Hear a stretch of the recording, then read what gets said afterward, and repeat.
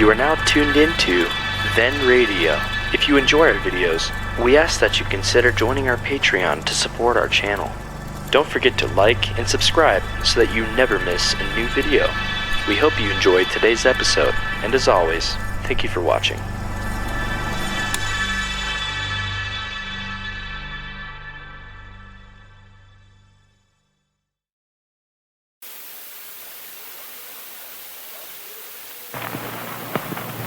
One Man's Family, brought to you by the makers of Chase and Sanborn Coffee and Fleischmann's Yeast.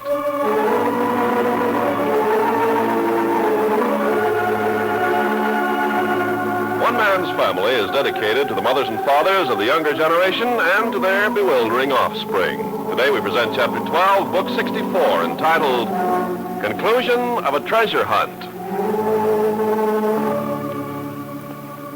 Well, naturally, you'll be interested to know what Cousin Jediah said to Mother Barber, and what that good lady said to him. And I suppose there's a modicum of interest in what fell into the possession of Dan Murray, Jack, and Nicholas Lacey when they dug up the old trunk in the Chinese cemetery. And you will know in good time. But all that took place in San Francisco, and just at the moment, we're in a jungle hideaway on the edge of the African Gold Coast capital of Accra. There was an attempt to dynamite Paul Barber and Nicolette Moore into eternity. That it didn't succeed was pure chance. Nicolette was hurt. Paul was hurt worse. How badly? Please, not yet. I want to know. How badly am I hurt? The doctor has just gone away. He says it all depends on the bump on the back of the head and the pressure on your lower spine. Spine? You see, you are making something of what may be nothing. Spine? He is reducing the swelling. Then he can tell. It is his opinion that it is only a severe bruise. It is the bump on your head for which he has real worry. Oh. How long have I been out? Since yesterday evening when they dynamited the cottage. It is now almost 24 hours. Did you say dynamite? Yes. The Englishman tried to reach us and was shot there in the hotel garden. His wife did reach us. And that was when the cottage was blown up. Is that what happened? Yes. Well, how does it happen? Nicolette, you're all in bandages yourself. Of course. Flying glass, splinters, lacerations and contusions, nothing more. You sure? Do not worry about me, my friend. The tragedy is the death of the young English port official. The death of the young girl, his wife. Death? She was killed? The explosion which only disabled us took her life. The trail leading to Patricia Baldwin is getting to be a pretty bloody path, Nicolette. Is it not so? What was her name? Mackay. Jessie Mackay. It is fortunate she was able to deliver her information. That's right. She did give us her story. The fingerprints of the Patricia Baldwin who disembarked at Accra didn't match the fingerprints of the Patricia Baldwin who made the voyage from Accra to San Salvador. Yes. Proving that the real Patricia Baldwin never left Accra once she came ashore. At least did not leave Accra by the ship on which she had passage. And for that bit of information, one of our own men was killed in San Salvador Harbor. And 2 more were killed at our doorstep here in Accra. Which make you and me pretty hot prospects. But wait a minute. How does it happen? Nicolette, where are we? How did we get here? How does it happen they didn't finish the job when the dynamite... Oh, but goodness, how your mind comes alive all of a sudden. What is this place, anyway? I do not know. All I know is that right on top of the dynamiting, you and I were picked up and placed under a pile of straw in an ox cart. Ox cart? Yes. You were unconscious. I was told to make no sound. We were driven out of the city to this place. Then we're probably prisoners. No. At least a person who seems to be in charge here told me that our enemies believed us dead. Somebody's helping us? It seems to be so. They brought a doctor for us. They have fed us and cared for us. Have they asked any questions? They seem to know already. Queer. I wish there was some way of getting our information about Patricia Baldwin back to Francis Kirby in San Francisco. Yes, it seems to be definite proof. Just where are we? In the jungle on the edge of Accra. That is all I am able to ascertain. I wonder if I could get to a cable office. No. Well, I should give it a try. You are not to lift your head off that pillow for a full 7 days. That's absurd. The doctor The said doctor's not in on this business. the bump on the back of your head. In 7 days, Patricia Baldwin could be washed out or buried so deep somewhere in Eastern Europe. Is it going to help her for you to get on your feet and fall down dead? I'm not going to fall. Who's that? I don't know. I will see. Oh, it is you. Barbara's conscious? Yes. Please, come in. Paul, this is the one of whom I have told you. His name? He has not told me. How do you feel? Just great, naturally. Yeah. Bad bump on your head. Might be a skull fracture. I doubt it. I do too, now that I've seen you conscious. Doctor wouldn't be interested. The doctor called in to take care of me? Yes. That bruise on your spine might be the more serious after all. That makes me feel just dandy. Able to talk a little? I think so. Give him a chair, Nicolette. No. I'll stand. You sit down now. Yes. The United States is doing a lot of talking about what they call a Cold War. Cold War. Does it seem so cold to you two after last night? Extreme cold and extreme heat. Who knows which is which when it first hits you? I never thought of what Nicolette and I are doing as war. No. What is war? But I am not interested in participating in war. I hate the thought of one country being at another country's throat. That is why I am in the business I am in at the moment. To help eliminate the criminals, the unprincipled characters, the enemies of mankind who are warmongers, who are the perpetrators of international incidents, who stimulate hatred and bitterness and intolerance so that they may profit by it. That is why you are in the business you are in at the moment, you say? It is. I am not participating in a Cold War or any other kind of a war except a war on the international gangster. This business you are in, what is it? I've just been More helped. specifically, what are you working at? Whom are you working for? I'd like to counter that with a question of my own. Yes? Where is your interest? I'm afraid you'll have to let my actions speak for my interest in your welfare. I know you're doing us a service. Why? That I'm not prepared to tell you. Don't see how we can exchange confidence. Let the matter lie where it is. We are to remain here. When Barbara's able to travel, we'll point you in the right direction. So?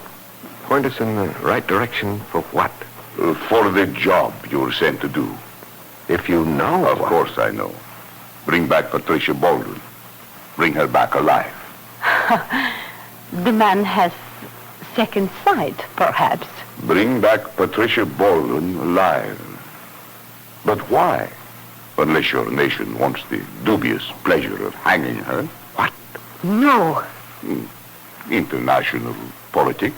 International politics are dirty, yes, but they're not that dirty.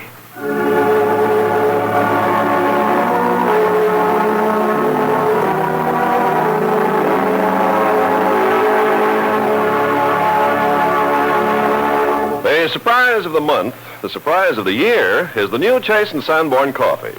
This improved blend is the flavor thrill of a lifetime, the most satisfying coffee you ever tasted. So, taste it now. If Sister says it's out of this world, and your best friend assures you sincerely that it's the richest, most flavorful coffee money can buy today, you'll still have this big thrill coming. It's something new in your coffee cup, something new and exciting, a blending achievement that brings glorious flavor to a new pitch of satisfaction. The difference is amazing.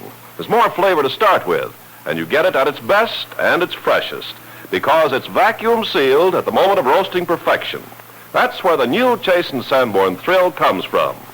No other container in the world can give you freshly roasted flavor in such lavish abundance.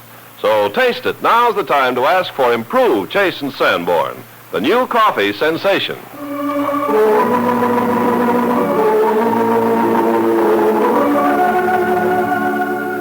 Out in Seacliff, Cousin Jediah is fast becoming a permanent fixture in the old family home. He has some very endearing qualities and some very irritating attributes. And if you can tell which predominates, you're a better man than Henry Barber. You're a fine man, Hank. Yeah. A fine man. You know, Hank, Cousin Jediah, you speaking to me, Fanny? I don't think Henry likes to be called Hank. Yes, sir, you got yourself a fine man, Fanny. But if you wouldn't call him Hank the way you do... Just like the family man back in Bloomington, Illinois. Ezra Tinker's a fine man. Yes, Jediah. Luke but Zuderbach's a fine man. I'm sure he is. Fred Easterbrook's a fine man. Are you going to sit there and enumerate the entire male population of Bloomington, Illinois? Now, Henry. Jesse Monroe's a fine man. It's utterly ridiculous. It's getting so we sit here of an afternoon and listen to him add up names and places like a column of figures. Ira Stevens a fine man. Did I ever tell you about Ira Stevens? Henry, don't scowl like that. I'd like to read my paper. Family man. I'd like just a little peace and quiet. Well, you could go up to my sewing room. Had 13 children in 9 years. I would, except he'd follow me up there. Yes, sir, had 13 children in 9 years. What's that? Ira Stevens, Huh? What about him? family man, Yeah.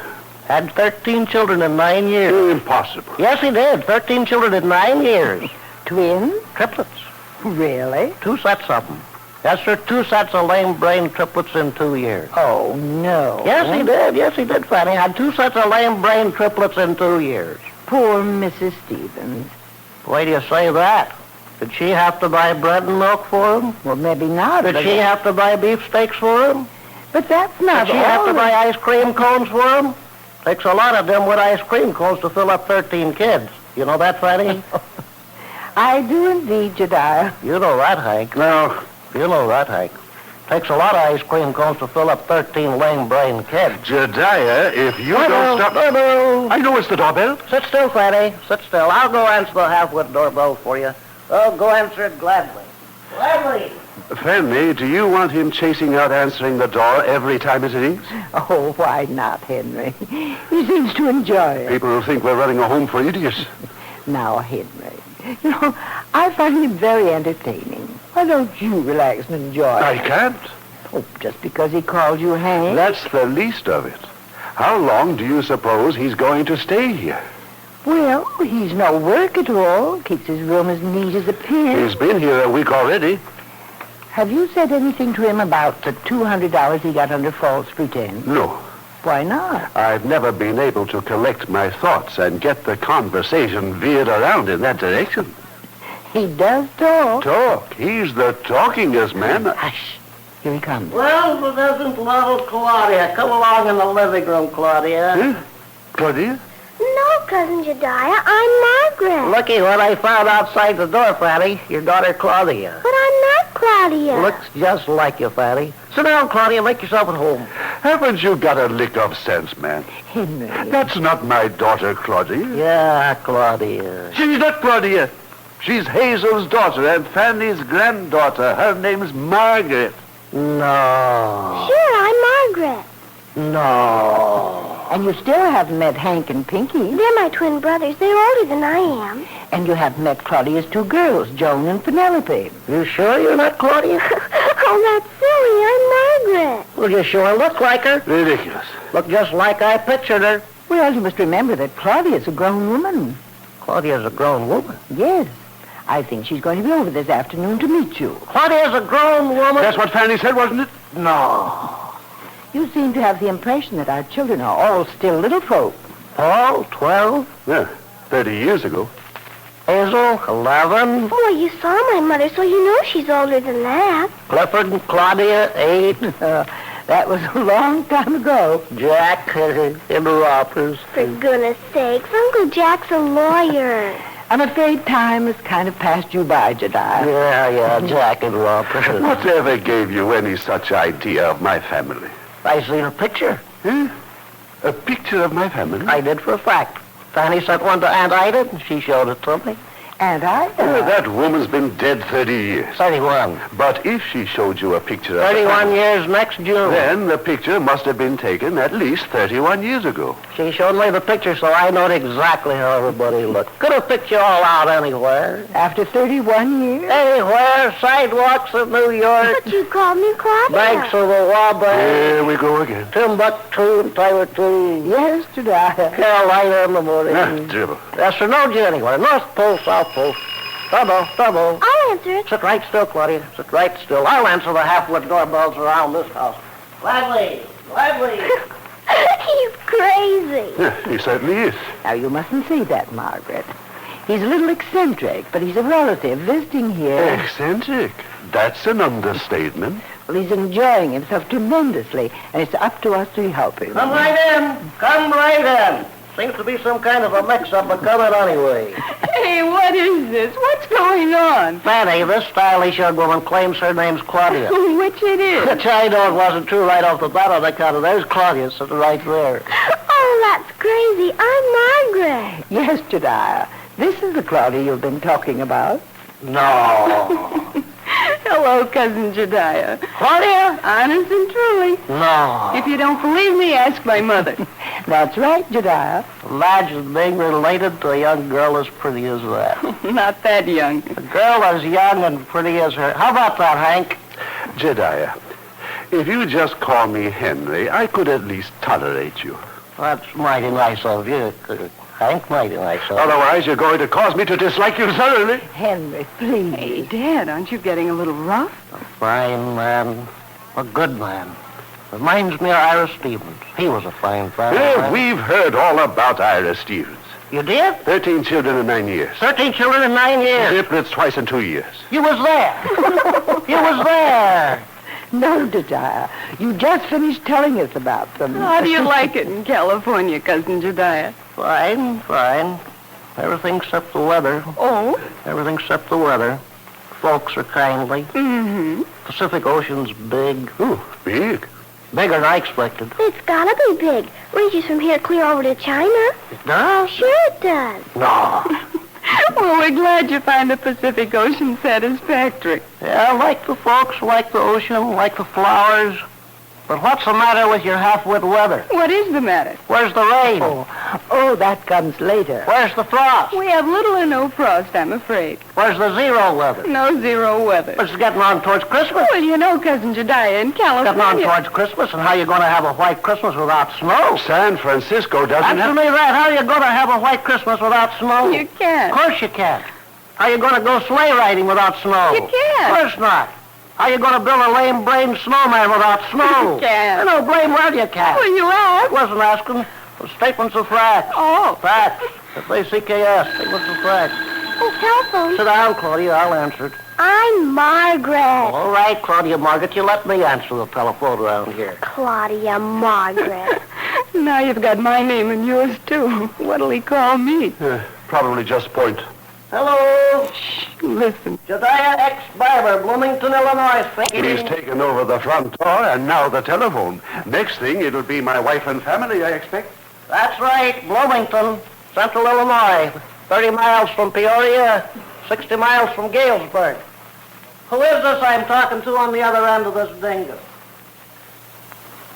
That's what I've been trying to tell you, Cousin Jedediah. This is Hazel. Hazel! Yes. I want to talk to Mother, please.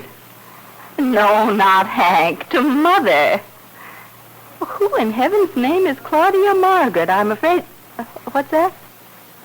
All right. Put Claudia Margaret on the phone. You've got my curiosity aroused.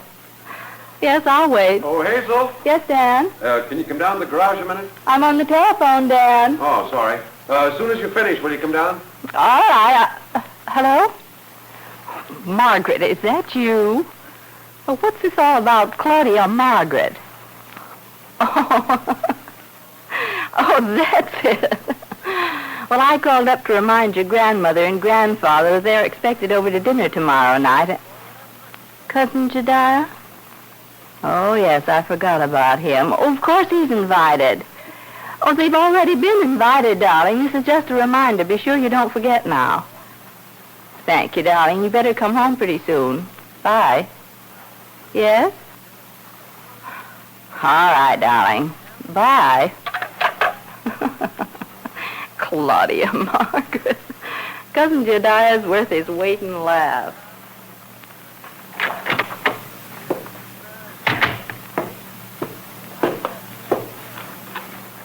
Did you say down in the garage, Dan? Yes, please, Hazel. Coming.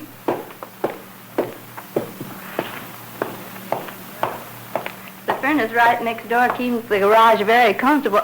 Oh, hello, Nicky. Afternoon, Hazel. What's going on down here?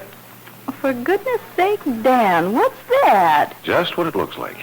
Looks like an old-fashioned tin trunk that's been dug up. Exactly what it is. Old-fashioned tin trunk that's just been dug up. Dan, I don't understand. Better sit down on this camp chair. It's a long story. Dan, All right, dear. Sit down. Relax. Nicky, you can have the running board. I'll sit on the tool bench. Righto. You're certainly making this mysterious. Well, it's all been kept from you at your own request up till now. Danny Frank's bequest? Uh-huh. That old trunk has something to do with it? Has everything to do with it. Yeah, Jack and Paul should be here this afternoon, but Jack's tied up in Judge Hunter's office, and Paul's off on his own wild goose chase. Well, how did you get in on this, Nicky? Paul thought Jack and Daniel might need a third hand when he dropped out of the picture. Mm-hmm. Well, I still don't know any more than I did. Well, here's what happened. Paul took that mess of knickknacks we found in Danny Frank's deposit box, which had been willed to you. Uh-huh. Included, as you remember, was a packet of old playing cards. Yes? After some close examination, Paul discovered that some of those cards had been split open. You mean front and back separated? It's a delicate job, but it can be done. The real trick's to paste them back together again so nothing shows. Yeah. Well, when we split the cards open again, there was a message. I had a copy of... Yeah, I have it here. Oh, well, go ahead and read it, Nicky. Yes. 7 strides southwest of Eucalyptus Stump in Chinese graveyard at Colma. $3 million are concealed in old trunk under Li Ying headstone. Well, that's ridiculous. On the face of it, it'd seem so. And yet there's the battered old tin trunk to prove the truth is stranger than fiction. You went to the Chinese cemetery and dug this trunk from under a headstone? That was last night's business. Oh, well, did you get permission? Does anyone know that It's you all right, my dear. The trunk has been removed, the hole filled in, and the sod replaced. But, Dan, digging in a graveyard at night. Supposing you'd been caught. Suppose the children ever heard of this. Oh, look here, it's all over and done. No harm's come of it. No harm's likely to come. I hate the whole thing. Every time that Danny Frank's name's mentioned, something dangerous, something unsavory comes of it. Hey, now, well, you know how I feel. You must know. Yes, my dear, but we're at the end of the trail now. We've dug up the trunk, we've transported it here to the garage, we've provided... Wait a minute. Did that message say $3 million? That's what it said. Well? Yes. Quite. What do you mean? You say you've opened the trunk. Is there or isn't there $3 million inside? Here, look for yourself. Dan, What? What are all these? Rubberized silk bags. Beautiful work. Look at them. Out of the Orient, of course. But the $3 million. Is the money inside the bag? If you're thinking of crisp new $10 bills, no. If you're thinking of stuff that might be turned into $3 million... Oh, undoubtedly $3 million. The chap who died on the commercial plane just before arriving in Los Angeles the other day. He had $80,000 worth of the ruddy stuff just in a little handbag. Nicky, are you and Dan standing there telling me that old trunk is loaded with illicit narcotics? I'm afraid I am. But why haven't you done something about it? Get it out of here. We could all be arrested. Oh, see here, Hazel. Didn't I tell you that Danny Frank... Now, my dear, be sensible, please. As a matter of fact, Jack has taken the story to his boss, Judge Hunter, and we're waiting right now for the proper authorities Dan. to... Afternoon. This is the Daniel Murray residence, isn't it? That's right. You Mr. Murray? I am. This Mrs. Murray? Yes? Yes, I'm Mrs. Murray. And this gentleman? Nicholas Lacey. He's our brother-in-law. And the garage door was open a little. Thought it'd be all right to come right in. You're... Here's my credentials. Oh, yes. This the trunk? Yes. Uh-huh. Dug it up out in the Chinese cemetery at Coleman, according to the story. That's right. Busted open, looks like. Yes.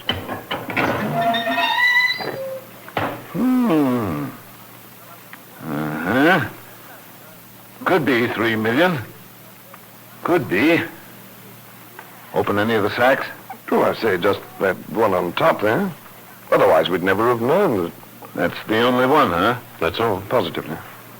Well, the wagon will be here presently to haul it away. Good. Might relieve you to know that none of this will reach the newspapers. Can we depend on that?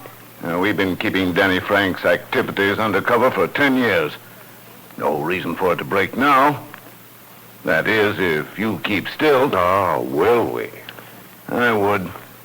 After all, there must be a law against digging in a graveyard at night. Oh, you don't have to threaten me, mister. I know when I've had enough.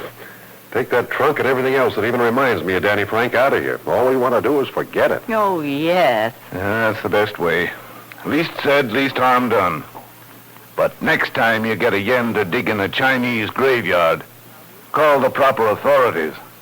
Let them get the blisters on their hands.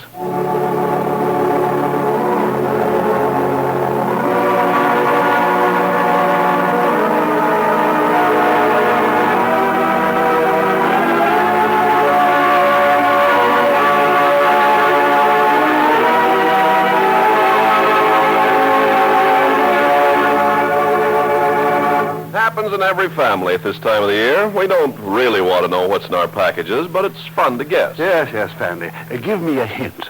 Is it animal, vegetable, or mineral? Oh, a little bit of each, maybe. Yes.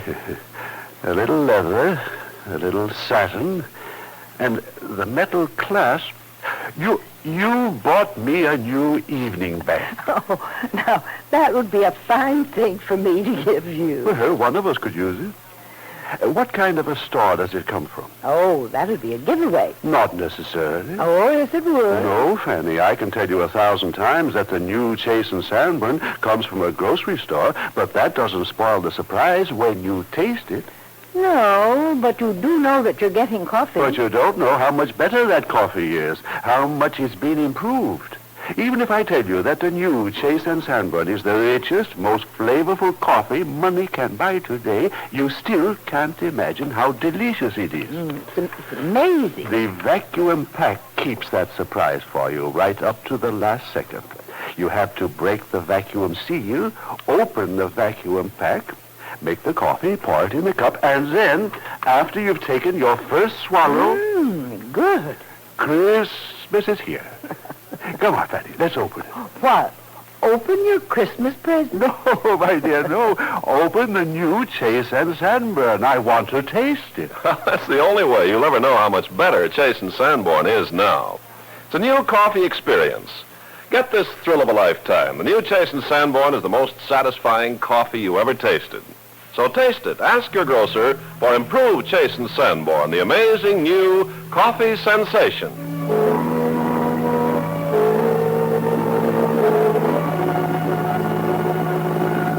You've just heard Chapter 12, Book 64 of One Man's Family, written and produced under the direction of Carlton E. Morse for the makers of Chase and Sanborn Coffee and Fleischmann's Yeast.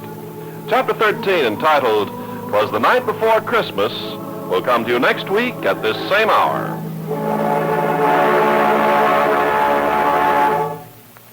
What are we having for dinner tonight?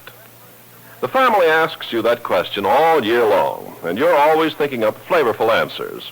You can have variety in the bread basket, too.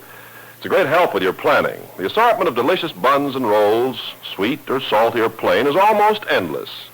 If you bake at home, use Fleischmann's yeast to make sure of really proud results every time.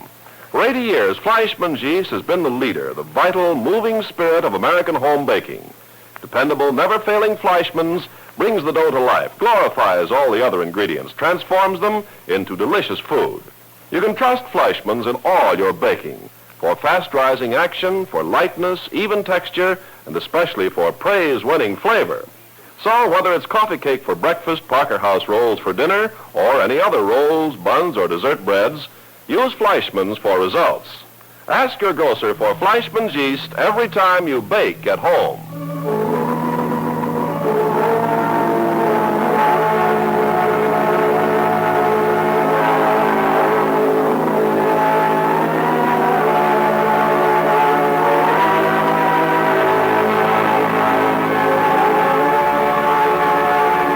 One Man's Family comes to you from California. This is NBC, the national broadcasting company.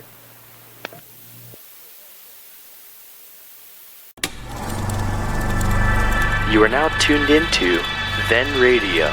If you enjoy our videos, we ask that you consider joining our Patreon to support our channel. Don't forget to like and subscribe so that you never miss a new video. We hope you enjoyed today's episode, and as always, thank you for watching.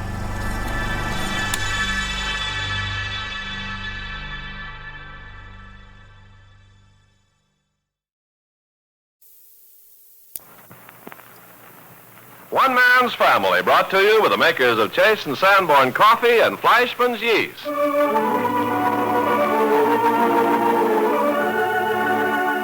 One Man's Family is dedicated to the mothers and fathers of the younger generation and to their bewildering offspring. Today we present Chapter 13, Book 64, entitled, "'Twas the Night Before Christmas." Well, tonight is the annual Barber's Christmas Eve celebration, when the tree is decorated and loaded down with gifts and mementos of the season. That will be this evening, but this afternoon, Clifford, Jack, and Nicky have gone into the country and selected this year's Yuletide tree, and are now back at the family home, preparing it to be placed in its traditional corner of the big living room. All right, Jack. Hold up the butt end while I nail these cross pieces on, huh? Yeah, sure. Let's see, where's Father Barber? I don't know. Usually around supervising this part of the activity. Mom took him downtown by the ear for some last-minute shopping. Oh, look here, not actually. Uh-huh. He was supposed to have bought something weeks ago, and Mom just found out he hadn't done it. Did she really take him by the ear? Well, anyway, figuratively. Mother Barber's just the little lady who can do it. How about another nail about here, Cliff? Yeah. Look out for your finger.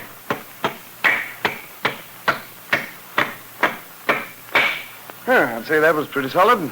Can we take the tree inside now? Sure, why not? Well, if Mother Barber's out. Oh, that's okay. She rearranged the furniture in the living room for the tree. She knew we'd be bringing it in. Oh, and what's holding his back? Righto. Well, you two bring the tree, and I'll bring the piano wire and the tools and open the door for you. Up you come.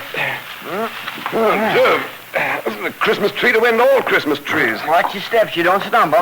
We'll have to cut a couple of feet off the top. Hey, hold it till I get the door. The door must be locked. No, it's okay. Just caught for a moment. Okay, Nicky, let's go. Right behind you. Tight squeeze. Easy with it. We mar the woodwork or the hall paper, and we'll have Mom on our necks. We will that. What's going on out here? I say, what's going on out here? Gang away, Cousin Jediah. What sort of lame brain tricks you young folks up to now? Now, back up, will you, Cousin Jediah? Bringing firewood in the front door. Easy now when you make the turn through the arch into the living room. Yeah. Bringing them wet firewood right into the front room. How's it back there, Nicky? You hitting anything? It'll be all right, I think. But go slow. Your mama's not going to like this, Clifford. Easy there, Jack. Yeah. Your mama's not going to like this, Jack. Hold it. Cliff, that limb's going to hit the table lamp. No, when... I got it. All right, go ahead. Fanny's not going to like this, Nicholas. Just take it right over to the corner and set your end down about 6 feet from the walls, Jack. Yeah, okay. The minute Fanny steps out of the house, folks start carrying firewood into her front room. Okay, I guess we can set it up now. Green firewood. Are you ready, Jack? Yeah, set her up. Green firewood with the limb still on. Okay, Nicky, up with it. Righto. Okay, here we go. I suppose you're going to saw her up right here in the living room. I don't think the top's going to touch the ceiling. Easy, though. Yep. Leave it to the young'uns. When the cat's away, the mice will play. Well, how is it? It's going to be just right. Old saying, when the cat's away, the mice will play. Well, I say that's just about perfect. Tassel missing the ceiling about 8 inches. Oh, it's just right for that big electric star. That's their old saying. When the cat's away, the mice will play. Oh, hello, Cousin Jediah. But you say hello now, for I've been here for days. Really? Didn't you hear me talking to you? Well, we were busy setting up the tree. Fanny won't like this. Why not, Cousin Jediah? Fanny won't like this, Jack. Oh, you want to bet on it? Bringing green firewood in her living room. Oh, but see here, Cousin Jediah, that's our Christmas tree. No. Certainly. Tomorrow's Christmas. No. Sure. Every Christmas Eve afternoon we put up a tree, and then this evening the whole family gathers and we decorate it and put on our presents. You mean there's going to be presents? Oh, hey, don't tell me you don't know about Christmas. Been a long time, Clifford. Don't tell me they don't have family Christmas parties back in Bloomington, Illinois. Been a long time. Last Christmas tree I had was when I was maybe 12 years old. No kidding. Last lame-brain Christmas tree I had, I was maybe only 10 years old. Well, we'll certainly have to make up to you. Last Christmas tree, I was maybe only 8 years old. Hey, don't look now, but your age is shrinking. Last Christmas tree, Well, you'll get a big kick out of tonight, then. Who's going to be Santa Claus? Why, I know already. You don't have to tell me. I am going to be Santa Claus. Oh, look here. But, Cousin Jediah, we don't have a Santa Claus. The way we do it... What kind of a half-wit Christmas party you call that? Of course there's a Santa Claus. But we have a traditional way. I'll be Santa Claus gladly. Carry a big pack on my back. But, Cousin Jediah... Distribute the presents. But all the presents Come down the chimney. Jolly old cuss. Make the children laugh. But if you'd let us Always explain... wanted to be Santa Claus. All my life I wanted to be a Santa Claus. Well, couldn't you... I tried in a department store. They wouldn't have me. Oh, no kidding. Tried the Salvation Army. They wouldn't have me. Well, maybe it's your voice. Wrote the Santa Claus Lane Parade in Hollywood. Never got an answer. Even offered to furnish my own Santa Claus suit complete with patent leather boots, red stocking cap, and a 2-foot snow-white beard. Nobody would have me. Jove, that's tragedy. Even offered to furnish my own pillows to give me a prouder stomach. Did you say prouder stomach? Real genuine goose feather pillows. And they still wouldn't take you? Genuine goose feather pillows. Handed down through the family from mother to son for I don't know how many lame-brain generations. Well, that's all very tragic, Cousin Jediah, but if you come busting in tonight playing Santa Claus and throwing our old traditional routine out of kilter, Dad's not going to like it. Your father's a fine man, Clifford. Hank's a fine man. And he's still not going to like it. Tickle him to death to see me in my Santa Claus outfit. Tickle him to death. Oh, Hank's a fine man.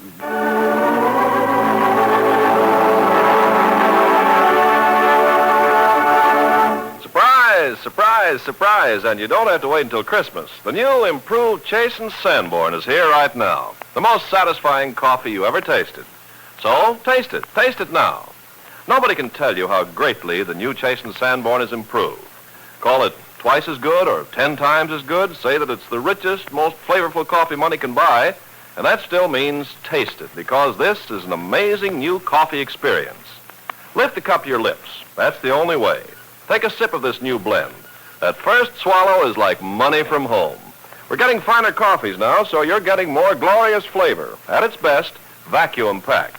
As soon as the new Chasen's Sanborn is roasted, this added goodness, multiplied in the blending, is quickly sealed in. No other container ever invented can give you so much flavor. Taste it. Ask your grocer for improved Chasen's Sanborn, the new coffee sensation.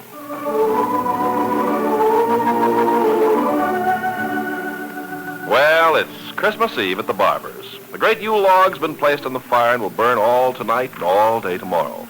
There's a shower of crystal and red and blue ornaments already on the tree, and a smell of fir boughs and spice and cider and other Christmas night perfumes.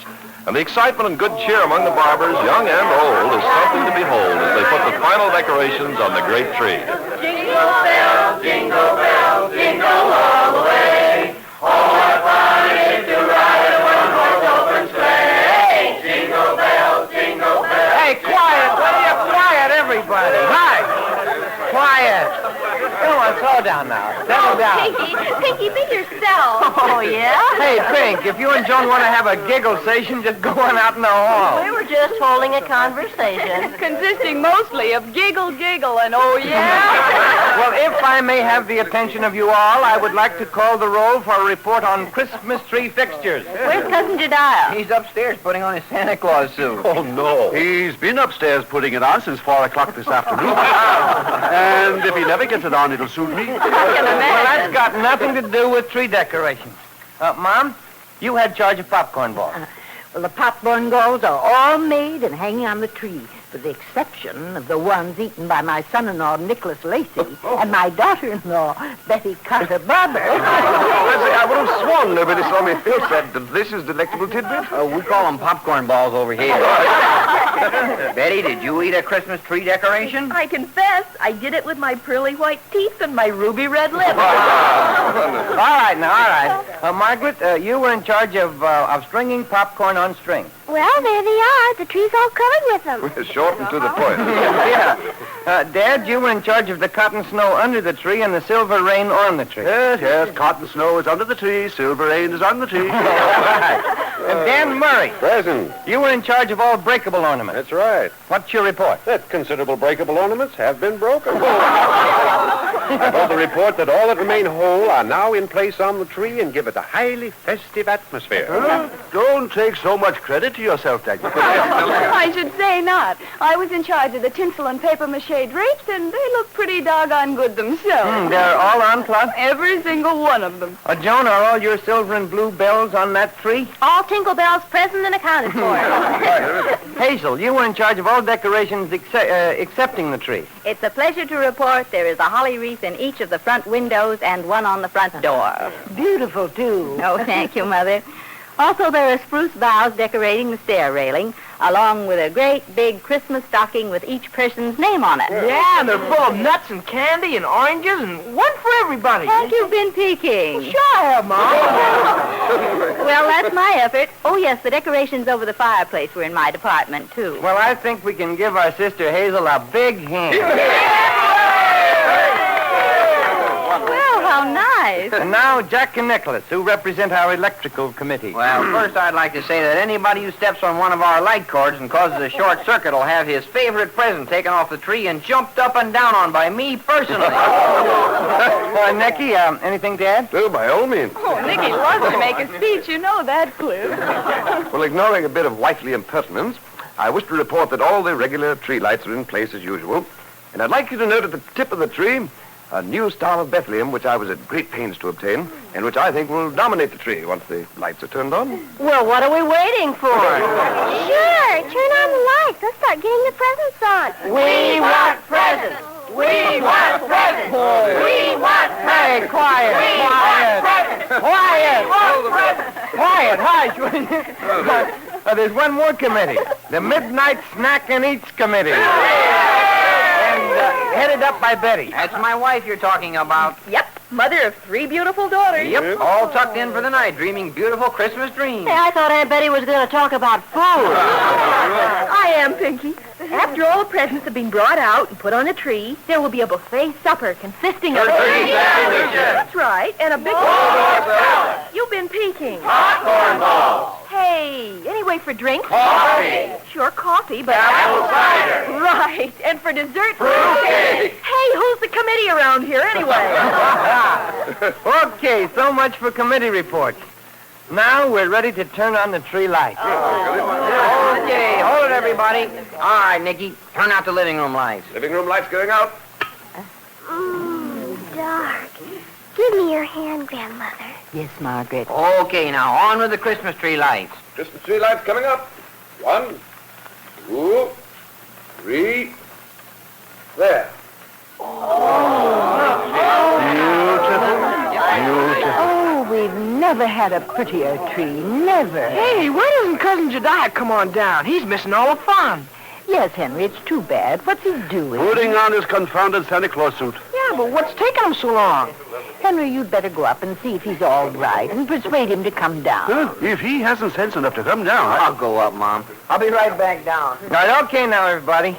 The next step is for everybody to make himself comfortable in front of the fire for the ceremony of putting the presents on the tree. Hey, somebody get the sleigh bell. Poor old Santa Claus. Halt and give the password. May I come in, Cousin Jediah? That's you, Jack? Yeah. Come in. Halt. Give the password. Old Spanish war custom. Hey, Cousin Jediah, you're missing all the excitement and fun downstairs. Come on down. If I'm going to be Santa Claus, I'm going to be Santa Claus the way he ought to be. Oh, but you don't have to be Santa Claus. Oh, dim-wit Santa Claus for me. You think I want to play Santa Claus with the suit busting at the seams? Oh, is that what's happening? You think I want to play Santa Claus with buttons busting off and flying around like a prize fighter's teeth? Well, I wondered what the needle and thread were for. Think I want to play Santa Claus with the seat of his pants all let out by mothballs? Oh, not mothballs. Yes, sir, mothballs. Look at the seat of them trousers.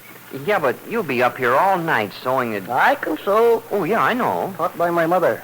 Sew, mend, darn. Don't worry about me, I can sew. But you're missing out on the family party. I can sew. Well, I gotta go back down. Why don't you come with me? Have a little trouble threading my needles sometimes. Well, have a good time. I gotta get back. Come on down anytime you feel like it. And this is how we'll bring the presents out. Each family group will take these sleigh bells, yes, and leave the room and go get their presents. When they are ready to return to this room with them, ring the bells and shout, "Close your eyes." Then everyone must close his eyes while the presents are brought in and distributed on the tree. Are there any questions? Uncle Paul usually said all that. Where is he? Yes, well, we don't know where your Uncle Paul is tonight. We hope he's in good health. And we know that he is thinking about us as we are thinking about him. Yes, indeed. Oh, Jack, did you see Cousin Jediah? Well, he won't budge until he gets his Santa Claus suit sewed up. Gets it sewed up. I'm afraid he's had it a long time. It's moth-eaten, coming out at the seams, buttons popping off. Huh? Didn't you tell him to forget it and come on down? He's gonna be Santa Claus or a bust. Oh, that seems kind of pathetic. Well, if it is, he doesn't know it. Well, we've got to get the ceremony started. Now, who's going to be first? Who wants the sleigh bells first? Henry, why don't you and I start things off this year? If you wish. Okay, Mother Barbara. Here are the sleigh bells. Hey, I think I'll go along with you folks. Why, Clifford? Well, I was going with Skippy, but since he and Penny fell by the wayside and had to be put to bed, I think I'll go with you. Yes, come along, boy. Come along. We'll let your mother carry the sleigh bells, and we'll carry the presents. How could Skip and Penny go to sleep on a night like this? Yes, that's what I was thinking. Poor babies.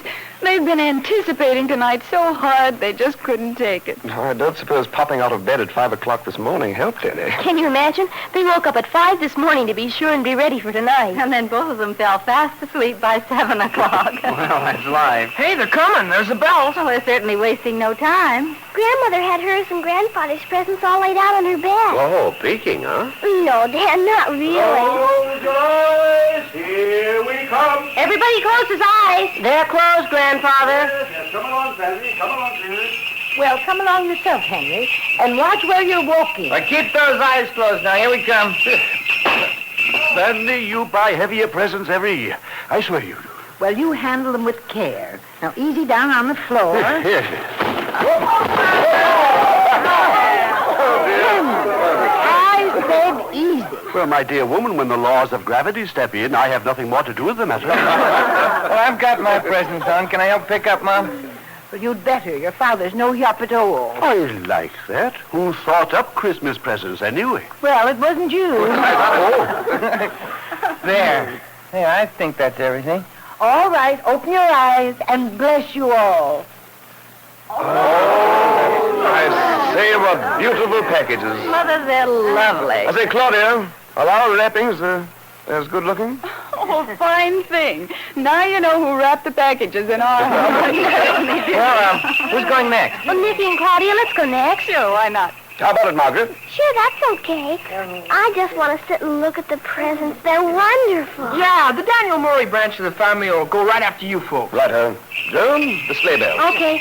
Come on, our presents are just out in the hall closet where we brought them over this evening. We'll only be a moment, so be... Come on, our presents are just out in the hall closet where we brought them over this evening. We'll only be a moment, so be prepared to close your eyes. You can trust us. And still no Cousin Jediah. That man. I stopped by and knocked on his door when I was upstairs just now. What happened? Well, I said, for heaven's sakes, Jediah, come on down and join the fun. Turns you down, huh? Oh, he said, coming, Fanny, old Santa's coming. The fellow's eccentric. Oh, he's a sweet old guy. The more I see of him, the more I enjoy having him around. Hey, that's the front doorbell. Henry, maybe it's Paul. Huh? I'll go see. Excuse me, Aunt Betty. Oh, that's all right. I've been walked on before. Coming. Hey, tell Aunt Claudia and Uncle Nicky not to come in till I get back. Claudia, where are you going? I'll be right down, Nicky. I want to see if I can get Cousin Jediah downstairs. Well, hurry it up. He's just got to come down. Cousin Jediah. Coming. Santa Claus is coming any minute now. May I open the door? Gladly, gladly.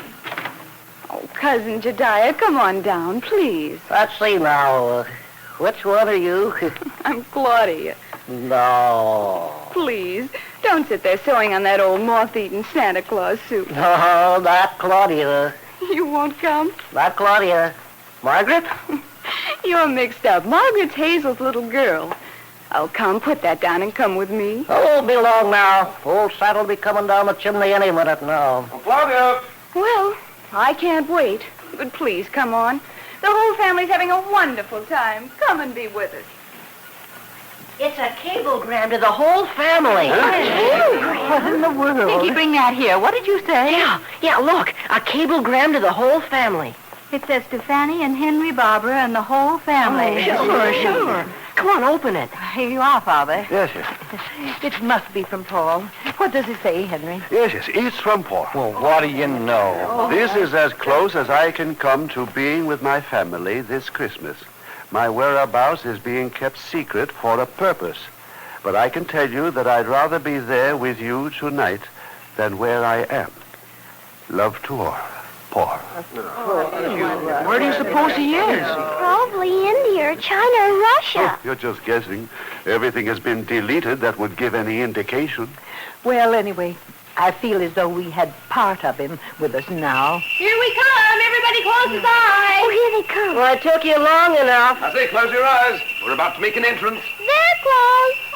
Nicky, if you could only see yourself packaged up to your eyebrows. Oh, hang on to them. I've got him, Claudia. Oh, good. My arms are so loaded. Here, put them all down in front of the tree, and then we can scatter them about. Right. There. Wait till everybody sees what we put on the tree. Well, hurry up so we can. I say, let's shove all these large, cumbersome packages onto the tree. Large, cumbersome packages, he says. You mean cumbersome like a pair of table lamps for our living room? Like an electric blanket for Dan's in my bed.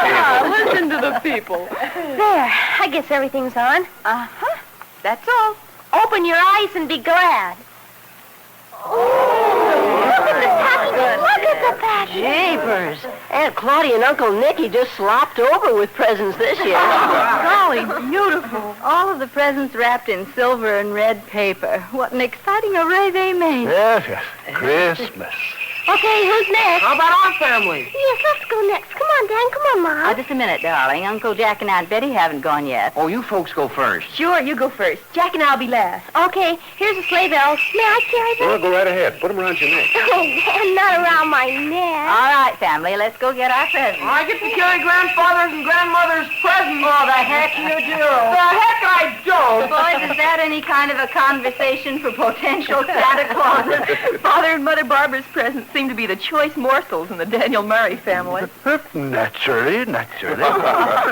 Henry, show Claudia and Nicholas the cablegram from Paul. Cablegram? Let's see, where is the old boy? It doesn't say. Just a Christmas greeting. Cablegram? That's from across an ocean. Sure. Well, at least he's thinking of us. When did it come? While you folks were out for your presents. Oh, yes, I went upstairs to see Cousin Jediah. Still sewing on his Santa Claus suit, huh? Oh, it's tragic. So cheerful and having such an awful time up there. Well, if he won't come down, he won't come down, and you can't make him. He's a free agent. Dan, let's go up and try to persuade Cousin Jediah. No, I'm game. Margaret, you and Hank and Pinky get the presents out of the library and bring them into the hall. Okay, Dan, but hurry it up. Yes, we'll be up here only a minute. This his room? Mm-hmm. Cousin Jediah. Come in. Oh, it's you, Daniel. Oh, it's you, Hazel. Cousin Jediah, for goodness sake, aren't you ever coming downstairs? Be right along. Another half hour and I'll have the lame-brained Santa Claus suit sewed up. What, in another half hour? Yep, another half hour and I'll have this lame-brained Santa Claus suit sewed up tighter than a sieve. But you're missing out on all the fun. Tighter than a sieve, as the saying goes. Tighter than a half-wit sieve. Oh, it's useless, Hazel. I'm afraid so. Hey, Mom, Dad, come on. We'll have to go. Be right along. Old Santa Claus will be right along any time now.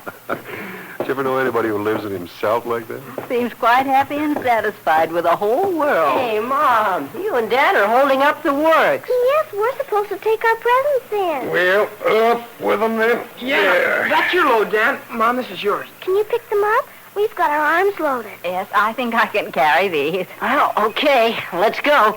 Here we come. Everybody closes their eyes. They're closed. Here we come. Here we come. Everybody watch out for us. Hank and Pinky, you put your packages in the branches of the tree. Yeah. Okay. Watch out you don't disturb the decorations. How about putting these boxes and round packages behind the tree? Hey, whose present are you shoving behind the tree? Not yours, Cliff. No, I'm hanging yours in the tree right now, Aunt Betty. Hey, Margaret, you're not supposed to say that. Thank you for the tip-off, Margaret. There, that's all of them. Oh, don't our presents make the tree look pretty? May we open our eyes? Sure. Open your eyes, everybody, and watch your mouth water. Beautiful, beautiful. Fanny, you took the words right out of my mouth. Okay, Uncle Jack and Aunt Betty, here are the jingle bells. Oh, before Betty and I go out for our presents, we'd like to have Mom play our Christmas anthem. Huh? Uh-huh. Silent Night. We want that to come first for a special reason. But that always comes after all the presents are on and just before we partake of the buffet supper. Well, this time it's different, okay? Huh? How about it, Fanny? It's quite all right with me. Hey, what have you two got up your sleeve? That would be telling. Light at the piano all right, Mother Barbara? Yes, thank you, Nicholas. All right, everybody, settle down. Uh-huh. Everybody quiet.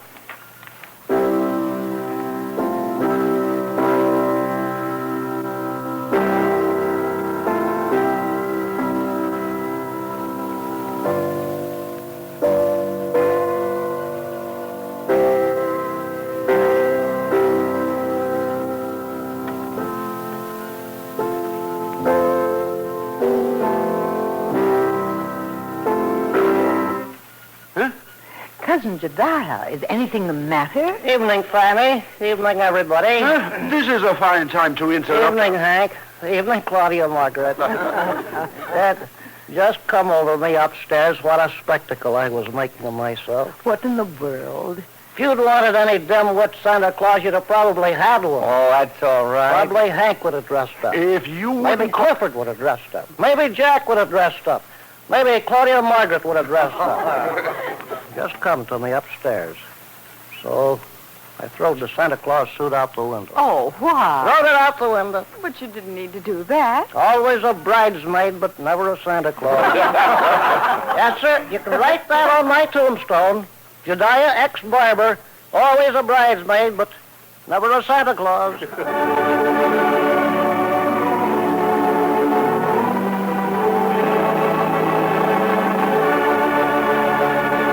Because this is a very special Christmas, the Barbers revive a very special version of a great holiday classic. The title of our play is Ebenezer Scrooge Meets His Match, or Raising the Dickens with Dickens. Cliff plays the part of Scrooge. Bah, humbug. If I could work my will, every idiot who goes about with Merry Christmas on his lips should be boiled with his own pudding and buried with a stick of holly through his heart. You nasty man. Hazel is Mrs. Cratchit, and Nicky is Tiny Tim. Oh, I say. Christmas is all humbug. Tiny Tim is all humbug, too. Everything is all humbug. Oh, you're all humbug yourself, Mrs. Scrooge. Here now, sit down and have a slice of roast goose and dressing and gravy. I hate roast goose.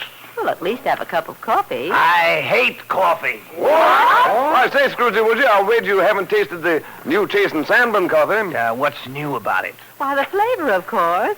The new blend is so much improved, it's a new coffee experience. Pass you a couple, man. You'll say this is no end the richest, most flavorful coffee money can buy. And don't say humbug, just taste it. What can I lose? There's sugar and cream. Yes, the sugar won't do your disposition any harm. My disposition. Take a sip. Take a sip.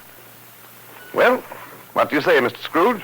Why, Merry Christmas. Merry Christmas, everybody. Oh, my, what a wonderful day, what wonderful people, what wonderful coffee. Merry Christmas! That's right, folks. Not even Scrooge himself can taste the new Chase and Sanborn without saying it's the most satisfying coffee he ever tasted. So taste it now. You get more flavor from finer coffees at its best and freshest. The new Chase and Sanborn is vacuum-packed at its flavor peak.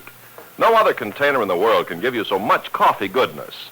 Ask your grocer for improved Chase & Sanborn, the amazing new coffee sensation. You just heard Chapter 13, Book 64 of One Man's Family, written and produced under the direction of Carlton E. Morse for the makers of Chase & Sanborn Coffee and Fleischmann's Yeast.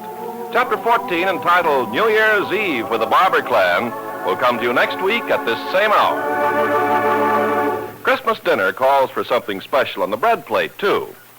You have a big selection of delicious rolls and buns, sweet or plain, and a host of dessert breads to choose from. So make sure it's something that suits the grand occasion. If you bake at home, use Fleischmann's yeast for never-failing, praise-winning results.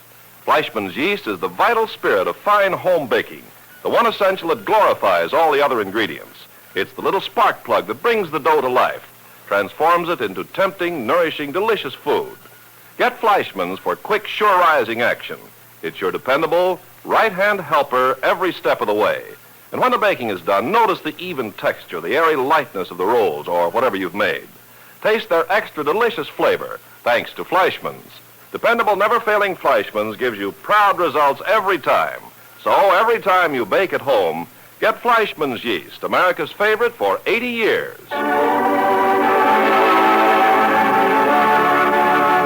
One Man's Family comes to you from California. This is NBC, the national broadcasting company.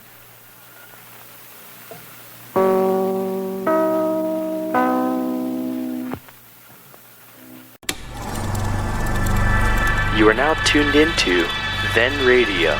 If you enjoy our videos, we ask that you consider joining our Patreon to support our channel.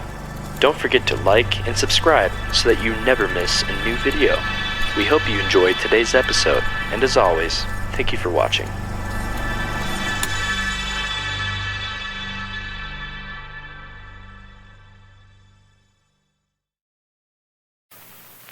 One Man's Family, brought to you by the makers of Chase & Sanborn Coffee and Fleischmann's Yeast.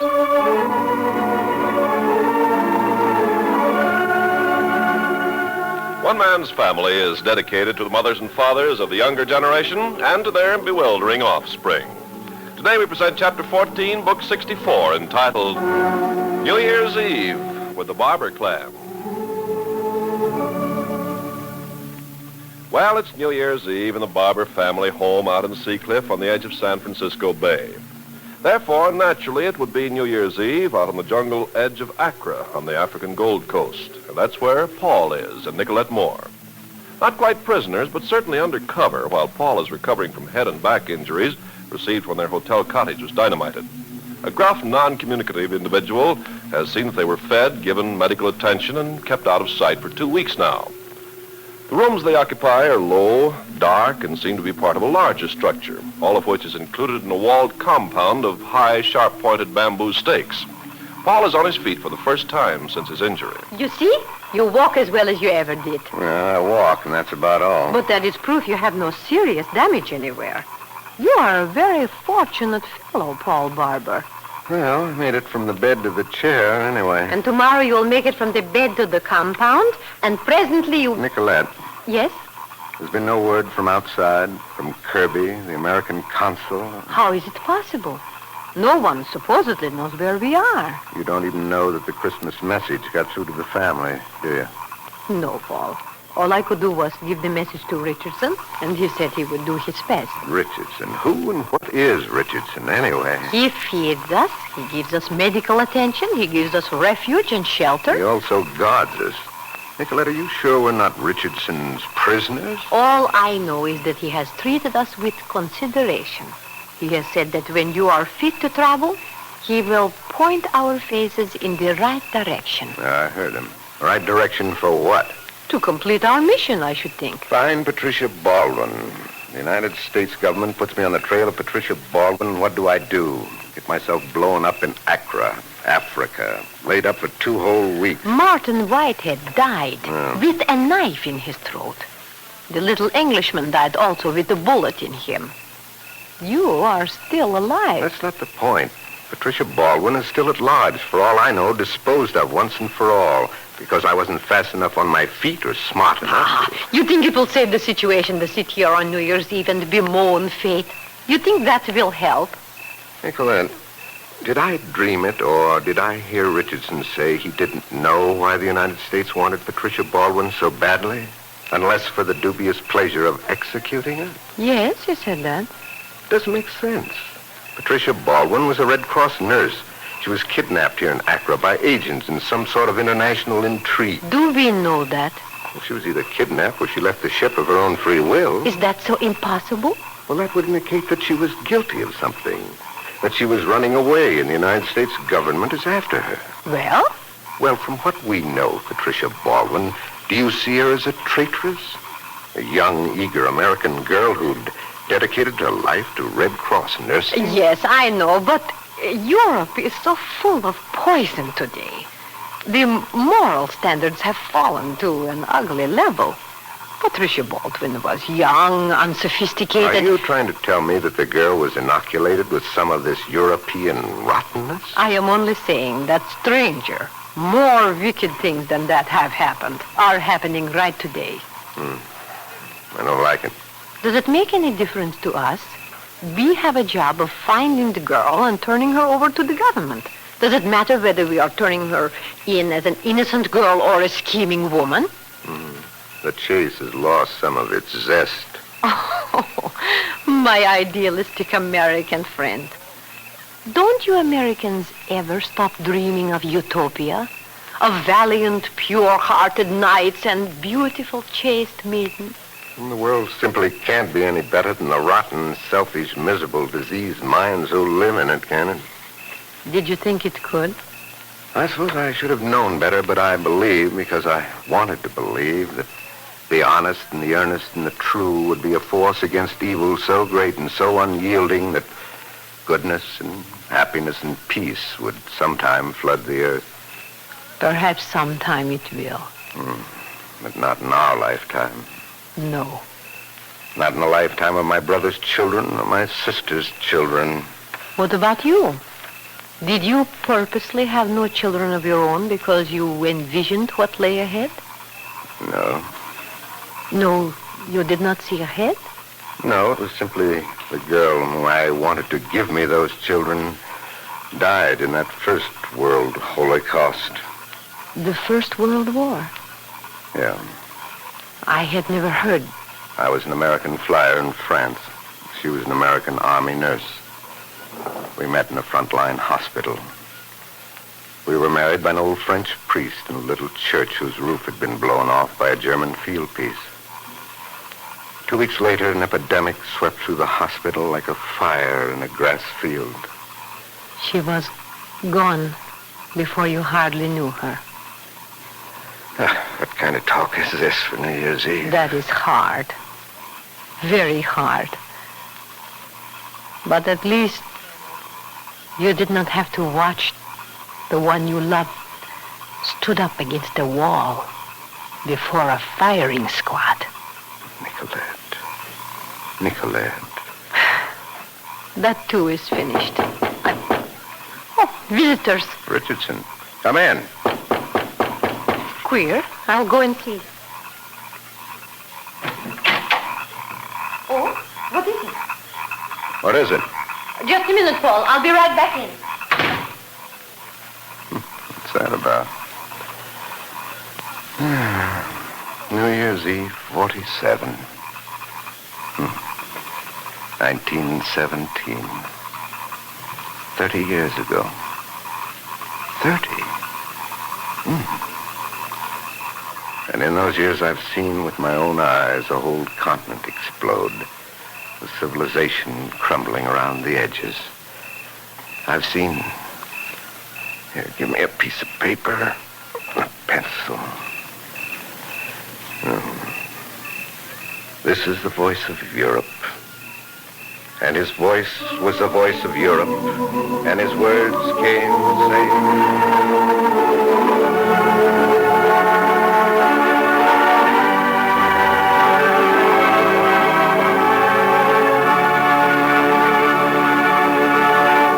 Today, right now, before New Year's, you get improved Chase and Sanborn coffee. This new blend is the most satisfying coffee you ever tasted, so taste it now. You'll hear it being praised to the skies. One man said that first swallow is like getting money from home. Or you may hear experienced shoppers say, the new Chase & Sanborn is the richest, most flavorful coffee money can buy today. What they're all really saying is, taste it. That's the only way you'll ever know how delicious this new blend is. The possibilities of finer coffees are only now fully realized. It's a new coffee experience, an inspired new combination of richer, more flavorful coffees. And the flavor is fully protected at its best and freshest. The new Chase & Sanborn, with all its added flavor, is quickly vacuum packed as soon as it's roasted. No other container in the world can give you so much coffee goodness. So taste it. Ask for improved Chase & Sanborn, the new coffee sensation.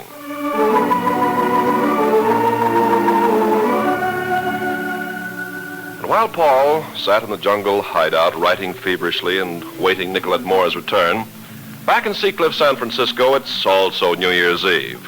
Over at Jack and Betty's house just across the hedge, those two are holding special open house for the younger generation. Joan and Penny and Skippy are there from the Nicholas Lacey household, Hank, Pinky, and Margaret from the Daniel Murray menage, and then the special adolescent friends of the neighborhood. That's what's going on across the hedge, while at the family home, all the adults are present. Yes, even to Cousin Jediah. I think it was New Year's Eve of 98. 97, Henry. Huh?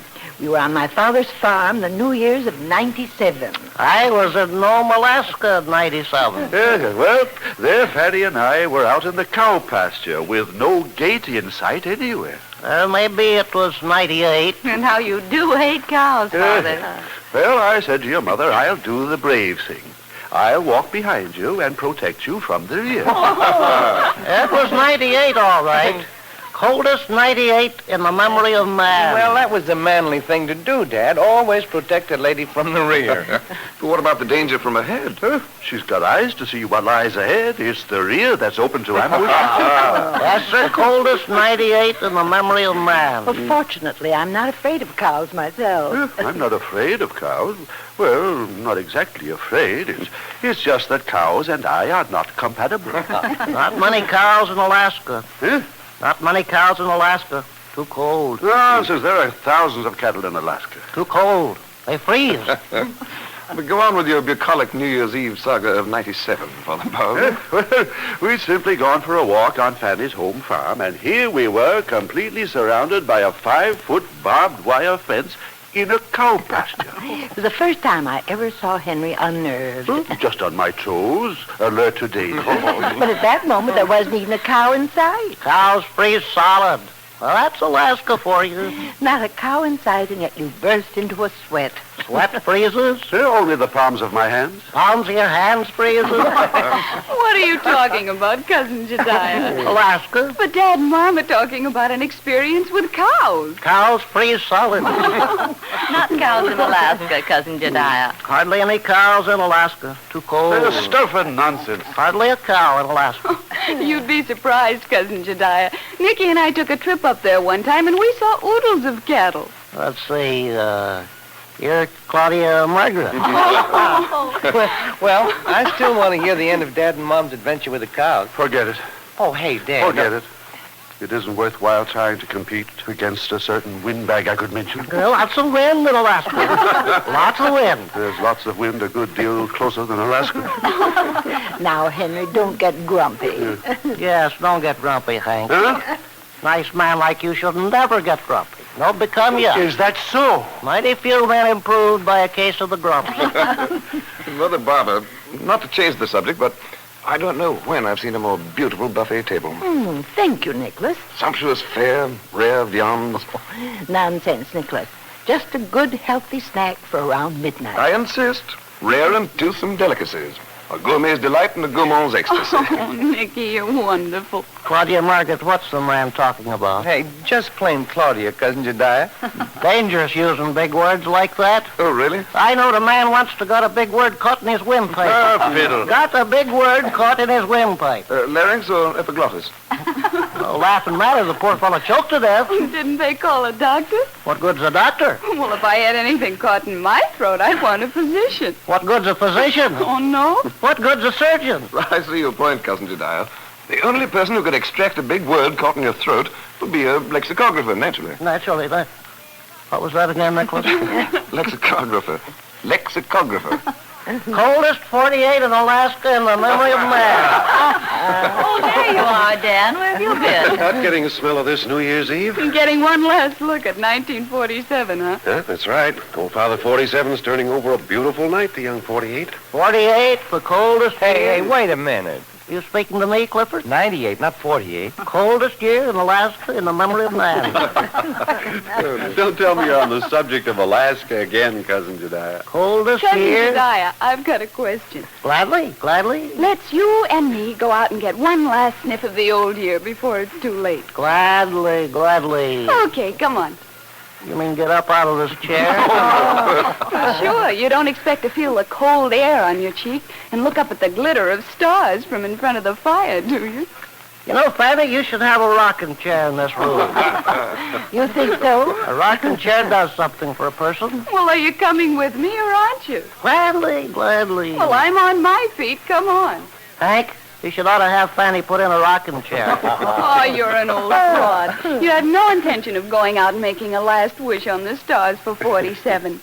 Nicky, come on, you come. Righto, with pleasure. We'll see you folks in a little while. Just working up an appetite, Mother Barber. Fanny, Claudia Margaret's a young girl. What's that? Claudia Margaret's a young girl. Dangerous to let a young girl out of your sight in the garden on a cold night. Dangerous. Girl doesn't wear much. Cousin Jediah on women's clothes. First thing, she gets cold. Shivers. Man puts his arm around her. Huh? What are you talking about? Man puts his arm around her, warms her up a little. One thing leads to another, and the next thing you know, she's married. Claudia's already married. Next thing you know, you've lost a daughter. Didn't you hear me say that, Claudia? Next thing you know, you're a grandfather. I already am, 10 times over. Where are you going, Cousin Jediah? Dangerous out in the garden on a cold night. Claudia Margaret's a young girl. Don't you realize? Let him go, Father Barber. That's wonderful. Going out to protect Claudia from her husband. Sometimes he doesn't show enough sense to pound sand in a rat hole. Oh, he's intelligent enough. It's just that he doesn't listen. Yeah, he's so absorbed in his own thoughts, he never hears what anyone else says. Unless he's not supposed to hear. Oh, have you had that experience? I'm afraid we have. Your father was talking to Judge Hunter on the phone about some minor change in his will. And Jediah didn't miss a word. Well, we're rid of him for a moment. Do we have to spend the precious minutes talking about him? Oh, while I was outside, I could see and hear across the hedge Jack and Betty's. Is that place bouncing? What's the younger generation up to? Oh, some of everything. I could see Margaret and some of the smaller fry in the kitchen pulling taffy. Oh, so Betty finally decided on a taffy pull. Uh-huh. The front of the house, the door suddenly popped open, and out came a young lady full tilt with Pinky hard on her heel. Oh, Dan, not a rough house. I don't think so. I lost him in the shadow of the hedge, but I think it was more like an excuse for getting out from under Jack and Betty's eyes for a quick smooch. Hey, if only Cousin Jediah realized what was going on next door. I don't know whether I'm amused or not. Typical mother. Oh, relax, Hazel. Lasted only for a count of 10, and then they dashed back into the house. Sure, pretending all the time it was a chase, and Pinky never caught up with his delicious prey. It's been going on since Adam and Eve. Well, Henry, when did you all of a sudden become so sanguine? Huh? Boy chase girl. Girl slow down, so boy will be sure to catch up. Girl pretends struggle at being caught. Girl pretends helpless surrender. But girl responsible for whole sad business. Goodness, such cynicism on New Year's Eve. Speaking of New Year's Eve, I wonder what Paul's doing tonight. I wonder. He's in some far-off place in the world, I bet. We have no real reason to think so. Oh, I think we have, Father Barber. What do you mean, Daniel? Well, last week's cablegram indicated he was across an ocean. Also, the fact that it was strictly censored indicates it's from out of the country. Yes, I suppose so. Did I tell you that I received a letter from Teddy and a New Year's card from Beth Holly? Beth Holly? For goodness sake. How long has it been since we heard from her? Well, she said 3 years in her card. Oh, longer than that. Beth Holly. Where is she? Down in Hollywood. Doing very well in some capacity with one of the picture studios. Oh, an actress? Well, she didn't say. Would you say you had a letter from Teddy? Yes, it was really to Henry. I was wondering if you were going to take all the credit. All right, my dear. You tell what she said. Just that she wished you were back in the United States and that it wasn't going to be much of a Christmas or New Year's in Germany. Oh, she said much more than that. Yeah, she said it wasn't going to be much of a holiday season in any of the European countries. Well, aren't you going to tell about her being made ward superintendent in the hospital? Yeah. And that one of the young nurses, a Patricia somebody, had an emergency appendectomy and was sent home, and she disappeared on the way home. Just gossip. We didn't know the girl. Patricia Baldwin, that was it. You mean an American nurse just vanished on her way home from Germany? Well, Teddy didn't seem to know any details. But how wonderful for her to have been made a superintendent. Glad we got all those packages off before Christmas. Oh, yes. Well, what's happened to Claudia and Nicky? Oh, dear. Family, do you know what just happened to Nicky and me out in the garden? Cousin Jediah. He caught me with my arm around Claudia. He yanked me away and he shook his finger under my nose. And he said, young fella, just what I expected. Claudia Margaret's a virtuous young girl. And if she's cold, let her come in the house and back up to the fire. Yes, one of these days somebody's going to have to invite him to keep his nose out of other people's business. Well, did you finally get over the idea that you were Claudia's husband and father of her children? Well, we told him, sir, but he was so busy telling us about how arms around the waist led to one thing and another. In the end, we'd end up not only parents, but grandparents. Oh, here he comes now. I caught them just like I thought I would. I caught them in the very act. Jediah, listen to me. Gladly. Claudia and Nicholas are married. They are man and wife. No. Man and wife. No. Cousin Jediah, what's that telegram in your hand? What? It's telegram. Oh, it's not. It's a cablegram. A New Year's message from Paul. Found it on the doorstep. Let's see. It's to the whole family. Dear Mother and Dad and family, the world doesn't know nor care that a new year is being born here where I am.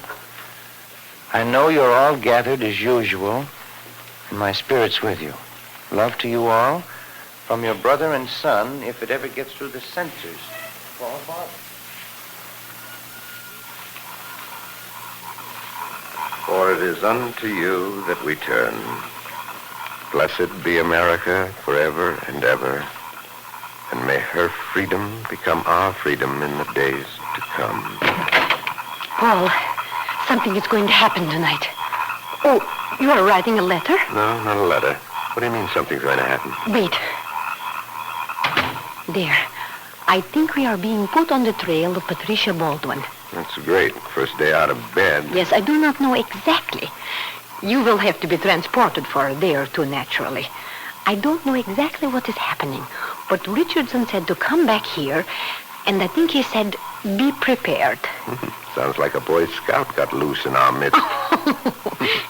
Here, what is that paper you have written, if it is not a letter? Look at it if you like. I was just sitting here thinking. But, Paul, this is poetry. Is it? But yes, of course. Please, I may read it. Why not? Yes.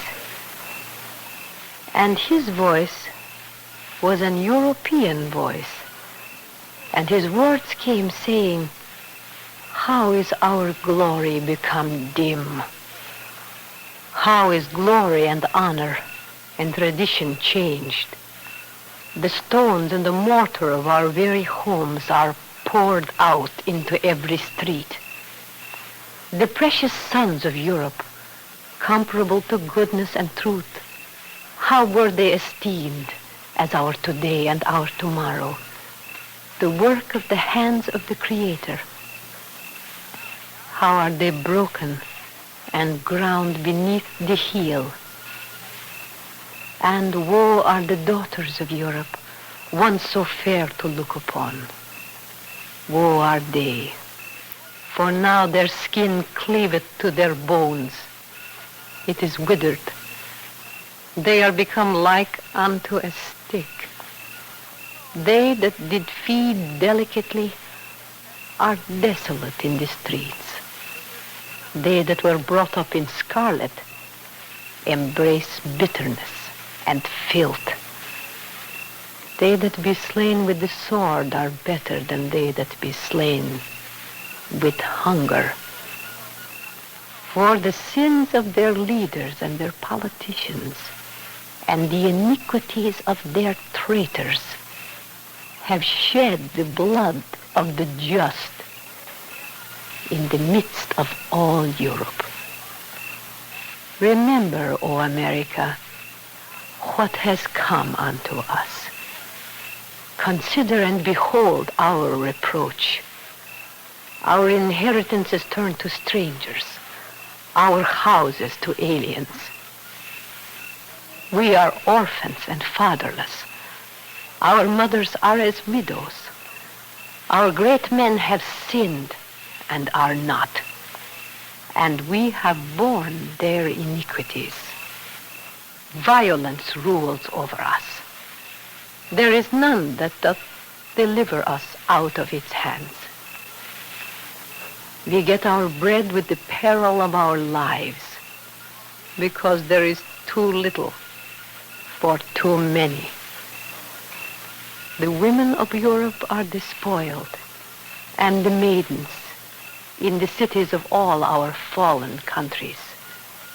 The young men have fallen low in dishonor and in shame, and the children are trampled beneath the wheels of despair.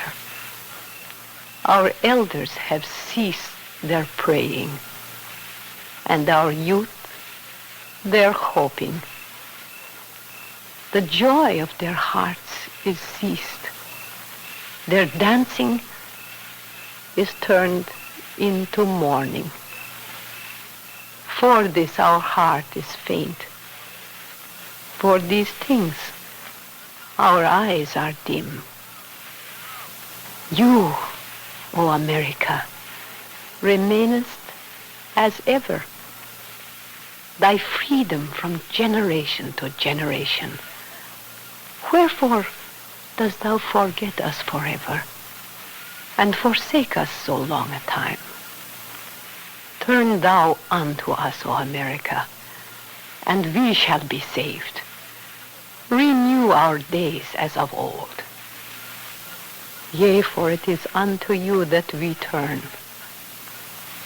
Blessed be America forever and ever, and may her freedom become our freedom in the days to come. Blessed be America forever and ever. Well? You sat here and wrote this in those few minutes I left you? With the help of Lamentations, of course. Oh, I do not know it. I was sitting here a long way from home, thinking of America and things that reminded me of home. I knew quite a lot about Lamentations and the Psalms, among others, at one time. I don't know from where you got your inspiration, but you have made Europe talk from the heart with these lines. You read them from the heart. I'd forgotten what a good platform speaker you were before you got... There. That is it. That's what? I will see. Oh, you came quickly. Who is it, Nicolette? The secret airplane to where? Istanbul? Paul, he says a secret airplane to Istanbul is ready. Is Patricia Baldwin in the capital of Turkey? They promised to point our faces in the right direction. Istanbul points toward Europe. Yeah, and a certain iron curtain.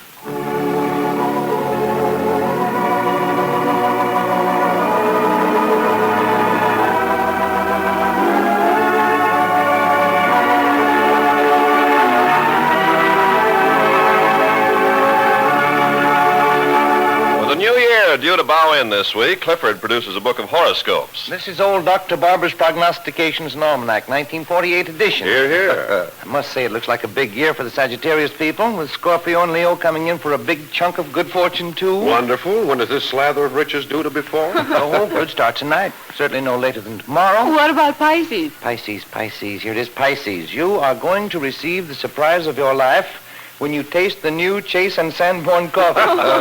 It's so greatly improved that it's the most satisfying coffee you ever tasted. Well, that's wonderful. I'll say that's the most accurate horoscope I've ever heard. Yes, sir. Now, let's take Taurus, Cancer, and Gemini.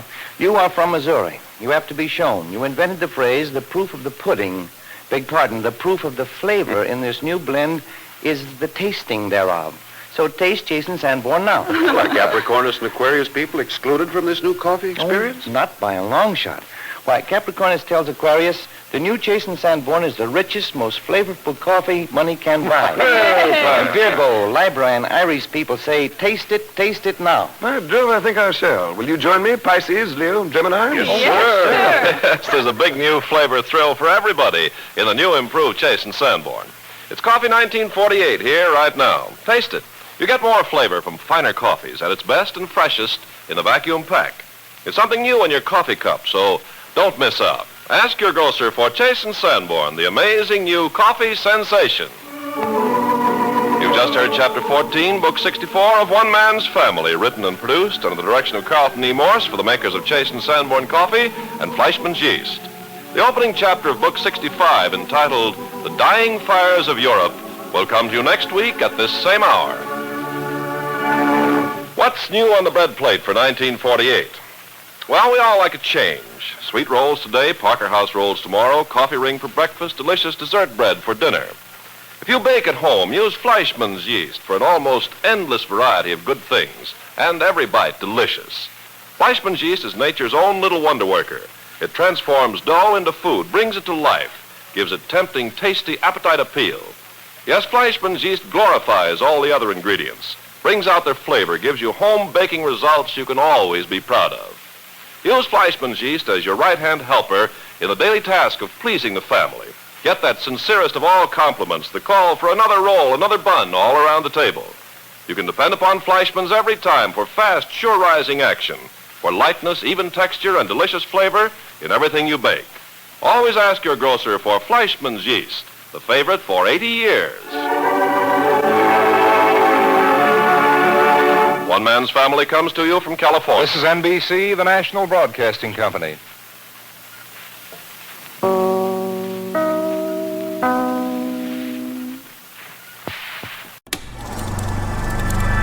You are now tuned into Then Radio. If you enjoy our videos, we ask that you consider joining our Patreon to support our channel. Don't forget to like and subscribe so that you never miss a new video. We hope you enjoyed today's episode, and as always, thank you for watching.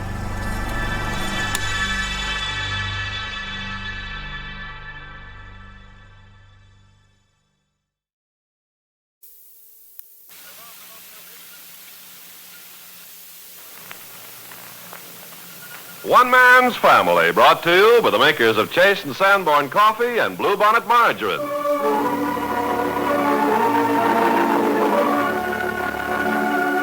One Man's Family is dedicated to the mothers and fathers of the younger generation and to their bewildering offspring. Today we present the opening chapter of Book 65, entitled The Dying Fires of Europe. And now the author has a personal word for you. It will be given to you by Paul. There's a custom of long standing on One Man's Family of giving an introductory preface at the beginning of each new book. This is not only the launching of a new volume, Book 65, but the beginning of a new year.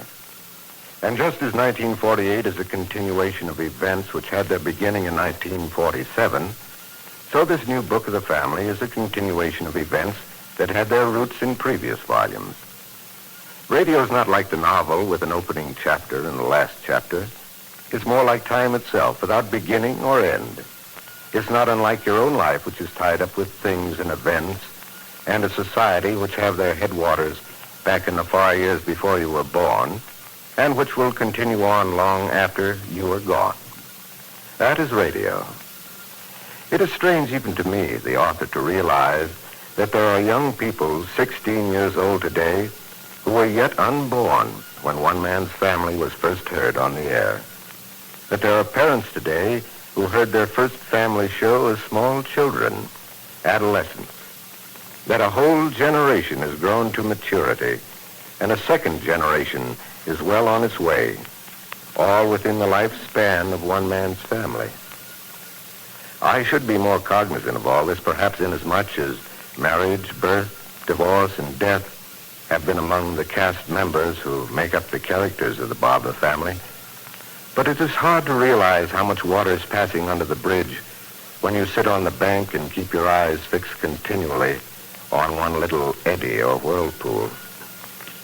And now, just for my own ears to hear their voices, I would like to have a roll call of all the people who have been with the show since its inception, which will be 16 years in April. Ken, will you do the honors? Mother Barber? Yes, I'm here. Henry Barber? Yes, yes. Paul? Present. Hazel? Yes, present. Clifford? I'm here. And Jack? Present and accounted for. Thank you. There are others, of course, of equal importance to the show, but these are the 6 voices which read the very first words of the very first script 16 years ago. I have found wonderful satisfaction in them, as I know the great radio audience has by its never-ending friendliness and loyalty. And in 1958 and 1965, I know of no reason why we should not all yet be associated. End of author's preface.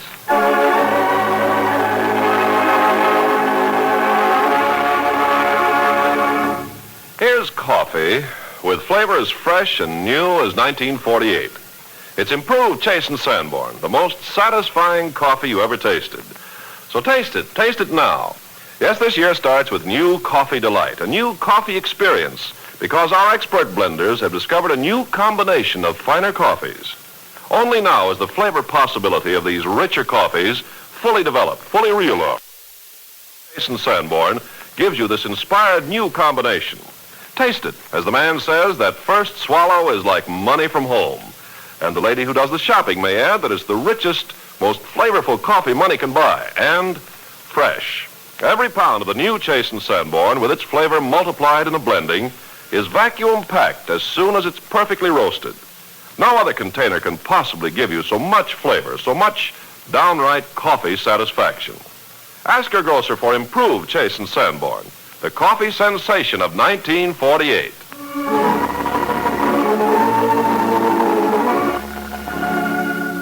Caught between laughter and irritation, the Barber clan in Seacliff, San Francisco is still putting up with Cousin Jediah. They're torn between throwing him bodily off the premises and trying to absorb him into the family circle. Father Barber says, if he'd only settle down to minding his own business and stop calling me Hank, I could at least tolerate him. Mother Barber says, Sometimes I'm amused, and sometimes I could shake him until his teeth rattle. He's never offered to leave, nor to pay 1 cent towards his upkeep. On the other hand, he's Johnny on the spot when I need an errand run or a household task done. And we certainly have room to spare now that so many of the children have homes of their own. And so Cousin Jediah stays on. That's in San Francisco, but far to the other side of the world, an unidentified, uncharted plane has been making a devious flight from Accra, Africa, northward. It came to rest in the dark of a moonless night in Istanbul, Turkey. It hesitates, only a breathing space, and then it cut back to Athens, Greece. Then a secret stop at Trieste, and finally swooped down on a runway outside of Nuremberg, Germany. It was not a large plane, as planes go today, and only 2 people with proper credentials were aboard. Paul Barber was at the controls. Nicolette Moore was his companion. Having arrived, they reported to the proper American military authorities and received an assignment of quarters suitable to their purpose. Suitable to our purpose. They could have had a little heat and still been suitable to our purpose. You are not alone, Paul. All Europe is cold this winter. Wasn't too cold in the American military headquarters. A lot of good we would accomplish living at military headquarters. You know, Nicolette, I'm beginning to wonder if Patricia Baldwin's going to be worth it all, even if we ever do catch up with her. You think we will not? Well, what have we got to date? Oh, you have been going too hard. You know, you are not fully recovered from the weakness of the shock and hurt and the explosion. I'm just tired. Of course. I did not know that you were going to pilot the plane from Accra. I thought you were meant to be an invalid passenger.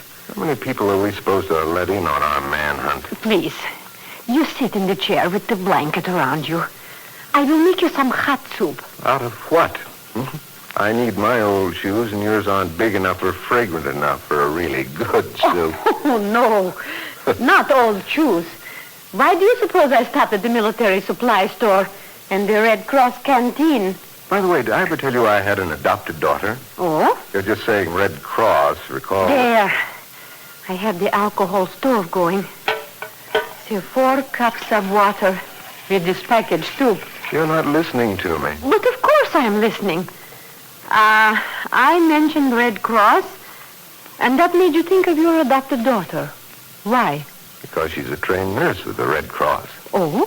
Where? Here in American-occupied Germany.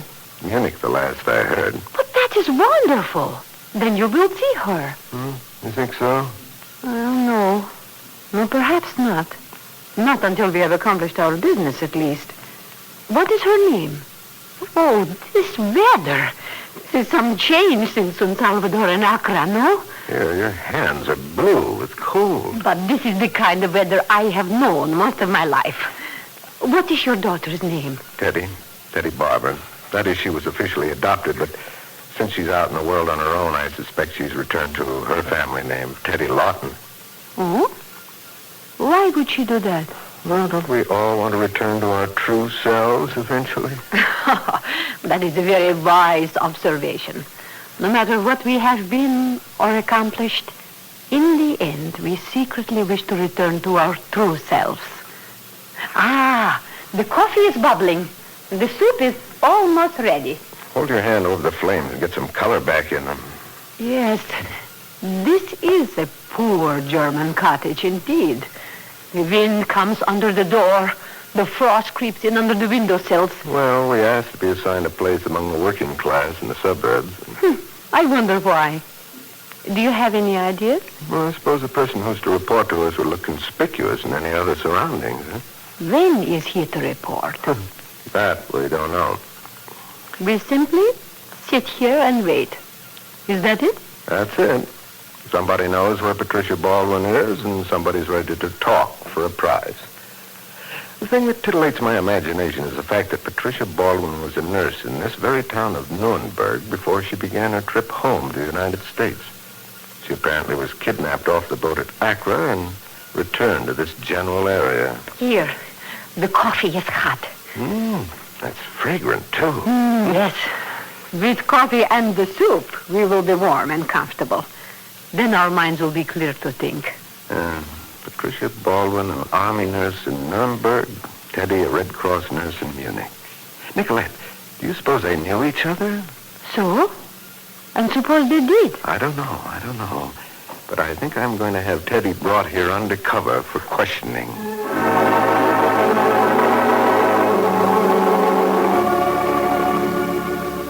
Out in his beloved garden on the seacliff edge of San Francisco Bay, Father Barber had just completed a flower bed for early spring planting and is at the moment on his knees setting out the delicate young plants.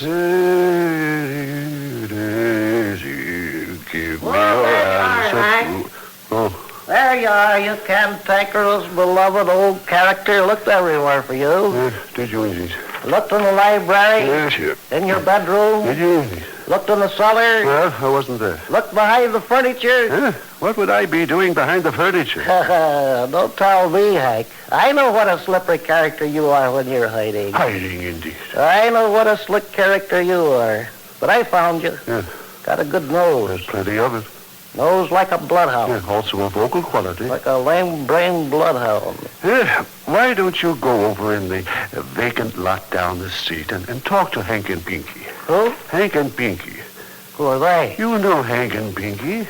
Do I? They're Hazel's twins. They're down in the vacant lot with some other boy. Now, why don't you go talk to them?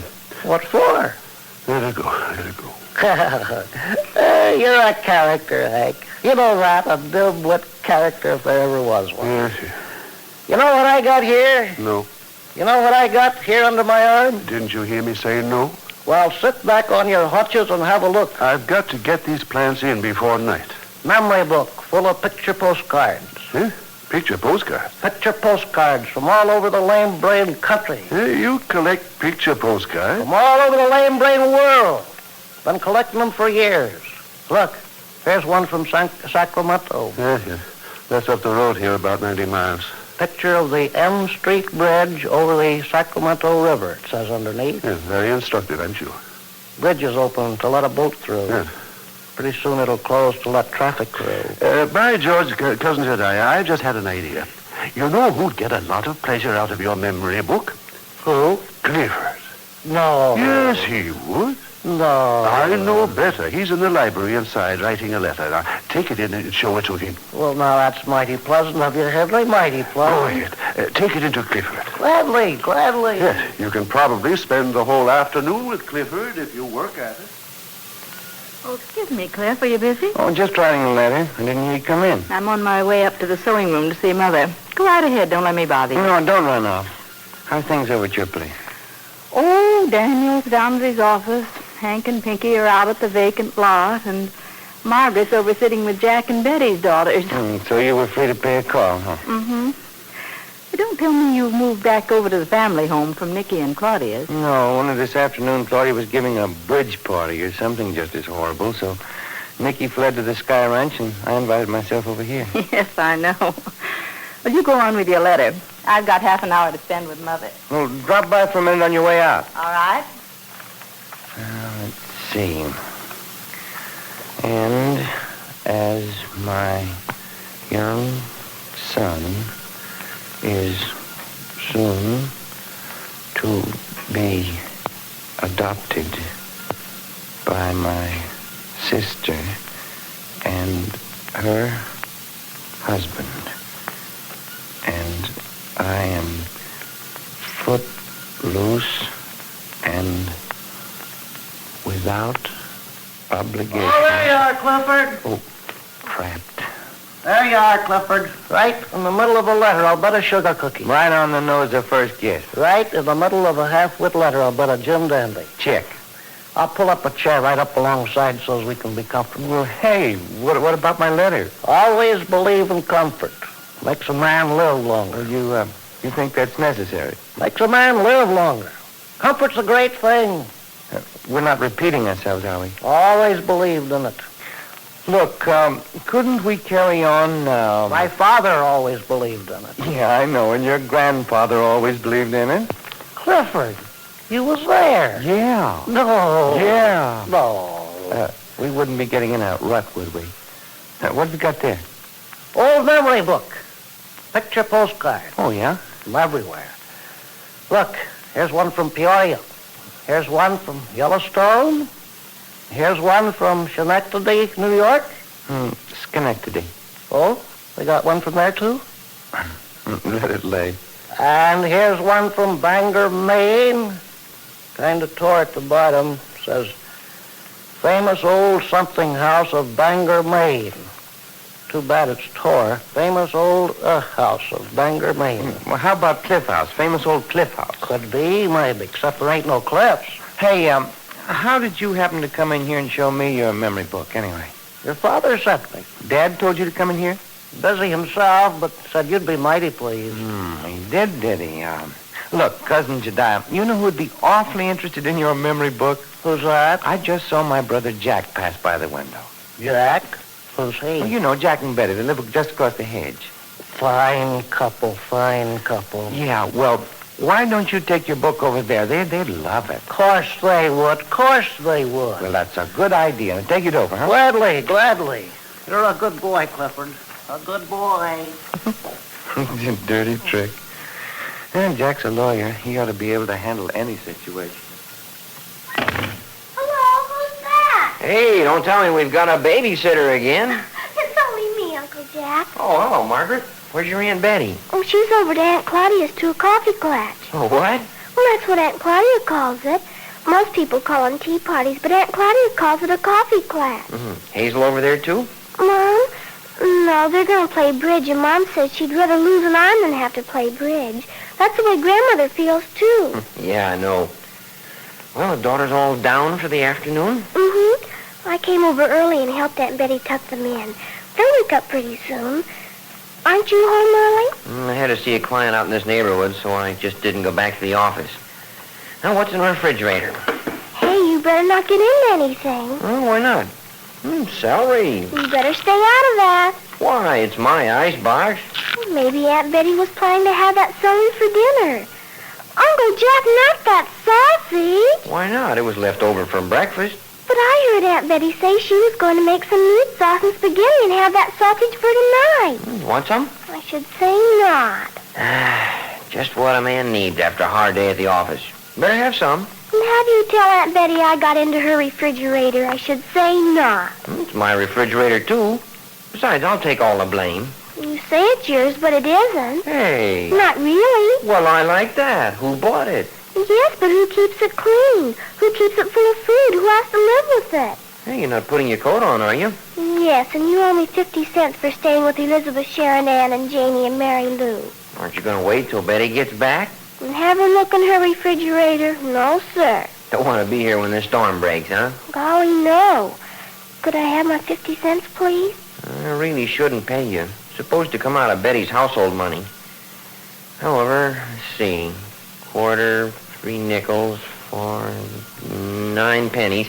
Here you are. I'll deduct it out of Betty's household allowance next week. But that's only 49 cents. 49? 50? What's a penny between blood relatives? I don't usually get 49 cents. Look, I turned my pockets inside out. You stripped me down to the last penny. Honest? If you don't believe me, you try to raise 3 daughters on a rising young attorney's pay. But what about tomorrow? Payday. Oh. Boy, is that a welcome sound. Payday. Oh, there's Aunt Betty. Well, get the stuff back in the refrigerator. Why don't you put the dishes in the sink? They're empty. Hand me the cream pitcher. It's empty. Never mind. There.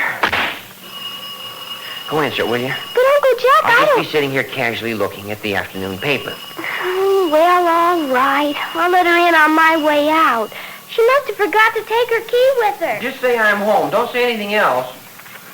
Eating all the dinner up in the middle of the afternoon. Oh, it's you. Good afternoon, Jack. Cousin Jediah, I'm not Jack. Oh, of course you're not. You're little Claudia. Oh, I'm Margaret. Claudia Margaret. Give me time, I'll get it right. Claudia Margaret.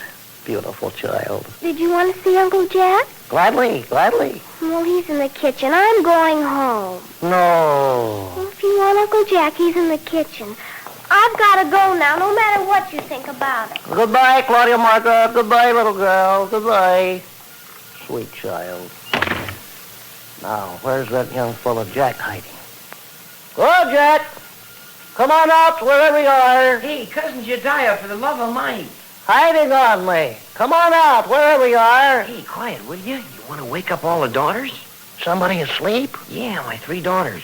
Come on in the kitchen where we can close the door. Gladly, gladly. There, that's better.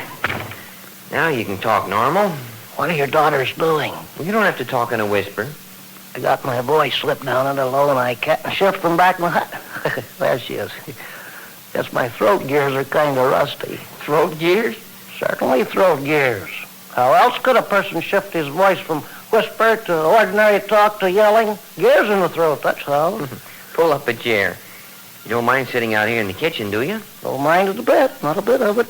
Well, what's that book you got? Memory book. Oh? Clifford said you'd be mighty interested. Who?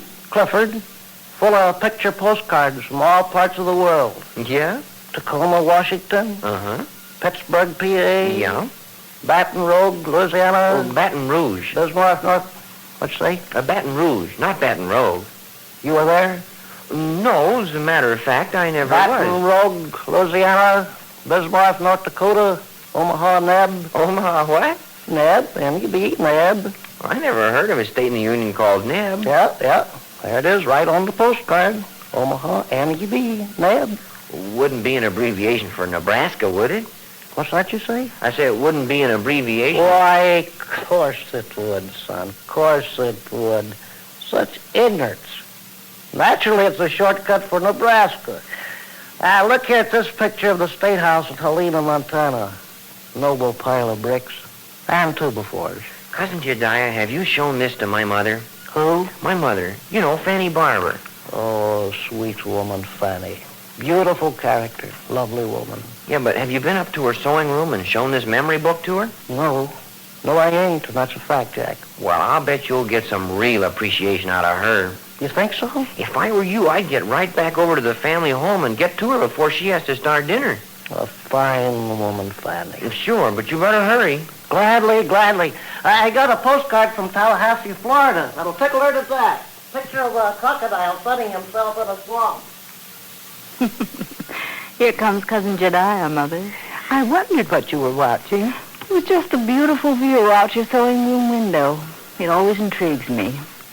Goodness, Cousin Jedediah seems in a tearing hurry.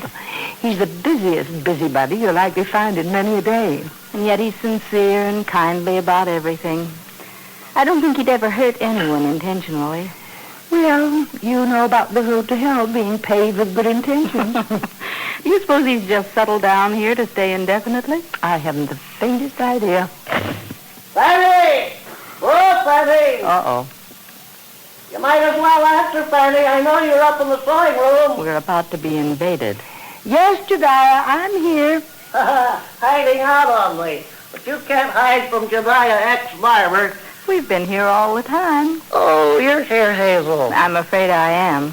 Glad to have you visit us. Oh? Glad to have you. Come over and see us anytime. Is that right, Fanny? Glad to have her come over and see us anytime. Of course, Jedediah. Cousin Jedediah, what's that you have under your arm? Memory book. Full of picture postcards. Really? Postcards from everywhere. I didn't know you collected postcards. I suppose acquaintances sent them. Yeah, acquaintances sent them. How nice. Friends sent them. I see. Enemies sent them. What are you doing corresponding with your enemies? Them are the blank spaces. Oh? The ones I sent back. Indeed. I don't see any from out of continental United States. Yeah, continental United States. Every place. I say you don't seem to Every have... place all over the world. Tallahassee, Florida, Portland, Oregon, just to Maine. Too bad we don't know where Paul is. Who? Paul. He's somewhere out of the country, and if we could get in touch with him, we could have him send you cards from many strange places. Who? Paul. Never heard of him. Oh, of course you have. He's my eldest brother. You mean Fanny's got more children yet? Well, you've never seen Paul, Cousin Jedediah. Well, fetch him up. Let's have a look at him. We can't. Paul's on Secret Service work in some closely guarded part of the world for the United States government. No. I'm afraid he is. Paul was hoping to be back for Christmas. It must be more serious than he thought. Oh, are you as cold as I am, Nicolette? We are each rolled up in 2 blankets, which is all we have. Tonight is dropping well below 0. You're not shivering the way I am. You are recovering from an injury.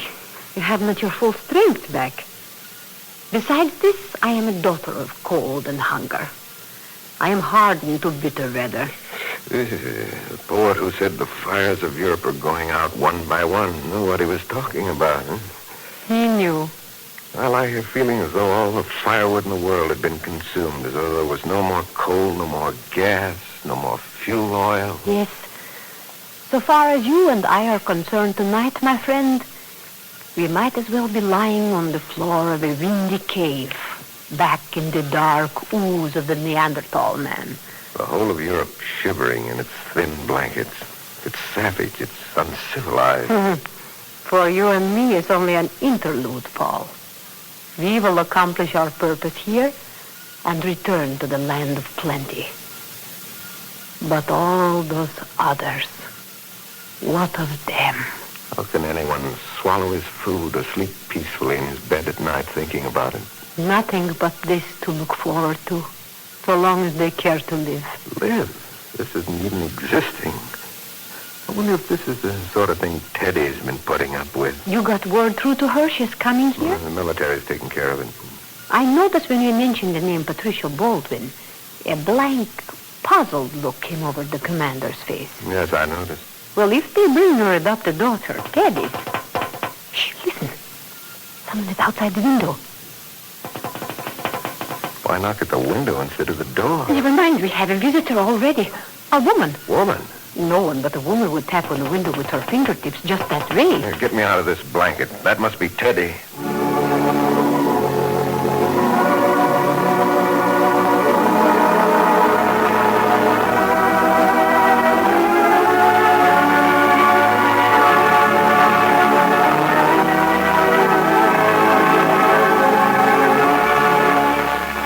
Jack is polishing up his courtroom technique with Cliff on the witness stand. Now, Mr. Barber, I want you to tell the court, in your own words, exactly what happened on the morning in question. Well, I lifted the cup to my lips. What was in that cup? Oh, the new Chase and Sanborn coffee. Ah. You can say that again. Had you ever tasted this new blend before? I think carefully. I never had. This was your very first swallow? Yes, it was. Well, Mr. Barber, perhaps you'll be kind enough to tell the court what happened then. What were your sensations? What did you think as the improved Chase and Sanborn greeted your palate and tickled your taste buds? Well, that's very difficult to put into words. Was it like getting money from home? Why, yes, come to think of it, like an unexpected check in the mail. You were surprised. I was delighted. You were pleasantly shocked. I was amazed. You never knew coffee could be that good. I did not. It was a new coffee experience. Gentlemen of the jury, get a pound of the new Chase and Sanborn. Make the coffee and taste it. Our case rests on that. Well, the verdict is already in from millions of homes. The new Chase and Sanborn is the most satisfying coffee you ever tasted. Every pound is vacuum packed, so you get it at its best and freshest. Ask your grocer for improved Chase and Sanborn, the new coffee sensation.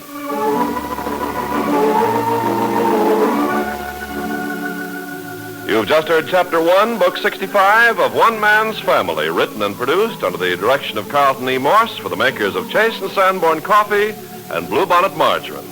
Chapter 2, entitled Teddy Barber After 2 Years, will come to you next week at this same hour. All through the new year, it will pay you well to remember this. Remember the letters F-M-E for flavor, nutrition, economy. Bluebonnet margarine gives all three. Flavor, nutrition, economy. And what a wealth of nutrition you get in Bluebonnet. No other spread for bread is richer in food energy, richer in vitamin A the whole year round.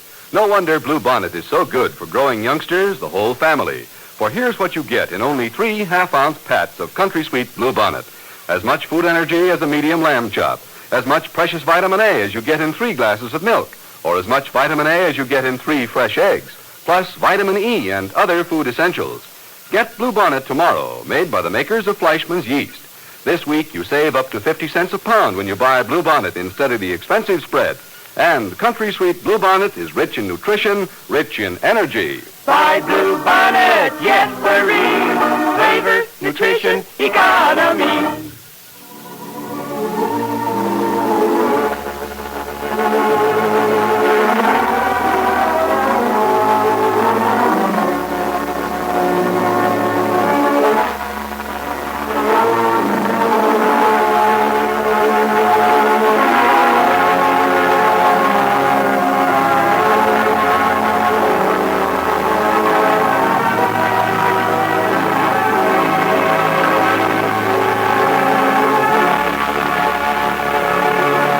One Man's Family comes to you from California. This is NBC, the national broadcasting company.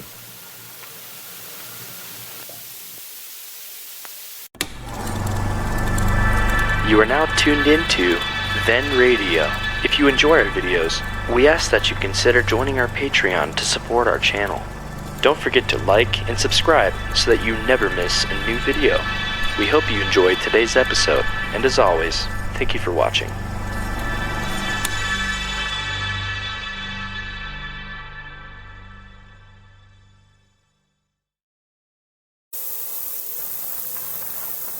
One Man's Family, brought to you by the makers of Chase and Sanborn Coffee and Bluebonnet Margarine.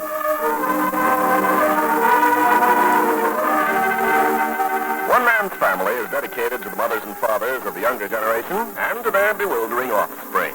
Today we present Chapter 2, Book 65, entitled Teddy Barber After 2 Years. The wheel of fate turns slowly, but once again it's completed one full circle. 16 years ago, circumstances brought together the small, eager 8-year-old orphan, Teddy Lawton, and the man, Paul Barber. For 14 years, she was Paul's daughter, until she became a graduate nurse and enlisted with the American Red Cross for European service. For 2 years now, she's been in the midst of this theater's post-war agonies. 2 years, during which an occasional letter has barely kept the old relationship alive. And now here she is, established in Munich, And here Paul and Nicolette Moore are in Nuremberg, both in American-occupied Germany. Earlier tonight, Paul sent secretly for Teddy to the military. And just now, while he and Nicolette were shivering in their separate blankets with the thermometer steadily dropping towards zero, there came a tapping at the window. Wrapped up in this blanket. There. You think it is your daughter, Teddy? We'll soon find out. Oh, be careful, the dark. Blast the dark. I can see you have not bitten off your tongue or broken your neck. You get one of these German cottage windows open anyway. Here, they push out. Do you see someone outside? No, it's black in the bottom of the well. Are you making any progress? Here is the fastener. Seems to be frozen. There. If we had a candle, we could... Here, where my hands are. There, I got it. Now, if you can turn the metal latch to the left, the window will open. The snow hasn't melted and frozen it to the sill. There it is. You can open it? There. Oh, I thought it was cold inside. The wind off the snow. Who's outside? It's I. Weren't you expecting me? Teddy. You know me. Who is it? Come here. Let me hawk you in the window. Don't you know Paul when you hear him? No, it isn't you, Paul. It isn't. Here. Come here. Inside with you. Paul. Oh, darling, I don't believe it. I'm afraid it's true. Your cheeks feel just as warm and glowing as they used to when we came in from a walk along Seal Rocks back home. Paul, keep your arms around me. Oh, well, you two keep warm in each other's arms. Do you mind if I close the window? There. My goodness, child. You're thinner. You mean you can still tell through winter underwear, sweaters, vests, mufflers, and coats? And who's the other voice I hear in here with us? That would be Nicolette Moore. And about time. Ladies, pardon the complete darkness, which you understand is a security measure, but if you'll reach out your hands, that's it. Nicolette, I'm putting into your hand the hand of my daughter, Teddy. Teddy, this is Nicolette Moore. A most capable hand. That was exactly my first reaction, Miss Moore. A small hand, but firm and capable. I'm afraid one has to be in the position I've got myself into. You're going to tell us all about that before we let you go. How about stumbling over and sitting on the edge of one of the beds where we can make use of our blankets? I'm afraid Paul feels the lack of heat. Who doesn't? Well, you two bundle up in your blankets. I'm dressed for it. This'll do. Sit down. Besides, one becomes acclimated to a degree. I suppose you can get numb. Well, Teddy, it's been a long time. Paul, what are you doing here? How's the family? Wonderful, wonderful. Mother Barbara and Father Barbara? They're great. How about you? Oh, I'm fine. But what about Hazel and Claudia and the children? Well, here now. Let's save a little bit. Paul, I'm almost suffocating with excitement. Oh, Paul, darling, I don't believe it. Huh? Well, just let me rub these unshaven jowls along your cheeks. Oh, it's you, all right. Ouch. Oh, the same old whiskers in the same old place. But are Jack and Betty... Well, here now. We've got all night long. Oh, I don't understand this. Well, some I can explain, and some I can't. It's been unexplainable from the moment the military called me off duty this afternoon. I was brought to Nuremberg with all the hush-hush of a top-hole secret. I was kept under cover until half an hour ago when I was loaded into a car and driven 2 blocks from here.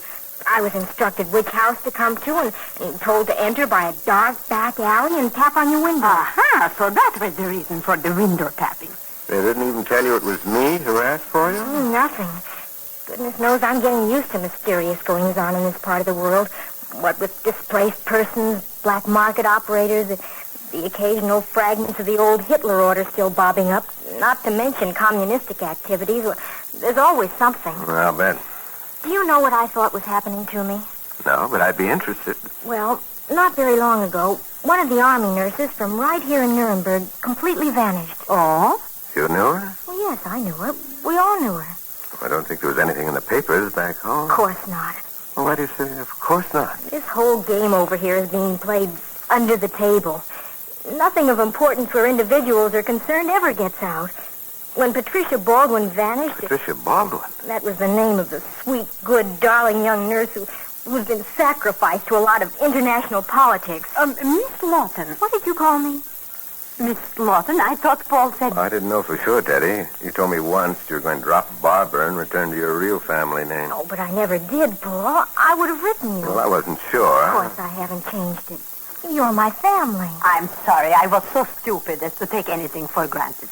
Please, what I was going to ask you, Miss Barber, was this... Do I catch a note of bitterness and resentment in your voice against the way matters are being conducted in Europe? Well, who wouldn't be resentful?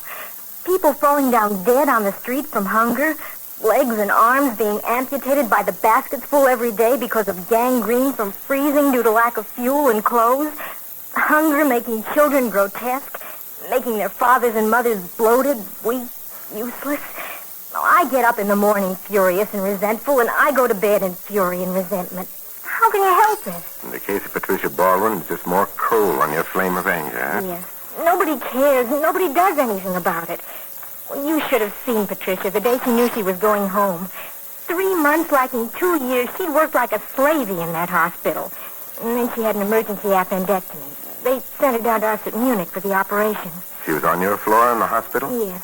She was a happy person. You should have seen her when they told her she was going home. And then to have some slimy international political hand reach down and grab her off the boat. That is a very interesting statement, Miss Barber. Why? Well, there are innumerable other ways a girl could vanish besides being the victim of international espionage. Don't you believe it? Not in this hotbed of world politics. But you said the girl was only a nurse in an army hospital. What on earth reason could the international politicians want with her? I think she talked too much. About what? Oh, for goodness sakes. Don't you understand that we're living right in the middle of things? Don't you know that a nurse in this area is liable to be taking care of some of the men with the most secret of secrets? And believe me, a man sick enough to wander in his mind will talk no matter how well he's been trained to keep his mouth shut. And you think Patricia Baldwin took care of such a patient? I don't know. I'm just telling you how a girl like Patricia Baldwin could suddenly become dangerous to somebody.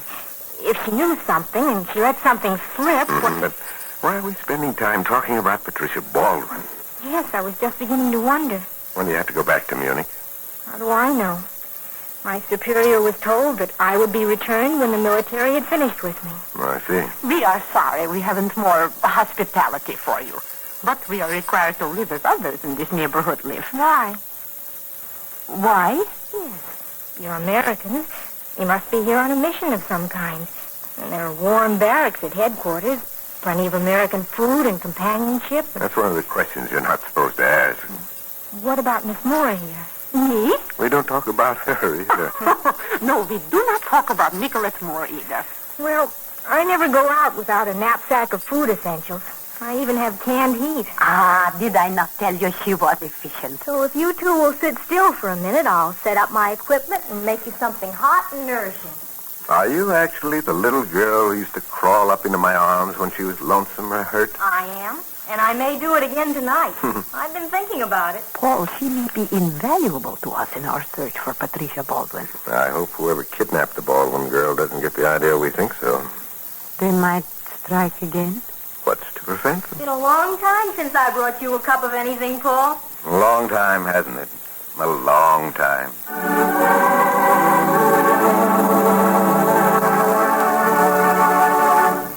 It's new. It's improved. It's Chase and Sanborn, the coffee for 1948. The most satisfying coffee you ever tasted. So taste it. Taste it now. There's no other way to find out how greatly Chase and Sanborn is improved. Not even your own mother can tell you. She may say it's the finest, richest, most flavorful coffee that money can buy, but even that only tells you to taste it, because this is a new coffee experience. The Chase and Sanborn your grocer has now is an inspired new combination of finer coffees. An amazing new pitch of glorious flavor is fully developed, fully realized, and fully protected until it reaches you. The vacuum pack sees to it that you get this extra flavor multiplied in the blending. Every pound of the new Chase and Sanborn is vacuum packed at its flavor peak. No other container ever made can give you so much coffee goodness. Taste it. Ask your grocer for improved Chase and Sanborn, the new nationwide coffee sensation. There's going to be great surprise and speculation when the Barbers out at Seacliff, San Francisco get their next letter from Teddy, and she tells them that she's seen Paul. And now let's drop down 6 blocks from the family home to Nicholas and Claudia's abode. Hello? Oh, hello, Mom. Huh? Oh, just sitting here before the fire in Nicky's den. Almost asleep. Nicky? Oh, he's around upstairs, I think. By the way, the clock stopped. Can you see the time? 2:40. Thanks. Anything new on Cousin Jediah? He and Dad still feuding? Oh, a one-sided feud, huh? You honestly really think he's oblivious to Dad's feelings?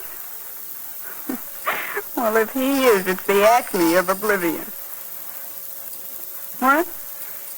No, I haven't talked with Hazel today. You are? Well, tell her Mickey and I might drop over for a little this evening.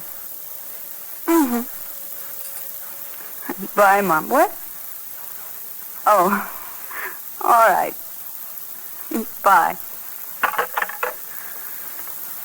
Oh, dear.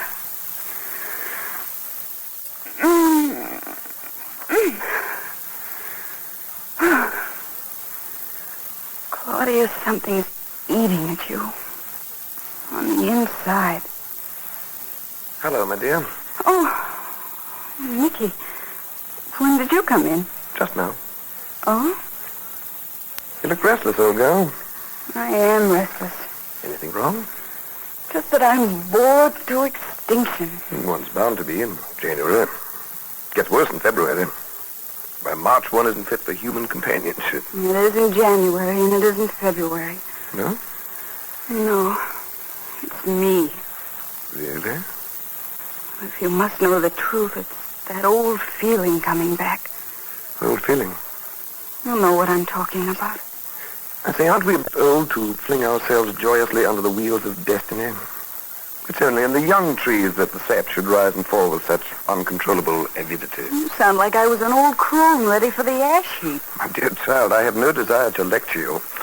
But you must know that when you begin your cycle of moodiness and restlessness, and begin casting around for new pastures to feed upon, I, your husband, get cold chills up and down my spine. Mickey, darling, don't say that. Here. Sit down here on the lounge. Quite. Lie over here and put your head in my lap. Enchantress. You smell of the spices of Araby this afternoon. I'd like to try to explain. You know the bird in the cage feeling, the animal in the trap panic, the pretty soon it'll be too late sensation. I know. I never thought I'd feel this way again after I got out of Germany and you came home to me.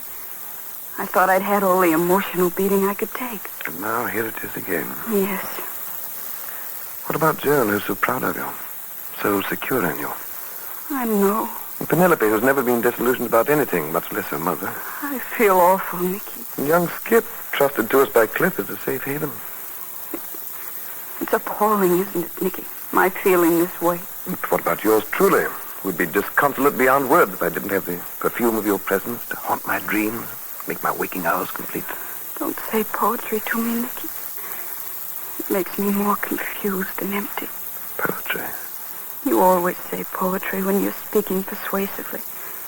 It's a wonder to me you haven't turned many girls' heads in your day. Would it make you happier if some other girl wanted me? Oh, no. Would it frighten you into forgetting your own willful desire to stray? Oh, no. You're not going to make the experiment, are you? You sound halfway as though you might like an experiment to find out. Mickey, that's wicked. I don't know. Several times lately you've said something similar. Similar? Something that inferred I might be attractive to other young women. What, to me? Why shouldn't you be to others? Why is it on your mind? Mickey, I don't know. I didn't even know it was. In fact, I don't think it is. I think otherwise. You do? Isn't it something to do with your own restlessness? Isn't it that if you could tell yourself that I was attractive to other women, then it would justify you in making yourself attractive to other men? Well? What is it, Mickey? What is it that keeps coming back to me unsought, out of nowhere, even when I don't want it? Not out of nowhere, my dear. Yes, out of nowhere. No, out of the deep places of the unconscious mind. You mean it's in me all the time? Nothing can blossom in a person which wasn't first a seed someplace deeper in him, which hasn't been cultivated and allowed to ripen and bud. Whether the bloom is a scarlet flower or a white blossom, it has to have its roots deep down in the well of our unconscious. If Mom and Dad ever suspected for 1 minute the kind of a daughter My they had. dear, has there ever been a man or woman, living or dead, who has not at one time or another said to himself, if ever the world for 1 moment suspected the true, unspeakable blackness of my mind, I would be cast into the deepest dungeon forever. Mickey, you mean that in all of them? Excuse me.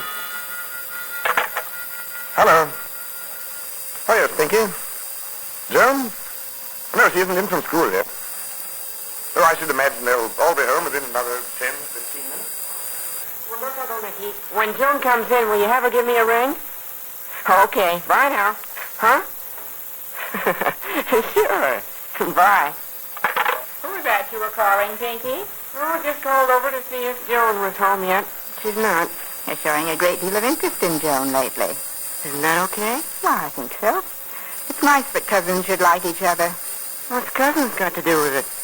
Pinky, have you got your rubbers on? Well, I was figuring on going out. Rubbers come off at the door. But I just came in for a minute. Minute or hour, rubbers are not for indoor wear. I'm taking them off, Mom. I'll get it. Anybody home? It's Cousin Jedediah. So I hear. Where do folks keep themselves around here? Right in here, Cousin Jedediah.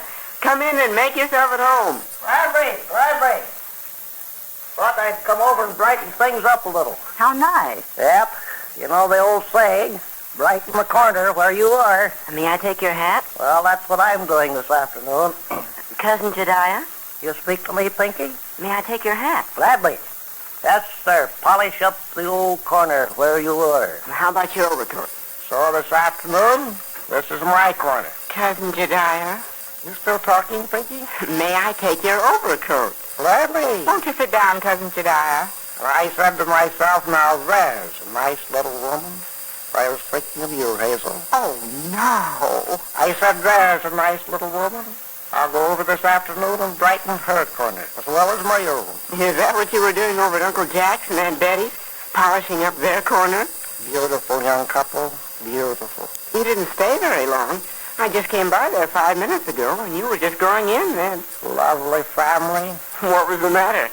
Did Aunt Betty throw you out? Why, Pinky. Sweet girl. Fine young man. 3 beautiful daughters. Yeah, but what happened? Pinky, you're not being very polite. But all I want to know is why Cousin Jedediah didn't brighten Aunt Betty's corner. Well, never mind now. Sweet child. Reminds me of Mrs. Fairchild. Ever tell you about Mrs. Fairchild, Hazel? Why, no, I don't think you ever did. Beautiful character. Patient. Long-suffering. Kindly. Faith. Hope. Charity. Who? Soft-spoken. Who? Devout Democrat. Who? Pinky, stop that. Mother of 5 sons. Really? 5 fine, big, strapping boys. Every one of them got caught in machinery. All of them what? All of them caught in machinery. I don't understand, Cousin Jedediah. Nothing to explain. They were all caught in machinery. That's simple enough for anybody. What kind of machinery? Different kinds. Edgar got caught in a cement mixer. Yeah? Garfield got caught in a cash register. Oh, that's bad. Yep, caught red-handed. Wallington got caught in a deep freeze. Oh, no. He was the butcher. Really? Why, sure, Mom. Wallington had to be the butcher. You know that. Susie Bell was caught in an electric wringer. Hey, wait a minute. Yes, just a minute, Cousin Jedediah. You said Mrs. Fairchild had 5 sons. That's right. 5 strapping sons. Then how come one of them was named Susie Bell and got caught in a washing machine? Ringer, electric ringer. Okay, Ringer. But who ever heard of a boy being named Susie Bell? Yep. There was a lot of customers asked that question. A lot of customers. And then come the last boy, Tertiary. Tertiary Fairchild? But that means third. If he was the 5th son, why would they name him Tertiary? Maybe they was expecting him to come third, but he never made it. Oh, brother. He never made it. He come last. He got caught in machinery, too? Yep, but he was an awful disappointment to everybody. Poor little Tertiary. Yes, sir. All he ever got caught in was a mousetrap. Doorbell, Mom. I'll see who it is. Sweet people. Lovely lady, Mrs. Fairchild. Yes, you painted a vivid picture. Oh, hello, Grandfather. Come on in. Yes, Pinky. Is your mother home? It's Hank. Sure. Come on in the living room. Bless his old heart anyway. Yes, I've been looking forward to a visit with your mother. Hank, you old scoundrel. Huh? You here? Bless your old heart anyway. Come on over here and sit down, Father. I thought I was coming over here to escape that fellow. Fine man, Hazel, fine man. You know something, Pinky? Yeah, what? You've got a fine man for a grandfather. How about that, Grandfather? Are you a fine man? Yeah, I'll take care of you later. And that'll be enough out of you, Pinky. Okay. I guess I'll go raid the cookie jar. Did he say cookie jar? That's just what he said. Oh, wait for me, Pinky.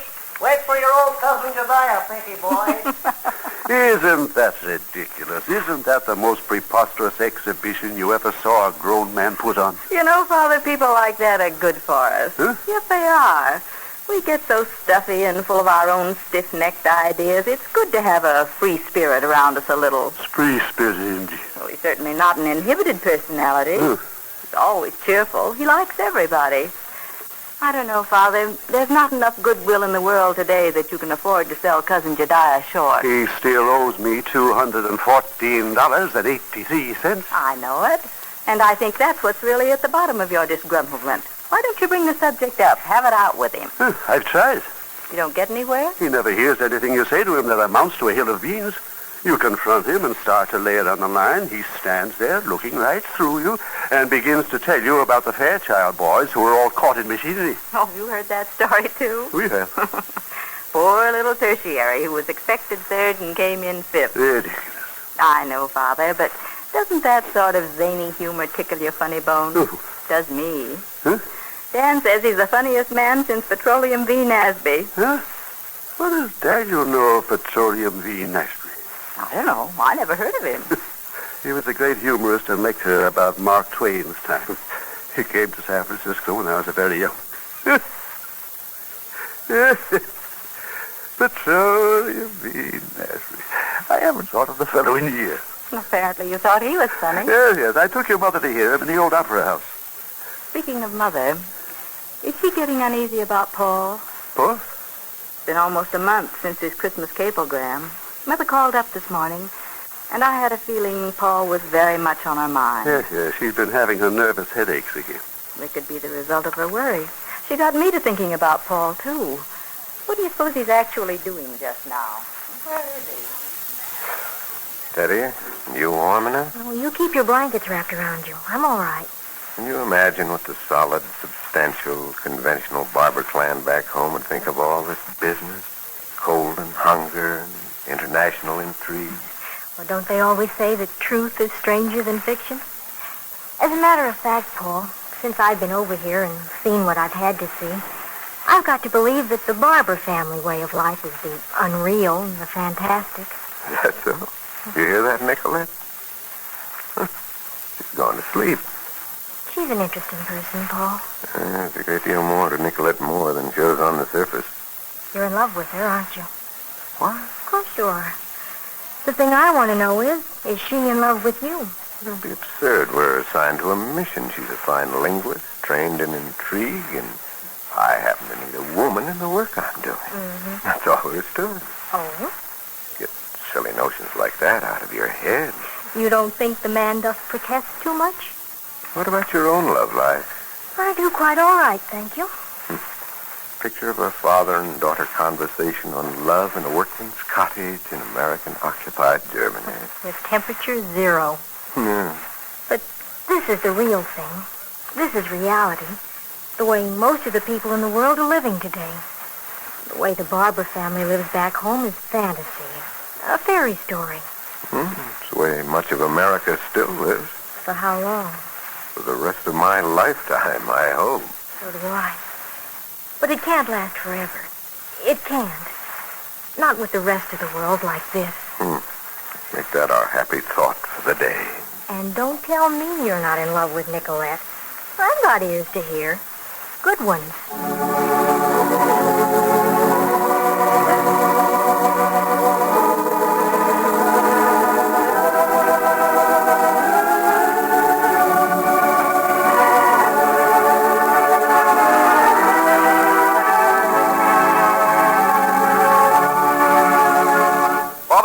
Nicholas, and young Pinky have been pulling books off the shelves in the library ever since dinner, but they don't seem to find what they want. I can only say this. If Shakespeare ever had tasted this new blend of Chase and Sanborn coffee, he would have written one more sonnet. Well, that's a pretty good way to say it, Father Barber. Yeah, Uncle Nicky, but it takes too many words.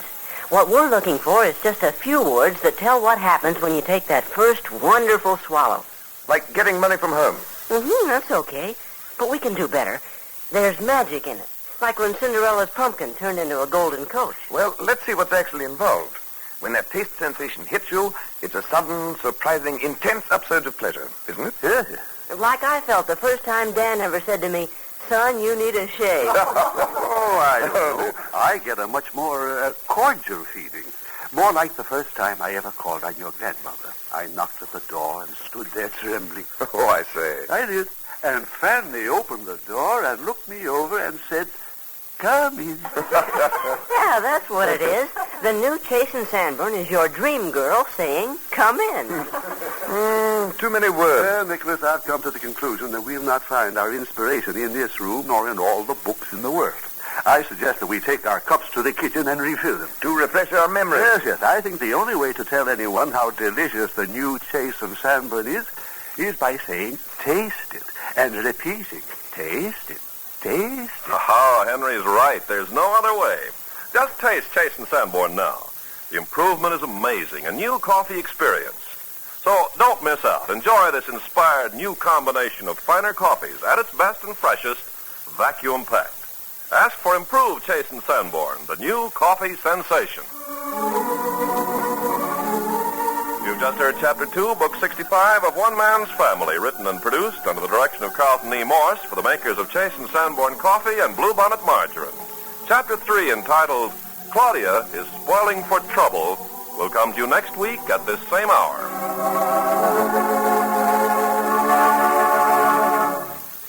Here's a word, the Wise Homemaker, 1948 style. Remember the letter F-F-E for flavor, nutrition, economy. Bluebonnet margarine gives all three. Flavor, nutrition, economy. And what a wealth of nutrition you get in Bluebonnet. No other spread for bread is richer in food energy, richer in vitamin A, the whole year round. No wonder Bluebonnet is so good for growing youngsters, the whole family. For here's what you get in only 3 half-ounce pats of Country Sweet Bluebonnet. As much food energy as a medium lamb chop, as much precious vitamin A as you get in 3 glasses of milk, or as much vitamin A as you get in 3 fresh eggs, plus vitamin E and other food essentials. Get Bluebonnet tomorrow, made by the makers of Fleischmann's yeast. This week you save up to 47 cents a pound when you buy Bluebonnet instead of the expensive spread. And Country Sweet Bluebonnet is rich in nutrition, rich in energy. Buy Bluebonnet, yes sirree. Flavor, nutrition, economy.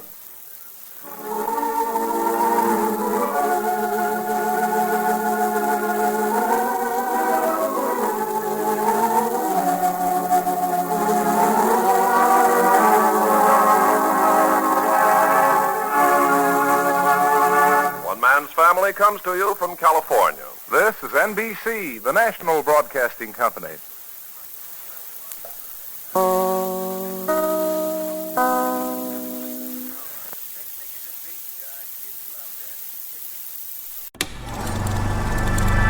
You are now tuned into Then Radio. If you enjoy our videos, we ask that you consider joining our Patreon to support our channel. Don't forget to like and subscribe so that you never miss a new video. We hope you enjoyed today's episode, and as always, thank you for watching.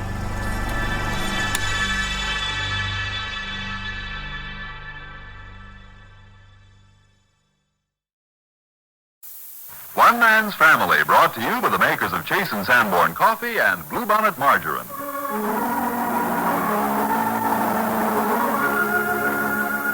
One Man's Family is dedicated to the mothers and fathers of the younger generation and to their bewildering offspring.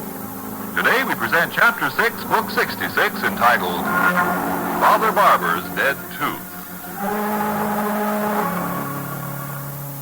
When dawn came this morning, the atmosphere over San Francisco was crystal clear, and the first rays of sun colored the city with glitter and sparkle so that it stood on its hilltops with a kind of oriental splendor.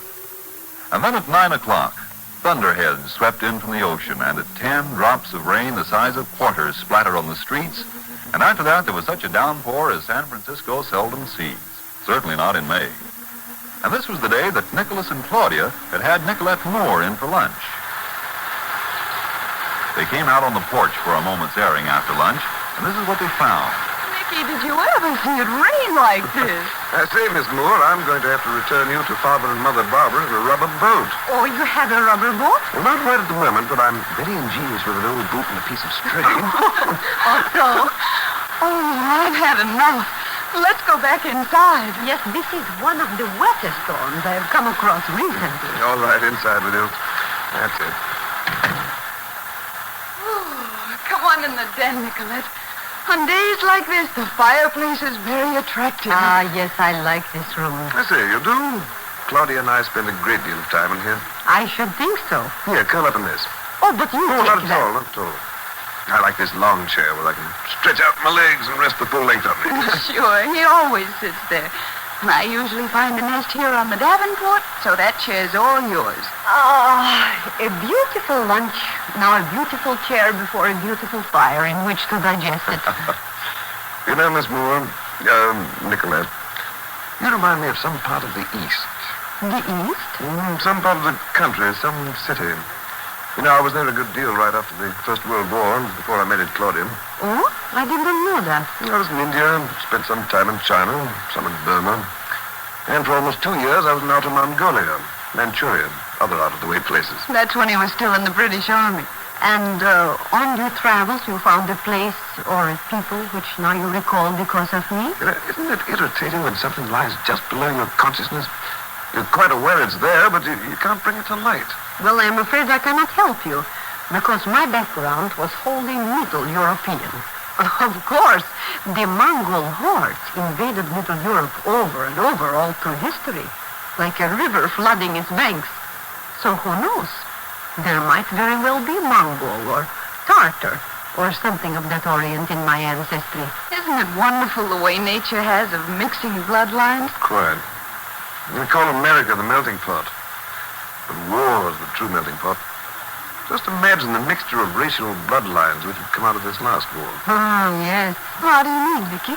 All these American, British, South African, Australian troops in Europe, Northern Africa, all through the Orient. Yes.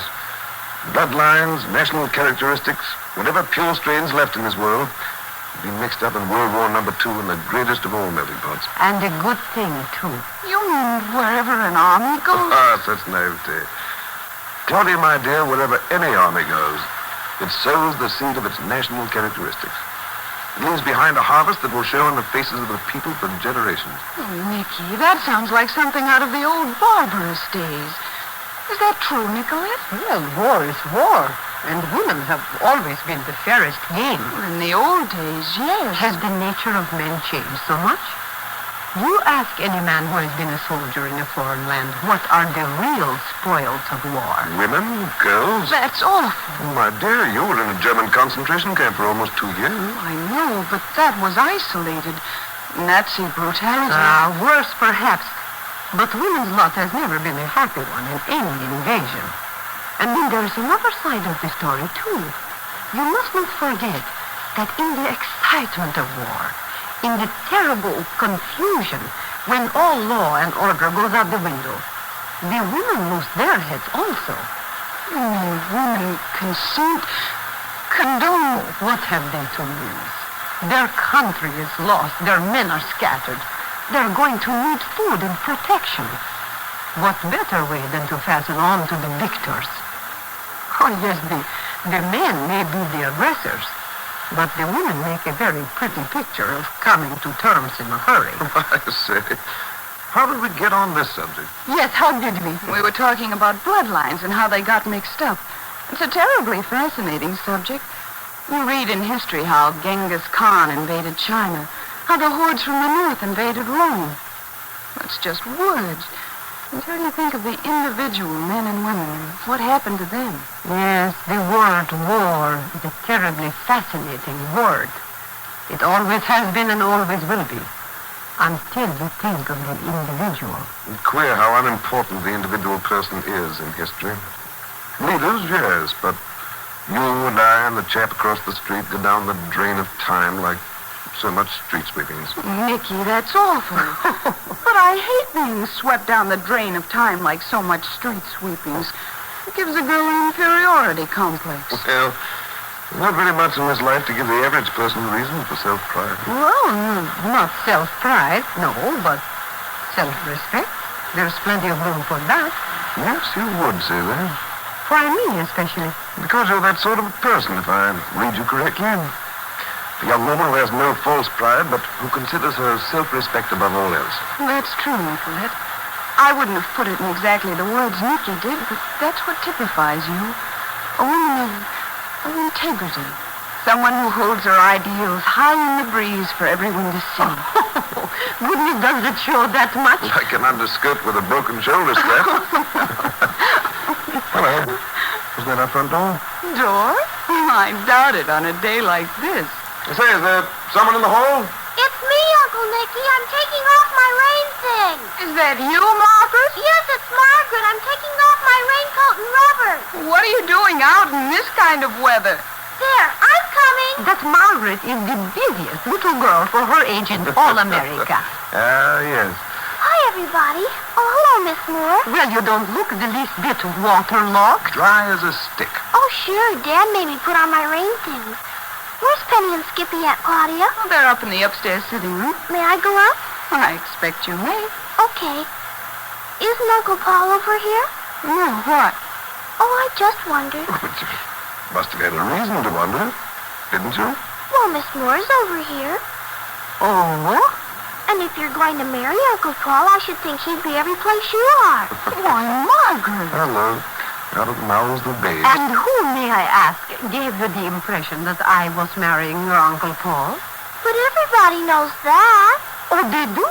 Well, the kids do. Well, Margaret, the next time the children say any such thing, you tell them you have information from the horse's mouth. The horse's mouth? Yes, you tell them that Miss Moore told you personally that there is not one word of truth in the rumor. You're not going to marry Uncle Paul? So you want to pin me down? Well, either you are or you aren't. I say, Margaret, old girl, aren't we pressing a little hard? But all I wanted to know was whether... That's all there is to it. There's not a word of truth in the rumors. Just say that. You'll take care of everything. Well, okay. Now you run on up and see Penelope and Skippy. Okay. Bye, and don't worry about me. I'll tell them there's not a word of truth in the rumor. But these children, how they do dig after the truth. Information at any cost. I'm sorry, Nicolette. Well, what is there to be sorry about? My relationship with Paul is an open book.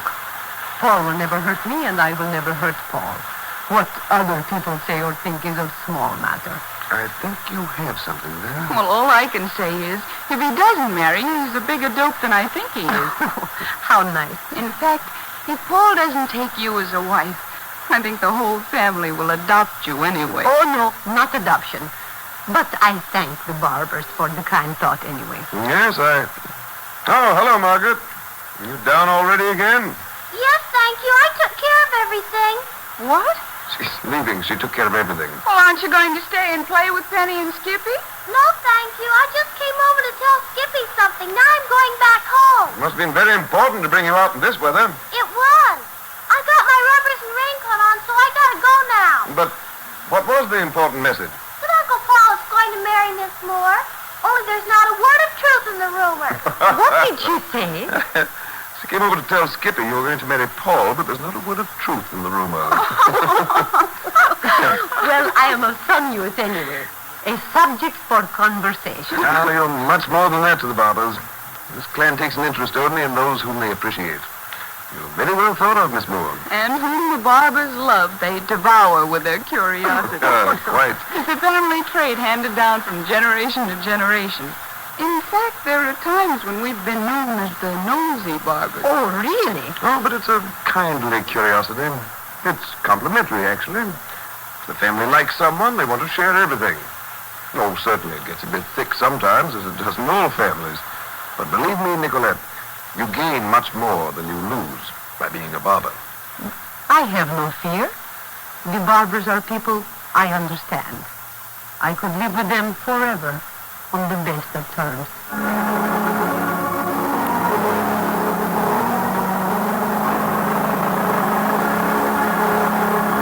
With your meals, enjoy this new coffee sensation. Between meals, too, just taste the improvement. It's the new blend of Chase and Sanborn, a new thrill in your coffee cup. New blend means a different combination of finer, richer coffees that multiplies the flavor, multiplies your enjoyment. Our expert coffee tasters are constantly testing fine coffees from all over the world and choosing the most delicious. They put this new combination together, inspired by the coffees themselves. It was a stroke of sheer blending genius, giving you the most satisfying coffee you ever tasted. Taste it. You get the new Chase and Sanborn at its best and freshest, vacuum packed as soon as it's perfectly roasted. No other container in the world can give you so much flavor, so much freshness. Don't miss out. Coffee so delicious is an event in any person's lifetime. Enjoy it the first chance you get. Every bit of Chase and Sanborn your grocer has is this superb new blend. Ask for Chase and Sanborn, the new coffee sensation. And down the other way from the family home is the Hazel and Daniel residence. The twin sons of the house are quite at home. Pinky on the back of his neck on the sofa, Hank's long legs sprawled out over half the living room floor from the easy chair before the fire. Oh, Hank! Pinky! That's Mom calling. Yeah, I know. You boys, don't you hear me? You calling somebody, Mom? I'm calling you. You want Hank, too? Hey, why'd you have to bring me into it? Mom, you calling Hank, too? I'm calling you both. We both came home from school and threw your soggy school clothes helter-skelter. And I want you to come upstairs and pick them up. Oh, I took mine off in the bathroom. I know you did and left them there. Okay, we'll be up. Well, I should think so. I'll match you to see who goes up and picks up all the clothes. Okay. Lend me a quarter. Hey. Well, you want a match, don't you? Use your own money. I haven't got any. Where's your allowance? Oh, that was gone 2 nights ago. Huh? Well, what'd you do with it? How'd you spend it? On women. Who? Women. You know, those things with lipstick and dresses. Oh, you're talking about Joan and Mary Wells and those kids at school. Well, they're women, aren't they? Ha! Who's so smart? Huh? What are you talking about? You're supposed to be so smart, and yet you let a bunch of high school girls spend all your money. You gotta spend money on girls. I don't. Yeah, and look how many girls you've got. I only want one. Huh. Linda Summers. Okay. Who's got all the money? Who's got the girl he wants and all the money? Well, are we gonna match or not? Sure. Then lend me a quarter. Nothing doing. All right, a dime then. Jump in the lake. Here's a penny. You sure you can spare it? Okay. 2 out of 3. I'm matching you. Yeah. I didn't do it. Okay, that's one for me. Once more, and you go up and place the wet clothes. You're matching me. Sure. You didn't do it. That evens us out. Okay, you match me this time. Sure. And I did it. You have to go upstairs. Oh, what could I expect, using your money? Yeah, and don't forget to give it back. What can you do with a penny? Don't worry. 5 of them make a nickel. You'd know that if you'd studied your arithmetic. Okay, teacher. You better get upstairs before you boys want me to come downstairs with a broomstick? Mom, only witches use broomsticks. Pinky, I'm serious. I'm coming right now. You too, Hank. We matched for it. Pink's got to do it all. Well, I don't care who does it, but somebody get up here. Double quick. Pink's coming. No, don't be so cheerful about it. Well, go on now before you get us both in trouble. What's a little trouble? The world's full of it. Well, listen to the philosopher. Hi, Dad. Hi. Hey, I didn't hear you come in. Is it still raining? Buckets. Where's your mother? Upstairs. Hey, look, Pink, you better get up there. All right, you two. If you prefer me to come down and get you. Hey, Mom, wait a minute now. I'm going right up and take care of everything. Well, you'd better. And now you, Hank. We matched to see which one would do it all, and Pink lost. Hey, what's going on in our happy home anyway? Oh, it's been provoking, Dan. I've been yelling my throat out. Mom, excuse us, please. We were just horsing around. Sure, honey. They didn't really mean to upset you. They shouldn't have left their soggy, wet school clothes all over the upstairs in the first place. Honest, Mom, we won't do it again. Oh, of course not, and I won't either. Oh, Hank, see what that is, will you? Yeah. Here, use my handkerchief. I feel like a bantam hen fluttering and flouncing among all you big galoots of men. I've got to lose my temper once in a while to get anybody to pay any attention to me. It's Grandfather Barber. Well, bring him in. Sure, as soon as we can get him out of his rain things. What's he doing out in this weather? Yes. Hazel, I'm glad to find you in. Everybody's in this kind of weather. What are you doing now? It's my tooth, Hazel. It's giving me what for? You got a toothache? Father, you mean that dead tooth is hurting you? Killing me. I want you to come to the dentist with me. But, Father... Take him up on it, Hazel. Get him while he's in the mood. Well, all right. Wait till I get my galoshes and rain things. Have you made an appointment? Certainly not. He's the family dentist. Yes, I know, but even the family dentist might be up to his neck in appointments. I think I'll go and call him. Ridiculous. Dentists love to pull out people's teeth. Yeah, but they want to do it on a day when they got time to enjoy it. That's too bad, Grandfather. Let this be a lesson to you, Hank. Yeah, sure. Keep your teeth sound and healthy. Never let one of them die in your mouth. I sure won't if I can help it. It sure hurts, doesn't it? It's killing. Yes, he says if you come over right away, you'll be able to work you in between two cavity patients. Who wants to be worked in between two cavity patients? Well, we'll get this dead All tooth right, out and... Father. Oh, you've got your raincoat back on. Well, I'm ready. Let's go and do it. Yes. Oh, that's too bad. Does Mother know about this? She does. She called me an old fool for not having had it pulled long ago. Well, I'm glad you finally made up your mind. It won't take long. I'll be back pretty soon, Dan. Oh, here's Margaret. Hi, Mom. Where are you and Grandfather going? To the dentist. Ooh, get inside out of his downpour. Okay. Come on in, Bud. Oh, boy, I'm sure glad I'm not going to the dentist. It won't be long. Bye. So long, Grandfather. Here, let me help you out of your raincoat, Margaret. Okay. There, that's it. Let's go to the living room by the fire. Yeah. Hey, where have you been, Small Fry? Who's a small fry? Who's a small fry? Hey, take it easy. Dan, you heard him. What's the matter with brothers anyway? Yes, I heard him. What shall I do, send him to bed without supper? Hey, not when I'm this hungry. Everybody's making jokes. It's not a bit funny. All I did was call you Small Fry. Well, I'm not. How can a girl grow up to be sweet and pure and innocent when her brothers are all the time tearing her down? How can she? Well, actually, Margaret, brothers are very good for sisters. No, they're not. They're crude, nasty boys is all they are. Well, you see, we don't want angels in our family. Anyway. Well, we'll save our angelic personalities for the next world. Just now, we want young men and women with flesh and blood reactions. What's that mean? We want you to be the daughter of the family for the next few years, and then eventually we want you to be someone's wife and someone's mother. She'll never make it. I will too, Hank Barber Herbert. I doubt it. She'll blow up and bust someday when she gets so mad. If I didn't have any brothers, I wouldn't. I never get mad except at brothers. Yes, Hank, that's something for you and Pink to consider. What's that? Well, you two are the only ones who ever drive Margaret into a frenzy. Isn't that a little too bad? Oh, she'll get over it. No, let's not shrug it off. You're setting a pattern, a way of living in your childhood. And the way you feel now about Margaret and the way she feels about you during this period of your lives is very probably the way you're going to feel toward each other all the rest of your lives. Sure, Dan. Well, do you want me to hate you all your life? Oh, that's just kid stuff. Well, no, yes, but if you irritate Margaret at every opportunity, if she can't see you coming down the street without a fear of what you're going to do or say, well, then pretty soon she won't even be able to think of you without a sense of frustration and anger. And when that happens, the pattern's set, and that's how it'll be all your lives. Well, we only do it once in a while. And what about Margaret always sticking her nose in our business and hanging her big ears out? I do not. On the other hand, Margaret, you are inclined that way. I am? Yeah, I'm afraid so. There seems to be an avid curiosity in you concerning any secret. I'll get it, Dad. Thank you, Pinky. Yeah, and then running around telling everybody about it. But people are interested. But that isn't why you do it, Margaret. Yes, it is, Dad. People like that. I'm sorry, Margaret, but that's not the real reason. The real reason is that in all of us is the desire, the never-ending urge to show off, to be the center of interest, the most important. I'm not showing off. Well, that's exactly what you're doing when you tell secrets. You know it first, and people look at you and listen to you. That makes you feel big and grown up and important. Gee, I didn't know. Well, I'm sure you didn't. But the next time you have the urge to listen and then run and tattle, you think of that. I'm just doing this to be a show-off, a smart.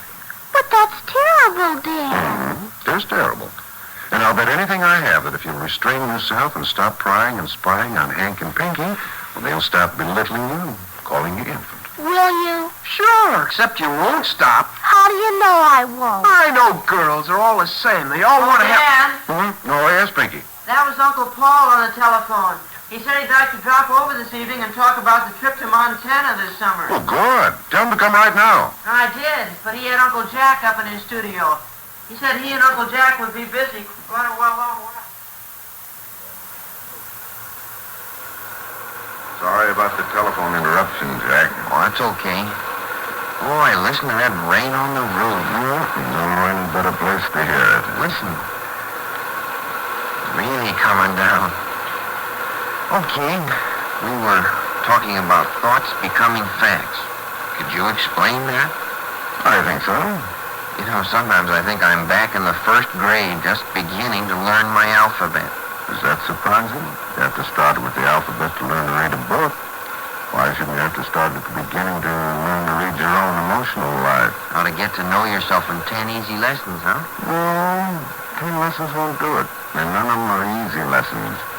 You know, don't you, that's the reason the science of psychology and psychiatry have been so slow in being accepted by the majority of people. Because it's not easy? Yes. Because it's such a tedious, difficult business for a grown person to search himself out. And when you get right down to it, most people don't want to go too much into themselves. They're afraid of what they'll dig up. No kidding. That's true. Most people have an inkling of how mixed up, how appalling their secret lives really are, and they're terrified lest they be made to face themselves in the full light of a psychiatrist's office. You haven't taken me through any particularly frightening experiences? Well, they're not frightening, actually. It's only because people are afraid and ashamed that the thought of facing a psychiatrist is so upsetting. And then remember, Jack, I'm not a psychiatrist. I'm not even a psychologist. I'm just your brother, helping you over some difficult bumps and giving you the most elementary tools to help you search yourself. Well, they're working. Well, if they are, that's fine. Now to get back to our subject of thoughts and emotions in children, huh? In the early years of childhood, a child's mental processes are almost entirely emotional. No thinking process at all. A great psychiatrist once told me that when a baby is first born, it has no consciousness whatever, except to pain and hunger. Not at all? Not in the beginning. The infant awakens when it's cold or hungry or feels some other physical discomfort. And then it immediately loses consciousness again. Well, it isn't long before the thinking process begins to work. A new baby cries until it's fed. A baby a month old will stop crying the moment you pick it up because it's begun to think, because it now anticipates being fed. It already realizes that being picked up is the first step to appeasing hunger. Hey, that's fascinating. Well, that illustrates the great part our emotions play in our lives, especially childhood. It also shows how impressionable our emotions are. We start out as mewling, sucking infants. The nipple is our whole world in the beginning. The business of sucking is how we get food, how we feel warm and comfortable. No wonder children have to be broken from sucking their thumbs. And is it any wonder that even in maturity we find people still sucking on cigarettes and cigars and pipes? You mean smoking actually is a continuation of a childhood practice? The pattern of childhood repeated in maturity. That's what I meant by thoughts becoming facts. You impress on a child he's bad when his emotions are pliable and receptive to new suggestion, and it's liable to fasten itself on his unconscious for life. You impress on a receptive child the fact that he's ugly, not fit to mix with his betters, that he's not very intelligent. He's liable to have an inferiority complex on these matters at the end of his days. Or take the opposite side. If a child is allowed to have his own way, is never criticized or corrected when he does wrong, if the whole family gives way to his whims and praises him and humors him out of reason, that child will grow up with as ugly a personality as the other boy. He'll be a bully, thoughtless of other people's feelings, careless of other people's rights, and could be just as much a social menace as a mistreated child.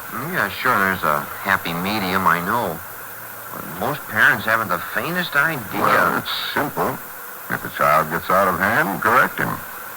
But the important thing is to make the child know why he's being punished.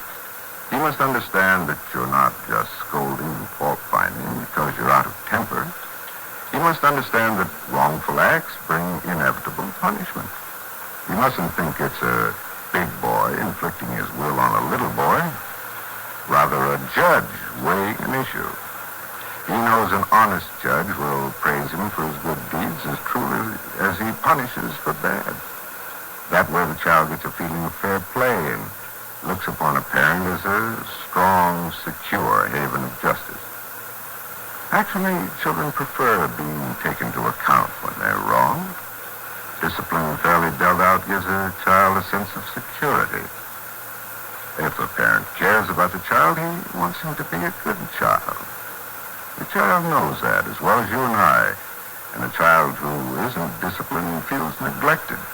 As he actually... I'm sorry, Jay. Sure, go ahead. Hello. Oh, Hazel? Yes. Father? What do you mean he's escaped you? Huh. He's toothed again, huh? No, I don't think he's home. I haven't seen anything of him. All right. If I see him, I'll hold him. Yeah, bye. Something about Dad? He went over to Hazel's with his dead tooth aching and begged her to go to the dentist with him. Hazel got him as far as the waiting room, and after he'd been there a couple of minutes, Dad said he was going down the hall to the men's restroom. And that's the last Hazel ever saw of him. Right. The poor old family dentist. Ah, foiled again. The villain again escaped with his dead tooth.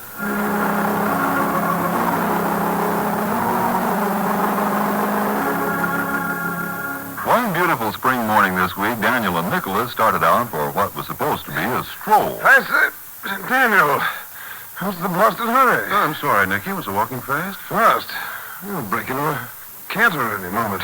You know what it was? At the foot of the hill, you said, spring is a blend of breezes and sneezes. Well, I'll admit it wasn't very witty, but I didn't mean to make you run away. What was that word blend? When you said blend, I thought of the new blend of Chase and Sanborn coffee. Oh, Jill, I saw you look at your watch. 10:30. And Claudia always puts the coffee on at 10:30. But the only thing that could drag me back into the house today is the new Chase and Sanborn. Well, they have done wonders with it, haven't they? As Father Barber says, it is the richest, most satisfying coffee I have ever tasted. Yes, an inspired combination. And it is, you know it, a stroke of blending genius. I'd like to shake the hand of the coffee blender who thought of it. Yes, you and a million others all over the country.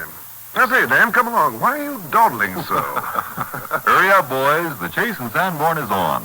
No two ways about it. The new Chase and Sanborn is an inspired combination. A glorious new blend of finer coffees. Taste it the first chance you get. Taste the freshness, too. It's all vacuum-packed as soon as it's roasted. It's all the improved blend. Your grocer has no other Chase and Sanborn but this. Ask him for Chase and Sanborn, the amazing new coffee sensation. You have just heard Chapter 6, Book 66 of One Man's Family, written and produced under the direction of Carlton E. Morse for the makers of Chase and Sanborn Coffee and Bluebonnet Margarine. Chapter 7, entitled The Special Delivery Letter, will come to you next week at this same hour. The wise homemaker will remember this. It pays to keep it in mind. Remember the letters F-M-E for flavor, nutrition, economy. Bluebonnet Margarine gives all three. Flavor, nutrition, economy. And what a wealth of nutrition you get in Bluebonnet. No other spread for bread is richer in food energy, richer in vitamin A the whole year round. No wonder Bluebonnet is so good for growing youngsters, the whole family. For here's what you get in only 3 half-ounce pats of Country Sweet Bluebonnet. As much food energy as a medium lamb chop. As much precious vitamin A as you get in 3 glasses of milk. Or as much vitamin A as you get in 2 to 3 fresh eggs. Plus vitamin E and other food essentials. Get Bluebonnet tomorrow, made by the makers of Fleischmann's yeast.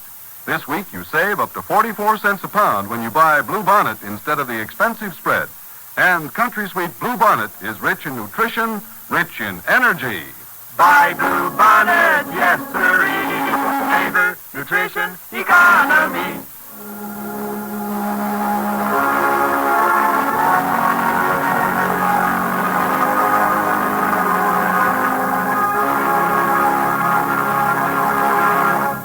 Family comes to you from California. This is NBC, the national broadcasting company. You are now tuned into Then Radio. If you enjoy our videos, we ask that you consider joining our Patreon to support our channel. Don't forget to like and subscribe so that you never miss a new video. We hope you enjoyed today's episode, and as always, thank you for watching.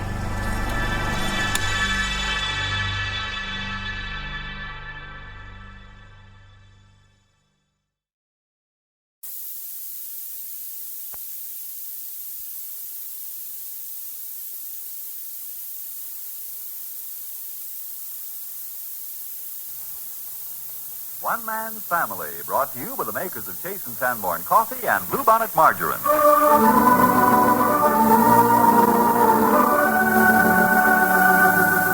One Man's Family is dedicated to the mothers and fathers of the younger generation and their bewildering offspring. Today we present Chapter 7, Book 66, entitled The Special Delivery Letter. Something has been bothering Hazel for almost 2 weeks now. Even to herself, she admits it is something which is not quite her business. And yet she is so disturbed by it that this morning she called up the family home and invited Nicolette Moore to come over.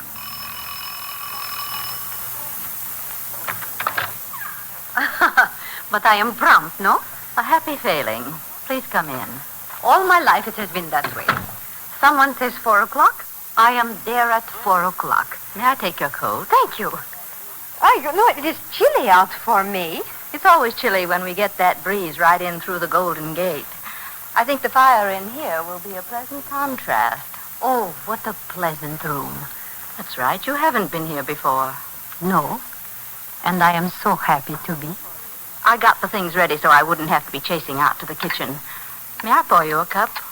Please. Also, what charming sweet biscuits. You make them yourself? The cookies? Oh, yes. Any mother of 3 children becomes a master at cookie making. Oh, but yes. And what a good thing that is.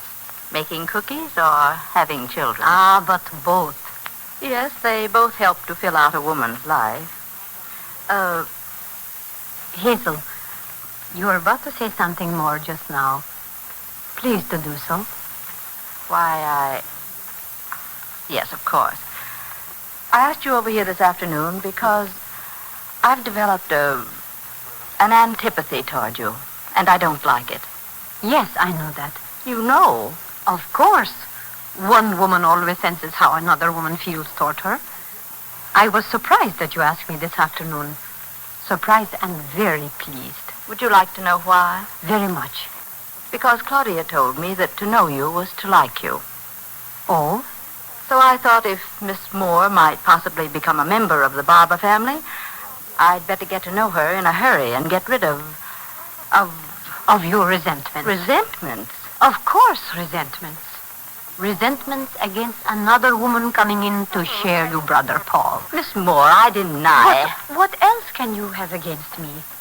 At first, you were the most gracious of all the Barbers. It's only when this talk of perhaps I shall marry Paul that you have turned against me. Honestly, I don't know what it is. I never in the world had any idea or intention of interfering in anything in Paul's life. I'm as shocked with myself as anyone else could be.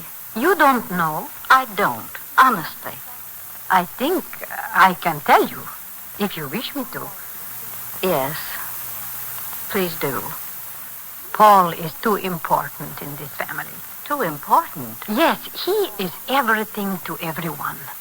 To your mother and father, he is their staff and their reliance in their older years.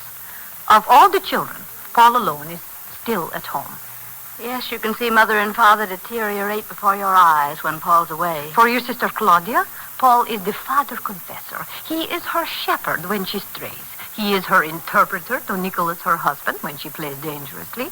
He is her strong right arm to lift her out of her own despair when she has played too close to the edge and she has singed her self-respect. And what is he to me? I am coming to you. To your brother Jack, he is a philosopher, a psychologist, almost a psychiatrist. What do you mean? Do you remember that not so long ago the Jack Barber household was in a very bad state? Yes, it was so apparent. We were all worried, but afraid to interfere. Haven't you noticed a difference recently? Why, I hadn't thought, but yes, of course. Paul. Why, of course, it would have to be. And in your case, Hazel, there is much of your father in you. What?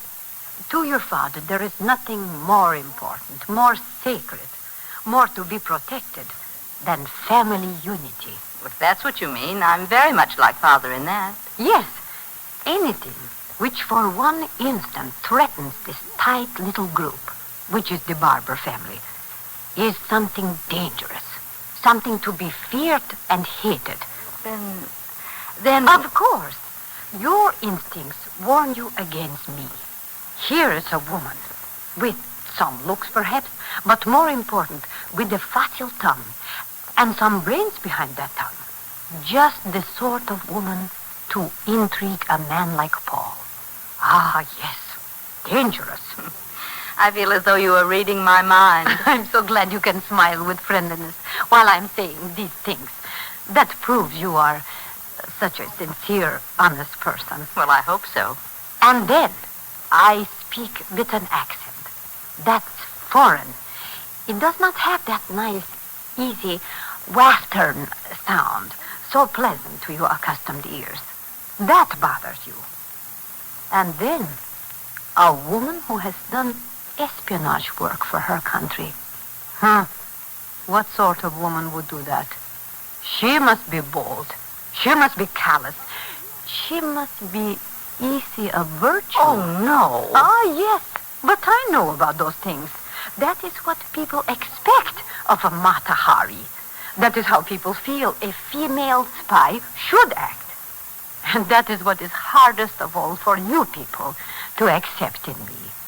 How can a woman of the world, a spy, an espionage agent, ever fit into a good, down-to-earth American family such as the Barbers? But, Miss Moore... Do you deny that? No. Good. Honest again. But when I tell you that ever since my husband was stood against the wall and shot, you know that, I think? Yes, I'm sorry. He was so young, and I was so young. But ever since that day, I have hugged honor, integrity, virtue to me as my most precious jewels. I was chosen to do this kind of work because I had the wits, the quick mind, the knowledge to perform what was required.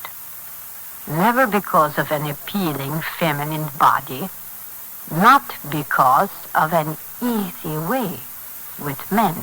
Do you think for 1 minute either mother or father would have accepted you into their home if they had thought otherwise for 1 moment? And yet to people of your understanding, there is a stigma attached to a woman espionage agent. It's ridiculous. I know it is. And yet it bothers you.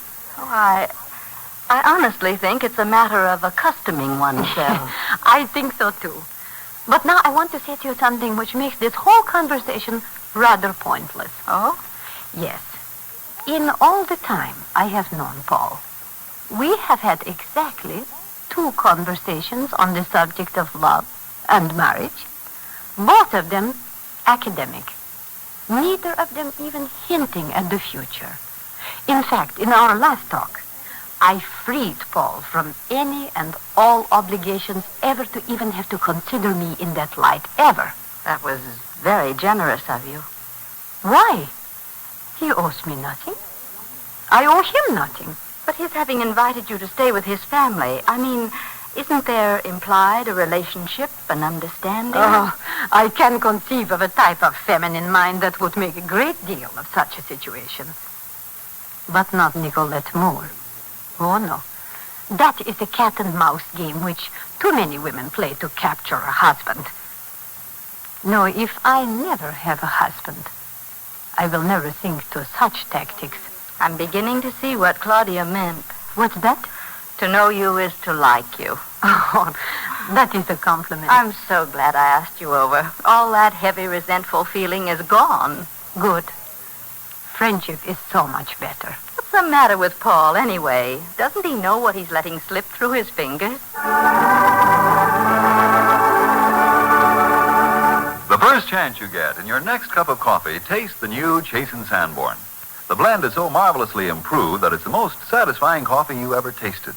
Yes, this is a new blend, and new blend means a different combination of finer coffees specially selected to multiply the flavor in your cup. Chasen Sanborn's expert coffee tasters are constantly sampling individual coffees from all over the world, testing them for special qualities to increase your coffee pleasure. Some are sharp, some mild, some mellow.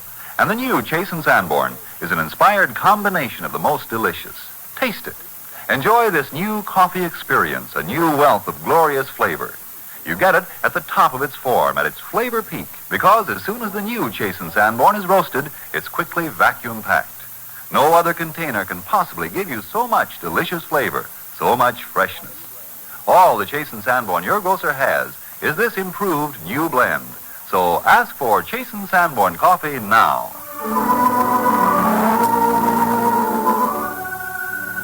And down the street the other way from the family home, some 6 blocks, Claudia and Nicky are going out for the evening and are making preliminary preparations.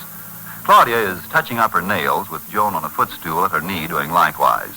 Nicholas is in the bathroom removing his 5 o'clock shadow, although it's barely 3:30. Hello out there. Yes, Nicky? What are you two women doing? Can't a girl manicure her nails? Oh, by all means. Well, you manicure your whiskers and we'll sharpen our claws. Right, just about finished. Yeah, presently.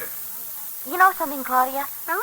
I had the nicest, warmest feeling when Nicky included me just now. Included you? Uh-huh.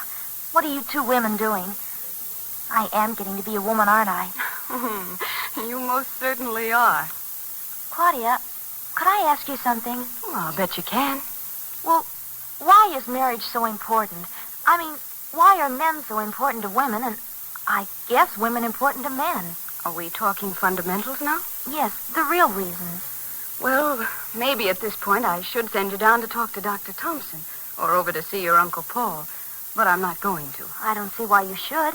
I mean, if you know. Oh, I know, all right. It's just whether I can put it in such a way that you'll accept it as right and natural, and the way things should be. After all, darling, it's a thing you're going to have to be living with the rest of your life, so I'd like you to get started off on the right foot. Maybe you're kind of mixed up, Claudia. I know about sex. I mean... What do you know about sex? Well, you know what the story said. What did the story say? Everybody knows about men and women. Well, the birds and the bees and the flowers are just the same. Hey! Oh, I was just kidding. After all, I've read Shenfield's Women and Men, and I get physiology in school, and I can read the newspapers, and... Well, for goodness sakes, you and Nicky aren't completely dumb. Thank you. So I know most of the physical angles, I think. But there's something else. Something I can't seem to understand. About the relationship for a man and a woman? Yes, their need for one another. It's almost like a magnet, the way they're drawn together. That's exactly what it is. A physical magnet. A living, driving force. But what makes it? Darling, a woman is only half a woman by herself, alone. A man is only half a man. All you have to do is to look at any middle-aged woman who's never belonged to a man. It's all so apparent. There's a loneliness in their faces. There's a masculine aggression in their bearing. There's a lack of fulfillment in their bodies. The same thing happen to men? Of course. Where the woman shows masculine tendencies, the man shows effeminate traits. He becomes fussy, old-maidish, prissy. His face has a tendency to pout, or else has a look of continual irritation. A lifelong frustration. He's an unfinished piece of work, and it's all too apparent. But why? Because, darling, nature made woman to be the counterpart of man. Nature meant man and woman to come together. Nature gave the male qualities which the female lacks, and which she needs to make her whole. She gave the female qualities which the male lacks, and which he must have for a complete life. When man and woman marry, they fulfill the requirements of nature. When they don't, they thwart nature and their own natural desires. Uh-huh. If that doesn't make sense to you. Oh, sure. And I'm not talking just about physical needs, Joan. There are emotional and psychological and spiritual needs, which are maybe most important of all. And there are many things between a happy man and wife which no one can understand who hasn't participated. You make married life seem awfully good. My dear, married life. My, how you two have been going on. Oh, Nicky. Have you been listening? You eavesdropping? Never. However, there's been a buzz in my ear all the time I was shaving. Anybody want to sniff me? I smell wonderful. Oh, darling, be careful of my hair. You can muff my hair, Nicky. Righto, with pleasure. Mm-hmm. Oh, you smell rather good yourself. Well, I should. That's my Christmas perfume you and Claudia gave me. Claudia, I'm looking forward to a party tonight. Uh-huh. Should be fun. And we do thank you with grateful hearts, Joan, for staying with the little people. Oh, that's okay. I have tomorrow night coming up. It would have to be maid's night out. Oh, I don't mind. Pinky and Hank and Linda Summers are coming over after dinner. Well, not too late. 10:30. Oh, Nicky, look what time it is. It's not yet 4, my dear. I know, but we've got to drive clear down the peninsula below Menlo. It'll take us over an hour, and we're supposed to be there by 5:30. Cocktail party at 5:30? They're going to try a barbecue and want us early. The barbecue's a pretty touchy business this early in the year. Well, if it gets too chilly or dark too early, they'll just move everything into their enclosed patio. It sounds dreamy. Ah, yes. Caviar, escargot, imported pate. Tell you what I'll do, John. I'll wrap up a nice, juicy escargot in a paper napkin and bring the little fella home to you. That sounds like a great big old hairy deal. What's an escargot? French for snails, darling. Ugh. Open mind, my dear. Never say to anything until you've investigated with an open mind. I've investigated snails with an open mind in the garden. I've even stepped on them. You mean you wouldn't eat one if I brought it home to you? What do you want, blood? Oh, never mind, darling. All those things will come later. It's wonderful how everything falls into its right place and is quite pleasantly acceptable if you don't rush it. The day snails are pleasantly acceptable, you better also have me examined for aphids. Oh, Nicky, my fingernail polish is still wet. Oh, so's mine. I know, I'll get it. Hello. Oh, good afternoon, Father Barber. Who? Oh, I say so, no. No, she's not over here, I'm sorry to say. Well, there's an airmail special delivery letter just arrived for her, and all I know is that she went out for this afternoon. Thank you, Nicholas. Goodbye. Here. Hi, Grandfather. Margaret, where did you drop from? Oh, I've been up in the sewing room saying hello to Grandmother. Are you looking for somebody? Miss Nicolette Moore. Oh, she's over at our house. Huh? Mm-hmm. She's spending the afternoon with Mom. That's why I'm over here, so she and Mom can talk. Indeed. I guess it's almost over by this time. Miss Moore will be home pretty soon. Well, I guess the special delivery letter can wait that long. Grandfather, why did you run away yesterday? Huh? When Mom took you to the dentist. We'll not go into that. You did run away. Everybody says That's so. a matter of opinion. I don't think that's a very good example for your grandchildren, do you? You sound exactly like your grandmother. Dentists don't hurt you. Indeed. Dead teeth can hurt lots more than dentists. Can they? You face lots worse things. Really? Just think in the old days when the blacksmith or somebody used to yank them out with a pair of pliers. Margaret, will you stop torturing me? But all I was saying If was... you have nothing to talk about except dentists, you can excuse yourself and go back up to your grandmother. Okay. Only I'm kind of disappointed. And don't take that tone of voice to me. You picked that up from Fanny. Oh, goodness, I didn't... Shall I get it? Will you please? I'll get it, but don't you go away while I'm out here. I'll be here. Have no fear. Oh, Dan. Hi, Parkin. Now, where have I seen you before? I'm Margaret, remember? You come over to see Grandfather? Yes, your mother was having Miss Moore in. Mm-hmm, that's why I'm here. Come on, Grandfather's in here. Huh? Who is it? Look, it's Dan from over home. Afternoon, Father Barber. Daniel, come in. Have a chair. Well, Hazel's occupied this afternoon. Yes, so Nicolette. Glad to have you. I was just telling him how disappointed everybody was about his tooth. Margaret, once and for all, the subject is closed. But... Yes, honey. Don't you know a painful subject when you see one? Okay. I can talk to Grandmother about it. Excuse me if I go back upstairs with her. Don't think about it, Father Barber. Margaret has a one-track mind when she gets on a subject. Yeah, just like her grandmother. Yeah. Well, sir, it's not going to be long now. Huh? The Barber's summer caravan for Montana. Oh. It's really fine that you've decided to come along. Huh? Who says I've decided? Why, it's just been accepted. We've even worked out the seat arrangement of the cars. That is to start out with. I haven't made up my mind. Daniel, wouldn't you say that a man's tooth is his own business? Tooth?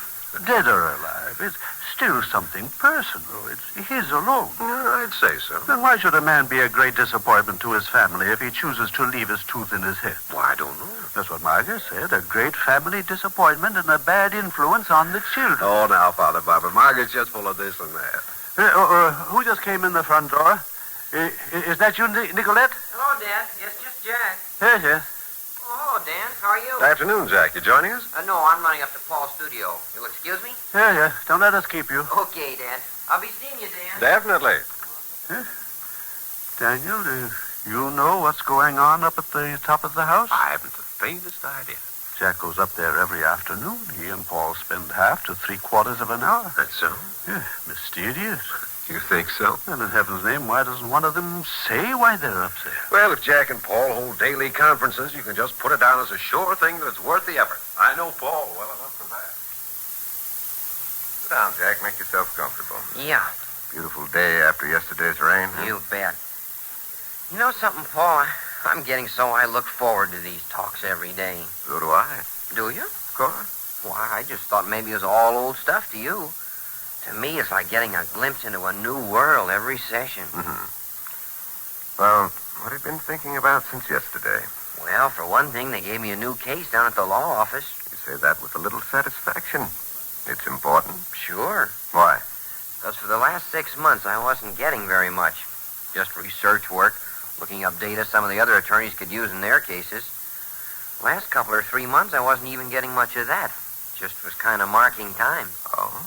You didn't mention it. Of course not. I was scared stiff. I thought I was on my way out. After all, how much time have they got to give to a little newborn lawyer who can't do his office work because he's having trouble with his home life? Oh, so you see a connection, Oh, sure, there was a connection. You remember 2 or 3 weeks ago you were talking to me about having lost my self-assurance? Yes. I said, I'm not very good company. Do you really want to talk to me? Mm-hmm. And I said, Jack, if you're losing your self-confidence here at home, how long is it going to be before it'll be showing up in your work? Well, that was like a punch right in the solar plexus. Boy, how you hit home. I thought so by the look on your face. Yeah, it was already happening. Well, I'm glad we brought you to your senses in time. No kidding. The way I've been whipping into business and getting back into strides made them sit up and take notice. And now you're back with a new case of your own. That's fine. Oh, it's like I'm emerging from an illness or a bad dream. Of course. It was an emotional illness. Not that I don't have some setbacks, especially with Betty. Yes, naturally. As a matter of fact, it wouldn't be natural for two married people to go through daily living without differences of opinion, sharp words occasionally, moments of moodiness. That's how we're made. The thing is, though, that the momentary conflicts are over quickly and aren't the true pattern of your relationship. And I guess it's kind of good to explode sometimes, isn't it? I mean, it's better to have a good fight and get it out of your system rather than storing it up. Definitely. A boiler which is equipped to let off steam never has a tragic explosion. And momentary flares of temper, small routine emotional crises, a few tears now and then. These are nature's petcocks for the release of inner stresses and strains. Yeah. Now that I got the idea, I'm not irritated or upset by Betty's sharp words or bossiness. I can just kiss her or put my arms around her and she softens right up. Uh-huh. Now when I fly off the handle, it isn't a bit hard to say I'm sorry and make amends. In other words, you're putting aside resentments and grudges, and you no longer have the feeling that people and things are against you. Yeah, Yes, come in. Oh, Paul, I'm so sorry. No, come on in. I would not have interfered except that this letter has arrived from the State Department in Washington.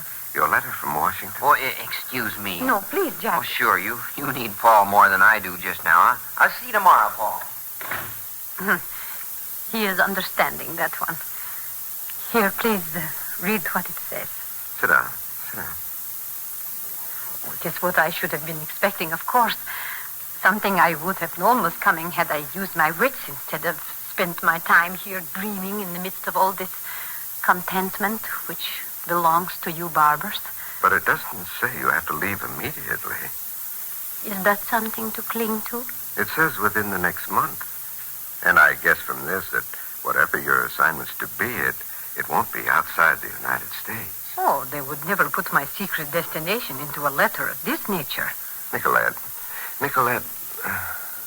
Yes, Paul. Why don't you go on? There's no need for you to have anything further to do with that sort of life. Oh? Stay here. You're wanted here. There's a need for you in this big house. Stay here and... And what? And marry me. Oh, you finally said that, didn't you? Yes. But it was so hard. And right now, I would feel like the very meanest and cheapest of women if I had any intentions of accepting what you offer. But if I hadn't meant it, No, this is not the time or place for you and me to talk of marriage. I would never marry anyone in a moment of haste or panic. That is not the way.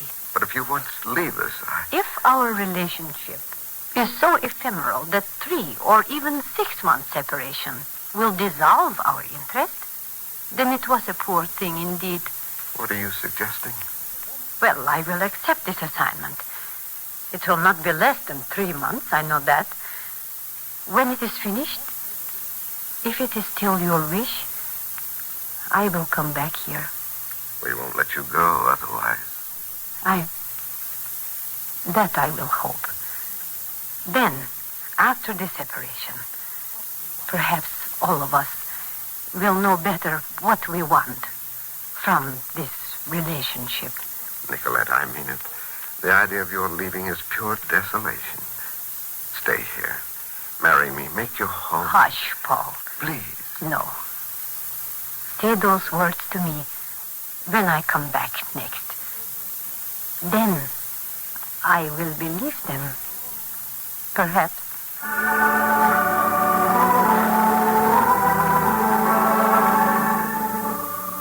Father Barber had just sat down to his afternoon coffee when Jack came in. Oh, there he sits. The paterfamilias with his daily dram of nectar. Ah, Jack, I hope you're not going to follow the rest of this family in making light of my enthusiasm. I'm going to follow you and have some for myself, if I may. You certainly may. There's a cup and sugar and cream. You know, Dad, the family's only kidding you about your passion for chasing Sanborn. They're all just as crazy about the new blend as you are. Oh, how well I know it. But with all their jests and their puns, they forget how important such good coffee is. I should say it is important. If it weren't for chasing Sanborn, your own son Jack would be dull every day until high noon. Yes, and think how much more congenial people are. Now, how could anyone be surly or mean after a cup of coffee like this? By golly, Dad, there's an idea. I'm going to recommend the new Chasing Sanborn to every judge just before I start pleading a case. That sounds dangerously like bribery, but I venture it would work. Why, one of the gruffest men I know had a disposition like a buzzsaw, and I told him about this new blend. I'll bet I can guess. Well, have you seen him lately? Every time I pass, he claps me on the shoulder. Henry, he says, all smiles, that new blend of Chase and Sanborn is the best coffee I ever tasted. All over the country, people are saying exactly that. The new Chase and Sanborn is a stroke of blending inspiration. A new combination of finer, more flavorful coffees from various parts of the world. Chosen for flavor, perfectly roasted, and quickly vacuum-packed, you get the new blend at its best and freshest. Taste it the first chance you get. All the Chase and Sanborn your grocer has is the improved blend, so you can't miss. Ask for Chase and Sanborn. It's a new coffee sensation. You have just heard Chapter 7, Book 66 of One Man's Family, written and produced under the direction of Carlton E. Morse for the makers of Chase and Sanborn Coffee and Bluebonnet Margarine. Chapter 8, entitled Father Barber Can't Bear the Idea, will come to you next week at this same hour. Here's a word to the wise about a table essential, something it pays to remember. Remember the letters S-N-E for flavor, nutrition, economy. Bluebonnet margarine gives all three. Flavor, nutrition, economy. And what a wealth of nutrition you get in Bluebonnet. No other spread for bread is richer in food energy, richer in vitamin A the whole year round. No wonder Bluebonnet is so good for growing youngsters, the whole family. For here's what you get in only 3 half-ounce pats of Country Sweet Bluebonnet. As much food energy as a medium lamb chop. As much precious vitamin A as you get in 3 glasses of milk. Or as much vitamin A as you get in 2 to 3 fresh eggs. Plus vitamin E and other food essentials. Get Bluebonnet tomorrow, made by the makers of Fleischmann's Yeast. This week you save up to 45 cents a pound when you buy Bluebonnet instead of the expensive spread. And Country Sweet Bluebonnet is rich in nutrition, rich in energy. Buy Blue Bonnet, yes, free.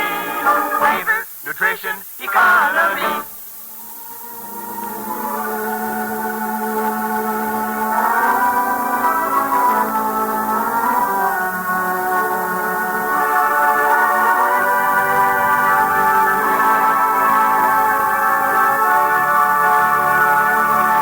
One Man's Family came to you from California. This is NBC, the national broadcasting company.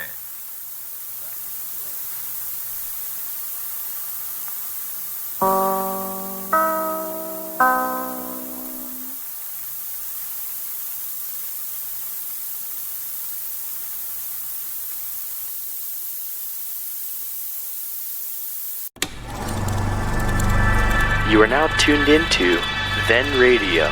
If you enjoy our videos, we ask that you consider joining our Patreon to support our channel. Don't forget to like and subscribe so that you never miss a new video. We hope you enjoyed today's episode, and as always, thank you for watching.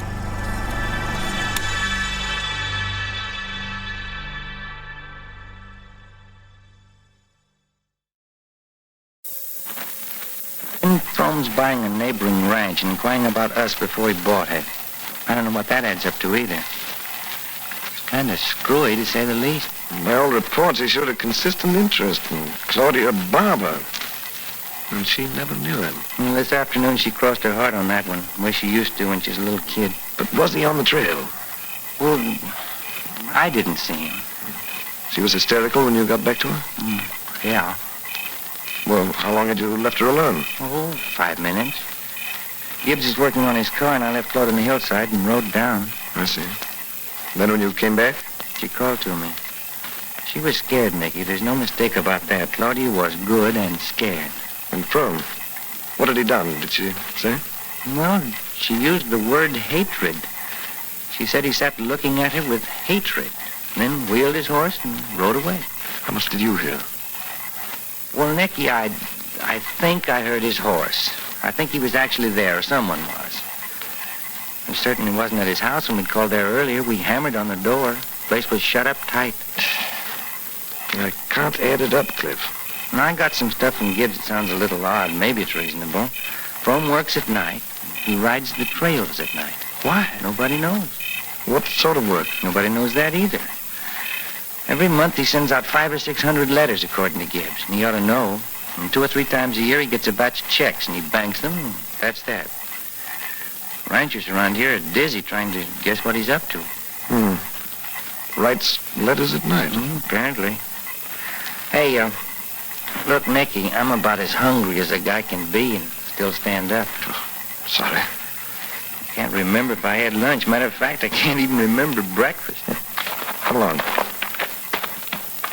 Mrs. Arrow made a venison stew tonight that got her the local Academy Award. Well, if it's still hot, she'll get another one. Oh, hey. It is a beautiful night, isn't it? Yes, it's extraordinary country, Cliff. Yeah. Don't you hear the water wheel? Isn't it running? Well, you hear that when you're a bit closer to the cabin. Well, I'm going to make a suggestion, Nicky. Yes? I think we'd all be wise if we didn't ask Claude any more questions. And one of us had better make it a point to meet Frome and find out what's going on. And Paul's going to do that tonight. Oh? Oh, is that where he's gone? Yes, he said if he didn't find you, he'd ride on over to From's. Yeah.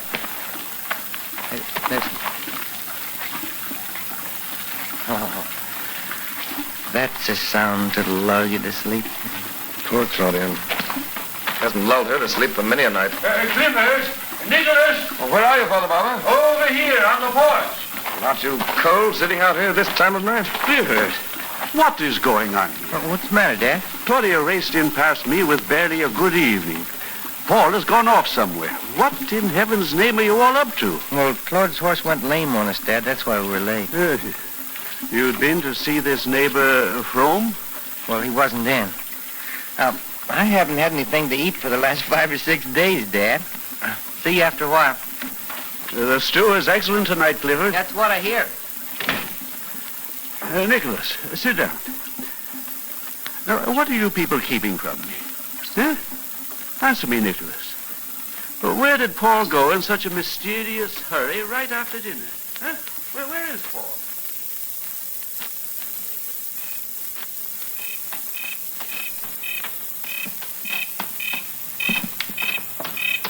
Oh.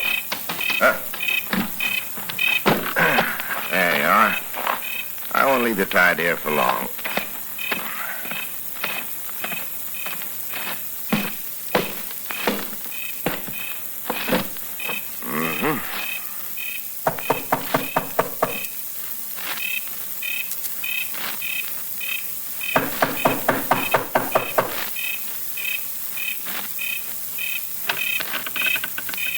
Yes?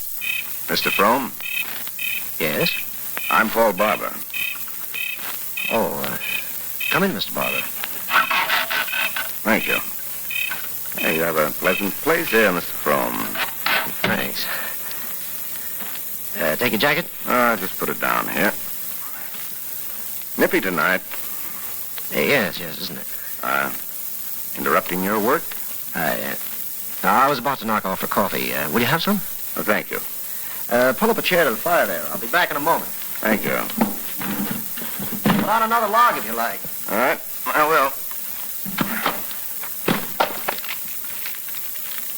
You're 40 older brother, aren't you? That's right. Cliff's the twin? Yes. Cream, sugar? Oh, black, if you please. You know my sister Claudia, Mr. Frome? You'll find this a little strong. It's been on the stove, well, since about 6 o'clock, I'm afraid. Well, there's an old French phrase that coffee should be noir comme le diable, chaud comme l'enfer, pur comme un ange, et doux comme l'amour. Spanish is my language.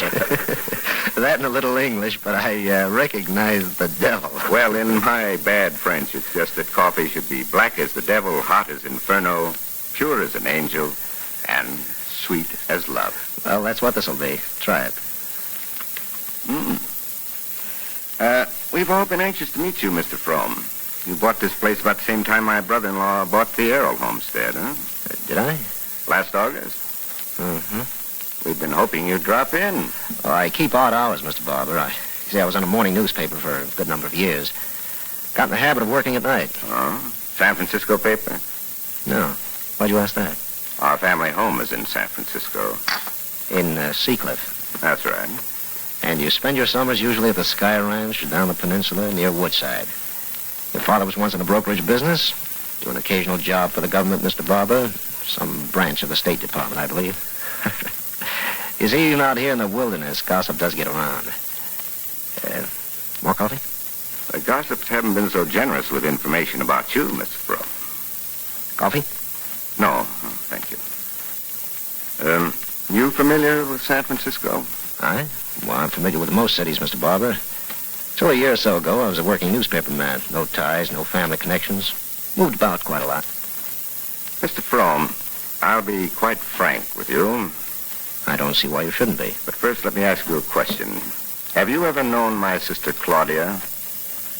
Very odd, Mr. Barber, that you should ask me that. Why? I've come a long way to make an inquiry that might have been answered very quickly at the Lacey Ranch. I beg your pardon? Why don't you ask your sister Claudia if she ever knew me? Mr. Frome, sometimes one must credit local gossip.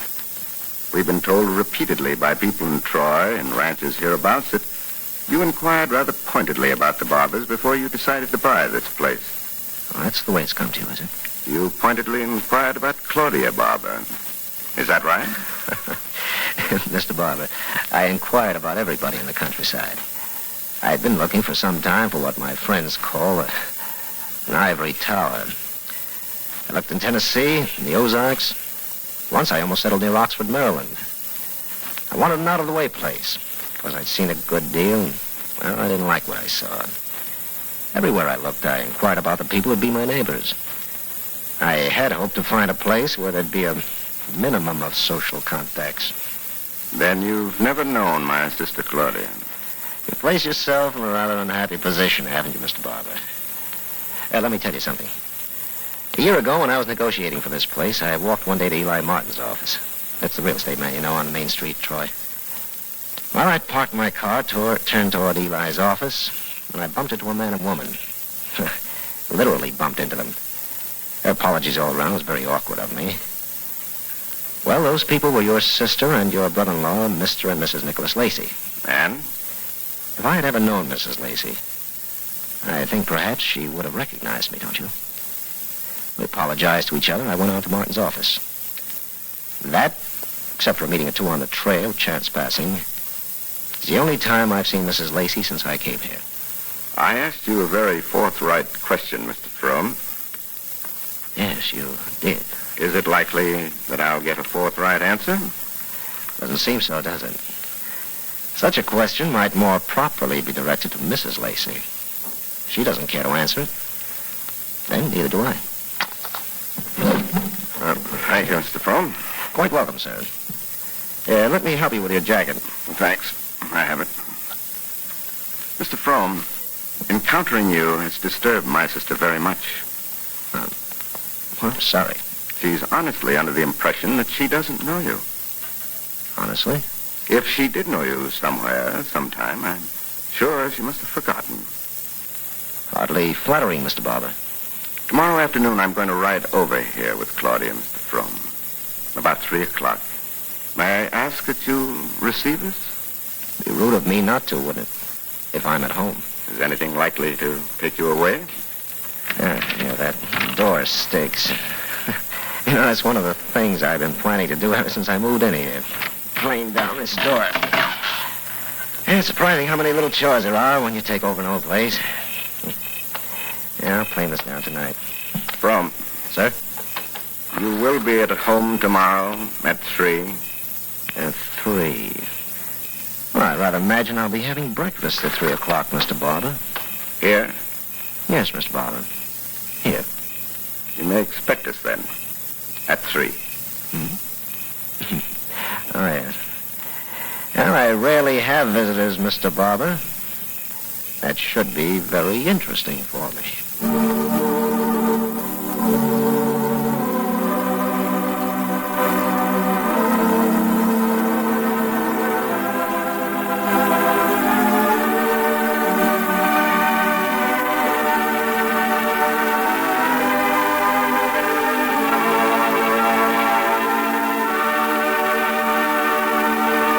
Claudia's just served a tray full of frosty, tinkling glasses of iced coffee, which brings up a question that's been in Cliff's mind. Claude, there's something I've been dying to know about this coffee. Really? It's what we always have, good old Chase and Sanborn. Yeah, it's what I mean. You know, with Mrs. Errol cooking the meals up here, it suddenly occurred to me at our first meal, what if she doesn't serve Chase and Sanborn? I knew Dad would have a fit. Sure, that's so. With the nearest pound of Chase and Sanborn 70 miles away. Well, luckily I thought of that before we left and brought several pounds with us. And was Mrs. Errol angry about you for bringing your own coffee? Yes, she was a little cool. So I explained to her that we Barbers have been drinking it practically ever since Mr. Chase met Mr. Sanborn. And I told her about its being a new blend and the wonderful flavor it has. And I told her what marvelous iced coffee she can make when there's all that extra flavor. Well, you avoided a crisis. I watched Dad at that first meal. He picked up his cup very suspiciously as if it might explode. He took a very tiny sip. And then when he recognized the flavor, he beamed like a kid in a candy store. What about Mrs. Errol? How did she like it? Well, the next day she said to me, Mrs. Lacey, I've got to give you credit. This new Chase and Sanborn is the best coffee I've ever tasted. And that's the truth, no doubt. And then she paid me the biggest compliment of all. She said, and Mrs. Lacey, that's the first time I've learned anything about food from a city woman. Yes, it's a wonderful experience when you get your first taste of Chase and Sanborn's new blend. It brings you a flavor that's wonderfully rich and so mellow. And that full-bodied flavor is especially important when you make iced coffee. It easily overcomes the dilution of the melting ice. Every pound of Chase and Sanborn your grocer has is this finer new blend. Ask for it tomorrow.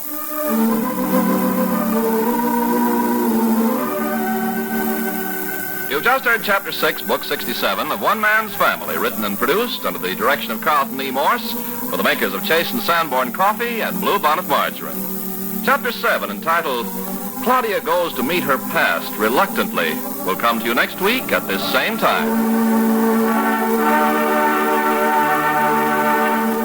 The wise homemaker will remember this. It pays to keep it in mind. Remember the letters S-N-E, the flavor, nutrition, economy. Bluebonnet margarine is all-free. Flavor, nutrition, economy. And what a wealth of nutrition you get in Bluebonnet. No other spread for bread is richer in food energy, richer in vitamin A the whole year round. No wonder Bluebonnet is so good for growing youngsters, the whole family. For here's what you get in only 3 half-ounce pats of Country Sweet Bluebonnet. As much food energy as a medium lamb chop, as much precious vitamin A as you get in 3 glasses of milk, or as much vitamin A as you get in 2 to 3 fresh eggs, plus vitamin E and other food essentials. Get Bluebonnet tomorrow, made by the makers of Fleischmann's Yeast. This week you save up to 37 cents a pound when you buy Bluebonnet instead of the expensive spread. And Country Sweet Bluebonnet is rich in nutrition, rich in energy. Buy Bluebonnet, yes, sirree. Flavor, nutrition, economy.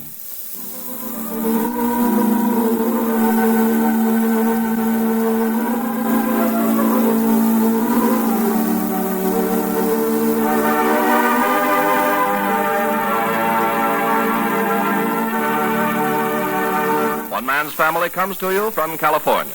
This is NBC, the national broadcasting company.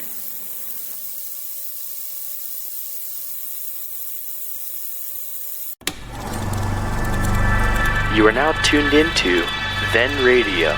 If you enjoy our videos, we ask that you consider joining our Patreon to support our channel.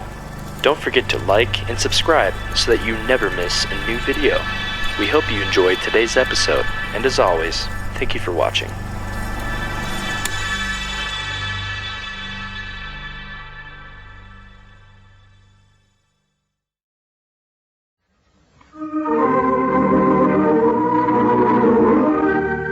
One Man's Family is dedicated to the proposition that the American family is the bulwark of the American nation, and that so long as family life as we know it thrives, this America will be a good place in which to live.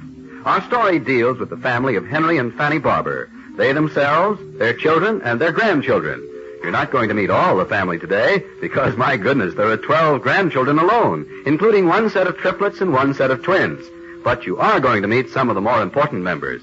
And to begin with, here is Father, Henry Barber himself, a retired stock and bond broker, a man with a truly green thumb in his garden, and a great advocate of the American family way of life. Father Barber. Yes, yes. The good family, the happy child-parental relationship is the true solution to most of the problems in the world today. When homes are loose and slipshod and parents are selfish and inattentive, there you will find juvenile delinquency, bad citizenship, and bad parents for the next generation. If we have an inordinate divorce rate today, then follow the trail back and you will find the reason in the homes of the generation before. If I were to tell you... Now, Henry, that will do. Oh, Fanny, I've just begun. And it's all very good, but this is not the time and place to say it. Well, as you may surmise, that was Fanny Barber, the mother of the 5 Barber children and the grandmother of the 12 members of the younger generation. Please go right ahead, Mrs. Barber. I am very proud of my 5 sons and daughters. My eldest son, Paul, is my wise son, and a strong right arm to the whole family. I'd like to introduce you to Paul. You know, he married in the First World War and lost his wife almost immediately afterwards. He's never married since and lives at home with his father and me. Come here, Paul. Ah, yes, the fond mother. Is that all you have to say? Well, I might say this. Living as I do at the top of the family home in a studio of my own, I seem to be up where I am able to look out over the whole family and get a pretty fair perspective of family life and family relations. And maybe this sometimes gives me the opportunity of untangling a domestic snarl which those closer to it are unable to divine. Yes, Paul, I think it does. Introduce Hazel next, don't you think? Yes. Come here, Hazel. This is my eldest sister. She is now the wife of Daniel Murray, and they and their 3 youngsters live just 3 blocks down and 2 blocks over from the family home. Hazel, what do you have to say for yourself? I just want to mention that I'm sorry that my husband, Daniel, isn't here on this occasion, but he's up at the Sky Ranch today. And my 3 children, Hank and Pinky, the twins, and Margaret, my young daughter, at school. But you'll meet them all in the right time and right place, no doubt. Thank you, Hazel. Now, Claudia. She and Clifford were born twins, too. Yes, they run in the family, apparently. You'll meet Clifford in a moment, but first Claudia. Or rather, Mrs. Nicholas Lacey. She and her husband live 6 blocks straight down from the family home. We certainly do, Paul. I suppose I should apologize also for not having my husband Nicky here, too. But like Hazel's Daniel, Nicky likewise is up at the Sky Ranch. And my youngest daughter, Penelope, and Cliff's young son, Skippy, who's like a son to Nicky and me, are at school, too. However, Joan's here. Joan's my 16-year-old daughter. Hi. Natch, I'm here. After all, where would a practically grown-up daughter be if not right in the middle of things? You know, sometimes I think it's a great big old hairy deal the way grown-ups try to push growing daughters around. But as long as it all comes out all right in the end, I guess it's okay. Well, that's quite a speech. Yeah, wasn't it? All right, now Claudia's twin, Clifford. Cliff's been married twice and has lost both wives. His first wife gave him one son, Skippy, who now has become a permanent part of Claudia and Nicky's family. Cliff hasn't getting along so well of late, with himself or with the family. Is that anybody's business but my own? For Pete's sake, Paul, does everyone all the time have to be throwing it up in my face? I suppose it's my fault I'm not a better father to Skippy. I suppose it's my fault. Please, Cliff. Well, you started it. I didn't. I'm sorry. Well, okay. Family, all the time up to your armpits and family. Yes, I'm sorry about that. But as I say, that's Cliff at the moment. Now, my youngest brother is Jack. He just amazed himself and the rest of the family recently by cooperating with his wife, Betty, in producing triplets. Jack, what about that? That's right. Abby, Debbie, and Connie. Abigail, Deborah, and Constance, Jack. Okay, if you want to be formal about it. Oh, yeah, this is my wife, Betty. Hi. Don't forget our 3 older daughters. How can you possibly forget them? She's talking about Elizabeth Sharon Ann, 6, Janie, 4, and Mary Lou, 2. The triplets are just new. Hardly used at all. Silly. Well, that's the Barber clan in the main. There are others whom you will know and get to like as much as the family themselves, but I think this is enough for now. Thank you, Paul. And now, will you please play Episode 7, Book 69, as a typical example of a chapter out of the lives of one man's family. Then try Episode 13, which jumps 8 chapters to give you a later preview of events to come. Thank you.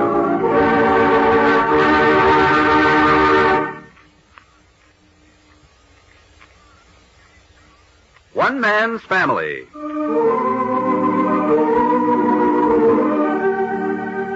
One Man's Family is dedicated to the mothers and fathers of the younger generation and to their bewildering offspring. Today we present Chapter 7, Book 69, entitled Triplets and Redheads.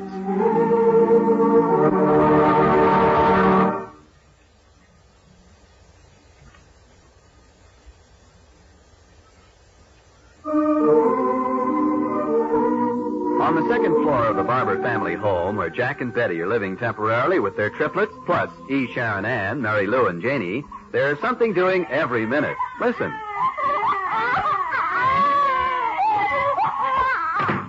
Yeah, see what I mean? That's what is known as unison crying, and the triplets do it very well from time to time. Huh, unison crying. I suppose that's supposed to be a joke. Well, anyway, here it is fairly late in the afternoon up on the second floor of the family home in Mother Barber's sewing room. Betty's there, and so is 16-year-old Joan from Nicky and Claudia. Can you imagine that, Joan, making fun of the triplets? Betty, I didn't. Of course not, honey.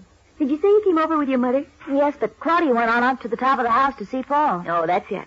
Isn't Grandmother around? This is her afternoon at the sewing circle. She'll be home pretty soon, though. You look like you had a sewing circle of your own. Oh, I'm just sewing up some rips in the 3 older girls' dresses. Well, I'd help, only I'm really lousy with a needle and thread. So was I when I married Jack. But you'll learn. Well, I wouldn't. Oh, sure you would. When you gotta, you gotta. That's what I can't stand. Anything you have to do. But, Joan, that's all life is. Doing things that have to be done. Well, that's awful. No, it isn't. Not really. It's a challenge. What good's it to be alive if you're not worth anything? I mean, just sitting around breathing up the air and eating up the food and doing nothing in return is sheer waste. Waste of good air and good food, huh? Sure it is. People who don't pull their share are just a burden and in the way. But there are plenty of things in the world to do that you enjoy doing without being stuck with hateful things. Oh, it's just a little girl talking. You think I'm a little girl? Oh, no, not in lots of ways.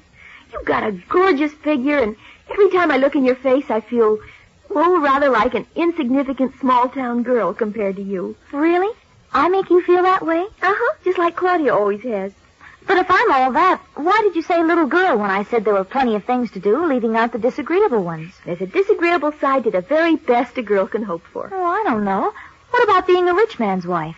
He'll want you to do things you won't like doing. Well, just suppose I find a rich man who'll let me do what I want to all the time. There ain't no such critters. Okay, maybe I'll have a business career then. Oh, golly. If you think husbands are hard to get along with, you should see a boss. Well, I'd get a boss who liked me. No boss likes a girl in his office unless she's good at her job. A girl may be the prettiest thing in sweater and skirt. She'll get blasted to kingdom come 100 times a day if she can't do her job. Well, there must be some place in the world where a person can do what he wants to do and be what he wants to be. Maybe you think being an old maid would be fun. Well, if I can do what I want to do. That's just cutting off your nose to spite your face. I'd rather be the very meekest of housewives, with a man to hold me in his arms in the dark hours of the night, than be the smartest, most glamorous, most independent female in the world, with that small, gnawing fear of loneliness in the dark, with the knowledge that nobody cared. Maybe you're the wifely type. All women are the wifely type. Women need men just exactly as much as men need women. That's the one thing I keep praying for with our 6 daughters. Happy marriage for each. Believe me, I'm not just sitting down praying either. I'm doing my doggonedest to mold them into girls who will be lovable and desirable, and who in turn can accept love and modify their lives to include a man when the right one comes along. You really believe in marriage, don't you? You bet I do. And it's just cheap, smart talk to say anything else. Hello, Betty. There he is. In Mother Barbie's sewing room, Jack. We'll talk some more, Joan, if you like. Yes, I'd like to. Maybe I've been missing something I didn't know about. Hey, look what I've got. Oh, one of the triplets. Hey, who's that? You mean to say you don't recognize Miss Abigail, honey? Not unless I look at the dog tag on her ankle. How are you, Miss Abigail, honey? Miss Abigail, honey, this is your cousin Joan. What do you call her? Miss Abigail, honey, that's something Nicoletta's added. We now have Miss Abigail, honey, Miss Deborah, honey, and Miss Constance, honey. Oh, you don't say so. Well, you don't have to bubble, do you? Of course she has to bubble, don't you, Abby? Boy, have you got a wet kisser. Here, let me wipe your lips. Oh, be careful, Jack. Anyway, what are you doing home from the office at this time in the afternoon? Oh, slow day, so I dropped by to see how my little family's doing. Little family, he says. Would you like to hold Abby, Joan? Oh, is it okay? Oh, sure. Put the blanket under her, Jack. That's right. Don't forget the blanket and rubber sheet. Oh, really? There you are. Hi. Oh, she's drooling again. Here, I'll wipe her mouth. Abby of the wet kisser. Jack, don't say that. Oh, that's nothing to what the boys will say. Uh-oh, here comes Wet Smack Abigail. Jack, that's horrible. Hey, Abby, don't encourage your father. She isn't. She just likes her cousin Joan. And I like her. You do? Uh-huh. Slick chick. Aren't you, Miss Abigail, honey? Well, what's going on in here? Hi, Dad. Come on in, Father Barber. I'm on my way up to see Paul. Claudia's up there right now. Oh, I didn't see you, Joan. Well, how are you, child? Oh, fine. Do you know which one of your new granddaughters I'm holding? Yes, Abigail, of course. Father Barber, how did you know? Of course I know my grandchildren. That's some kind of shenanigan, Dad. Even Betty and I can't tell for sure yet. It is Abigail, isn't it? Yeah, sure. That's wonderful. How do you do it? Simplest thing in the world. Well, tell us. I have no intention of telling. Fine couple of parents who can't distinguish their children. Here, Joan, let me take Abby. Careful, Dad. Don't always be saying careful to me. Come on, Abby, child. Cheerful countenance, young lady, bright and cheerful. I'm the one who can tell you apart. Abby, this is your grandfather. Here, Dad, you better give her back to me. Here, I'll take her. That's it. Tragedy. Utter tragedy. Turned against by my triplet grandchildren. Give them a little while, Father Barber. Sure, they'll be eating out of your hand in no time. Tragedy. I've lived all these years a greatly admired man, only to be scorned in my twilight years by my own flesh and blood. Don't go away, man. I'll go up and get psychoanalyzed by Paul. That's what I'll do.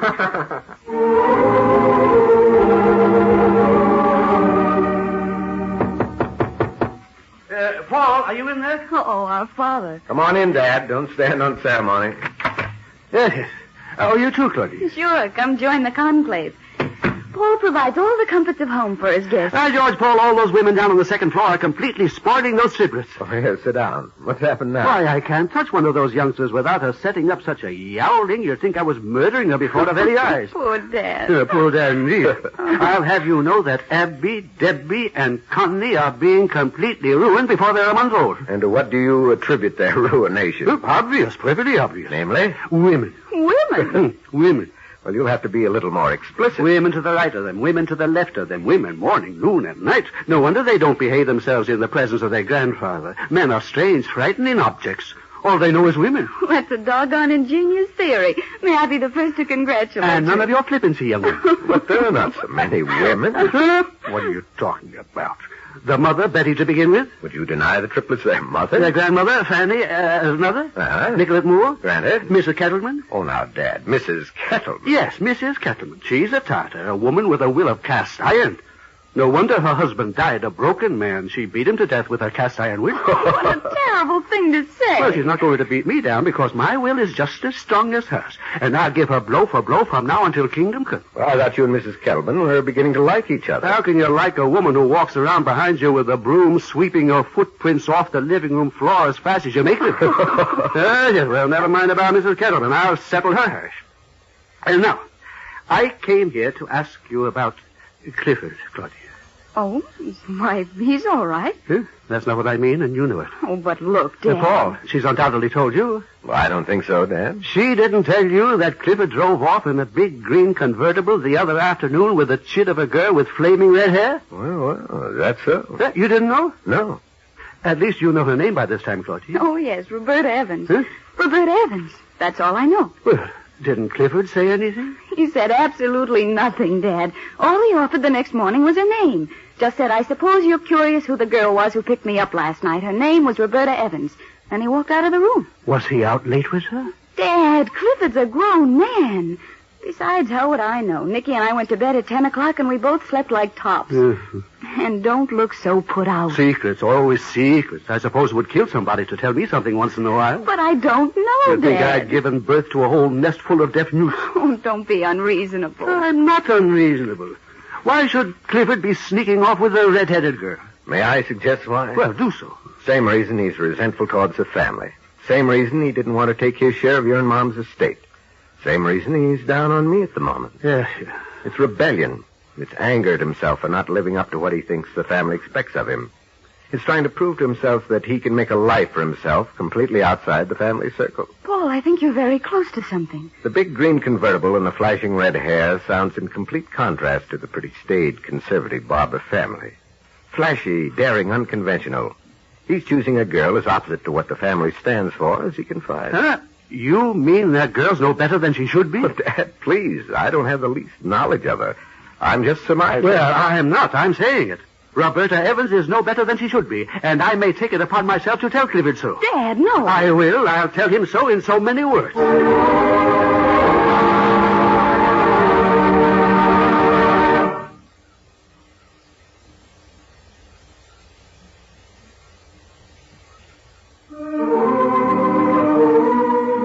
You've just heard Episode 7, Book 69 of One Man's Family, written and produced under the direction of Carlton E. Morse. Chapter 8, entitled Clifford Stands Up to His Father, will come to you tomorrow at this same time.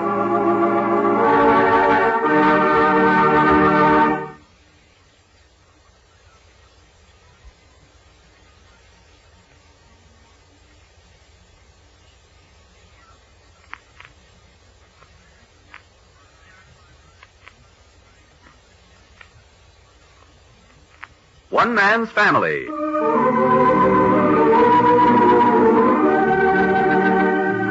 One Man's Family is dedicated to the mothers and fathers of the younger generation and to their bewildering offspring. Today we present Chapter 13, Book 69, entitled The Payoff in the Clifford Story.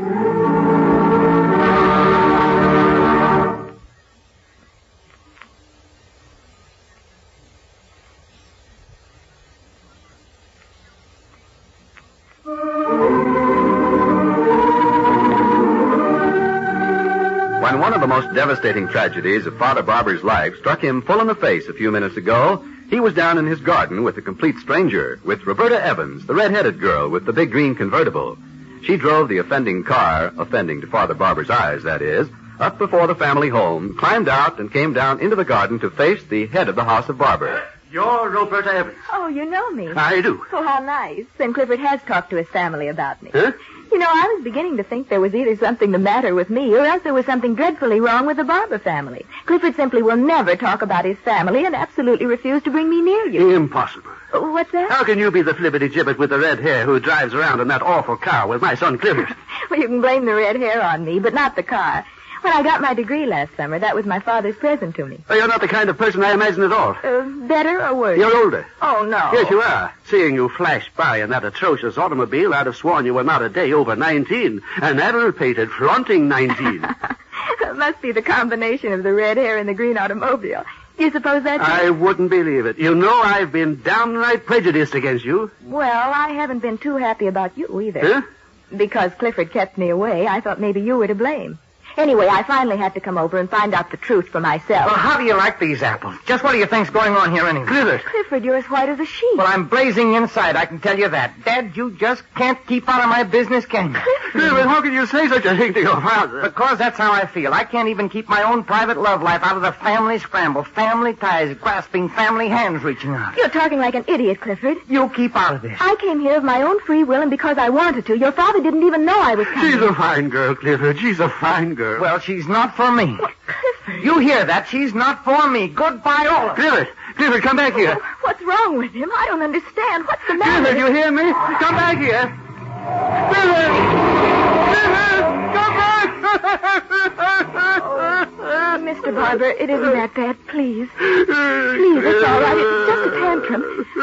Please don't cry like that. Clifford will come back in a little while. Hey, what's going on out here? Dad, what's happened? What's the matter with him? Clifford was here a minute ago. And... Doggone that guy, Clifford. Hey, Paul. Paul. Yeah, I'm coming. Here, Dad, it's all right. It's going to be okay. Your brother. I saw the whole thing from the street. Here, now, you come with me, Dad. That's it. Put your arm around my shoulder. I'll help. No, you stay here. We'll go in through the basement in the furnace room and get this out of our system. We won't want Mom to know about this. Don't go away, Miss Evans. If you wish. Well, what happened anyway? I never saw anything more terrible in my life. Clifford almost killed your father right here before my eyes. You mean he used his hands? No. The words he used. The tone of his voice. Please, I don't know who you are, but how could I have had any idea I was going to precipitate such a crisis just by coming here? You couldn't, and you probably didn't. It was bound to happen anyway. It's been leading up to it for weeks. You're Clifford's brother? Oh, yeah, I'm sorry. I'm Jack. Hey, where is Clifford anyway? He just jumped into my car and drove away. He did what? Yes, he not only turned on your father, but he turned against me. And then drove away in your automobile. Well, I'm glad you can see the humor in it. I didn't mean to be funny. I most sincerely hope he hasn't turned against you permanently. More important, I hope you haven't turned against him. I don't know. This hysteria in a man is something pretty appalling to me. I didn't bargain for anything like this in my life. Was that your brother who came and got Mr. Barber? Yeah, that was Paul. Hey, come on inside. You ought to know, Mom. Please, no. After what's happened, I'm just a little bit terrified by the Barbers.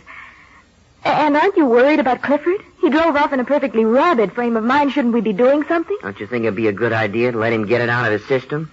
I don't know what we can do about your car until he brings it back. I don't think you realize what a blind rage he was in. I don't think you'll damage your car. I'm not thinking about my car. I'm thinking about Clifford.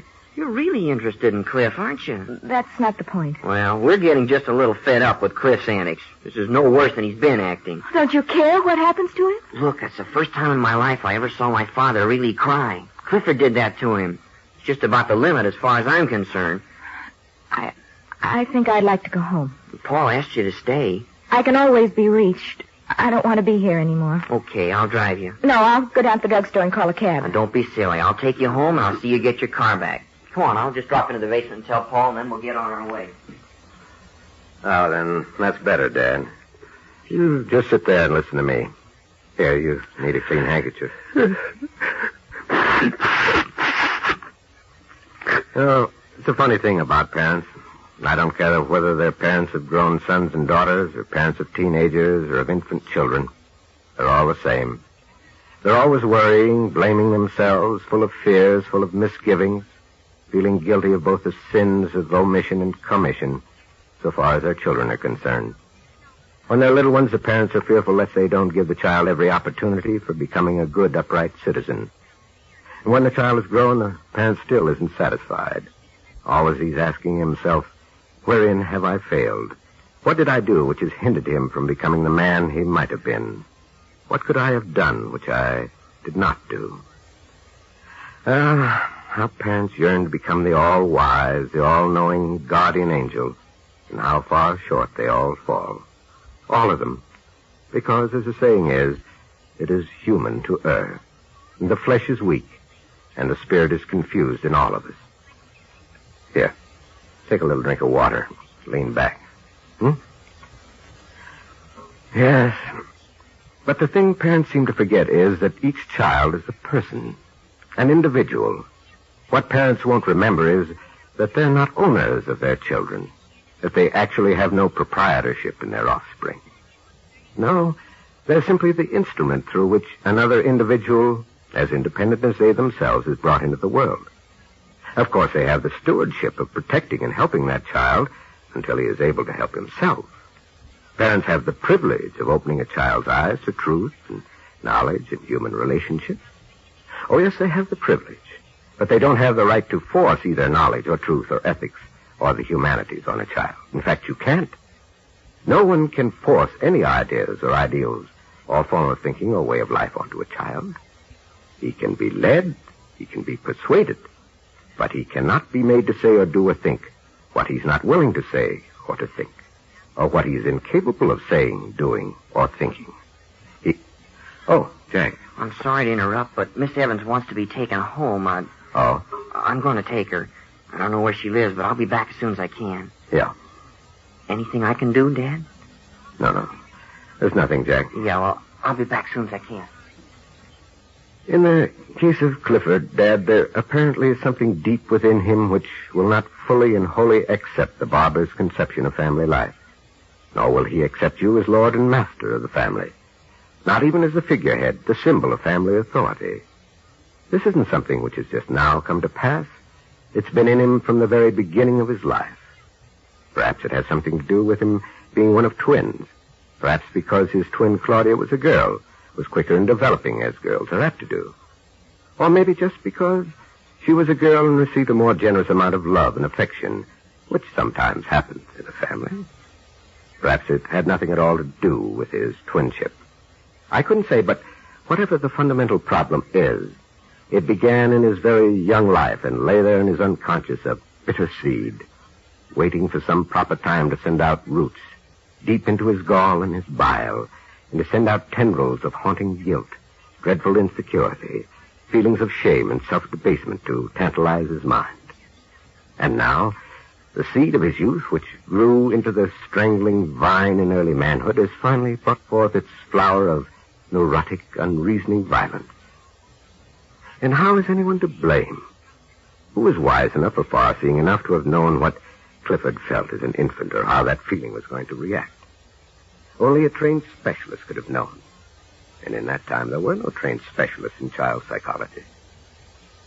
No, Dad, I know you're sitting there saying over and over, what have I done? How could I have gone so far wrong with one of my children? And it's not true. Clifford is a man. He's an individual who, through circumstances, has found himself lost in the great wilderness of his own uncontrollable emotions. The mind and the body. Who knows the whole answer? But I do know this. There's no blame on you. No blame on you and no blame on Mom. Believe me, not any.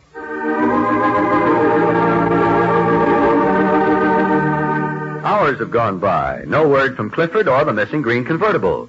Jack, having returned from taking Roberta Evans home, has even tried calling the Sky Ranch. And now, in the family living room... He didn't go to the Sky Ranch, then? Nicky says no sign of him. Are you honestly worried, Paul? Not until you told me what Miss Evans said. You got her home all right? Yeah. You mean Cliff being in a white-hot rage? Yeah, a fit of desperation. I don't know. I think we'd better call... Oh, Hazel, I'm glad you're here. Well, what's all this? Father sitting in the library as though he'd lost his last friend, you two conspiring over the telephone? Hazel, Clifford jumped in Roberta Evans' car about an hour ago, and she came to see Dad and drove off like a madman. With a girl? No, just left her standing. He left Dad in tears, and Miss Evans says he was completely out of control. But why? Because Miss Evans came here and got in touch with the family. I was so worried about Dad in the beginning. I've been with him all this time, but suddenly it occurred to me... Does Mother know about any of this? No, I did call a Sky Ranch. He didn't go there. Well, please don't say anything to her. It's upsetting to Father. Here, I'll take it. The Barber residence. This is Paul Barber speaking. Who's this? Oh? I have a brother, Clifford Barber. What? Yeah? Yeah? Oh, what is it?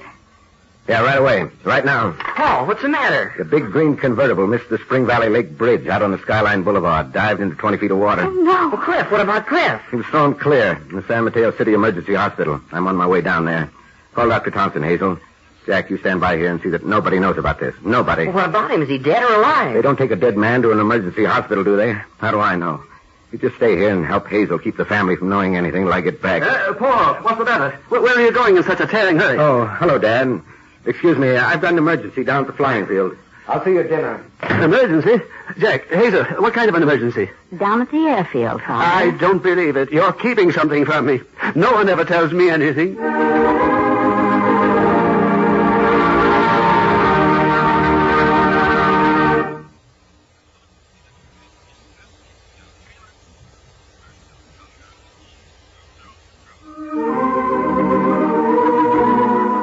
You've just heard episode 13, book 69 of One Man's Family, written and produced under the direction of Carlton E. Morse. Chapter 1, book 70, entitled The Worst That Could Happen, will come to you Monday at this same hour.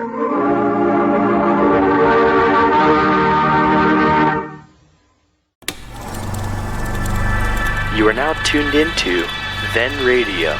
If you enjoy our videos, we ask that you consider joining our Patreon to support our channel. Don't forget to like and subscribe so that you never miss a new video. We hope you enjoyed today's episode, and as always, thank you for watching.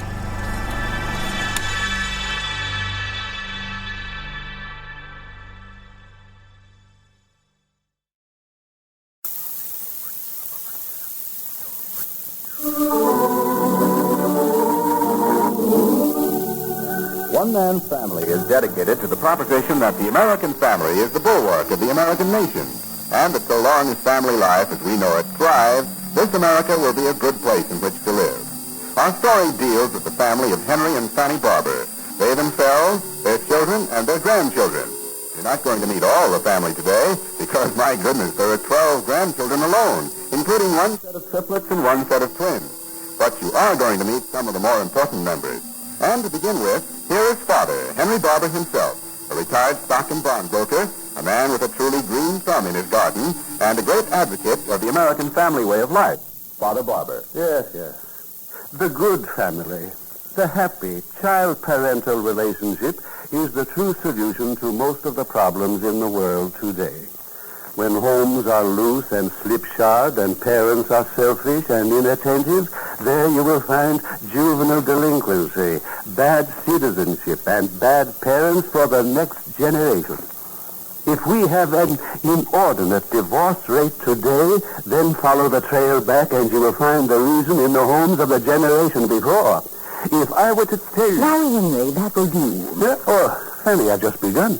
And it's all very good, but this is not the time and place to say it. Well, as you may surmise, that was Fanny Barber, the mother of the 5 Barber children and the grandmother of the 12 members of the younger generation. Please go right ahead, Mrs. Barber. I'm very proud of my 5 sons and daughters. My eldest son, Paul, is my wise son, and a strong right arm to the whole family. I'd like to introduce you to Paul. You know, he married in the First World War and lost his wife almost immediately afterwards. He's never married since and lives at home with his father and me. Come here, Paul. Ah, yes, the fond mother. Is that all you have to say? Well, I might say this. Living as I do at the top of the family home in a studio of my own, I seem to be up where I'm able to look out over the whole family and get a pretty fair perspective of family life and family relations. And maybe this sometimes gives me the opportunity of untangling a domestic snarl which those closer to it are unable to divine. Yes, Paul, I think it does. Introduce Hazel next, don't you think? Yes. Come here, Hazel. This is my eldest sister. She's now the wife of Daniel Murray, and they and their 3 youngsters live just 3 blocks down and 2 blocks over from the family home. Hazel, what do you have to say for yourself? I just want to mention that I'm sorry that my husband, Daniel, isn't here on this occasion, but he's up at the Sky Ranch today, and my 3 children, Hank and Pinky, the twins, and Margaret, my young daughter, at school. But you'll meet them all in the right time and right place, no doubt. Thank you, Hazel. Now, Claudia. She and Clifford were born twins, too. Yes, they run in the family, apparently. You meet Clifford in a moment, but first Claudia, or rather, Mrs. Nicholas Lacey. She and her husband live 6 blocks straight down from the family home. We certainly do, Paul. I suppose I should apologize also for not having my husband Nicky here, too. But like Hazel's Daniel, Nicky likewise is up at the Sky Ranch. And my youngest daughter Penelope and Cliff's young son Skippy, who's like a son to Nicky and me, are at school, too. However, Joan's here. Joan's my 16-year-old daughter. Hi. I mean, Matt's on here. After all, where would a practically grown-up daughter be if not right in the middle of things? You know, sometimes I think it's a great big old hairy deal the way grown-ups try to push growing daughters around. But as long as it all comes out all right in the end, I guess it's okay. Well, that's quite a speech. Yeah, wasn't it? All right, now Claudia's twin, Clifford. Cliff's been married twice and has lost both wives. His first wife gave him one son, Skippy, who now has become a permanent part of Claudia and Nicky's family. Cliff hasn't been getting along so well of late, with himself or with the family. Is that anybody's business but my own? For Pete's sake, Paul, does everyone all the time have to be throwing it up in my face? I suppose it's my fault I'm not a better father to Skippy. I suppose it's my fault. Please, Cliff. Well, you started it. I didn't. I'm sorry. Well, okay. Family, all the time up to your armpits and family. Yes, I'm sorry about that. But as I say, that's Cliff at the moment. Now, my youngest brother is Jack. He just amazed himself and the rest of the family recently by cooperating with his wife Betty in producing triplets. Jack, what about that? That's right. Abby, Debbie, and Connie. Abigail, Deborah, and Constance, Jack. Okay, if you want to be formal about it. Oh, yeah, this is my wife, Betty. Hi. Don't forget our 3 older daughters. How can you possibly forget them? She's talking about Elizabeth Sharon Ann, 6, Janie, 4, and Mary Lou, 2. The triplets are just new. Hardly used at all. Silly. Well, that's the Barber clan in the main. There are others whom you will know and get to like as much as the family themselves, but I think this is enough for now. Thank you, Paul. And now, will you please play Episode 7, Book 69, as a typical example of a chapter out of the lives of one man's family. Then try Episode 13, which jumps 8 chapters to give you a later preview of events to come. Thank you.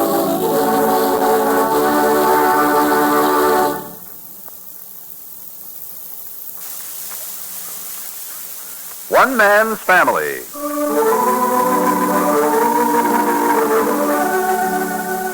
One Man's Family is dedicated to the mothers and fathers of the younger generation and to their bewildering offspring. Today we present Chapter 7, Book 69, entitled Triplets and Redheads.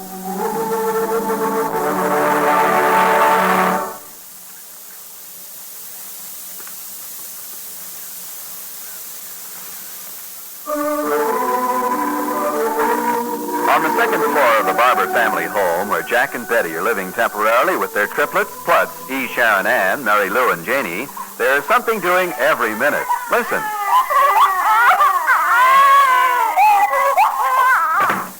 Yeah, see what I mean? That's what is known as unison crying, and the triplets do it very well from time to time. Huh, unison crying. I suppose that's supposed to be a joke. Well, anyway, here it is fairly late in the afternoon up on the second floor of the family home in Mother Barber's sewing room. Betty's there, and so is 16-year-old Joan from Nicky and Claudia's. Can you imagine that, Joan, making fun of the triplets? Betty, I didn't. Of course not, honey. Did you say you came over with your mother? Yes, but Claudia went on up to the top of the house to see Paul. Oh, that's it. Isn't Grandmother around? This is her afternoon at the sewing circle. She'll be home pretty soon, though. You look like you had a sewing circle of your own. Oh, I'm just sewing up some rips in the 3 older girls' dresses. Well, I'd help, only I'm really lousy with a needle and thread. So was I when I married Jack. But you'll learn. No, I wouldn't. Oh, sure you would. When you gotta, you gotta. That's what I can't stand. Anything you have to do. But, Joan, that's all life is. Doing things that have to be done. Well, that's awful. No, it isn't. Not really. It's a challenge. What good's it to be alive if you're not worth anything?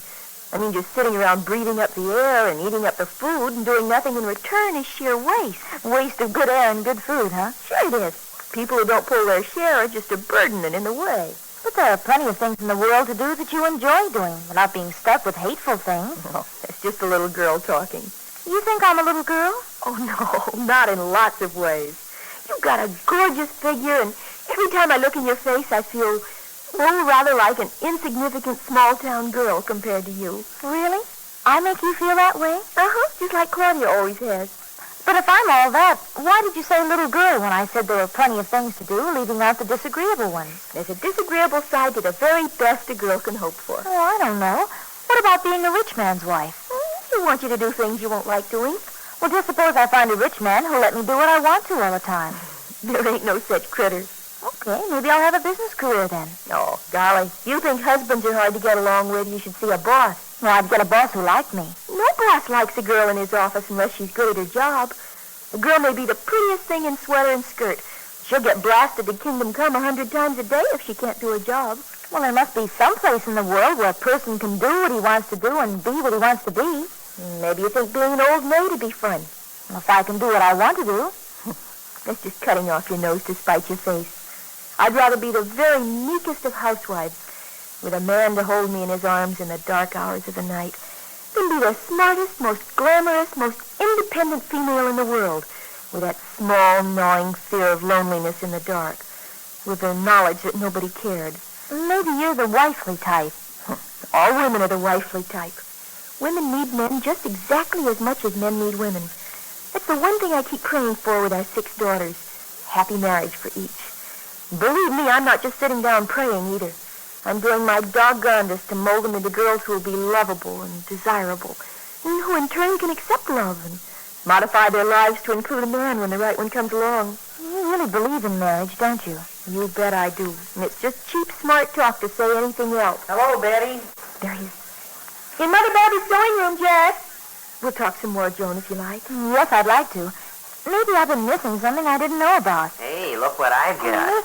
Oh, one of the triplets. Hey, who's that? You mean to say you don't recognize Miss Abigail, honey? Not unless I look at the dog tag on her ankle. How are you, Miss Abigail, honey? Miss Abigail, honey, this is your cousin Joan. What do you call her? Miss Abigail, honey, that's something Nicoletta's added. We now have Miss Abigail, honey, Miss Deborah, honey, and Miss Constance, honey. Oh, you don't say so. We don't have to bubble, do you? Of course she has to bubble, don't you, Abby? Boy, have you got a wet kisser. Here, let me wipe your lips. Oh, careful, Jack. Anyway, what are you doing home from the office at this time in the afternoon? Oh, slow day, so I dropped by to see how my little family's doing. Little family, he says. Would you like to hold Abby, Joan? Oh, is it okay? Oh, sure. Put the blanket under her, Jack. That's right. Don't forget the blanket and rubber sheet. Oh, really? There you are. Hi. Oh, she's drooling again. Here, I'll wipe her mouth. Abby of the wet kisser. Jack, don't say that. Well, that's nothing to what the boys will say. Uh-oh, here comes wet smack Abigail. Jack, that's horrible. Hey, Abby, don't encourage your father. She isn't. She just likes her cousin Joan. And I like her. You do? Uh-huh. Slick chick. Aren't you, Miss Abigail, honey? Well, what's going on in here? Hi, Dad. Come on in, Father Barber. I'm on my way up to see Paul. Claudia's up there right now. Oh, I didn't see you, Joan. Well, how are you, child? Oh, fine. Do you know which one of your new granddaughters I'm holding? Yes, it's Abigail, of course. Father Barber, how did you know? Of course I know my grandchildren. That's some kind of shenanigan, Dad. Even Betty and I can't tell for sure yet. It is Abigail, isn't it? Yeah, sure. That's wonderful. How do you do it? Simplest thing in the world. Well, tell us. I have no intention of telling. Fine couple of parents who can't distinguish their children. Here, Joan, let me take Abby. Careful, Dad. Don't always be saying careful to me. Come on, Abby, child. Cheerful countenance, young lady. Bright and cheerful. I'm the one who can tell you apart. Abby, this is your grandfather. Here, Dad, you better give her back to me. Here, I'll take her. That's it. Oh. Tragedy. Utter tragedy. Turned against by my triplet grandchildren. Give them a little while, Father Barber. Sure, they'll be eating out of your hand in no time. Tragedy. I've lived all these years a greatly admired man, only to be scorned in my twilight years by my own flesh and blood. Don't go away now. I'll go up and get psychoanalyzed by Paul. That's what I do.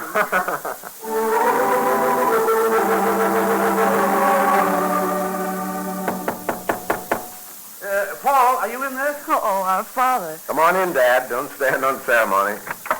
Yes. Oh, you too, Claudia. Sure, come join the conclave. Paul provides all the comforts of home for his guests. George, Paul, all those women down on the second floor are completely spoiling those cigarettes. Oh, here, sit down. What's happened now? Why, I can't touch one of those youngsters without her setting up such a yowling. You'd think I was murdering her before her very eyes. Poor Dad. Poor Dad, indeed. I'll have you know that Abby, Debbie, and Connie are being completely ruined before they're a month old. And to what do you attribute their ruination? Obvious, perfectly obvious. Namely? Women. Women? Women. Well, you'll have to be a little more explicit. Women to the right of them, women to the left of them, women morning, noon, and night. No wonder they don't behave themselves in the presence of their grandfather. Men are strange, frightening objects. All they know is women. That's a doggone ingenious theory. May I be the first to congratulate And you. none of your flippancy, young man. But there are not so many women. What are you talking about? The mother, Betty, to begin with. Would you deny the triplets their mother? Their grandmother, Fanny, as mother. Nicolette Moore. Granted. Mrs. Kettleman. Oh, now, Dad, Mrs. Kettleman. Yes, Mrs. Kettleman. She's a Tartar, a woman with a will of cast iron. No wonder her husband died a broken man. She beat him to death with her cast iron will. What a terrible thing to say. Well, she's not going to beat me down because my will is just as strong as hers. And I'll give her blow for blow from now until kingdom come. Well, I thought you and Mrs. Kettleman were beginning to like each other. How can you like a woman who walks around behind you with a broom sweeping your footprints off the living room floor as fast as you make them? Yes, well, never mind about Mrs. Kettleman. I'll settle her hash. And now, I came here to ask you about Clifford, Claudia. Oh, why, he's all right. Huh? That's not what I mean, and you know it. Oh, but look, Dad. Paul, she's undoubtedly told you. Well, I don't think so, Dad. She didn't tell you that Clifford drove off in a big green convertible the other afternoon with a chit of a girl with flaming red hair? Well, that's so. You didn't know? No. At least you know her name by this time, Claudia. Oh, yes, Roberta Evans. Huh? Roberta Evans. That's all I know. Didn't Clifford say anything? He said absolutely nothing, Dad. All he offered the next morning was her name. Just said, I suppose you're curious who the girl was who picked me up last night. Her name was Roberta Evans. And he walked out of the room. Was he out late with her? Dad, Clifford's a grown man. Besides, how would I know? Nicky and I went to bed at 10 o'clock and we both slept like tops. And don't look so put out. Secrets, always secrets. I suppose it would kill somebody to tell me something once in a while. But I don't know, Dad. I'd given birth to a whole nest full of deaf mutes. Oh, don't be unreasonable. I'm not unreasonable. Why should Clifford be sneaking off with a red-headed girl? May I suggest why? Well, do so. Same reason he's resentful towards the family. Same reason he didn't want to take his share of your and Mom's estate. Same reason he's down on me at the moment. Yeah. It's rebellion. It's anger at himself for not living up to what he thinks the family expects of him. He's trying to prove to himself that he can make a life for himself completely outside the family circle. Paul, I think you're very close to something. The big green convertible and the flashing red hair sounds in complete contrast to the pretty staid, conservative Barber family. Flashy, daring, unconventional. He's choosing a girl as opposite to what the family stands for as he confides. Huh? You mean that girl's no better than she should be? Dad, please. I don't have the least knowledge of her. I'm just surmising. Well, I'm not. I'm saying it. Roberta Evans is no better than she should be, and I may take it upon myself to tell Clifford so. Dad, no. I will. I'll tell him so in so many words.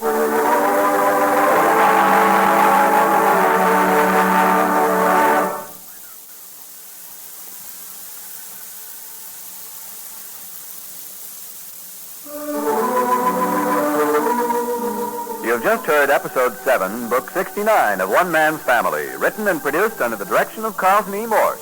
Chapter 8, entitled Clifford Stands Up to His Father, will come to you tomorrow at this same time.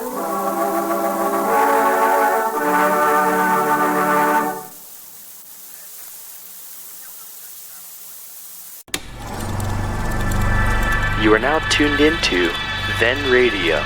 If you enjoy our videos, we ask that you consider joining our Patreon to support our channel. Don't forget to like and subscribe so that you never miss a new video. We hope you enjoyed today's episode, and as always, thank you for watching.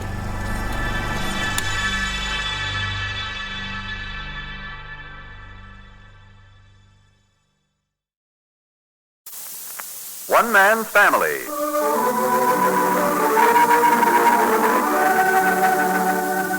One Man's Family is dedicated to the mothers and fathers of the younger generation and to their bewildering offspring.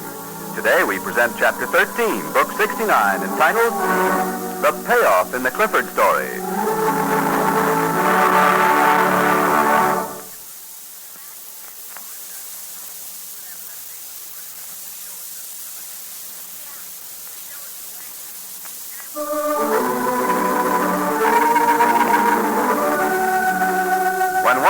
devastating tragedies of Father Barber's life struck him full in the face a few minutes ago, he was down in his garden with a complete stranger, with Roberta Evans, the red-headed girl with the big green convertible. She drove the offending car, offending to Father Barber's eyes, that is, up before the family home, climbed out, and came down into the garden to face the head of the house of Barber. You're Roberta Evans. Oh, you know me. I do. Oh, how nice. Then Clifford has talked to his family about me. Huh?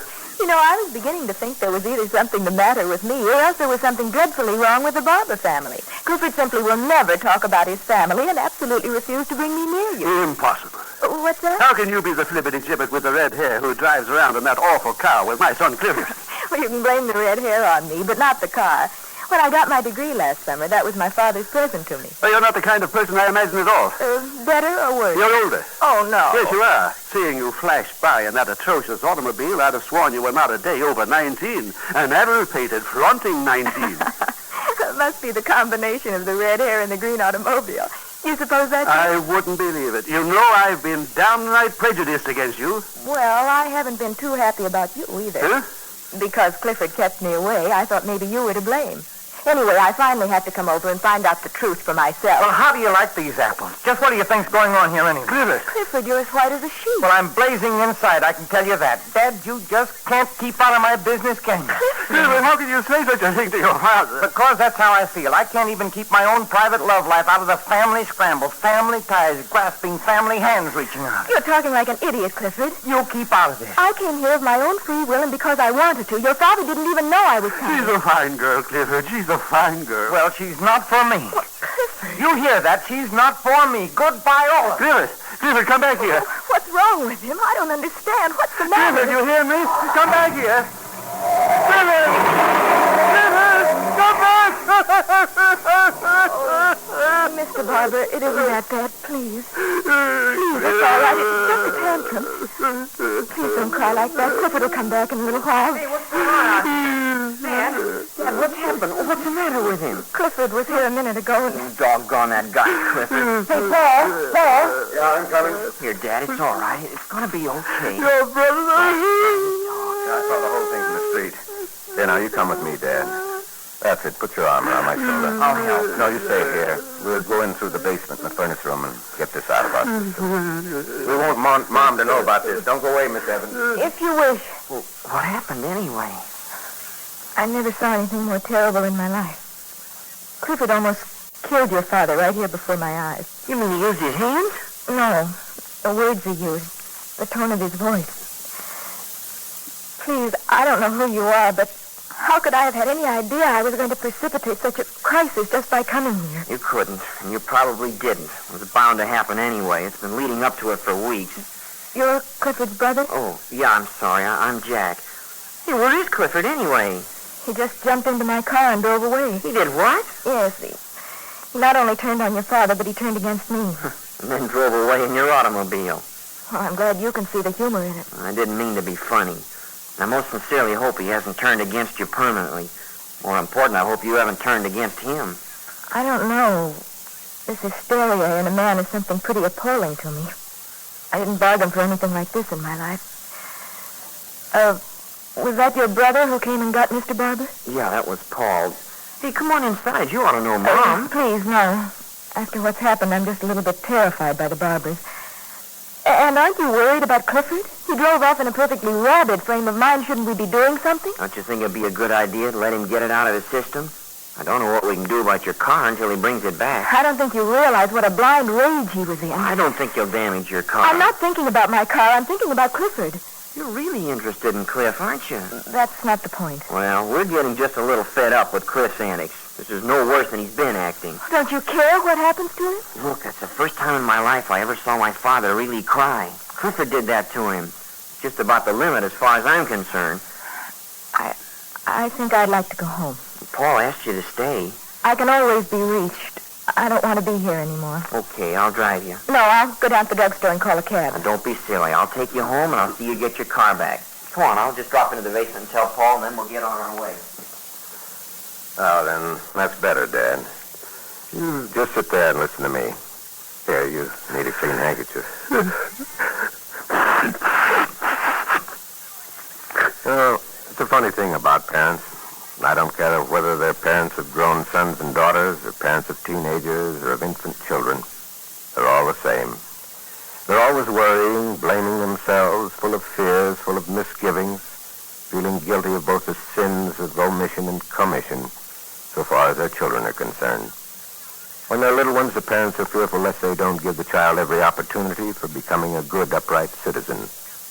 And when the child is grown, the parent still isn't satisfied. Always he's asking himself, wherein have I failed? What did I do which has hindered him from becoming the man he might have been? What could I have done which I did not do? How parents yearn to become the all-wise, the all-knowing guardian angel, and how far short they all fall. All of them. Because, as the saying is, it is human to err. And the flesh is weak, and the spirit is confused in all of us. Here, take a little drink of water. Lean back. Yes. But the thing parents seem to forget is that each child is a person, an individual. What parents won't remember is that they're not owners of their children, that they actually have no proprietorship in their offspring. No, they're simply the instrument through which another individual, as independent as they themselves, is brought into the world. Of course, they have the stewardship of protecting and helping that child until he is able to help himself. Parents have the privilege of opening a child's eyes to truth and knowledge and human relationships. Oh, yes, they have the privilege. But they don't have the right to force either knowledge or truth or ethics or the humanities on a child. In fact, you can't. No one can force any ideas or ideals or form of thinking or way of life onto a child. He can be led, he can be persuaded, but he cannot be made to say or do or think what he's not willing to say or to think, or what he's incapable of saying, doing, or thinking. Oh, Jack. I'm sorry to interrupt, but Miss Evans wants to be taken home. I'm going to take her. I don't know where she lives, but I'll be back as soon as I can. Yeah. Anything I can do, Dad? No.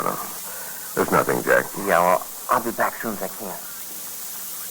In the case of Clifford, Dad, there apparently is something deep within him which will not fully and wholly accept the barbarous conception of family life. Nor will he accept you as lord and master of the family. Not even as the figurehead, the symbol of family authority. This isn't something which has just now come to pass. It's been in him from the very beginning of his life. Perhaps it has something to do with him being one of twins. Perhaps because his twin Claudia was a girl, was quicker in developing as girls are apt to do. Or maybe just because she was a girl and received a more generous amount of love and affection, which sometimes happens in a family. Perhaps it had nothing at all to do with his twinship. I couldn't say, but whatever the fundamental problem is, it began in his very young life and lay there in his unconscious, a bitter seed, waiting for some proper time to send out roots deep into his gall and his bile, and to send out tendrils of haunting guilt, dreadful insecurity, feelings of shame and self-debasement to tantalize his mind. And now, the seed of his youth, which grew into the strangling vine in early manhood, has finally brought forth its flower of neurotic, unreasoning violence. And how is anyone to blame? Who is wise enough or far-seeing enough to have known what Clifford felt as an infant or how that feeling was going to react? Only a trained specialist could have known. And in that time, there were no trained specialists in child psychology. No, Dad, I know you're sitting there saying over and over, what have I done? How could I have gone so far wrong with one of my children? And it's not true. Clifford is a man. He's an individual who, through circumstances, has found himself lost in the great wilderness of his own uncontrollable emotions. The mind and the body. Who knows the whole answer? But I do know this. There's no blame on you, no blame on you, and no blame on Mom. Believe me, not any.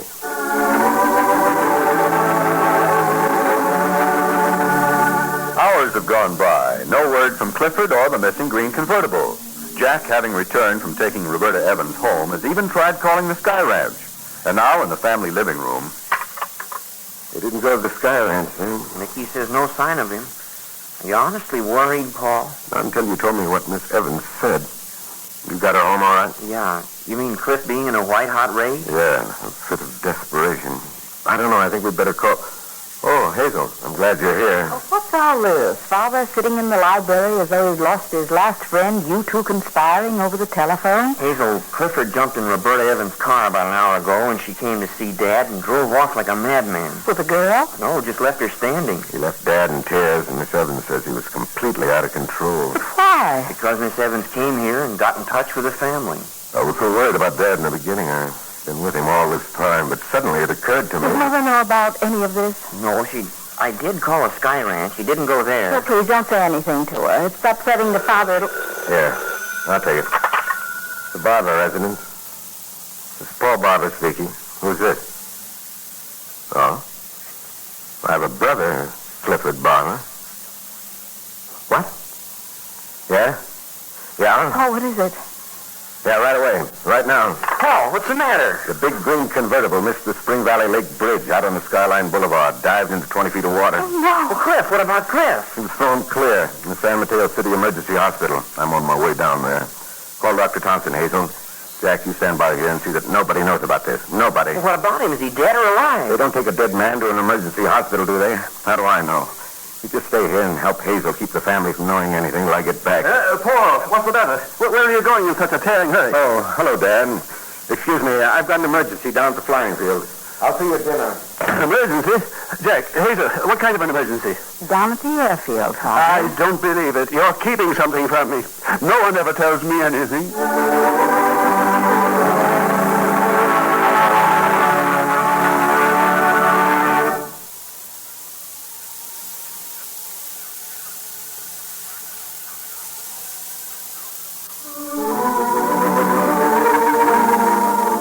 Just heard episode 13, book 69 of One Man's Family, written and produced under the direction of Carlton E. Morse. Chapter 1, book 70, entitled The Worst That Could Happen, will come to you Monday at this same hour.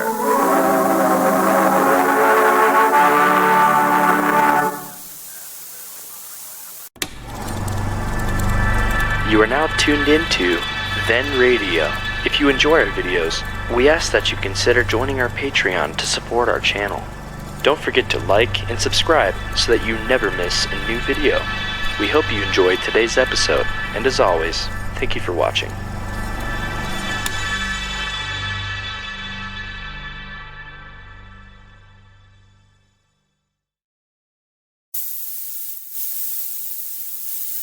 This is One Man's Family.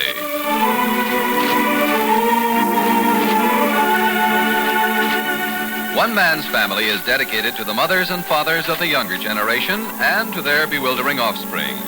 Today we present Chapter 14, Book 70, entitled San Francisco Answers Back. Attention, please. Special information. You will hear the next episode of One Man's Family tomorrow night, Monday evening, July 4th. That's Monday, tomorrow night. In the East, your station will carry the show at 8 o'clock Eastern Daylight Saving Time. On the Pacific Coast, 8:30 Standard Time. Check your local newspapers, but don't forget, you will hear One Man's Family tomorrow evening and every Monday night thereafter over most of these stations.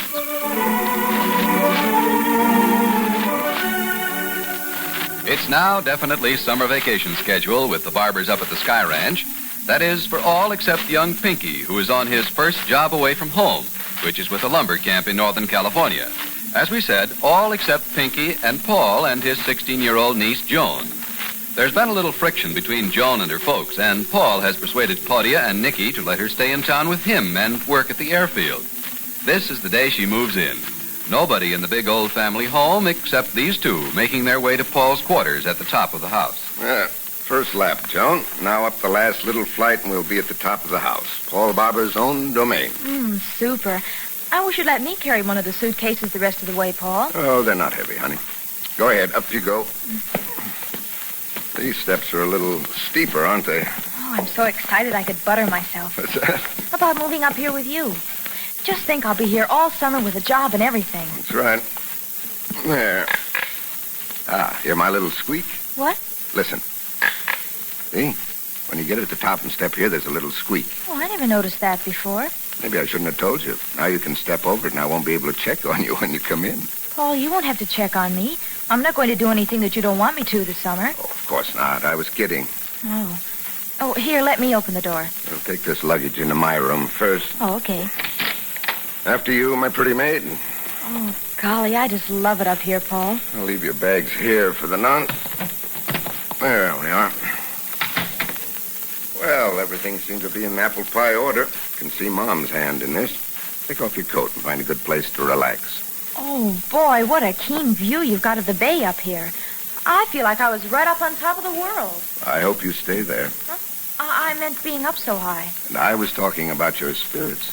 Oh, you don't think I'm going to get tired of being here, do you? No, but it isn't going to be just one grand lark, you know. You've never had a job before, Joan, and you should know that after a few weeks, the newness will probably wear off a bit. Just because I've never worked before doesn't mean that I don't realize what it means. I know it isn't going to be all play. Easy now. I was just pointing out some of the negative things we had to look forward to, that's all. That's okay. Your grandmother let Mrs. Kettleman go on her vacation before we knew you were going to be here, but I think it's just as well. We'll want to eat out most of the time anyway. Oh, Keen. Let's go to funny little Italian and French places. Where we can get a lot to eat and don't have to pay much, huh? Now, you remember your promise, Paul. What promise? Don't throw something at me so suddenly like that. About the expenses. I'll be making money and I pay my own way. That was part of the bargain. Right. Oh, occasionally I shall play escort instead of guardian, and then you'll be my guest. But the rest of the time, bring your money, gal. No money, no eaty. All right. Well, let's get your stuff into your room, and then I'll leave you to yourself for a while. You go on in, and I'll fetch your luggage, being an old fetcher. Okay. I don't think I've been in this room since Teddy left. You haven't been one?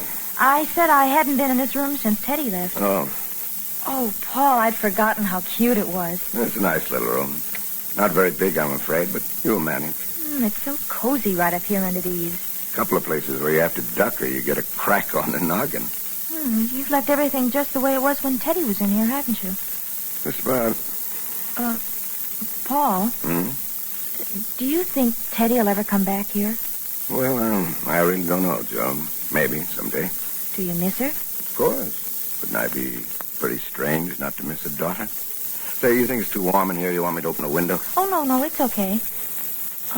You and Teddy had a lot of pictures taken together, didn't you? She's got them hung all over the wall.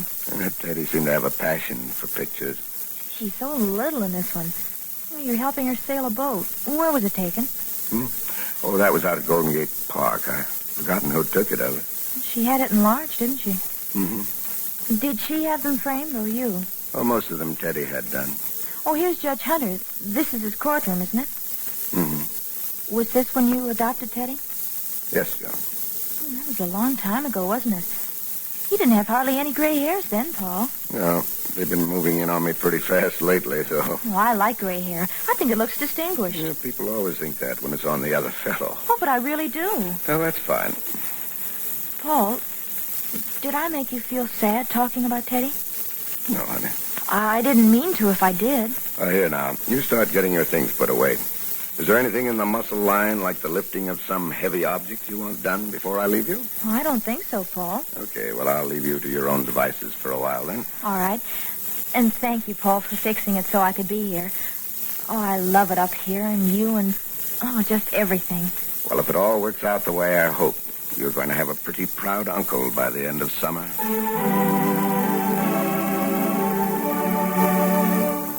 And down at the Sky Ranch, it's just plain hot, so that most of the older members of the clan have taken to the shade, and all the children except young Hank have piled into the station wagon under Mother Barber's watchful eye for an ice cream soda binge out at the Skyline store. Father Barber is down in his hammock, and Dan Murray is standing on the edge of the swimming pool watching Hank just about to take off from the diving board. Hey, Dan, watch this dive. Okay, go ahead, Hank. You watching? Yeah?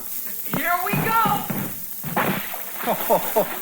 You call that a dive? Oh, gosh, I slipped a little, I think. Oh, don't give me that, Hank, old boy. You just gave a fine exhibition of a belly flop, and you know it. Yeah, it did sting all right. Well, go on in and get your trunks on, Dan, and take a swim with me. The water's swell. Oh, a little later, Hank. Hey, you're dripping on me. Oh, sorry.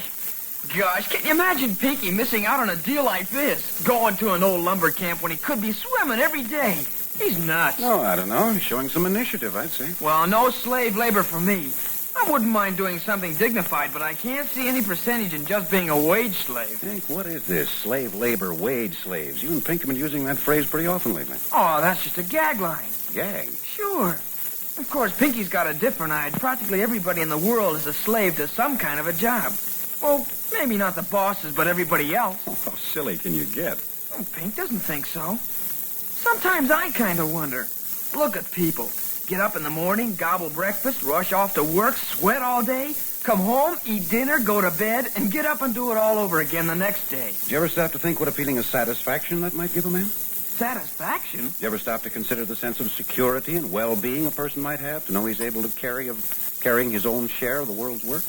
That he's privileged to choose a job that he's suited for, and that job will maintain him and his family and give that added ounce of impetus to our nation's economy and morale and stability? Yeah, but Dad... Did you or Pink ever stop to consider the spiritual lift from a good job well done, or the human dignity in work? Human dignity? Yes, Hank. Good gosh, where's the dignity of sweating all day with a shovel or a monkey wrench or an oil can in your hand? Oh, my dear adolescent. Hey, Dan, I'm 16 years old. Yes, I'm quite aware of it. Then what's this adolescent business? Because you're so adolescent in your reasoning. Human dignity isn't based on the kind of work you do. Who hasn't seen some pretty important executives, some fairly high-up government officials, and a lot of other people in high places making themselves look awfully silly? Just because a man has a title doesn't give him human dignity. Dignity comes from within, from the self-assurance of accomplishment, from the know-how, the skill of muscles as well as mind. You know, Hank, I don't know any man in our whole community with any more of a sense of human dignity than our vegetable man. Yeah, I know him. Well, then you know what I mean. There's pride in the way he handles the lettuce and the peas and the cabbages which he grew and now brings to us. He knows they're fine, and he knows he's a master of his art. Why, I've seen a man with a pick swing it with sheer pride and goodwill because he knew he was stronger and more adept with that pick than any man looking at him. You mean if a man likes his job? Yeah, but Pink says nobody really likes to work. He says, who really likes to be tied down in an office or on a truck or in a factory? All self-respecting persons do. If a man's good at his job, he loves to do it. And it doesn't make any difference what kind of a job it is. He'll be happy and contented with it if he's given an opportunity to be so. No job is degrading in itself. It's only degrading if his fellow men make him think it is. Only if his employers misuse him. You really believe that, Dan? I know it, Hank. The majority of mankind loves physical labor. Welcomes a chance to coordinate his mind and his muscles. Because we're basically a strong, active animal. It's only when we're belittled in our own minds and in other people's minds that we lose the will to do our best. Believe me, Hank, never speak of the workers of America as wage slaves or whatever it is you said. Because it just isn't true. American people love to work. They need to work to be happy. And when you do what you want in this world, it can never be slavery. Never.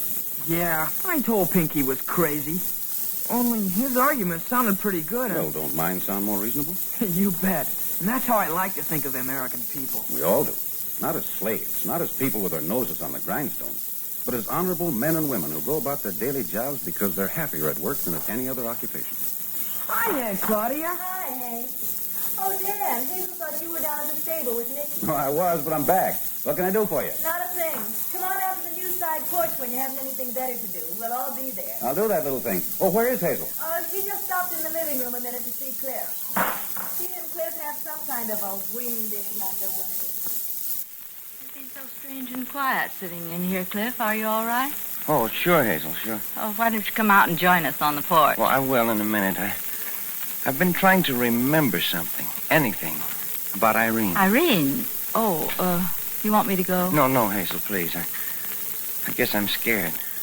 I lived in this house, right in these rooms, here at the Sky Ranch for years with this girl. And now I can't even remember her, Hazel. It scares you a little. I've been staring at this picture. It's Irene. You say it's Irene. I was married to her. She was my wife. No matter how long I look at it, she's just a very pretty face and a name. I can't bring back anything. Maybe you shouldn't try, Cliff. That's what everybody says. Maybe you shouldn't try, Cliff. Take it easy, old boy. Relax. Be glad you're still alive. Does anyone in this household have the faintest idea what it's like to have 11 whole years wiped out like figures off a blackboard? 11 years just gone? But trying isn't going I'll tell you something to try, Hazel. Try waking up some morning on a pleasant day in 1938. Only it's 1949. Try finding yourself with a son you didn't even know you had. And all the faces around you with 11 extra years on them. Years that you lived to and can't remember. And just get nothing. Nothing at all if I... I'm sorry, Hazel. No, I'm sorry. Oh, that's all right, Cliff. Did you ever look into a big telescope out into space trying to get hold of 1 billion miles of nothing? Once. So did I once. Ever try to figure where space ends, maybe? Once? Yeah. Well, that'll give you the general idea.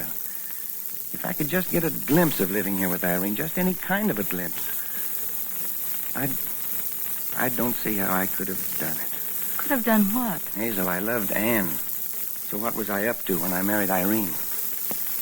What was it, rebound? Oh, Cliff, you're doing yourself an injustice. Now, believe me, Irene was a dear, lovely person, gentle and really good. She was a loyal, whither thou goest, I will go sort of person. Please believe me, we all loved her. We were all glad when you found her. Yeah, those are nice words, and I like them. Cliff, you were at loose ends until you met Irene. All right. There's one thing I can't get through my thick, cracked bean, Hazel. She could be charming and gentle and really good and loyal and all that without caring a whole lot for my son. Well, I want to know one thing. Did Andy have any trouble with her? Oh, of course not, Cliff. I don't know where you get this idea that you and Irene were bad for Andy. She wasn't his mother? I don't know why you're dwelling on this. Because I found Andy living with Nicky and Claudia, that's why. Because nobody's being honest about it. They look embarrassed when I ask questions. So something was haywire. And I just want to find out what it was. Skippy... I can't remember to call him Andy, Cliff. Skippy just blended in with the whole family after Ann died. He just belonged to everybody, and everybody belonged to Skippy. And then you married Irene, and you and she and Skippy came to live here at the Sky Ranch. And you never saw such a happy little boy as Skippy. That's true? It's all true? All true. If you have any doubts, sometimes sit down and talk to Skippy about Irene. Well, why hasn't somebody said this to me before? Well, it's still hard for us to talk about Irene even yet. You know, she was going to give Skippy a little brother when she was killed. Hazel, she was... I was... Yes. Her confinement was only a month or 6 weeks away. But I don't know her. She was my wife. She was going to have my child, and I don't know her. Now, wait just a minute, Cliff. Where's that old Bible? Well, if it's more pictures... No. It's Reverend MacArthur's eulogy to Irene. Father made a copy of what he said that day. Here it is. Now, you close your eyes, Cliff, and listen. There was everything in Mr. MacArthur's voice that day. His affection for Irene, his sympathy for you and family, and there was faith. It was deeply felt, deeply sincere. Yeah. I always liked Mr. MacArthur. We who live upon this earth for so short a span must not grieve too deeply when one or another among us drops by the wayside to return to Mother Earth, from whence our corporeal being came. Rather should there be happiness and deep soul-stirring satisfaction in the knowledge that the soul and spirit lives on, not only in that beautiful realm of God, of which we know so little, but here on earth. For no one can doubt that the sweetness and goodness and gentleness which was Irene will continue to live and permeate and make fragrant all the places which were her earthly haunts.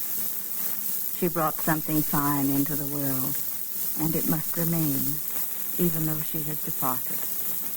We should be thankful that she was allowed to be with us for a little, and not bitter that she has gone from us for a little. That was Irene, my wife? That is the girl we all remember.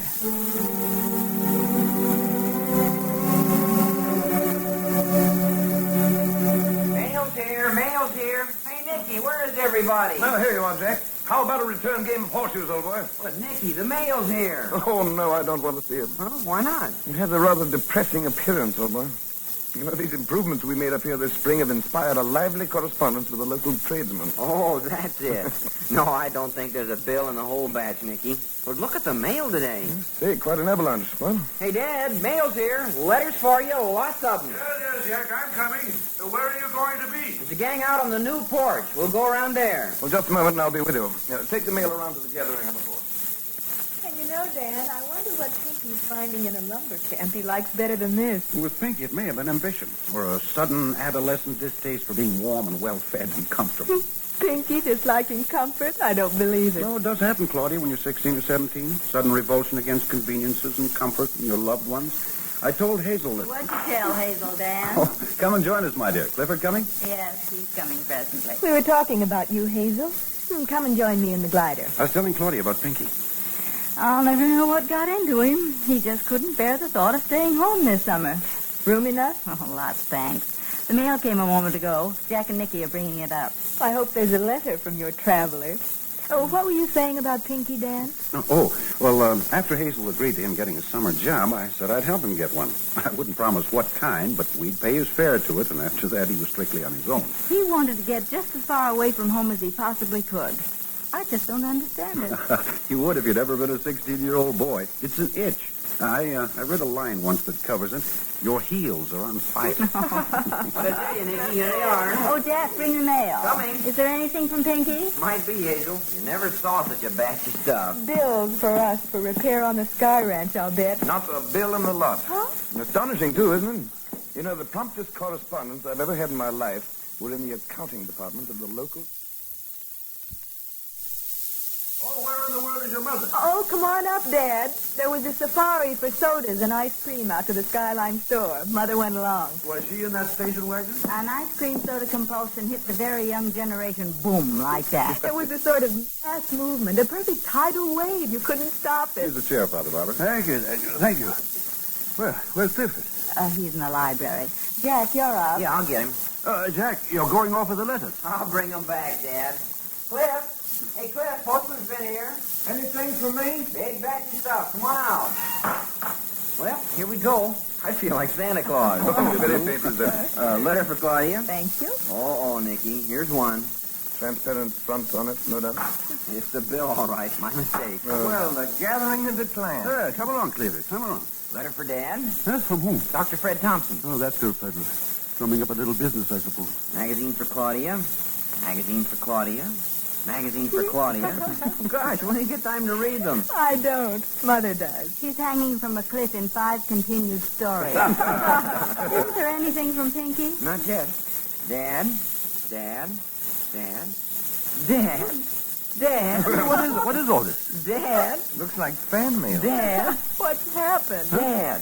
That one's from the San Francisco Junior Chamber of Commerce. Junior chamber? You'd think the senior chamber would write to an old party like Dad, wouldn't it? Don't be flippant, Skipper. Don't be flippant. Well, this is a confusion of riches. Aha. What is it? I wonder if this could be what you're looking for, Hazel. From Pinky. From Wilderness Camp number 4, Siskiyou County, California. Wilderness camp. That sounds good. Sounds perfectly dreadful. Let's have it. Oh, but it isn't addressed to you, Hazel. To Mr. Daniel Murray, Esquire, from William Herbert Murray, airmail, smudged and blotted. Oh, Dan, open it quickly. Now, what do you know about this? Now, here is a perfectly vicious letter from that nosy, sawbone Fred Thompson. Says he's heard I'm planning to move my family to the city of Los Angeles. Oh, look here. Dr. Thompson says what? Who's moving to Los Angeles? Hey, you see how rumors get started? And here's one from Mrs. DuPont Jackson Powers, and one from the Sea Cliff Garden Club, and several from friends and neighbors, all violently opposed to our moving to Los Angeles. Dad, who's moving to Los Angeles? Is anybody around here moving somewhere? I hadn't heard about it. Hot down there, isn't it? Well, cold and foggy up here sometimes, old boy. Dan, what about Pinky's letter? Just hold on a second. What's happening here, Father Barber? What is all this? Oh, it's a rumor, Daniel. Last week, the Los Angeles Junior Chamber of Commerce, very flattering, I'm sure. Yes.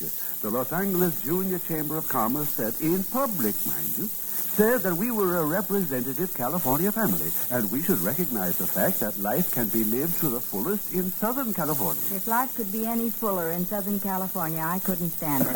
There speaks the mother of 3 lively Jews. Los Angeles. I say, how did this come about, sir? I don't know, Nicholas. It was an open letter. They phoned me about it. Oh, there was also something in the San Francisco Chronicle, I believe. Hey, I missed that. You see how word gets around? Now, here are all these people who have heard a rumor. And so they think we're moving to Southern California. Well, maybe we should take a vacation down there. Maybe they do have something. Clifford, and you were born and bred San Franciscan. Well, I didn't commit myself, did I? Yes, but they do have something. Great deal. I'm always enchanted every time I go down there. Yes, it's quite a pretty country. Why, some of my best friends live in Southern California. Father, what's this new letter from the San Francisco Chamber of Commerce? Huh? Oh, yes. No doubt they, too, are urging us to go. Dad, do you know anyone at the Chamber of Commerce? Certainly, Herb Chisholm. Herb Chisholm? Herbert M. Chisholm, the president of the San Francisco Junior Chamber of Commerce. Yes, he's a very dear friend of mine. Well, what's the letter say, Dad? Huh?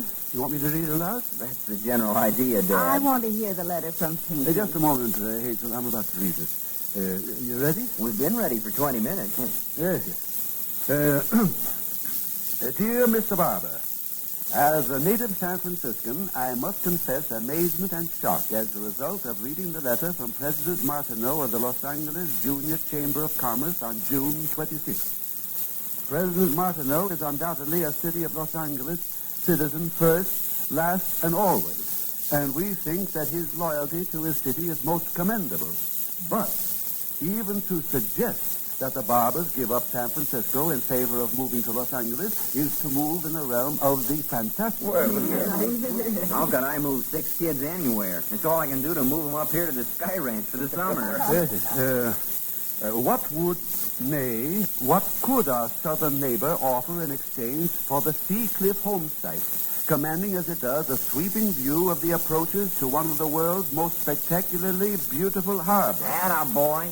Where could they duplicate the magnificence of our stately bridges? They are stately. The glory of our hills. Well, they have hills down there, I guess. Well, people keep still while I... Oh, I didn't mean to speak so sharply, Daniel, but I have trouble finding the line again when I lift my eye from the page. Go ahead, sir. The color of our districts, the quaintness of our cable cars, the zest of our climate, our rich and roaring past. Well, they roared a little down there, too, didn't they? Or is that another rumor? Our bright and shining future. In short, what could supplant the atmosphere that is San Francisco's alone? Right on. Very well said. This is not to say that Los Angeles isn't a nice place. We think it is a wonderful town to visit. And we hope that the Barbers will be able to drop down there for a few days, if only to needlessly confirm that Angelinos do not prefer without cause to San Francisco as the city. Sincerely yours, Herbert M. Chisholm, President, San Francisco Junior Chamber of Commerce. Whoa, boy. That's quite an answer, isn't it? But I don't want to move down to Southern California. They didn't ask us to move down, Claudia. Only visit there. And I, for one, intend to accept. Yes, I think it's a very flattering bit of enterprise when a group of Los Angeles businessmen would go out of their way to invite us to go down there. And as I said, I, for one, intend to accept their invitation.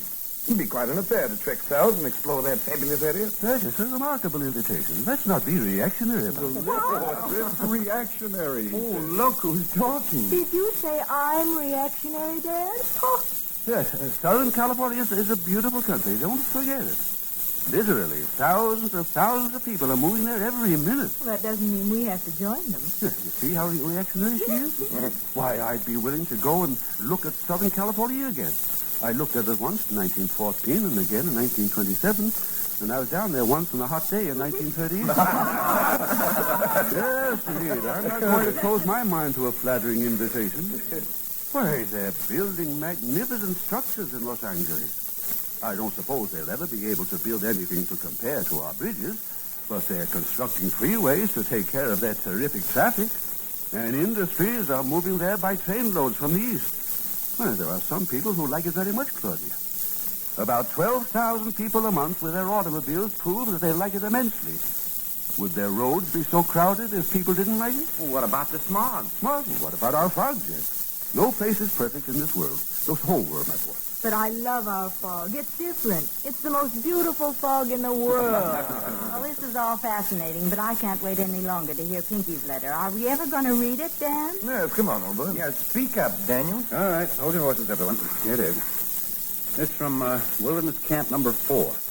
Dear Dan, your friend Mr. Lon Justin met me okay and brought me out here to the woods in a truck with his 10-year-old daughter Trudy, and she's a brat. Well, that's a rude thing to say. I am sitting in the foreman's office while Mr. Justin sees about my job. Trudy keeps running around saying yeah, and she just told me something I don't believe. What? She says you wrote Mr. Justin that it'd be good for me if he landed me the worst job in the whole of Siskiyou County. Dan! Huh? Go on. This sounds juicy. Oh, well, the rest of it. Oh, no, nothing doing. Read it now. Come on. Get along with it. Because she says you said the worst job in the whole of Siskiyou County would be good for my character. Oh, Dan, you didn't, did you? Yes. He goes on now. I think she's just a brat and making this up, except that Mr. Justin asked me if I thought I could learn how to peel a potato. And he also said he was very fond of you and would do anything in the world you asked him.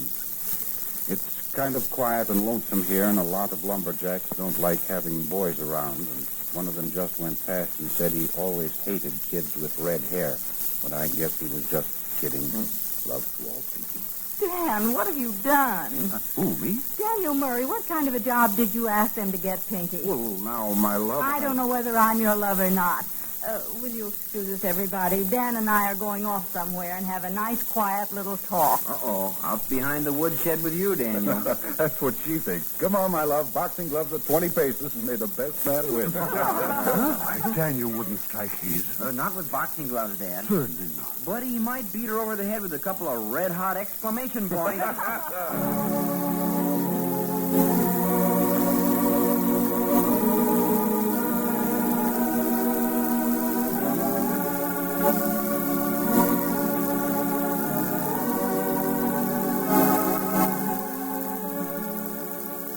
Don't forget, beginning tomorrow night, One Man's Family will be heard on most of these stations every Monday night hereafter instead of Sunday afternoon. That's every Monday evening beginning tomorrow, July 4th. On the Atlantic coast, you will hear One Man's Family at 8 o'clock Eastern Daylight Saving Time. On the Pacific coast at 8:30 Standard Time. Check your local newspapers. But don't forget, beginning tomorrow, One Man's Family will be a weekly Monday night feature on NBC. You've just heard Chapter 14, Book 70 of One Man's Family, written and produced under the direction of Carlton E. Morse. The opening chapter of Book 71, entitled A Reintroduction to the Barbers, will come to you tomorrow, Monday evening. Please check your local newspapers.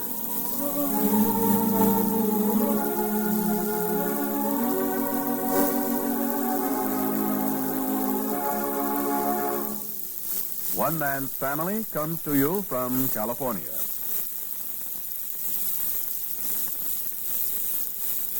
Lombardo makes music in the Harris time, today on NBC.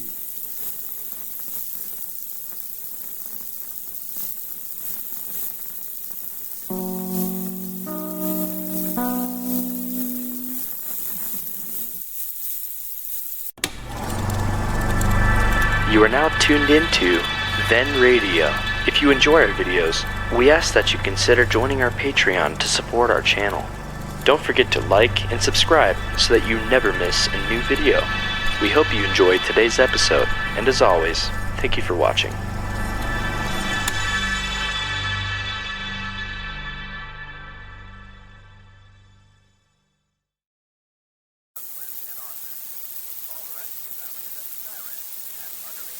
Hear John Charles Thomas on the telephone hour at 9.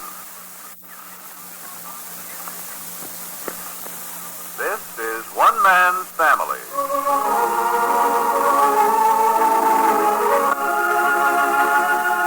One Man's Family is dedicated to the mothers and fathers of the younger generation and to their bewildering offspring. Today transcribed, we present the opening chapter of Book 71, entitled A Reintroduction to the Barbers.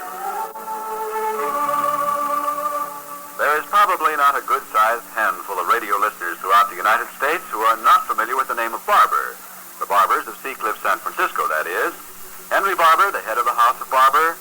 Fanny, mother and grandmother to all the Barbers. Paul, the strong right arm to anyone in trouble. Hazel, the eldest daughter, now married to Daniel Murray, and the mother of Hank and Pink, the twins. And Margaret, the dark-eyed 12-year-old daughter. I My goodness. Do you expect anybody to keep track of a list of names like that? Oh, Hazel. Mrs. Daniel Murray, that is. How about a little help? I don't know why. We've been friends and neighbors of the radio audience for almost 18 years now. If they don't know us now, I doubt if they're ever going to. Still a recapitulation. Oh, well, how far have you got? That you're Hazel, the wife of Daniel Murray, and the mother of twin boys, 16, and a young daughter of 12. Mm-hmm. Well, Hank and Pinky and Margaret are out in the swimming pool at the moment. We were up at the Sky Ranch for the summer, you know. The Sky Ranch? Yes. You know, Nicky and Claudia's summer home, 40 miles down the peninsula from San Francisco. That must be in the Santa Cruz Mountains. Yes. Here, Nicky's out on the front porch in the hammock. Let him tell you about it. Oh, Nicky. Yes? Someone facing me? Come in here, please. Right up. Will you good people excuse me, please? What's on your mind, Hazel? Oh, hello there. Nicky, this is Mr. Frank Barton, and he has some questions. Oh, the inquiring reporter? In a manner of speaking, yes. You see, after all these years of broadcasting on Sunday afternoon, One Man's Family has now moved to this beautifully cozy spot on Monday evening. And, well, it seemed only proper to catch up a few threads for some of your new neighbors. I see. Nicky here, Nicholas Lacey, that is, formerly of London, England, is my favorite brother-in-law. Your only brother-in-law is. Anyway, he's married to my sister, Claudia. And Nicky and she are the owners of this gorgeous horse-breeding ranch up here in the high places of the Santa Cruz Mountains. The Santa Clara Valley's below us on one side, and the Pacific Ocean's a half mile below on the other. And you're 40 miles from San Francisco. Almost to the 10th mile. And here we are, and here we shall remain all through July and August and most of September. Just smell that fragrance of sun on the redwood needles. Listen to the buzz of those lazy insects. Feel the warm sun cooled by ocean breezes on the back of your neck. Oh, goodness, Nicky. What Chamber of Commerce is paying you? Yes, I think that tells me all we need to know about the Sky Ranch. Well, now, just where do you fit into the Barber family? Well, an Englishman born, I was lured to America some 15 years ago by the younger daughter, Claudia. I've been a loving, devoted husband, a fond brother-in-law, and a worshipful son-in-law ever since. And let me add that there are two daughters in the family, Joan, 16, and Penelope, 10. Hello, did somebody mention my name? Oh, Joan, my dear, come here. Okay. What's the big hairy deal this time? Big hairy deal indeed. Joan is Mr. Barton, a chap on the prowl for information concerning the Barbers. Mr. Barton, my eldest and well-beloved daughter, Joan. I see you're going swimming. Yes, you see a great deal these days with these modern bathing suits. Why, Hazel, that from you? Yes, Hazel, how about that? Well, I just can't seem to get used to these bits of draperies they call bathing suits these days. A bit of the old-fashioned girl coming out in you. Well, excuse me, please. I've got a date in a swimming pool, and then Paul and I are heading back to town. It's nice to meet you, Mr. What was your name? No memory for names, just like a mother. Pardon me, will you, gentlemen? I want you to meet my husband, Daniel. Out on the front porch, I think, Hazel. Thanks. Oh, there's my wife coming downstairs. Apparently going swimming also. Oh, Claudia. Hi, Nicky. Come on swimming. Come here, my dear. Oh, hello. I didn't know we had guests. Claudia, Mr. Barton. My wife, Mrs. Lacey. How nice. Excuse me if you catch me all unaware and ready for the swimming pool. I'm really quite happy I did. Quite. You can see where Joan got her good figure. Goodness, compliments from a husband. I take it Joan's gone out then. Yes, and I must say you've chosen a much more modest garment in which to swim than your daughter. This is last year's suit. Wait until next year. Oh, Joan, I don't think the law will allow it. Well, if you'll excuse me. Oh, Nicky, telephone. Did someone say telephone?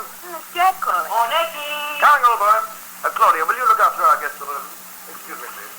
Oh, would you like to come out to the swimming pool? Oh, I'm afraid I couldn't concentrate. Do you mind? Oh, do you have to concentrate? Well, yes. My job is to sort out the barbers. Well, I think you must have my branch pretty well sorted. Nicholas, my husband, my eldest daughter, Joan, 16, my little daughter, Penny, 10, and myself, Claudia. The second daughter of the second generation and Clifford's twin. Well, that's wrapping it up in a small package. Oh, and here's Hazel back. Oh, that's Dan with her. He's Hank and Pinky's stepfather, isn't he? Mm-hmm, and Margaret's, too. But you'd never know it. Everybody loves everybody in that family. Come on, Dan, then you can get back to your discussion with Mother. Mr. Barton, this is my husband, Dan Murray. Hello. Glad to meet you. I understand you're having a time straightening out which barber is which and who belongs to who. I'm beginning to see light. Well, here you have Hazel and Daniel. Out there in the pool, you see our three young hopefuls, Hank, Pink, and Margaret. And that's this branch of the family, the Murray branch. Oh, good. I now have the Murrays and the Lacey's straight. Well, then you'll excuse me. Oh, no. Just a minute. I don't quite understand about your daughter, Joan. Did I hear her say say she was going back into San Francisco this afternoon with somebody named Paul? Oh, goodness, Paul will have to explain that himself. Hazel, would you be a good egg and go get Paul? I'm in no condition to go any place but to the swimming pool. Of course I will. Thanks awfully. A girl can't stand around in a dry bathing suit indefinitely. That's our Claudia. Excuse me, I'll see if I can find Paul around someplace. Why don't you let me go, Hazel? Oh, you keep Mr. Barton company. I'll be right back. You asked about Paul? Yes. Well, he's the eldest son in the family. He's right up next to Mother and Father Barber. Sometimes I get the impression, standing on the sidelines viewing the family through the eyes of a son-in-law, that once in a while Paul even supersedes the older generation. In town, he lives at the old family home, you know. Is that so? Yes, his quarters, bedroom, studio, I don't know what all up on the third floor. The whole top of the house is his. All alone? Yes, ever since his adopted daughter Teddy grew up, became an Army nurse, and went off to service in American-occupied Germany. She's still there? Still there and liable to stay. Oh? Yes, one of the little tragedies of the Barber family. You see, Paul adopted Teddy when she was about 7 years old. She grew up in the family home, and her little girl affection bloomed into a desperate, grown-up love. She was always a daughter to Paul, but for her it was everything or nothing. She couldn't have everything, so she chose nothing. Went away to Germany to help others. What an intriguing story. Oh, you haven't heard anything. His family's fairly alive with undercurrents of one sort or another. Wait till you hear about Clifford and his lost 11 years. Jack and his trip with Mona. Now, wait a minute. Let's stick to one thing at a time. Oh, yes, Paul. Ever married? Yes, he married an American Red Cross nurse in the First World War while he was fighting in France. Married 2 weeks, and Paul was shot down in an air battle. When they pieced him together, he was able to ask for his bride. They had to tell him that during his convalescence, an epidemic had broken out in her hospital ward, and she was one of the first victims. He must have barely been of fighting age when all this happened. Underage, actually. But he never recovered from that one long-ago love. No other woman has ever taken his heart completely. Oh, here he comes. Handsome, isn't he? That's his kindness showing through. Well, what is this in here? Hazel blasted me out of my garden chair. What is it, Dan? Oh, Mr. Barton. Mr. Barton, Paul Barber. A visitor? He's here to segregate the Barbers into their various pigeonholes and recapitulate the highlights of their lives for the benefit of new neighbors on the airways. Well, you've taken on a job for yourself. So I'm beginning to find out. Have you met Dad and Mom yet? No. Well, there would have been your natural starting point. From their loins have sprung all this vast, teeming mass of humanity which you see on every side cluttering up the landscape. We'll get to them in a moment. Why don't you come on outdoors where you can really see what the Sky Ranch is all about? We'll sit under a redwood or a madrone and do this thing right. Sounds intriguing. Come along. Come on, Dan. Join in a little. You folks go ahead. We'll go out this way where we won't be run down by a motor scooter or hit by flying footballs. Well, I've got the Hazel and Claudia branches of the family pretty straight in my mind. I don't quite see where you come into the picture with Claudia's daughter, Joan. Oh, that's it. Well, here, sit down. Put your back up against that tree. Yeah, how's that? Oh, that's good. How'd you happen to hear about Joan? Oh, I talked to her a minute. She said she wanted one more dip in the swimming pool before you took her back to the city. I see. Well, every family has at least one problem child in almost every generation. It's almost axiomatic. Joan's a problem child? Well, let's say she has the potentials for it. Some children accept their lot in life without question. Even some horses accept the bit and the word collar as if they were born to it. Other children and animals will fight every step of the way. Horses become outlaws, children become delinquents, and then criminals. And Joan? Well, Joan stands very much in the younger generation for what my brother Clifford stood for in our generation. Clifford, that's Claudia's twin brother. Yes. I'm the eldest, and Hazel, and Claudia, and Clifford. But what I was about to say was, Clifford and Claudia, to some extent, were the rebels in our generation. Claudia married Nicholas Lacey, and he's changed her. Clifford never did find himself. The older he grew, the more resentful and rebellious he became. He still is? No, he recently had an automobile accident, and a strange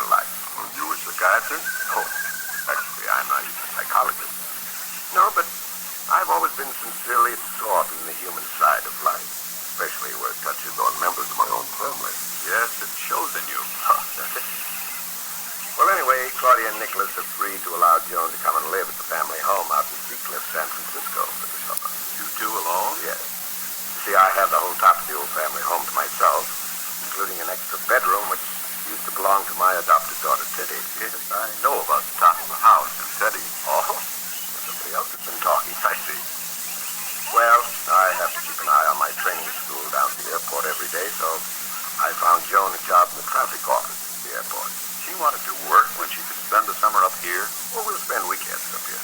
Yes, but isn't that odd in a girl of 16 to give up horses and swimming pools and country vacation? You're persistent, aren't you? Well, if I'm going to get at the bottom of it, I see your point. Well, the fact is, actually, Nicholas Lacey is not Joan's real father. Oh? Claudia married a youngster just out of college named Johnny Roberts when she was 19. In fact, ran away to Reno with him. Marriage went smash almost before it got underway, and young Roberts died of pneumonia after an airplane accident in China. Joan was born after her father's death. That's right. And then Nicholas Lacey came into the picture, and although he and Claudia have been married since Joan was 2 years old, she's never accepted him as a father. Why do you suppose? Well, you want my theory? That's all it is, a theory, but it's yours if you want it. Please. Almost always in every family where there are daughters, there's an instinctive unconscious vying between the girls and their mother for the love and attention of the man in the family. What's this? Well, most people would be shocked if they knew this, but it's as actual and as true as life itself. Any social worker can tell you more about that than I can. However, in a well-adjusted home, and especially in homes where the husband is also the father of the daughters, those stresses and strains of rivalry between mother and daughter are good and wholesome, and tend to tie the family closer together. You're getting in too deep for me. I'm sorry, it's the orator coming out in me. Now, what I'm trying to say is that the natural rivalry between mother and daughter has been intensified in the case of Joan and her mother, Claudia, because Nicky is only a stepfather. Joan has an affectionate nature and would like to give her love wholeheartedly to her father, but she doesn't feel that Nicky is her father, but just a handsome man who's married to her mother. You mean she's jealous of her mother? Partly. She's frustrated because she has no father on whom to bestow her affection. She's afraid to express her need to love and be loved by Nicholas because it shames her to think that maybe it isn't exactly a daughter's love. And on top of all that, Claudia can't help but sense some of this conflict in Joan and feel some of the rivalry. And that doesn't do anything but cause further complications as Claudia instinctively raises defensive barriers. So you're taking it on yourself this summer to solve a complicated setup like that?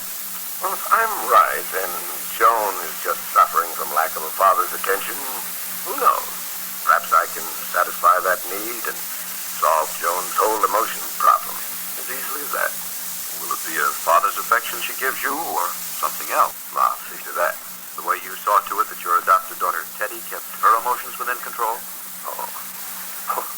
Well, I can answer that on several grounds. To begin with, Teddy was 21. Joan is a little girl, 16. Beyond that, I have much greater knowledge on the subject than I had when I adopted Teddy, and finally, Teddy's was an experience spreading over 15 years. Joan's will be a matter of a few weeks. Oh, here comes Claudia with Clifford. No, don't get up. No one stands on ceremony around here. Those two are twins? Well, not identical twins. I see you rounded up Cliff, Claudia. Yes, it didn't seem quite fair for you to monopolize the inquiring reporter completely. Mr. Barton, this is my twin, Clifford. No. Sit still. You look so comfortable. Oh, yes, please. Oh, Paul, while Mr. Barton's talking to Cliff, could you come and give Nicky and me a hand in the library? Well, I'll give you a hand in the library if you give me a hand onto my feet. Okay. Off you go. For goodness sake, Paul, you can't be that heavy. You sure you didn't take root? A little more respect for your elder brother, young woman. Listen to the man. Will you excuse him? Oh, certainly. Thank you, Paul. That's all. Must keep the family records in order at all costs. Well, I'll see you again before Joan and I leave the city. I'm always amazed at Paul. He's got more facets to his character than an old-fashioned diamond ring. Oh, I found him very easy to get acquainted with. You think you got acquainted with Paul at one sitting? You just got a glimpse through one door, fella. Well, I've known Paul Barber since he used to give me a nursing bottle. And he's still as far beyond me as that horizon over there. That's an interesting statement. I could make a lot more just as interesting. But what about you? Slug said you had a mission and you were visiting us for a purpose. And I was to tell you anything you wanted to know. And you're willing? Shoot. Well, Paul just mentioned that you had an automobile accident. You mean you want the whole story of my life? Is your life story tied up with this accident? Certainly is. Every living, breathing minute of it. Well, let's have it. Well, it seems that when Claude and I were born twins, she was given a lot of fight, and I was given a lot of frustration. You know what I mean? We were children of a kind of mid-Victorian puritanical family, and We were getting our first taste of life right in the middle of a prohibition flapper rebellious younger generation era. Late 20s, early 30s. Yeah. Well, strict discipline at home and all kinds of license and freedom just outside the door kind of mixed us up. But we reacted differently. Claudia butted her head right square into it. She was either going to lick it or go down fighting. And ended up eloping to Reno. Oh, you know about that. Yeah, well, little Cliff, on the other hand, got confuseder and confuseder. And ended up by becoming completely hamstrung by frustration. On top of that, well, this is still kind of sensitive. This is about your wife, Anne. Yeah. Well, anyway, Anne Wade. She was the daughter of a music professor at the University of California. Didn't have a mother. Anne was as unfamiliar with the world as a stuffy old music lover of a professor father could make her. Yes? She hated marriage from the very moment she found out what it was all about. Only lasted about 3 months, when she left me. Went back to her father's house across the bay in Berkeley. And it was on one of those trips back from trying to see her and failing that I smashed up on the Bay Bridge and woke up with a silver plate in my skull. That was when? February 1938. And after that? Well, the rest is only hearsay. What?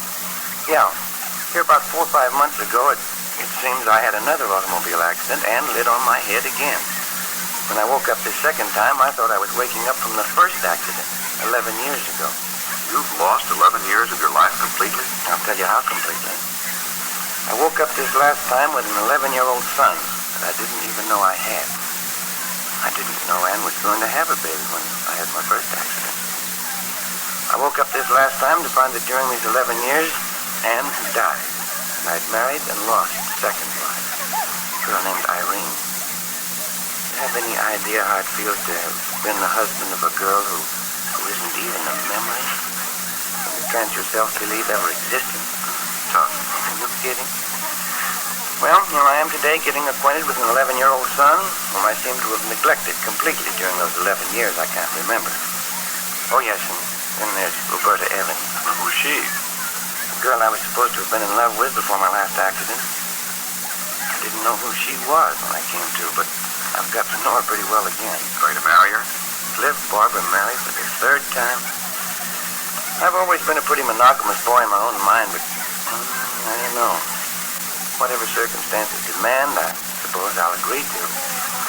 Hey, aren't you getting a little tired sitting on the ground? Oh, redwood needles are a pretty soft cushion. Come on, let's stretch our legs, huh? You want to meet some of the rest of the family. We're kind of out of the traffic here. Give me a hand. Thanks. Yep. Here. Oh, come on, we'll head around the house. Oh, have you met my sister Hazel? Yes, and Claudia and Paul, and now yourself. Well, that just leaves Jack, our youngest brother. I think he went horseback riding. Well, talk about the devil. Hey, Jack! Jack, where you going? Hello, Cliff. Just got back from a ride up the wood road. Ought to take a shower and get into my swim trunk. Well, come here for a minute. Sure, okay. He's the attorney of the family. Married to Betty. He has 6 daughters. 6? That's what I said, 6. Jack, I was just telling Mr. Barton here that you're the parent of 6 daughters. 6 beautiful daughters, doggone it. How are you, Mr. Barton? Oh, fine, thank you. But tell me, how can a boy your age be the father of 6 children? Well, 3 of them descended on us all at once last New Year. Oh, triplets. Yeah. Abigail, Deborah, and Constance. Oh, by the way, Jack, Mr. Barton's here to get a full resume of the whole Barber family. You're next in line. So tell him anything he wants to know. Wouldn't you rather wait until I've had a change and don't smell so horsey? Oh, it's quite all right, Jack, if you don't mind. No, I'm comfortable. You want to go up and sit on the steps, or shall we grab these lawn chairs? It's nice out here on the lawn. Okay. Oh, hey, is Dad around? You've got to meet Dad. He's down under the madrones in the hammock. I saw him as I came up from the stable. Oh, Clifford! You being paged, Cliff? Yeah, Hazel, out here. Could you come around to the kitchen and help us move the ice cream freezer out of the kitchen? Ah, ice cream for dinner. I'll be right there. Thank you. Too heavy for Mrs. McCollum to move. Yep, homemade ice cream for dinner. And what do you want to bet? It'll be fresh beef. Well, I gotta go. Excuse me, Mr. Barton? Well, thanks for the assist, Clifford. Who doesn't like to talk about himself? Open up now, Jack, and give him the work. I could tell him things that'd make his ears burn. You probably will. Here, sit down. Thanks. Well, what kind of stuff do you want to know? Your private life, of course. Well, for instance, like like Betty and I have been sweethearts since we were in grammar school. Good start. And right from the start, we decided we wanted 6 children, all of them daughters. Oh, no kidding. Yeah, but we didn't expect to get 3 of them all in one mess. But now that they're here, what the heck? Anyway, Betty and I were secretly married during my last year in law school, and as a wedding present, Claudia gave us the house right next door to the family home. She owned the house? Yeah, Dad had given it to her as a wedding present when he finally made up with her after her elopement with Johnny Roberts.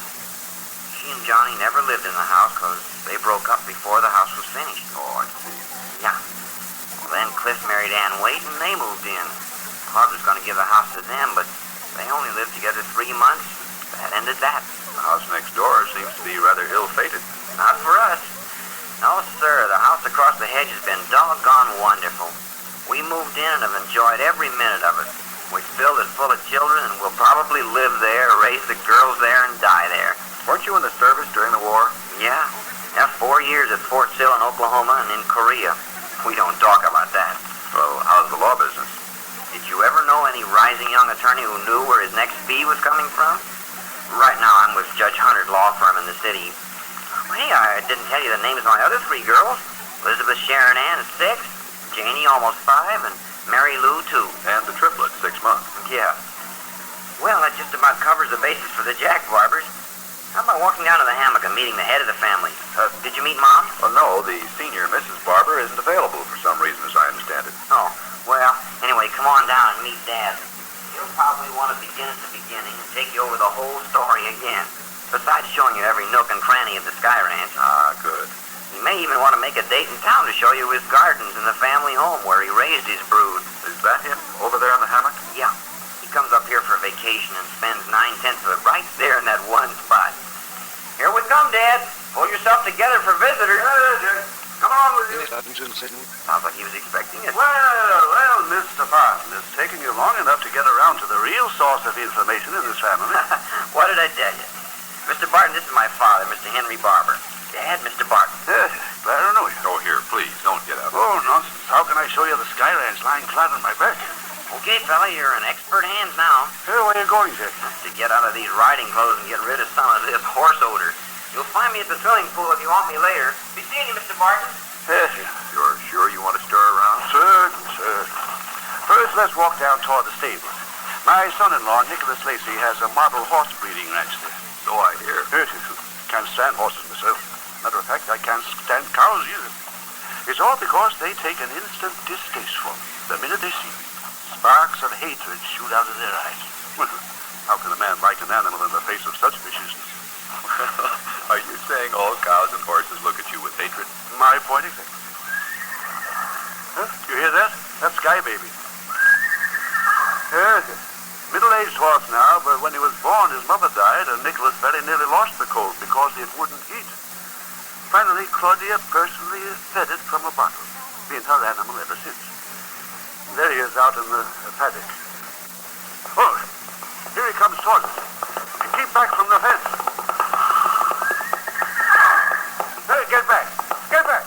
Go on, scat. Shoo! That's what I call a horse with spirit. Claudia spoiled him until he isn't fit to live.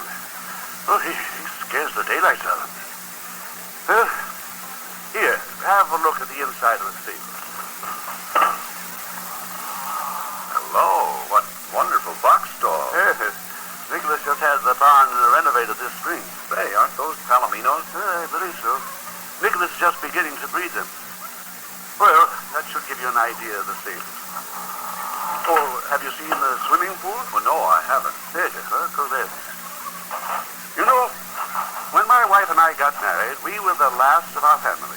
She was the only child of her generation of Martins, and I was the only child of my generation of Barbers. Is that so? Yes, so when Fanny Martin and Henry Barber united in 1896, we started from scratch. And I mean that financially as well as family. Something to be proud of. I think so. Fanny and I had 5 children, Paul, Hazel, Clifford, Claudia, and Jack. We now have 13 grandchildren. Yes, I'm very well satisfied. You began life as a stockbroker, I believe. I did. First as a bank clerk, then an operator in a brokerage house already established, and finally my own business. still carries my name down on Montgomery Street, and I retired 10 years ago. With a tidy fortune, I understand. Yes, yes, you do.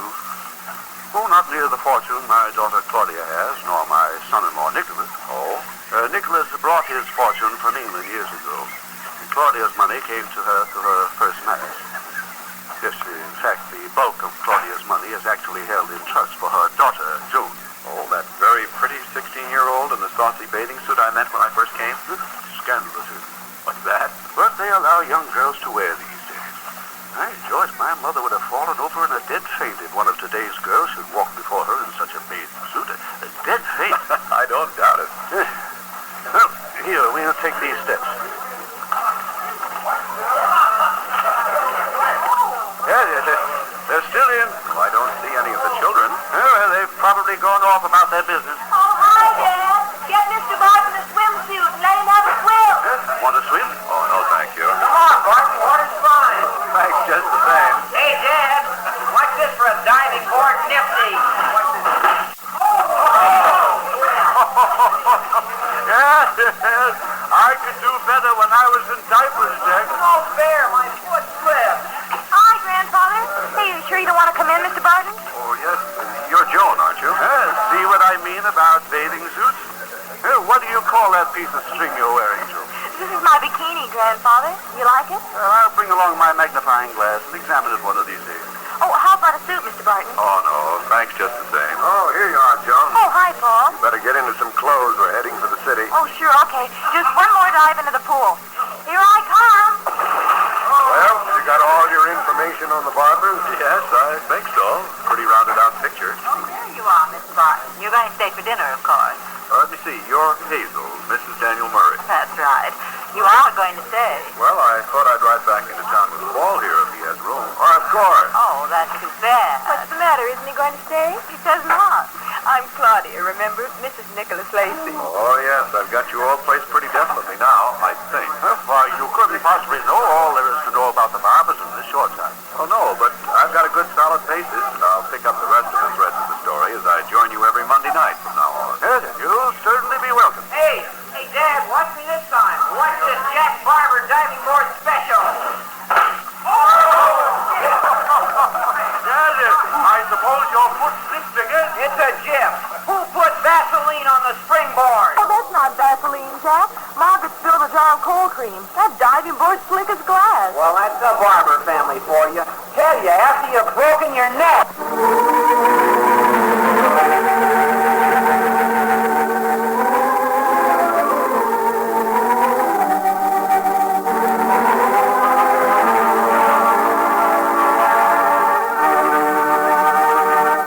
Family comes to you from California. This is NBC, the national broadcasting company.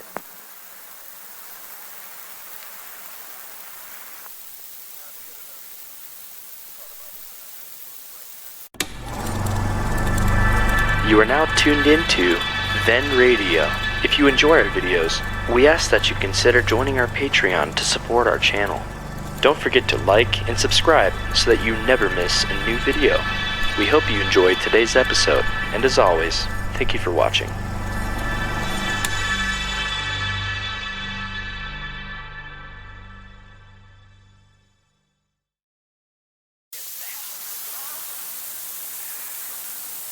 This is One Man's Family.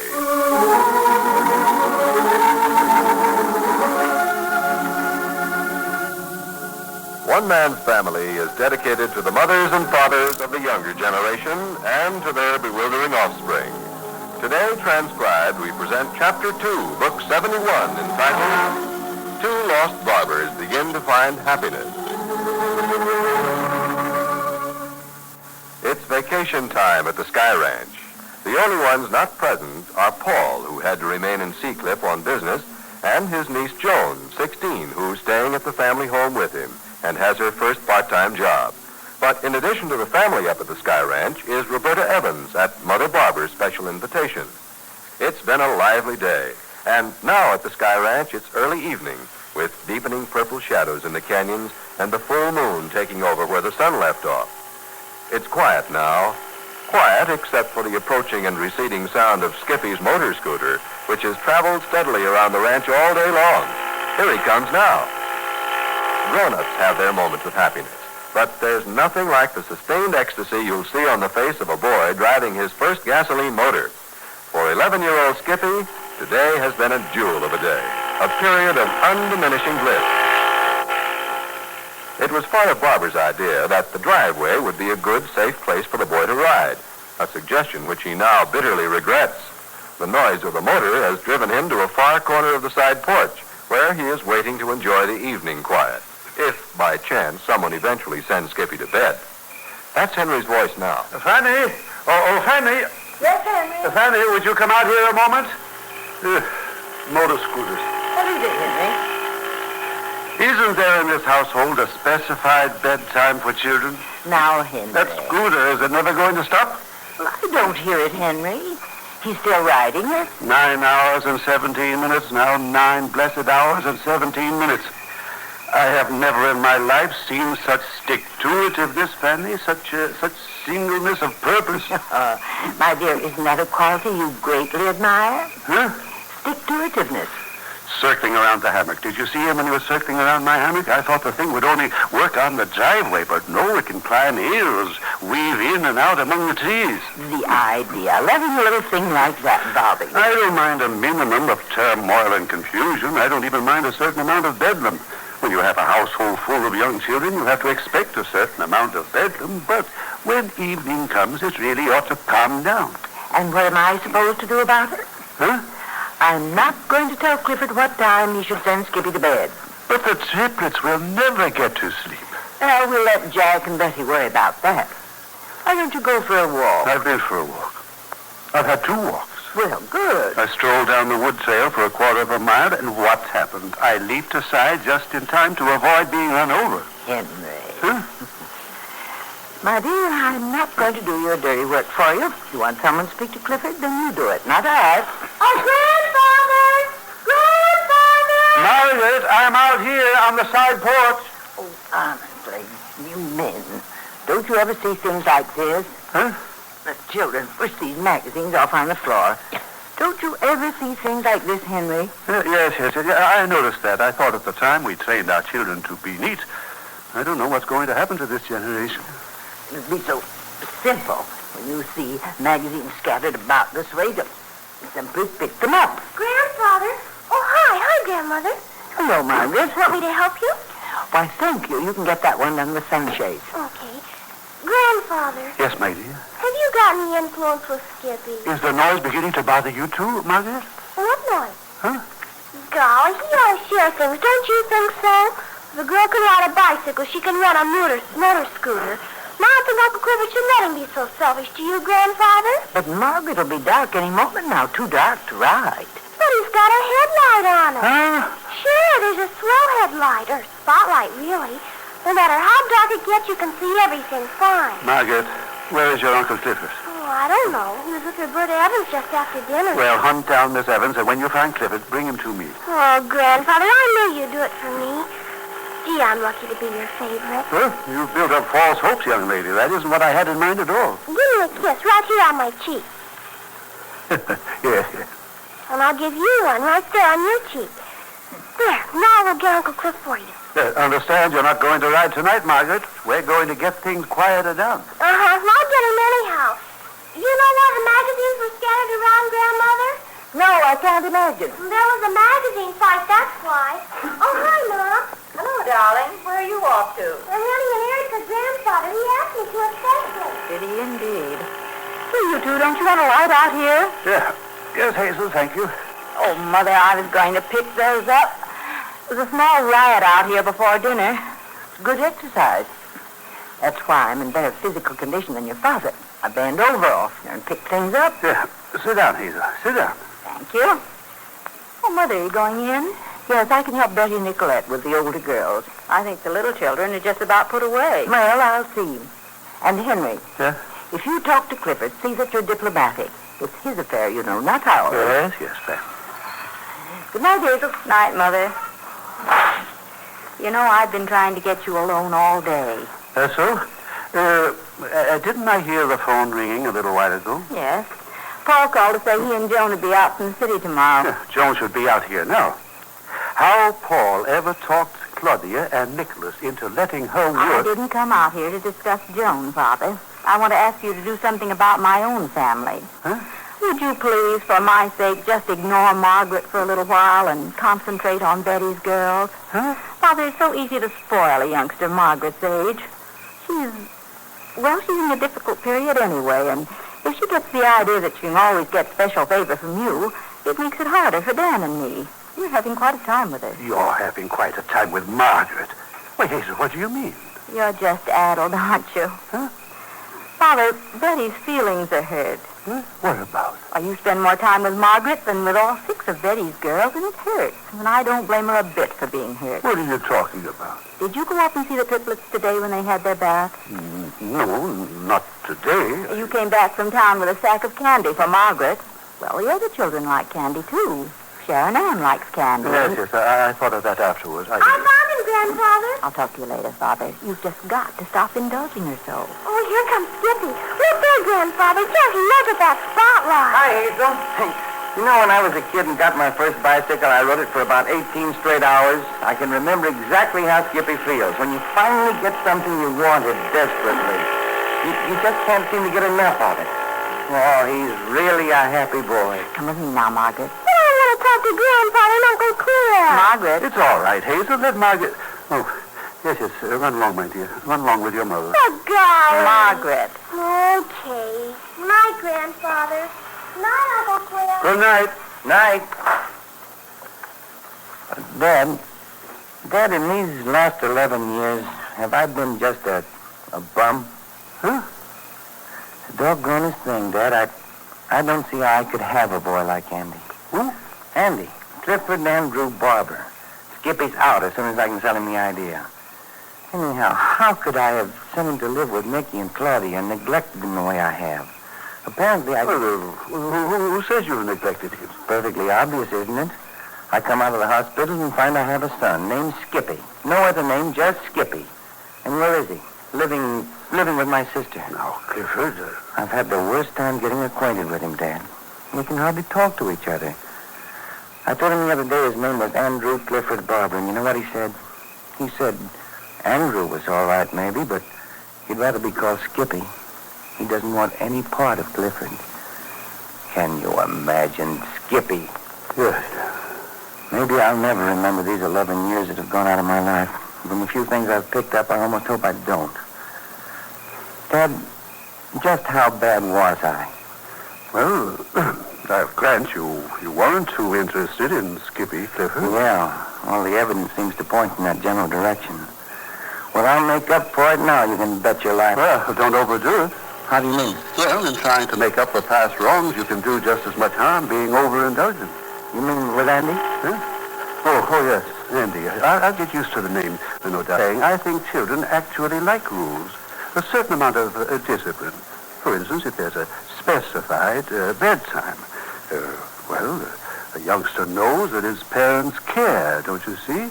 The child who runs wild, stays up half the night, does as he pleases. Well, Clifford, in his secret heart, he knows his parents are either stupid or that they just don't care about him. That makes sense? I think so. Certainly. So, if you're going to be a good father, Clifford, you must represent both love and authority. It's your responsibility to see that the boy gets a sound night's sleep, good food, good moral training, and has the proper things to wear. And that he doesn't annoy other people too much with his motor scooter. Huh? Oh, sure, Dad, I get it. I'll quiet things down right now. Well, wasn't that entirely clear? Yeah, I know, Dad. I've been watching you trying to find a quiet corner. Excuse me.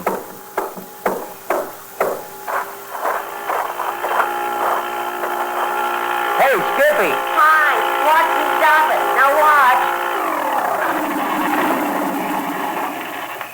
Uh-oh. Killed the motor. Skip, Yes, sir. Did you notice my headlight? Boy, isn't that something? Look, turn it. See? Oh, yeah, it's pretty wonderful. Yeah, it's swell. The whole thing's swell, Dad. Dad, did you say Dad? Sure. Gee, I only hope it'll look just as good and shiny to me tomorrow morning when I wake up as it did today. Say, Dad, Yes, Skip? look, if you want me to be called Andrew Clifford Barber. Well, that's okay, Dad, if that's what you want. Skip. Well, that's fine, only probably nobody will ever... Well, everybody thinks of you as Skippy. Well, I just wanted you to know it's okay with me. What time do I have to go to bed? To bed? Could I stay up until maybe not later than midnight? Well, you see, that isn't the most silent motor scooter in the United States, and I hate to mention this, but today when you were circling around your grandfather's hammock, I think it bothered him a little. It did? Yeah, quite a lot. So, why don't we call it off right now and quiet down for the night? Now? Yeah, I think it'd be a good idea, yeah. You mean I have to? Yeah, fella, I think you ought to. Gee whiz, is that an order? Yes, I guess that's what you'd call it, a definite order. Okay, Dad. I'll just start it up and run around the house twice more and then put it in the garage. Uncle Cliff, couldn't I ride it just once, please? Oh, hey, Margaret, you're in your nightgown. But Uncle Cliff, I've been asking Skippy all day if I couldn't ride it just once. He's selfish. Oh, you don't know how to work it. Well, I could learn. Uncle Cliff, Skippy, I could learn right away. You watch me.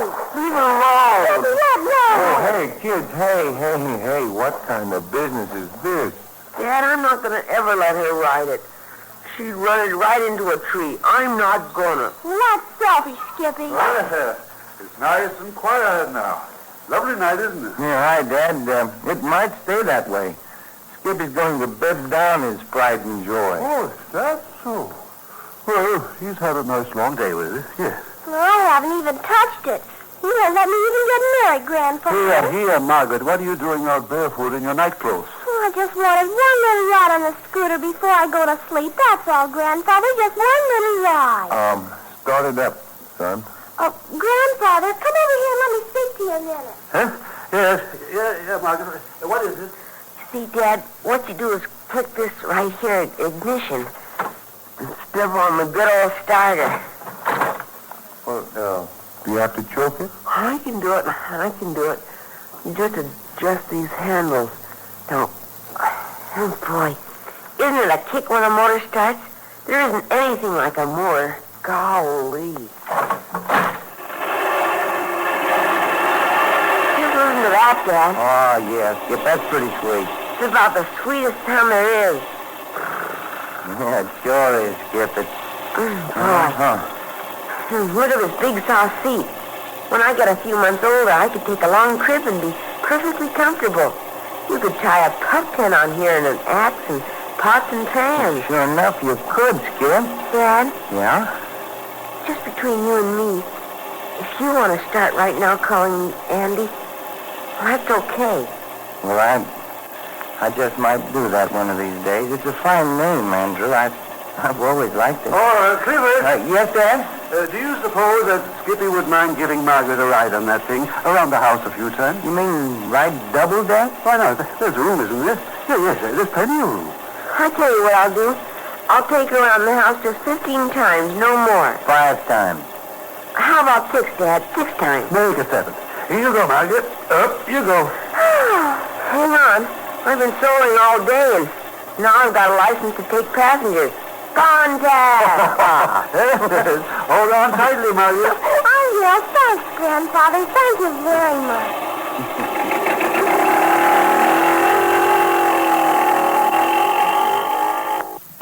You know something? He started calling me Dad. Huh? Skippy? What did he call you? I don't know, but I never heard him call me Dad before. Margaret! Margaret Herbert Murray! Margaret, where are you? That you, Hazel? No, Margaret's disappeared. Where in the world is she? Riding with Skippy. Riding with Skippy? But Clipper, I sent her to bed. With that, maybe you better get a jacket for her. A jacket? What she got on? Just a nightgown, I'm afraid. Honestly, whose idea was this? Dad, where are you going? Hey, Dad, come back here. Hazel wants to know whose idea this was.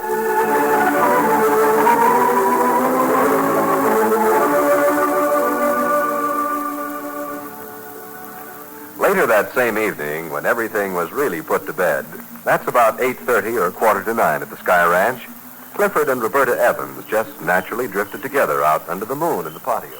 Oh, so you did come, Clifford. Were you expecting me? I thought maybe you'd gone to bed, but I was hoping. No, just sitting here looking up at that wonderful moon and doing a little hoping myself. Yeah. I've been up saying goodnight to Andy. Skippy to most folks. I know. He's worn himself out with that new scooter. And he's made his father very happy, too, hasn't he? Guess I am glowing a little. For the first time in my life, I've begun to sense the meaning of being a father. Oh? Just tonight, it kind of came over me as I watched him playing. The look of utter bliss on his face, the way he suddenly began calling me Dad, it was... Oh, it was pretty wonderful. I heard him. When he said Dad, there was pride in it. He was as happy as you. Was he, do you think?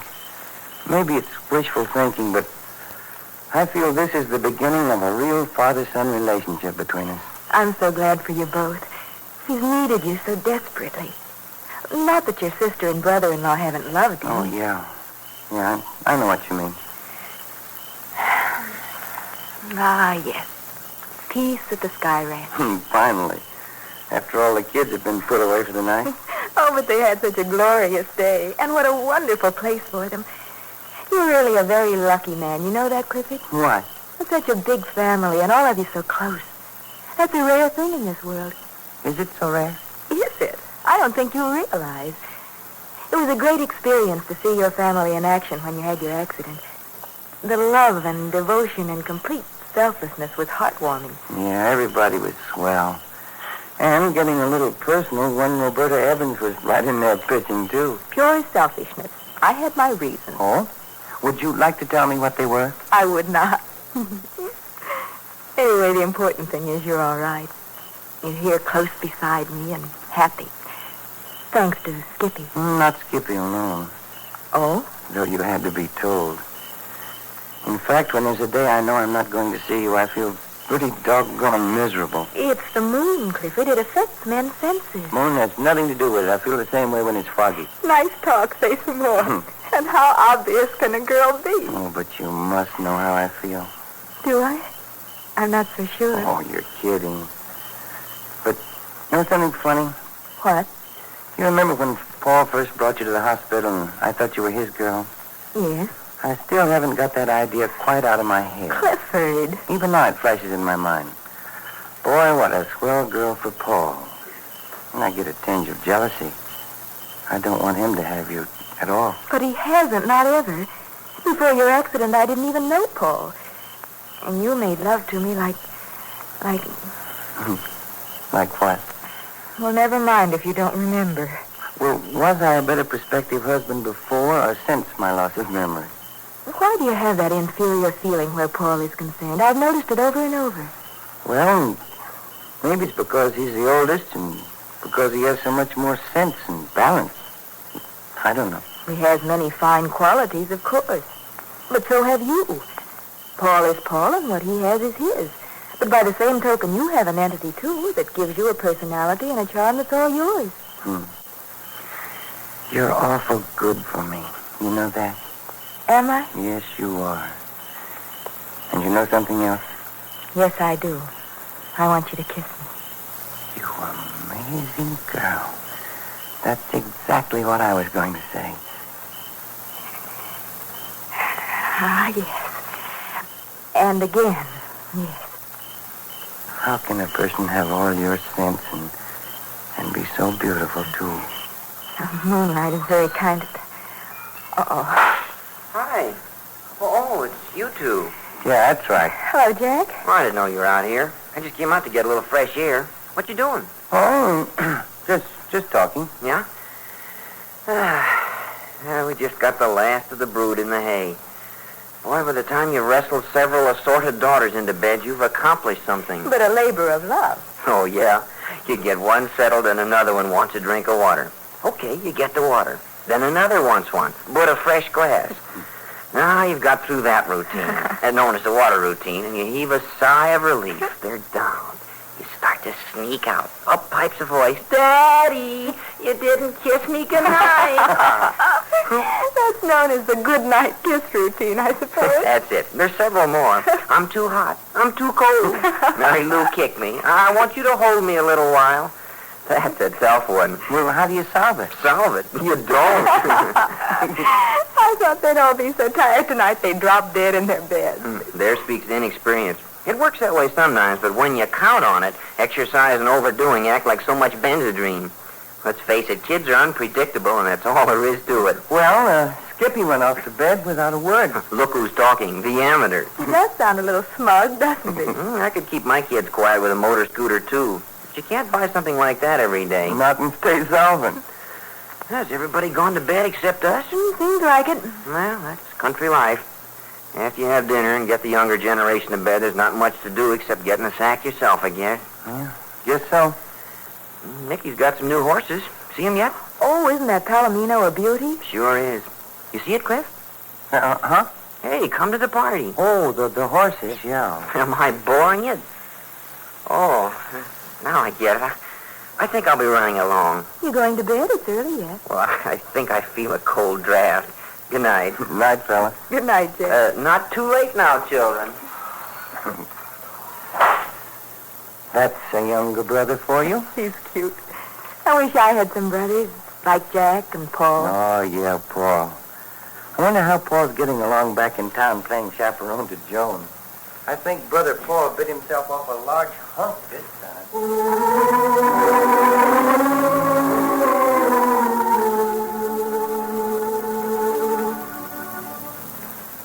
Yes, I know, Joan, but isn't it a little late to be going to a movie? Oh, it isn't 9 yet, Paul. Besides, Ken had to work late. That's why he couldn't get here sooner. You met this Ken at the airport, huh? Yeah. We had lunch together a couple of times. He knows you. Says he's helped to service your plane a lot of times. Ken Arthur, kind of stocky with a crew cut. Well, I'll probably remember him when I see him. I'm presuming he's a nice young fellow. Oh, sure, he's okay. How old is he? Oh, 21 or 22.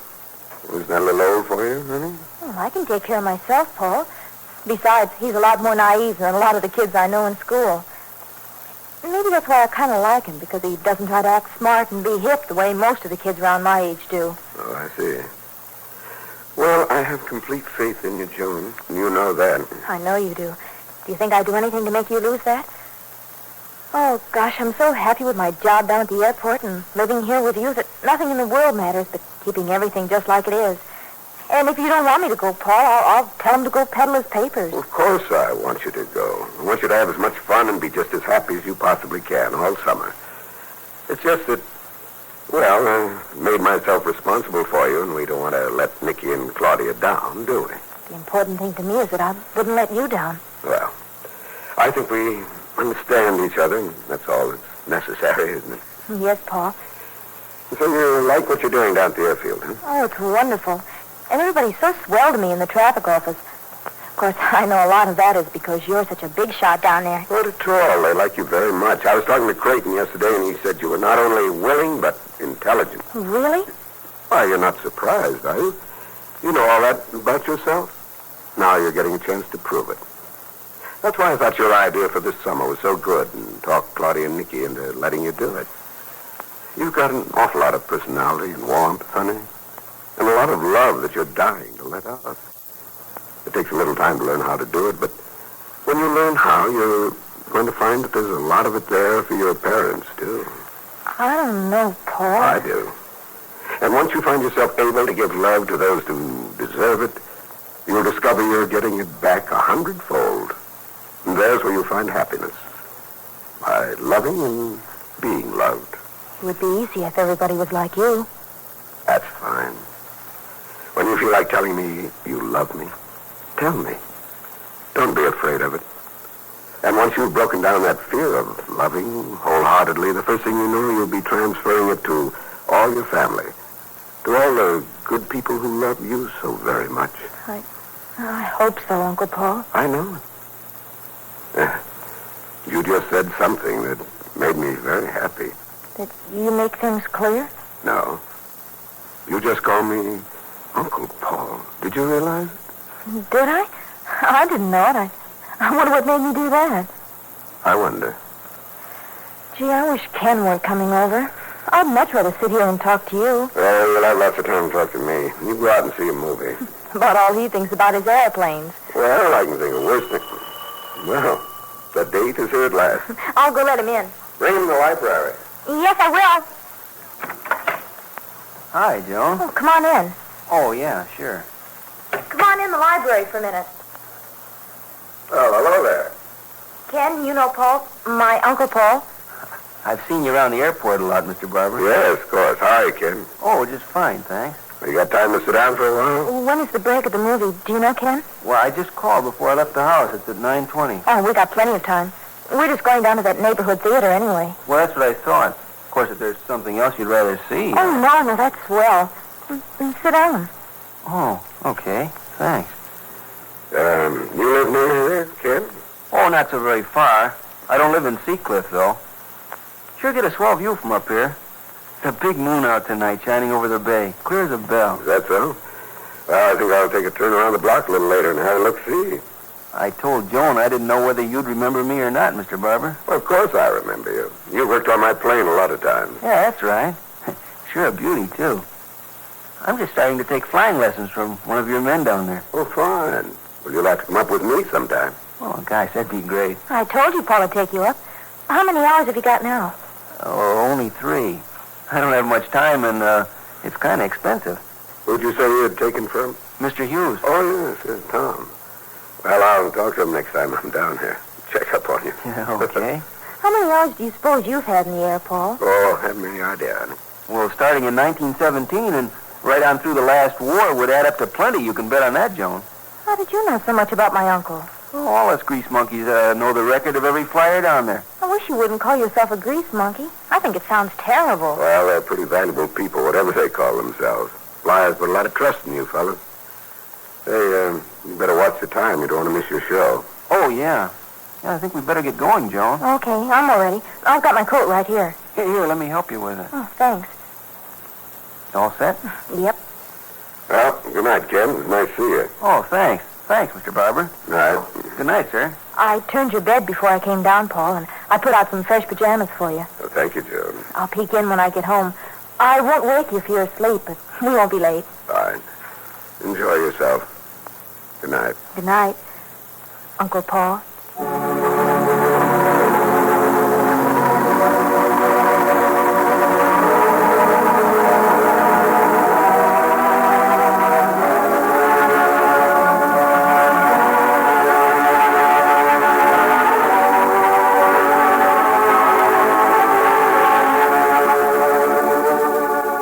You've just heard Chapter 2, Book 71 of One Man's Family, written, produced, and transcribed under the direction of Carlton E. Morse. Chapter 3, entitled Roberta Evans Begins to Sense Arrival, will come to you next week at this same hour.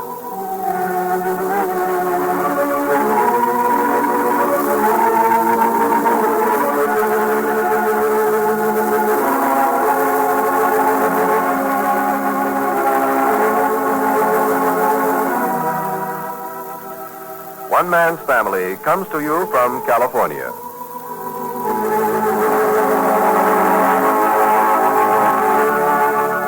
This is NBC, the National Broadcasting Company.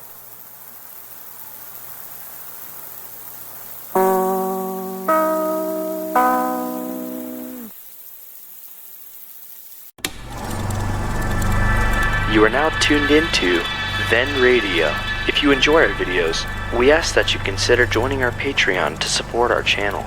Don't forget to like and subscribe so that you never miss a new video. We hope you enjoyed today's episode, and as always, thank you for watching.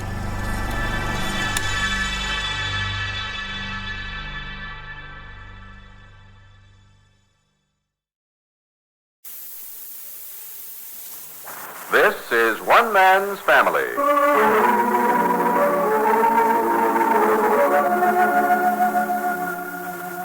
One Man's Family is dedicated to the mothers and fathers of the younger generation and to their bewildering offspring. Today, transcribed, we present Chapter 3, Book 71, entitled Roberta Evans Begins to Sense Arrival. Well, it's vacation time at the Sky Ranch, and most of the family is present, including a weekend guest, Roberta Evans. However, Pinky's out in the world making his fortune in a lumber camp up north. Joan's in town with Paul, working at the airfield. And last night, Father and Mother Barber returned to Seacliff because, as Henry says, there are times when even the most ardent family man can love his grandchildren more dearly at a distance. Mother and Father Barber are at the breakfast table. More coffee, Henry? Piece of toast? No, thank you. Nothing more. I believe you got a little sunburned at the Sky Ranch. Sat around that swimming pool too long without my hat yesterday. Well, maybe next time you'll listen to me. Next time we go up, I'll spend all my time down in my hammock. Too much noise and confusion around that swimming pool anyway. Wonderful place for children. I can take just so much of it, and then I want to get back here in the quiet of our own home. By next weekend, you won't be able to wait to get down there again. You'd better call up to Paul and Joan to come down here to breakfast. They'll be late getting out to the airport. Well, they'll be along. Paul knows what time he has to get Joan out there, much better than you. Very well, my dear. Henry, are you grumpy this morning? I wasn't aware of it. Well, you are, like an old bear. Are you still irritated because Joan went out last night? Is that it? That's Paul's responsibility, not mine. Exactly what I've been trying to tell you. Just the same, I think the whole arrangement is wrong. Joan belongs with her parents. Paul is making a big mistake in assuming the responsibility of a girl of Joan's age. Well, what's so wrong with it? Suppose something happens. Then what? And what do you think is going to happen, Henry? I don't know. But apparently she's been out with this boy from the airport 2 or 3 times now. Well, whatever. Paul knows him. He must think it's all right or wouldn't permit it. Personally, I think this whole thing is wonderful for Joan. Oh, you do? I certainly do. She's ecstatically happy with her job, and I've never seen her such fine spirit. Why don't you appreciate this new Joan without moodiness or sullen face? Yes. Honestly, Henry, when you get yourself into a tizzy... Good morning, folks. Oh, good morning, Joan. Good morning, Grandfather. Good morning. Oh, Paul will be right down. Sit there, Joan. There's orange juice, all poured for you. Oh, thanks. Gee, it's sure swell of you to fix breakfast for us, Grandmother. I guess you'll be glad when Mrs. Ketterman's back from her vacation. Paul tells me you've been getting his breakfast every morning. Oh, I like doing it. I never tried cooking much before. Of course, there isn't much to getting a breakfast. We eat out the rest of the time when you're gone. Good morning, good morning, good morning, good morning. Oh, Paul. How goes it, Mom? If you'll give me a kiss, the day will have a perfect start. What a nice thought. Who's the gentleman buried in the newspaper here? Henry.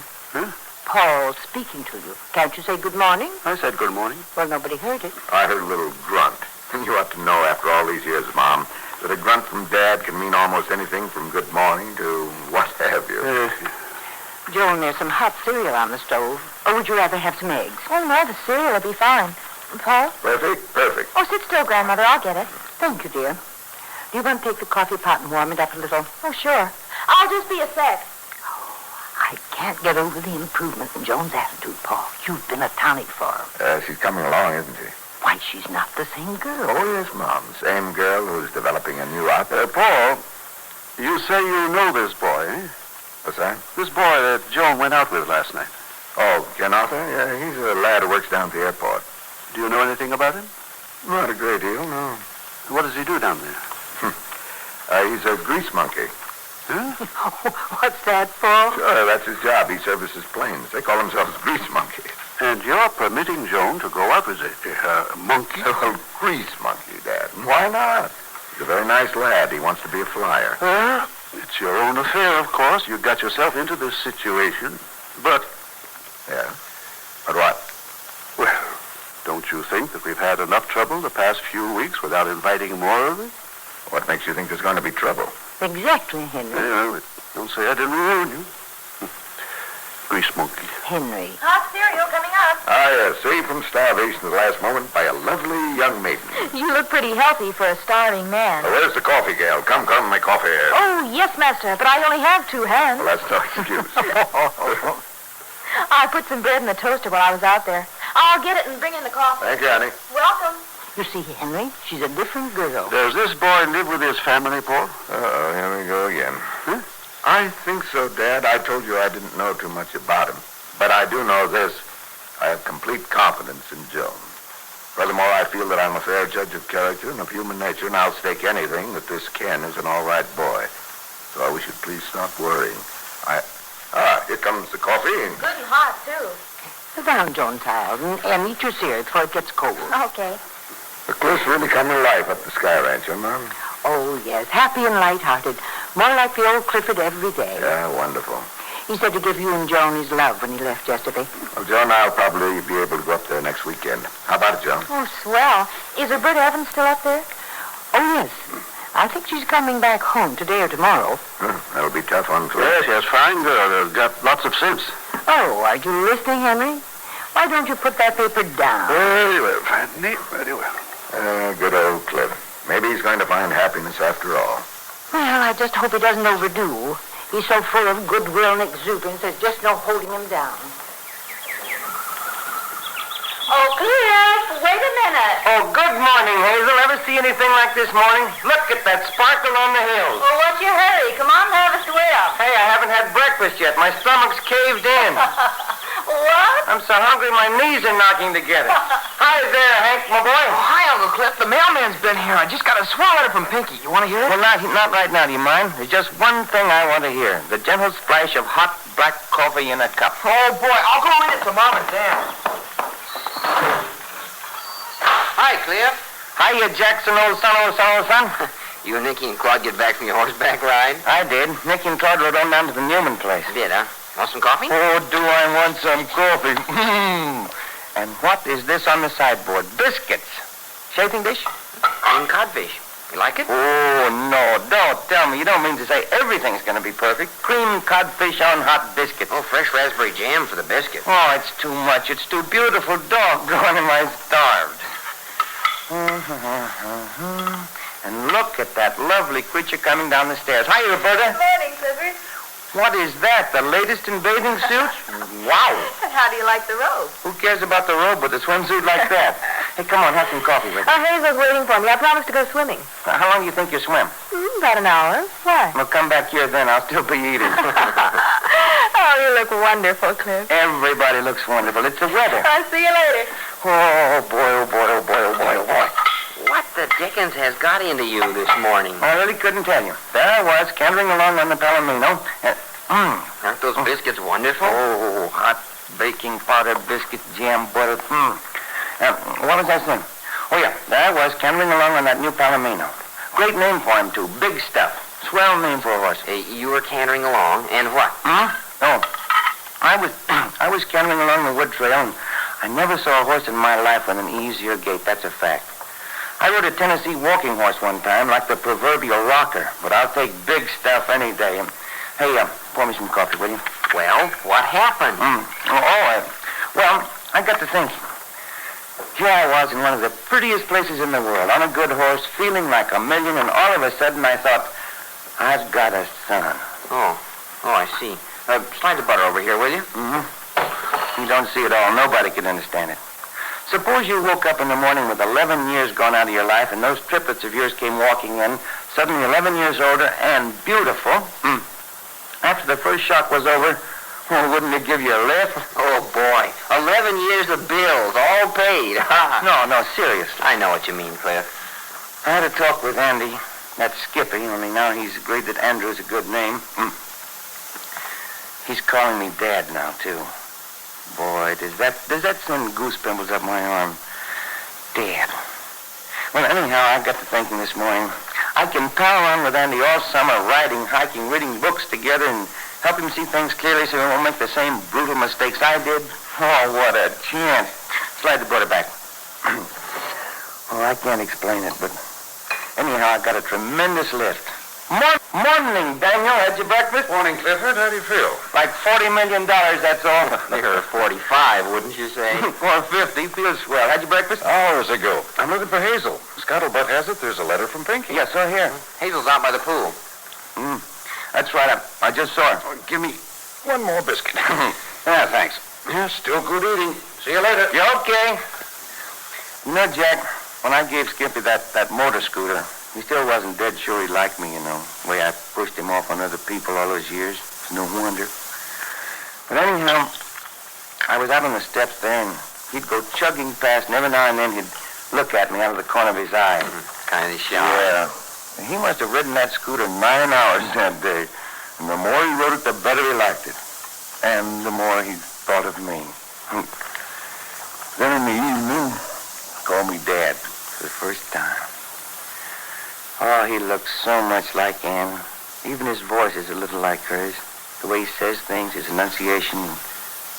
What am I talking like this for? You don't know what I'm trying to say. Probably doesn't make any sense. You know something? What? I think I'll get myself a good hard bash on the head. What for? There are a few years I'd like to forget. Yes, sir, but forever. For what years? That 4-year stint in the Army. I used to be lighthearted, too, remember? Gay and free and lyric, just the way you are. Must have been the Army that got me down. You don't think a grand total of 6 daughters might have sloped your shoulders a little? Oh, hey, Sandy. French riding with his motor scooter. He gets 50 miles to the gallon. I bet he used 3 gallons those last 2 days. Oh, everybody's going to be mighty proud of him someday. And if you think I sound sentimental, I'll poke you in the eye. Hello, Hank, now what? Oh, this really is a swell letter. You want to hear it now? Dan was looking for you. Did you read it to him? Oh, not yet, but I read it to Ben and Betty and Miss Evans, and I might as well read it to you now that I'm here. Now, read it to Jack. I want to catch the demon driver of that motor scooter on his next time around. Hey, Jack. Yeah, Cliff? Don't let anybody put that chafing dish away. I may want some more. Okay.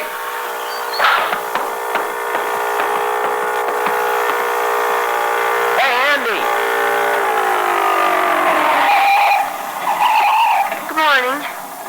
What are you going to do today, son? I don't know. Oh, so what's the matter? Nothing. Oh, hey, Skip, what's wrong? Not a thing. I guess I'll use my wrench and tighten up things now I've stopped anyhow. Mind if I sit down here and watch you? No, sir. No, look, Andy, wait a minute. Something's eating you, young fella. You want me to call you Skippy instead of Andy? Hey, come on now. You've got stuff on your mind. I want to hear it. You sore at me? Huh, fella? I'm not sore, Dad. Well, what's the matter then? Are you going to get married? What? I heard Ben and Hank talking. They think you're going to get married again. Oh, they do, huh? And to whom? That girl. Roberta Evans, you mean? Dad, are you going to? Well, Skip, that's a pretty tough thing for a man to answer. When you get a little older, you'll realize that there's one thing you can never be dead sure of, and a good many men have said that they'd never get married, and 2 weeks later they're just coming home from their honeymoon. Oh. Then I guess you are. Oh, no, Skip. I just mean no man can make a promise about marriage. I haven't any intention of getting married. Will that do?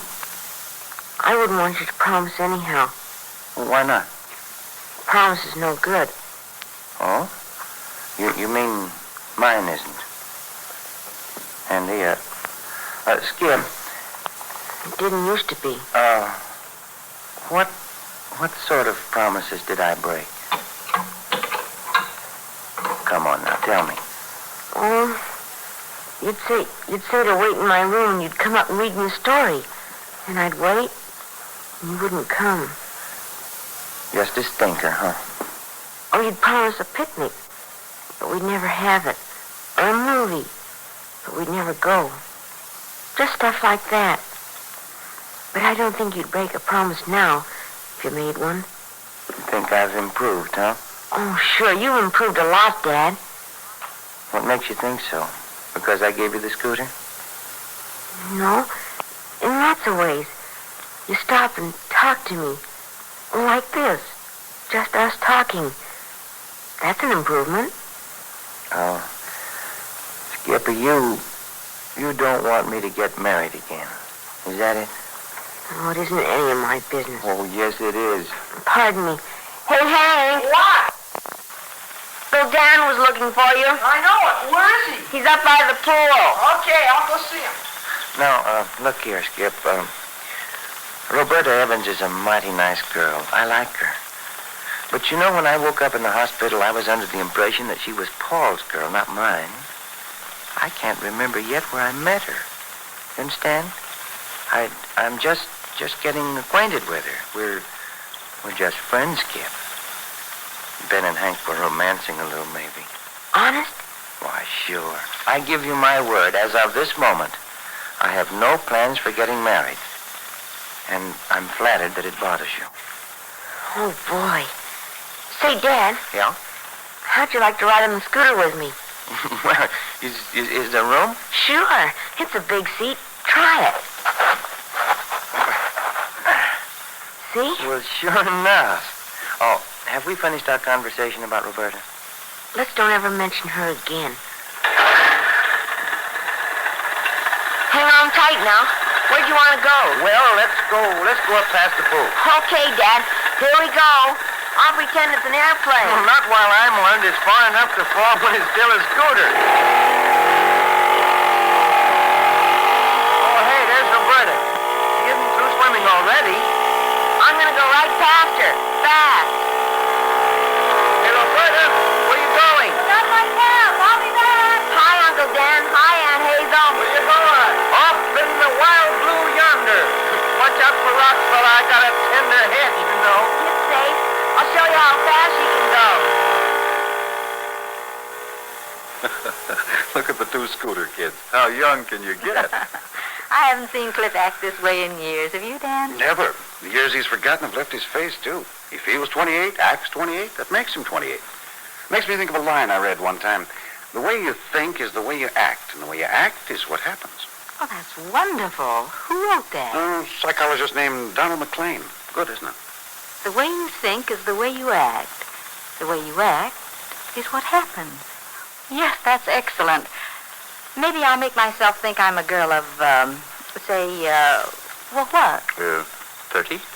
You, 30. I was going to say 20. Oh, don't do that. You'd be too young for me. Hey, Hank, where have you been? Oh, I've been reading Picky's letter to different people. Well, let's see it. I'm the one who's been worrying about the boy. Hand it over. No, let me read it. I like reading it. I think he says nice things about Hank. He wants to be sure people skip nothing. Okay, Hank, go ahead. Dear Hank and everybody, I've had a little sore throat, but don't worry about me. I'm going to stay all summer. Mr. Justin wouldn't get me in the Forest Service, but he got me a fine job where I'm learning a lot about cooking. What? Yeah, cooking. That's what he says. It's great up here in this lumber camp, and you never saw a man that could eat so many potatoes. I get up at 3 o'clock in the morning and start peeling potatoes, and I'm still pretty busy about 8 hours later. Writing's kind of faint here. I got a title already. It's second assistant cook. I cut my hand, but don't worry about it because there's only a little affection. Just a little, huh? Yeah, that won't keep me from staying here all summer. I get 17 a week, and I sure miss you, Hank, and I'm sorry I used to get sore at you because you're a good guy and our fights weren't my fault. Can you read that without blushing? I don't interrupt. The next part's fascinating. Oh, here, you read, damn it. My tonsils are getting tired. Fine, let's see it. The air is fine and cold here, especially at night, which is good for me, and you certainly have to be a man among men to stick it out. By the end of the summer, I'll sure be mature, and I wish you were here, Hank. This is a fine, free experience to get out in the world and find out how they fell trees and see how much the ordinary lumberjack can eat. You wouldn't believe it unless you saw it. They eat pounds of stuff every meal, especially potatoes. It's a healthy life. I stubbed my toe pretty bad in the dark the other night, but that isn't going to keep me from staying all summer, even though I'm still limping pretty badly. Very slight infection in the toe. Well, Hank, I never realized how important a twin brother is until I got way up here alone in this beautiful wild country with nobody that talks my language. See you in September. Love to everybody, Pinky. Quite a letter, isn't it, Dan? Yes, isn't it? Gee, it sure sounds great. Wild, free country and felling trees and good cold nights. Golly, I think I'll go up there and join them. What? Well, that would be a good experience for a medical student, all those accidents. Lumberjacks probably get hurt a lot. I can practice first aid. Hank, you mean to say you don't understand that letter? Well, sure I understand it. Hank, Pinky isn't going to stay there. Well, he says he is. He says right here. Here, let me show you. Oh, Mom, what are you laughing about? Darling, you didn't read between the lines, and that's a good lesson. Never bother to read anything unless you read between the lines. Now listen to this, Hank. Not only with your ears, but with your mind. I've had a little sore throat. Now that could develop into something that'd bring him home, couldn't it? Huh? Gets up at 3 o'clock in the morning after freezing all night.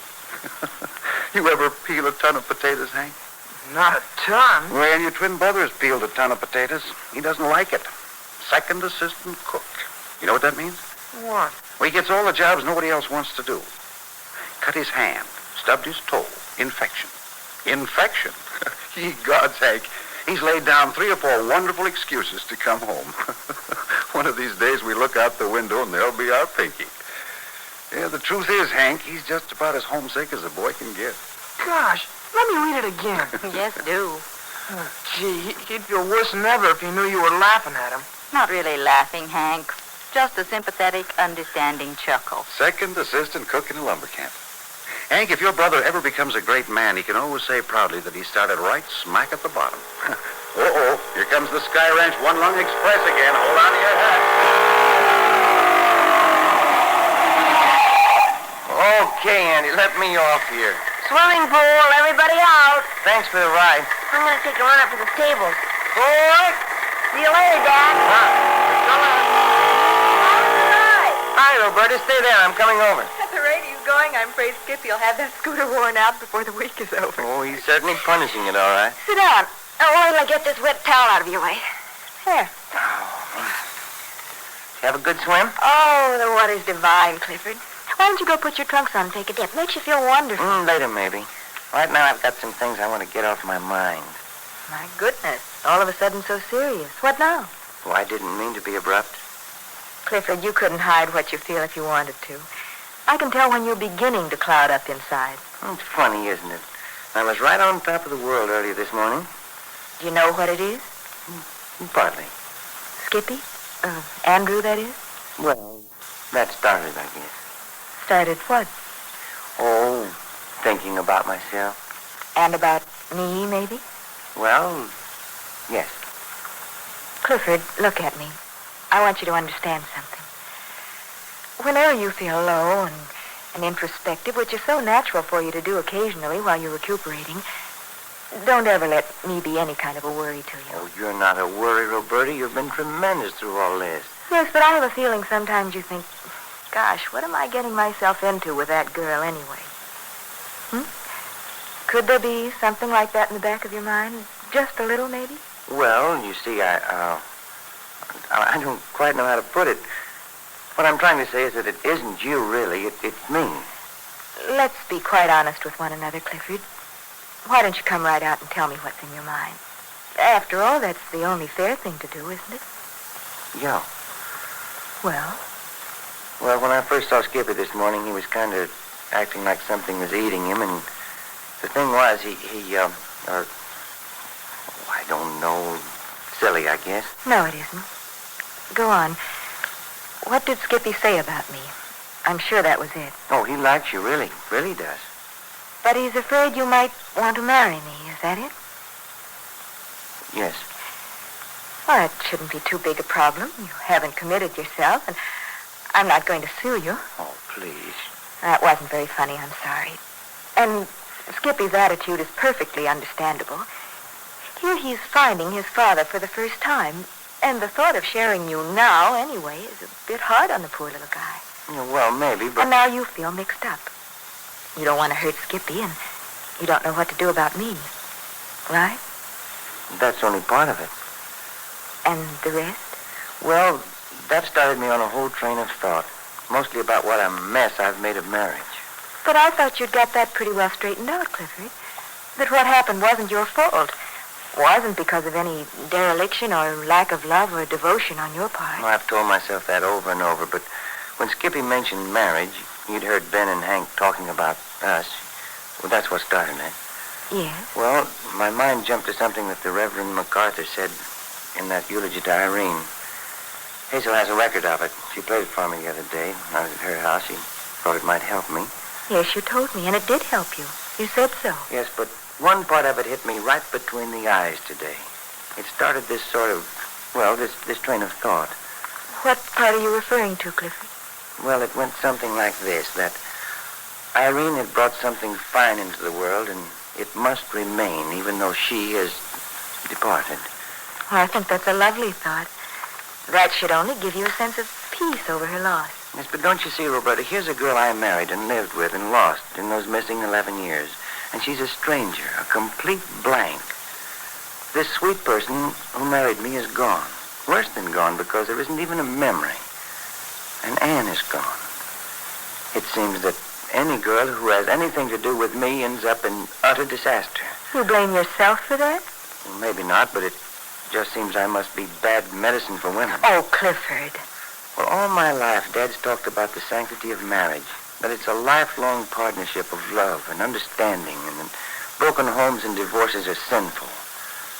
I wanted my marriage to be the way he had pictured to me ever since I was a boy. With Anne, I went into it with the feeling it actually was something that heaven had brought about. Out of it came nothing but desolation.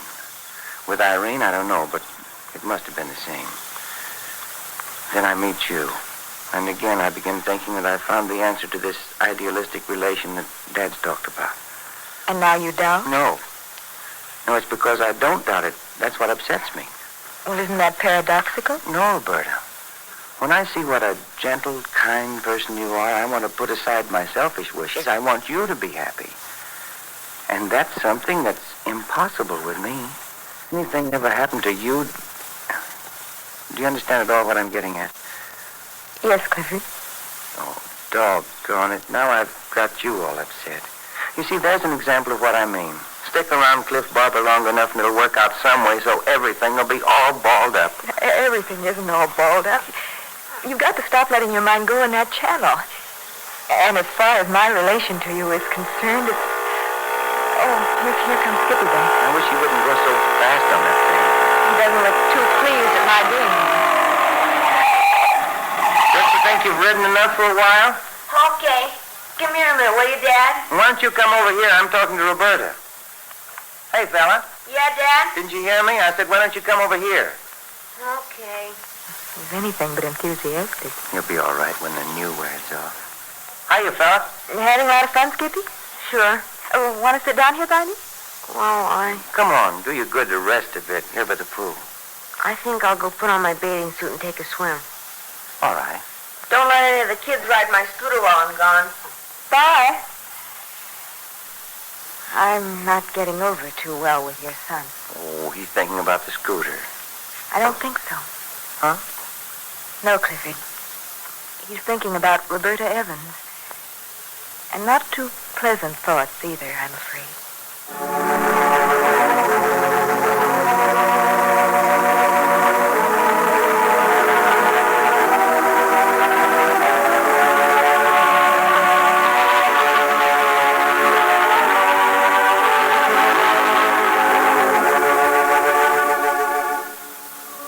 Just heard Chapter 3, Book 71 of One Man's Family, written, produced, and transcribed under the direction of Carlton E. Morse.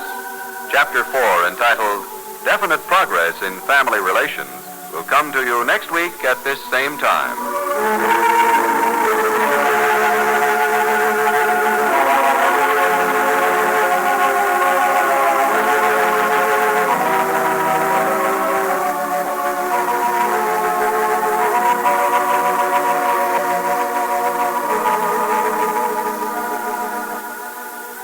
One Man's Family comes to you from California.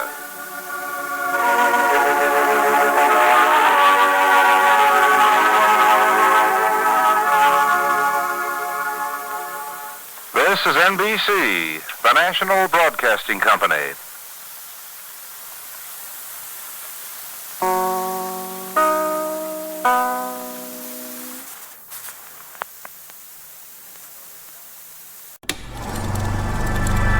You are now tuned into Then Radio. If you enjoy our videos, we ask that you consider joining our Patreon to support our channel. Don't forget to like and subscribe so that you never miss a new video. We hope you enjoyed today's episode, and as always, thank you for watching.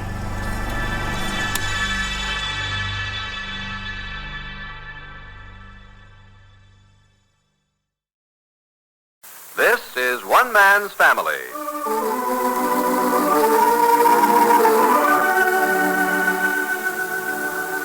One Man's Family is dedicated to the mothers and fathers of the younger generation and to their bewildering offspring. Today transcribed, we present Chapter 3, Book 71, entitled Definite Progress in Family Relations. It is said about a certain sidewalk cafe in Paris that the traveler who will sit there long enough will eventually see, passing by, everyone he has ever known. An interesting theory, though difficult of proof. Yet the validity of such an observation can be demonstrated on a smaller scale in many other places. Take, for instance, Father Barber's hammock between the two madrone trees at the Sky Ranch. The head of the Barber clan can lie there at his ease through the pleasant hours of summer and keep fully abreast of the developments in his household as one by one his sons, daughters, and grandchildren stop by to pass the time of day. At the moment, Hazel is sitting in the lawn chair beside the hammock reading a new letter from Pinky, whose quest for a summer adventure has led him to a job as second assistant cook in a lumber camp in Northern California. You want to hear the rest of it? Do you want to hear the rest of the letter, Father, or would you rather sleep? I wasn't asleep, Hazel. I merely had my eyes closed. Go on. Where did this letter come? On the morning delivery. Now, let's see, where was I? Oh, yes. I am sleeping on an old army cot, but the canvas part is torn, so I wove a rope across to make a sort of mattress, and the blanket is thin, so the rope cuts into my back. I will have permanent scars from this rope, along with a cut on my finger I got from peeling potatoes. It sure is a rugged life. How's everything at the Sky Ranch? Love, Pinky. Yes. What do you make of it? Homesick, that's all. The boy's a little homesick. Dan thinks he'll turn up here one of these days. Dan's a very shrewd fellow. Father, did you know that Dan deliberately got Pinky the worst job he could find? Second assistant cook in a lumber camp. I'm hoping Pinky will fool everybody and stick it out. You aren't fussing with Daniel about this, are you? Well... Hazel, Daniel couldn't do anything finer for the boy if he were Pinky's own father. I know, but... No, you don't know. This world is no maypole dance, my dear. As a partner of mine used to say when I first started in business, it's cold outside. Yes. I don't know a better time for a boy to make that discovery than during a summer vacation from school when he's just left a comfortable home and has a comfortable home to return to. Well, yes, but... Personally, I'm very fond of Daniel. I have an increasing admiration for him. Yes, he has real affection for your children, Hazel. He's truly adopted them. And I, for one, think that you're a very, very lucky young woman. Well, I'm not really fussing with Dan, Father.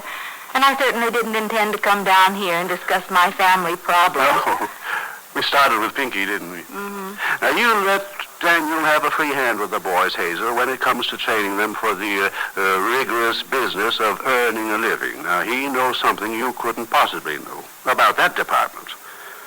He peeled potatoes in a lumber camp himself when he was a boy. Well, I didn't know that. Of course you do. When he was treed by a bull elk and found a cub bear in his bed? Oh, yes, that. Yeah.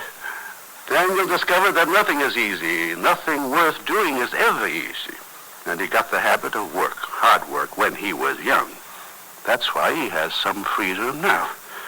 Yeah, he'll do all right with Pinky and Hank. You just let him have his head with the boys. You seem to be under the impression I've made an issue of this, Father, but I really haven't. Yeah? Then I'm glad. You don't sound as though you meant that. Huh?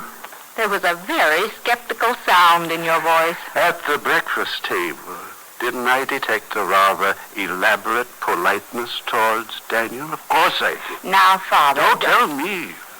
I have an infallible way of knowing when you've had words with Daniel. Oh, have you really? An infallible barometer of Daniel's emotions. What is it?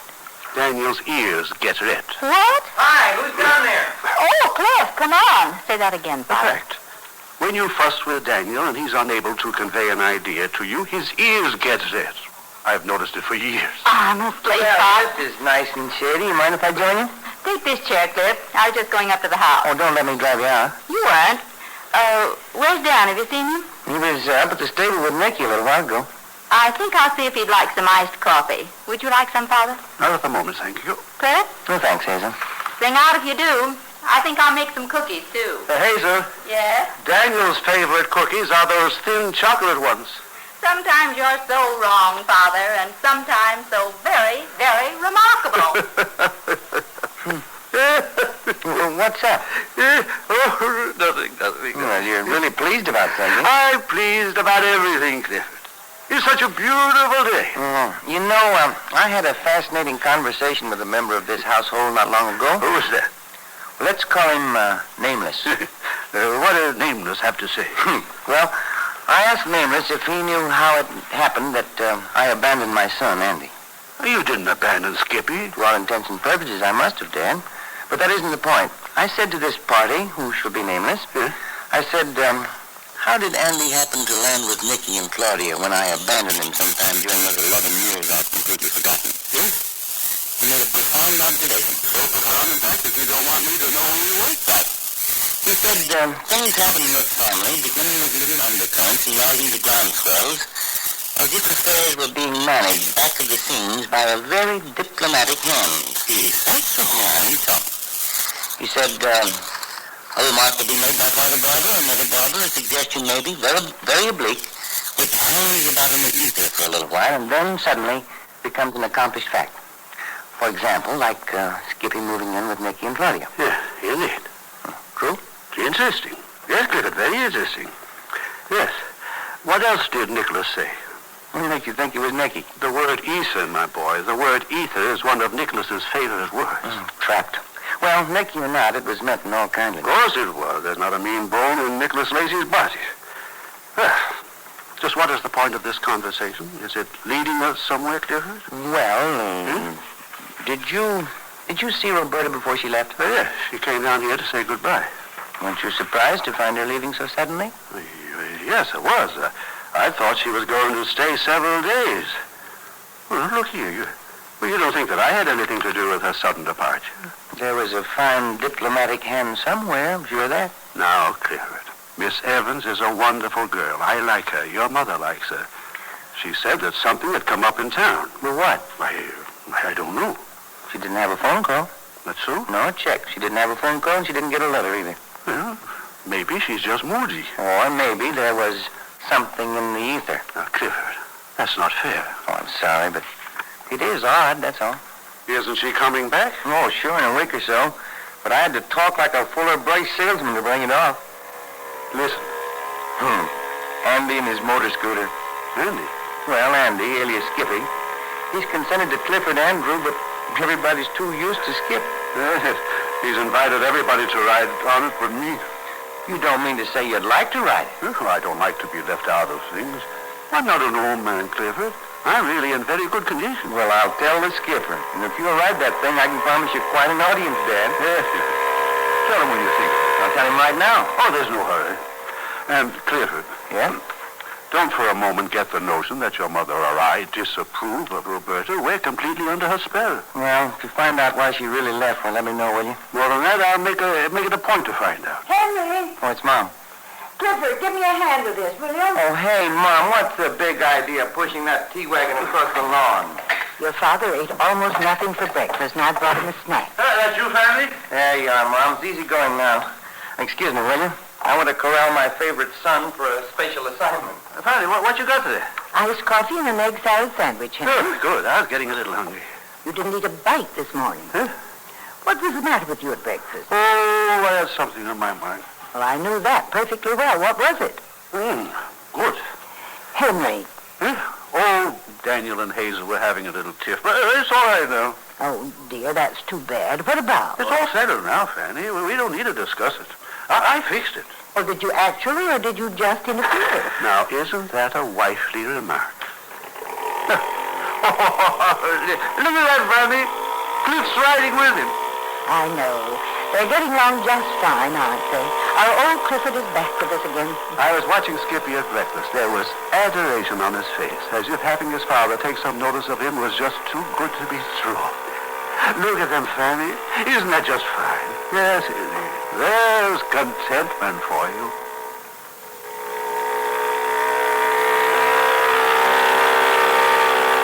No, we'll go up that line, Phil. Hang on. Hey, not that, old fella. You can't make it. Sure. This thing's got a lot of power. Hang on to me. Hey, look out. Look out. We're going over. Take off. Are you all right? Sure. Some spill. How are you? Well, wait till I feel. Seems okay. Well, not a broken bone in the whole body. Let's back up and get a good start. And then we can make it. Nothing doing. That's enough for me. That's plenty. You ride it yourself. Gee, Dad. I sure appreciate this motor scooter. What do you, Andy? Oh, boy. I never had anything I like as much. Well, son, I'm very glad. Say, have you offered your grandfather a ride on it? Grandfather? Oh, he wouldn't ride it. Maybe not, but I've got an idea he'd like to be asked. Golly, do you think he would? Gee, where is he? Hammock? Where? He's in his hammock. Okay. Let's go. See you later, Dad.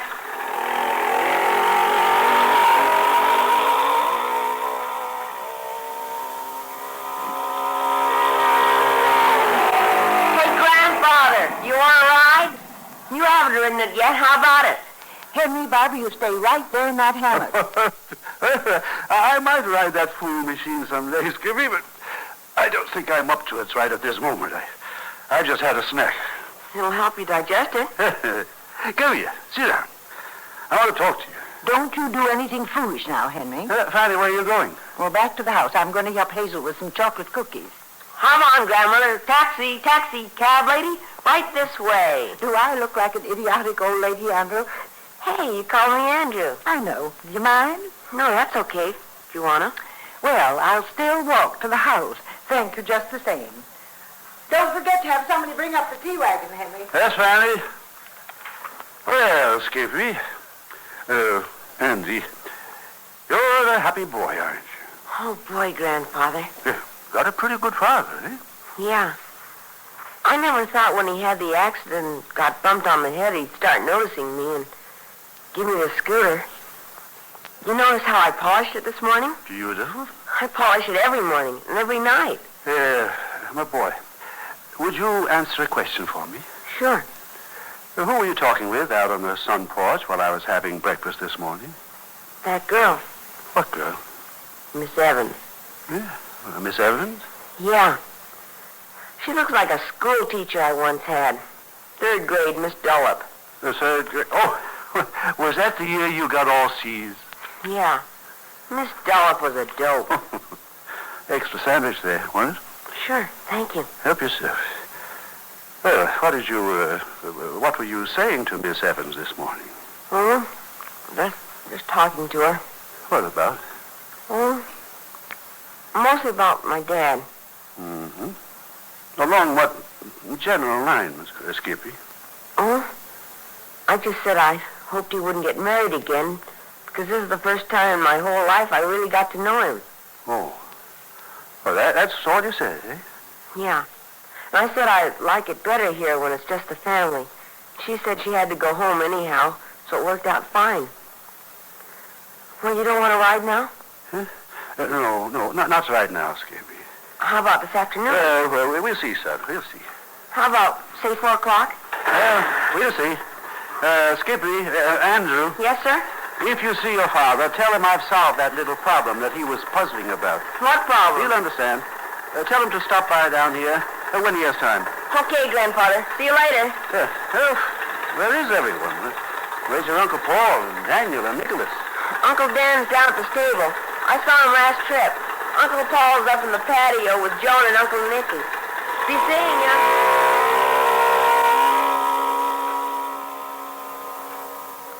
Nicky, this awning over part of the patio is an inspiration. It stays rather cool, too, most of the time. Yes. This is the life. How about it, Joan? Kind of nice to relax up here when you're a working gal, huh? Oh, I certainly feel lazy, all right. Well, make the most of it, honey. We'll have to hit the pike back to the city this evening. And tomorrow morning... Back to work. Well, you seem to be thriving on it, Joan, old girl. Oh, sure. We're having a lot of fun, aren't we, Uncle Paul? You think you'll be just as enthusiastic a couple of months from now? It's still a little new. Well, I don't know why not. The only thing that bothers me is having to leave my job at the end of summer and go back to school. School might seem very attractive along about September. Sure, I know. You don't think I like to work just because I hated to do things around home. But this is different. I love what I'm doing. I've never been so happy in my life. I didn't mean to imply that you didn't like to work, Joan. I'm afraid you misunderstood me. Well, you had kind of an amused look on your face, like I was just kind of playing around at this job and that I'd soon get sick of it. I assure you I had no such thought in mind. Joan, Yes, Uncle Paul? remember that little talk we had the other night about projecting our own thoughts over onto somebody else? Yes. Well, just stop and think a minute. You suppose it might be possible that's what you were doing to Nicky just now? Could be, maybe. You mean I was thinking that maybe I was lazy around home and I didn't like the thought, so I mean, like it was Nicky who thought it? Well, what do you think? I'm not sure. If that's so, I'm sorry, Nicky. Well, on the other hand, it's mighty generous of you to reconsider. It's very wholesome. I'm proud of you. I'm proud of it, too, Nicky. Hey, are you two trying to embarrass a girl? Not at all. I, for one, am most sincere. Oh, I know that. I guess I'm just not used to being compliments. Well, you're going to get a lot of compliments as time goes on, so you better start liking it. Oh, don't worry. I like it all right. Gosh, who wouldn't? Why, certainly. Everybody likes to be praised when they know it's deserved. I never could understand the attitude some people take that you shouldn't tell members of your family complimentary things that it might give them a fat head or some such silly notion. On the other hand, these same people always seem compelled to bring out some negative thing, the theory being that criticism is for their own good. I hold to the exact opposite.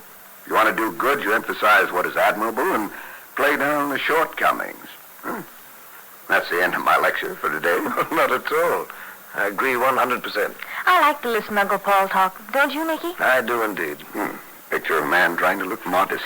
We have a wonderful talk almost every night after we've had dinner. Joan. Oh, yes, Hazel? Telephone. Okay, thank you. That's Ken, I think. Excuse me, please. Hey, Hazel. Yes? Why don't you come and join us? Liz, we're being very profound. I'll be with you in a little while. I've got some cookies in the oven. Well, bring us some when they're done. I certainly will. This, Ken she mentioned. Was that the boy you told me she'd been going out with? Yeah. You know, Nicky, when this situation first came up, I felt a little bit awkward. I didn't like to tell Joan she couldn't go out with him, and yet I was afraid you and Claudia might think I was overstepping my authority a little. Oh, nonsense. When we consented to have Joan stay in town with you through the summer, we assumed you'd do just as you saw fit. With Joan in your hands, we haven't had a moment's uneasiness. Good. Incidentally, my confidence in the boy seemed to be pretty well justified the other night. You know what he and Joan did? What? He picked her up and took her over to the neighborhood church she goes to. They were having some kind of ladies' aid social or something. Joan said she had a grand time. Paul, I can't get over it. I don't know what you've done to that girl, but I've never seen such a revolutionary change in my life. Well, it isn't anything I've done particularly. It's Joan herself who's done it. Well, what's happened? For example, I heard her call you Uncle Paul a couple of times. Well, she's never called anybody uncle in her life before. Well, she even calls her own mother, Claudia. Was that your idea, that she should call you Uncle Paul? Not at all. We were talking a week or so ago, and it just popped out. She hadn't realized she said it. It's remarkable. Really remarkable. Well, it pleased me tremendously, of course. Now she calls me Uncle Paul about half the time. You must have some explanation for it. You know, I must confess that my pleasure over the change in her is somewhat dimmed by the tiniest bit of jealousy. Here's a girl whom I love very much, and I've tried my best to get her to return it. But I've never felt that I've actually been able to reach her. Not down deep. I mean, so that there was a mutual, solid feeling between us. She loves you very much, Nicky. It's going to take a little time before she can show it, that's all. Oh, she shows her love for you. I was watching her. She has positive adoration in her eyes when she looks at you. What have you done, old boy? What's the secret? Claudia and I want the formula. Well, I think Joan's trouble has been that she didn't know how to show her affection. It's there in her. She has a tremendous capacity for it. Yes, I know that. That's what I could never understand. Well, she's essentially a pretty shy girl, and very sensitive. She's covered that up to keep from getting hurt.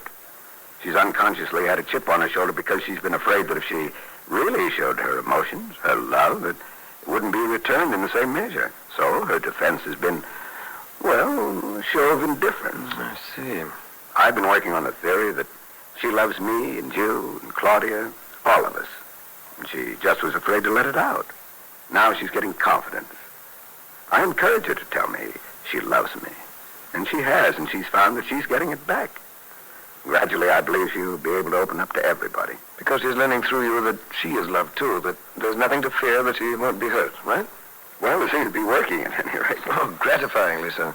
Well, Joan, that was a lengthy phone call. Oh, it sure was. I I told Ken it was long distance and it would cost him a fortune. He wouldn't hang up. Maybe it was worth it to him. But he has to watch every penny. I know how broke he is. See, Nicky, he's learning to fly, and he puts all his extra money into that. Oh, so that's it. I feel terrible when he takes me to a movie. That's all we ever do is go to some neighborhood theater because I know he'll have to skimp on his lunches, but I don't want to say anything that might embarrass him. Well, I think you're quite right, Joan. I was wondering, though, Paul, if it wouldn't be all right if some night I just say to him, look, Ken, I'm working too, and tonight I'm going to pay for the movie. What do you think? Well, you're a better judge of that than I am. You can sense the situation when it comes up and then decide when the time comes. What do you think, Nicky? Why not? Okay, I think I can work it. Oh, Hazel's cookies are done. She said she was coming right out with some. Some. We want a lot. Oh, they smell wonderful. Chocolate. Ah, that's for me. Ah, here she is. Hey, you bringing cookies? Yes, I Then you may join us. No cookies, Siberia. am. Now, look out for these. They just came out of the oven. Maybe you better wait until they cool. You think we're going to sit here drooling? Well, I'm a hot cookie man myself. Here, Joan, have one. Thank you. I'll just put the plate down here and you can help yourselves. And we're the laddies who can do it, huh?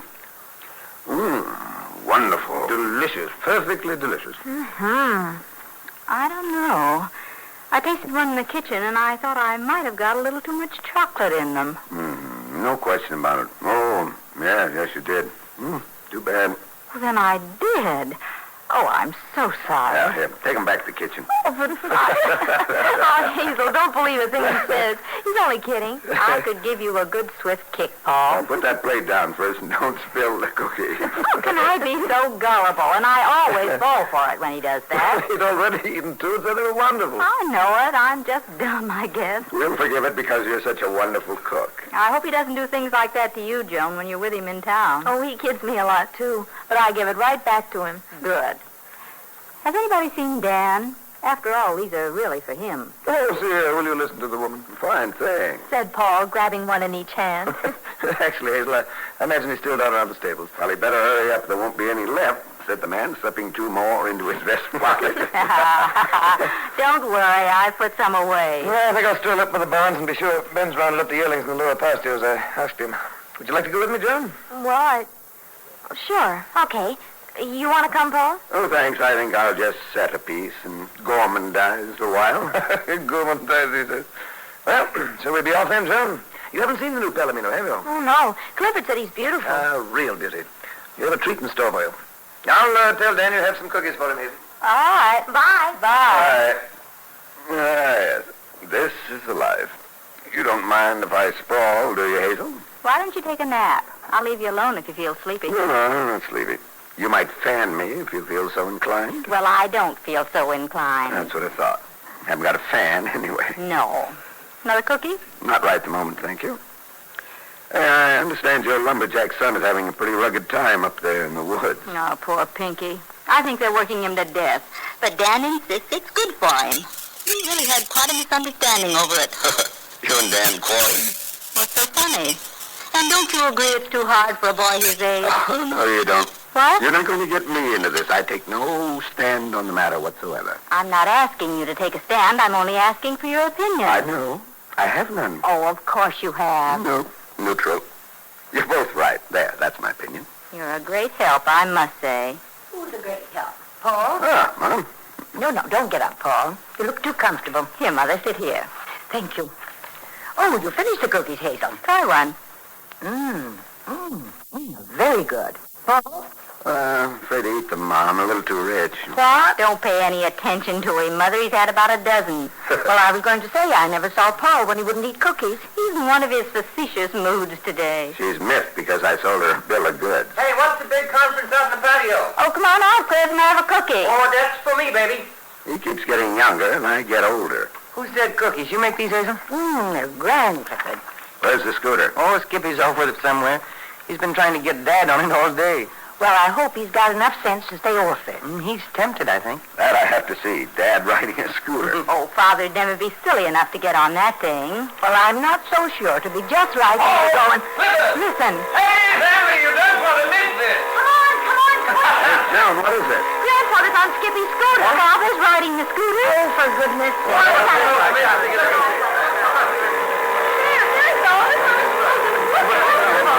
Now, there's the sight. Dad on a motor scooter. Oh, stop stop him. Mother, can't you do anything? Oh, that's more. What's the matter?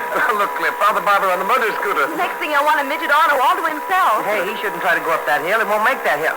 Hey, Skippy, stop him, Dad. Don't let him go up that hill. Come on, Paul. Give it a lot of gas, Grandfather. Look out, look out. Give it more gas. Hey, look out. Shut it off. Grandfather. Hey, Dad! Henry! Hey, Grandfather, get up. Can't you move? Hey, Dad. Dad, are you all right? Here, Cliff. Let's have a look at Oh, what in the world are you thinking of? Henry Barber. Yes. Here, Paul, let me give you a hand. Yeah, Dad, come on, up you come now. Up. I think he's all right. How about it, Dad? Wheel that thing around here. Oh, Henry, you aren't going up that hill again. It won't make it, Dad. It's too steep. Who says it's too steep? Henry Barber. We'll take it clear over here. Get a good run and we'll make it. You see if I don't confound this thing. Henry, don't swear. I'm not swearing. Hey, Dad, come on now. Don't be foolish. Don't tell me whether I'm foolish or not. I know what I'm doing. Start it, Skippy. Kick the starter and get out of the way. All right. Everybody stand back. No confounded red gadget is going to do that to me. Look at him. Oh, what a tenacious boy. Hey, he's going to make it. He made it. Grandfather made it. Well, I'll be doggone if he isn't the champion. Shall we carry him home on our shoulders? No, don't touch him. He'll be sore as a boil and stiff as a plank for a week as it is. Yes, bloody but unbowed. And the stubbornest man born of woman, and getting worse every year of his life.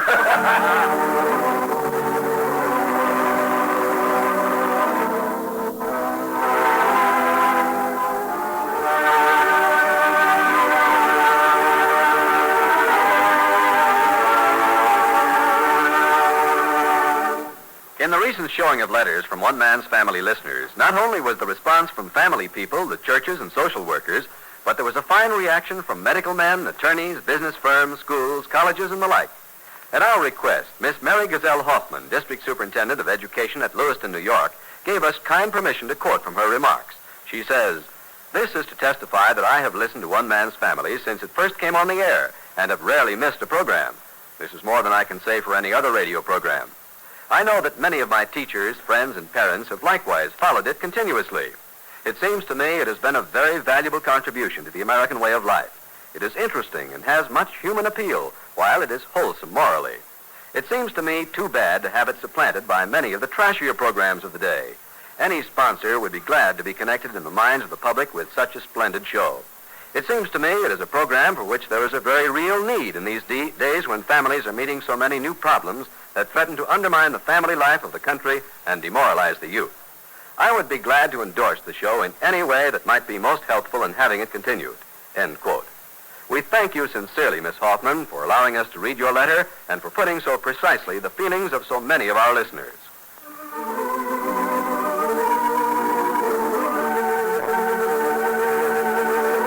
You've just heard Chapter 4, Book 71 of One Man's Family, written, produced, and transcribed under the direction of Carlton E. Morse. Chapter 5, entitled Father Barber's Aching Bones, will come to you next week at this same hour.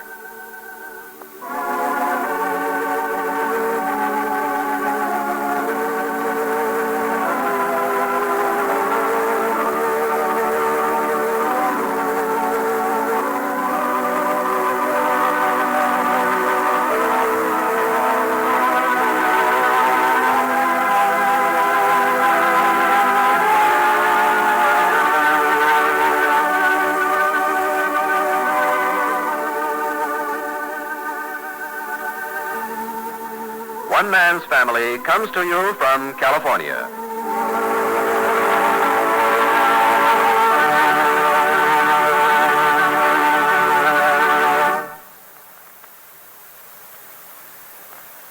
This is NBC, the National Broadcasting Company.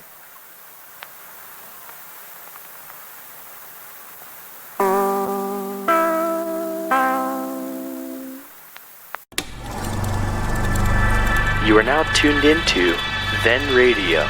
If you enjoy our videos, we ask that you consider joining our Patreon to support our channel. Don't forget to like and subscribe so that you never miss a new video. We hope you enjoyed today's episode, and as always, thank you for watching.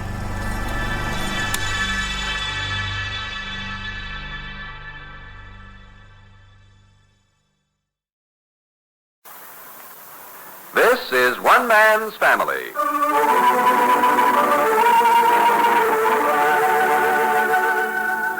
One Man's Family is dedicated to the mothers and fathers of the younger generation and to their bewildering offspring. Today, transcribed, we present Chapter 5, Book 71, entitled Father Barber's Aching Bones. The Sky Ranch vacation is in full swing, and with the exception of Pinky, working out his destination in the lumber camp for the summer, and Joan staying in town with Paul and working through vacation at the airfield, with these three exceptions, everyone is up in the high country, 40 miles down the peninsula from San Francisco. Paul and Joan were down for the weekend, but are now back in the city. And here at the Sky Ranch are Hazel and Mother Barber and the morning mail. Margaret just brought the mail up from the mailbox, Mother. Lots of letters and magazines. Well, it's early today. The rural free delivery must be improving. Anything for me? We'll see. Magazines for Nicky and Claudia, forwarded from Seacliff. A bill. Another bill. Who are the bills for? Another bill. Nicky, poor darling. Bill. I'll bet this one's for the electric dishwasher. I don't care how much that dishwasher cost. It was worth it. It'll be worth it, even if I had to pay for it. Nicky's popularity has reached a new high with his women folk. Bill. Letter for Nicolette. One for Betty. Two for Jack. Business letters. Letter for Cliff. Smells good. Oh, it's from the writer Evans. Oh, Cliff's out at the horseshoe court. I'll call him. Two more bills for Nicky. These improvements up here must have set him back a pretty penny. Oh, Cliff! Yeah, Mom? Letter for you. Mail just came. I'll be right there. Does anybody ever get time to read all these magazines? Well, I do, from cover to cover. Say there's a letter for me? Right here, Cliff. There it is. Oh, thanks. From Roberta. Here's one from Pinky. Oh, it isn't from me. Well, it's for Father. That one, too. Where is Father? I took him a tray this morning. He's still upstairs. He would ride that motor scooter last night. I knew it would happen. That's all. Nothing from Pinky for me. Henry, did I hear you say the mail is here? His hearing wasn't impaired. Yes, Henry. Are you coming down? Anything for me? Letter for you. Do you think you can get down the stairs, Henry, or do you want me to bring it up to you? I'm coming, Fanny. I'm coming. I'm perfectly all right. He's so stiff he can hardly move. Man his age falling off a motor scooter. Why, that could have been serious at his age. Oh, Cliff, what's the matter? What? Oh, it's nothing really, except Roberta says she can't come back this weekend. Oh, that's too bad, Cliff. Why not? Seems to have some sort of a job at the university for the summer. Well, not weekends, too. It's doggone funny. Seems to be a little vague about the weekend. Here comes your father. Watch him coming downstairs pretending he isn't sore and stiff. Sore in flesh and spirit both. Huh? Everyone staring at me? Don't stare at me, Fanny. No hurry this morning, is there? We're on vacation, I believe. No reason to dash up and down the stairs 2 steps at a time. Nor any danger of it. Oh, really? Miss Evans isn't coming to Sky Ranch this weekend. Huh? Oh, Skippy did a good job. Oh, good morning, Cliff. Skippy did a good job. What do you mean? My, look at these home and garden magazines in color. If lawns would only actually look the way they do in pictures. Dad, what about Andy? Has he anything to do with this? Andy? Did I say I knew? You said Skippy did a good job. Huh? Yes, he polishes that motor scooter night and morning. now, there's a tip for fathers, Clifford. When a father wants to win the undying loyalty and affection of his son, you just give him a shiny red motor scooter. Hey, you say there's a letter here for me, Fanny? I'm jealous, Father. Huh? A nice fat letter from Pinky. For me, eh? Well.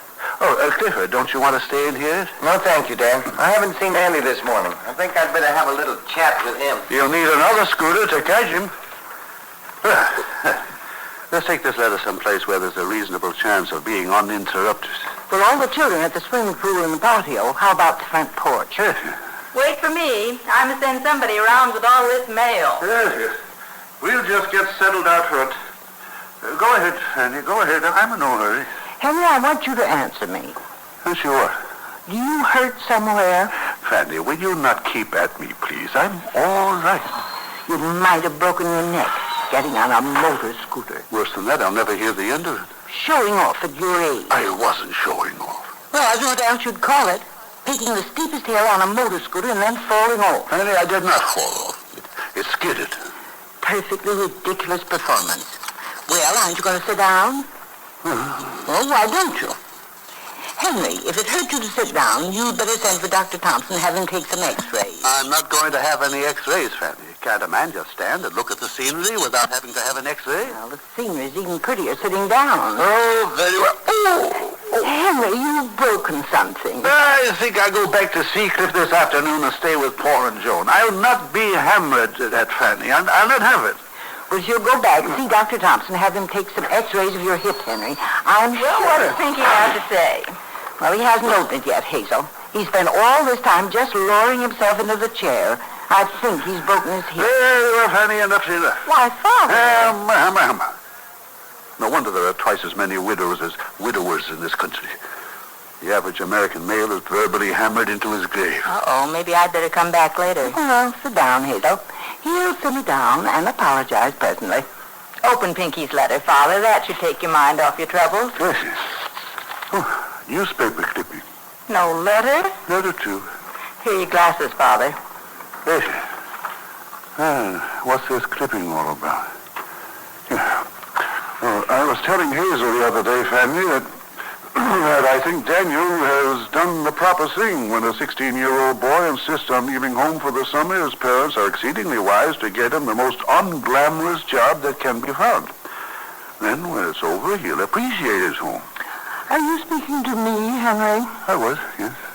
Usually, Hazel, he apologizes before he tries to start another conversation. Isn't that what I said, Hazel? You agreed with me finally, I believe. I still don't think it had to be a lumber camp or peeling potatoes. I told her, Fanny, I said when it comes to the rigorous business of earning a living, she should let Daniel guide the boys.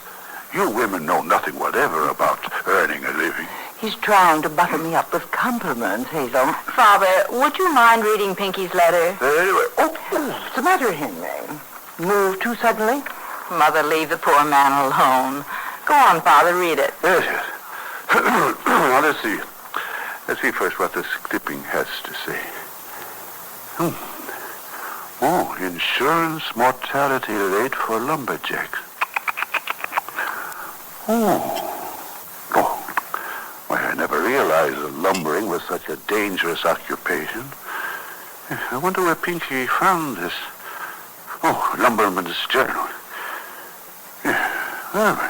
Henry, don't be so provoking. Stop muttering. Never mind the clipping, Father. Read Pinky's letter. Yes. Dear Grandfather, I have been lying here. Where?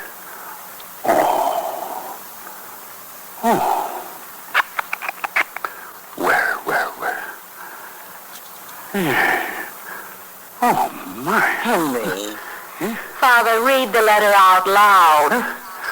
Yeah. Well, this poor boy is really going through it. Let him read, Hazel, then we'll get hold of it and read it ourselves. I'm going to read it to you, Fanny. Now, listen to this. Dear Grandfather, I have been lying here on my army cot with no mattress on it, thinking about you. But the ropes I've woven on the cot, instead of a mattress, cut into my back, and I can't get to sleep right away unless I'm completely exhausted. So I decided to get up and write this letter because I think about you practically all the time. Well, I find that rather touching. I think it's terrible. Well, what are they doing to the boy? I keep remembering what you told me about when you started in business, but it couldn't have been as bad as this. The title I got, Second Assistant Cook, means I'm the one who peels bushels and bushels of potatoes and washes all the dishes for 36 men. And sweeps out the bunkhouses and mops all the floors. His grammar seems a bit spotty. Poor child. The cook is named Mr. Ossati and hates boys. I only get $17 a week, and my take-home pay is $14.10. They deduct stuff from my check for the welfare funds and 3 or 4 other things, and by the time I get it, it looks like mice have been chewing on it. What kind of slavery is that? I'd just like to get my hands on that, Mr. Ossati. He seems to have retained a sense of humor. Indeed. Today, Mr. Ossati told me to use more soap on the floor, and I slipped and bumped into the shelf with all the dishes on it. Mr. Ossati says it's my fault the shelf caved in, But only about 3/4 of the plates broke and the handles on 27 cups. Mr. Orsatti is going to take new china out of my check, which means I won't get even my 1410 until some Saturday towards the end of August. What in the world? All of that isn't fair. Yeah, now listen to this. Whenever I eat fried potatoes, which is 3 times a day, I think about the wonderful meals at Sky Ranch, and I certainly love everybody in the family, and you especially, Grandfather. I dream at night about the times you slipped me a little money without anybody, so forth and so forth. And down here it says, see, I appreciate having you for a grandfather more than I ever did, especially since I found out how hard it is to earn 17, with a mice cutting it down to 1410. With love to you, Grandfather, Pinky. Nice letter. I don't know what Daniel Murray was thinking of, getting him a job like that. Oh, hold on here. There's another envelope in here. It's sealed. It's for you, Hazel. It says to Mother. Well, I wondered if I was being neglected. Well, such a way to treat a boy. That Mr. Orsatti ought to be horsewhipped. What does he say in his letter to you, Hazel? Oh, this is just a personal note to me. Huh? Aren't you going to read it to us? Oh, no, it's just a thank you note for a little something I sent him. Oh. Well,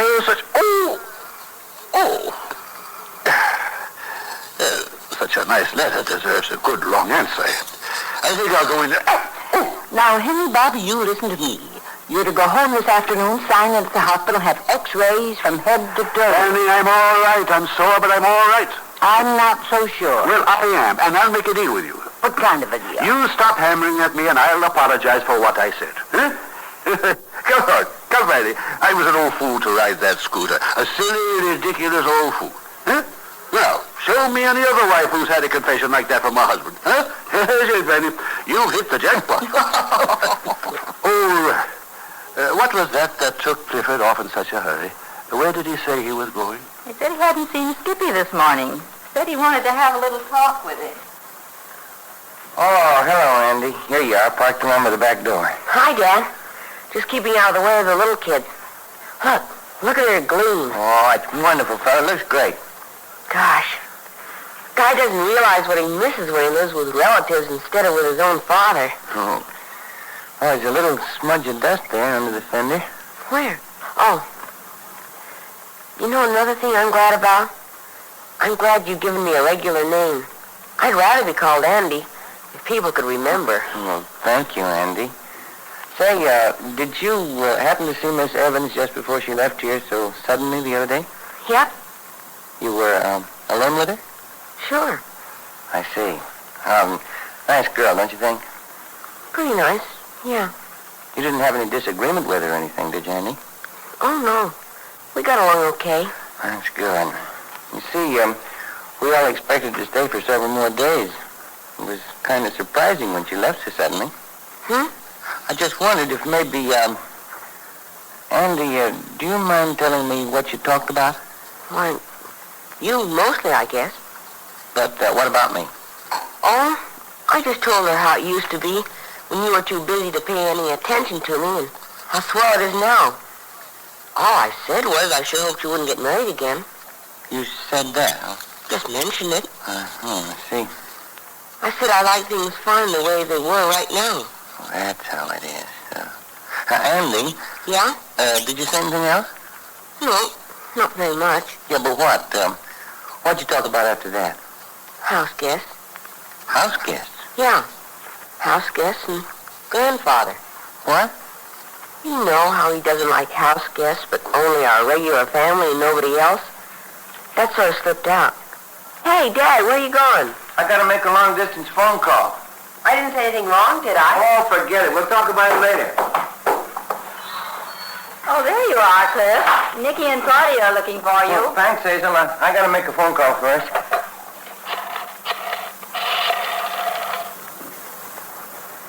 Long distance? Person to person, please. Miss Roberta Evans at San Mateo 43361. Yeah, San Mateo. Yeah, on our way. This is Elmore 16011. Oh, hello. Hello, Berta. It's Cliff. Yeah, I got your letter. Yeah, just this morning. Hey, I was never so disappointed. Everybody is. Dad said that... Yeah. No, Dad was especially upset. And Andy, too. Well, look, Roberta, I've got to run into town this afternoon, so how about dinner? Oh, sure, I'm up to it. I'm all right now, but I won't be if you don't have dinner with me. And today? Swell. How about 7:15 at your house? Okay, it's a deal. Oh, wonderful.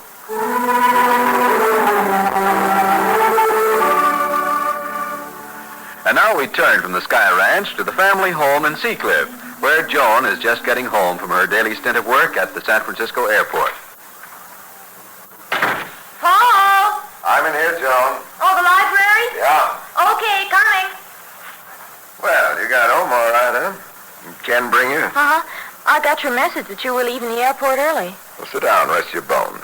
You tired after slaving all day? Oh, I should say not. I feel wonderful. Sorry I didn't get a chance to come in and see you before I left the airfield, but I was in a hurry to get to the bank before closing. I had to stop to make in South San Francisco on my way in. Oh, sure, that's okay. Then I wanted to be home early, but that was a false alarm because they haven't arrived even now. Oh, somebody coming? Oh, didn't I tell you that? Oh, that's right, I haven't seen you. Your grandfather's coming down. Cliff is bringing him down from the Sky Ranch. What's the matter? Anything wrong? Oh, not really, I don't think. Your grandmother called me at the field and said she thought Dad ought to have a checkup. Said he was pretty lame after falling off that scooter. Remember, just before we left yesterday? But he seemed all right when we left. Well, your grandmother said he's grunting and groaning, so she wanted me to call Dr. Thompson. Going to take him out and have some x-rays made as soon as he gets here. Clifford's driving him down, you said? Mm-hmm. Cliff was coming in anyway, and he has a dinner date with Roberta Evans. Gee, I was hoping we could go down to Fisherman's Wharf and eat tonight. Well, maybe we can. We'll see what goes with your grandfather and after Dr. Thompson looks him over. Shouldn't take very long.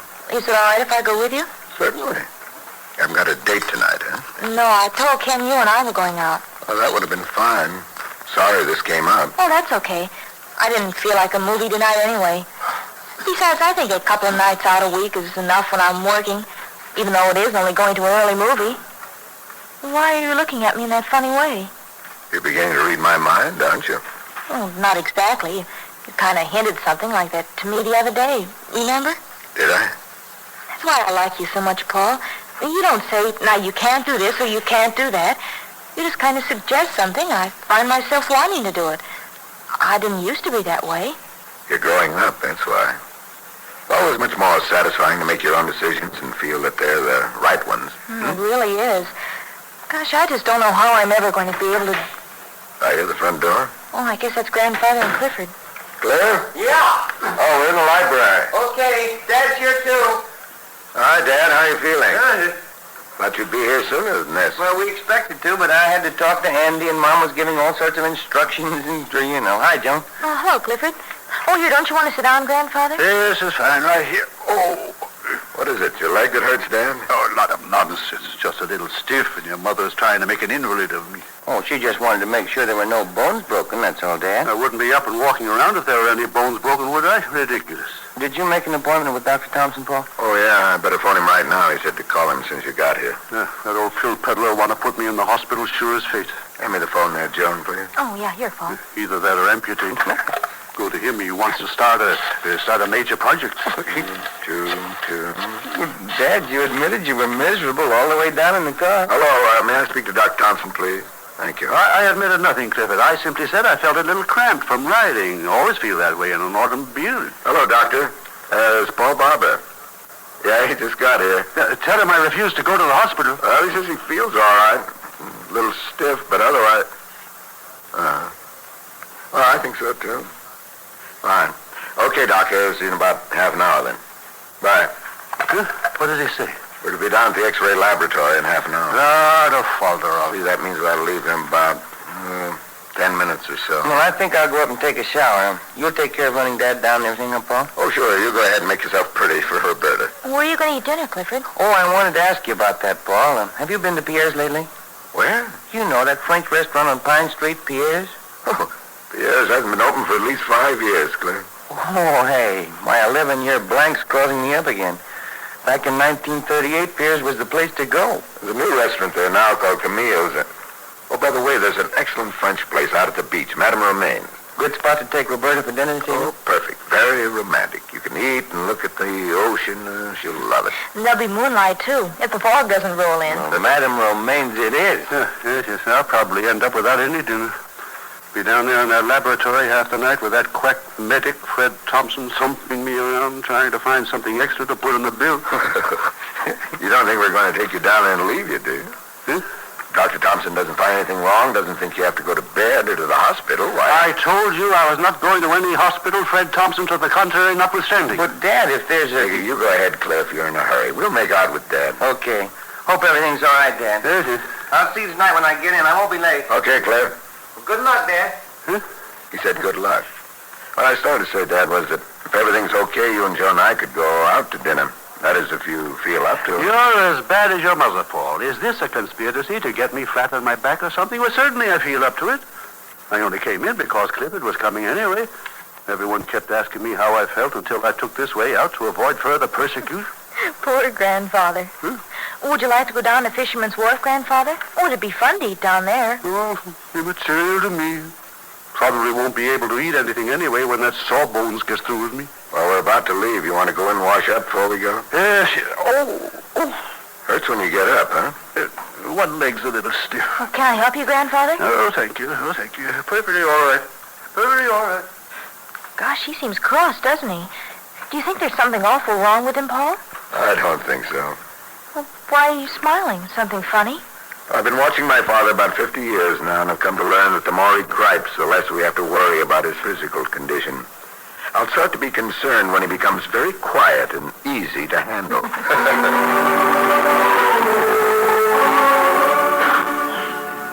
Back up at the Sky Ranch, no one was very worried about Father Barber's aches and pains until the hours passed and still no report came, no telephone calls.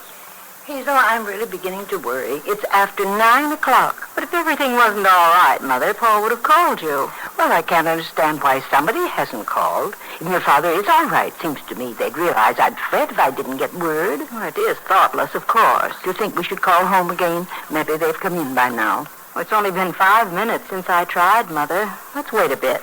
Well, let's try to get Dr. Thompson again. There's no use in that.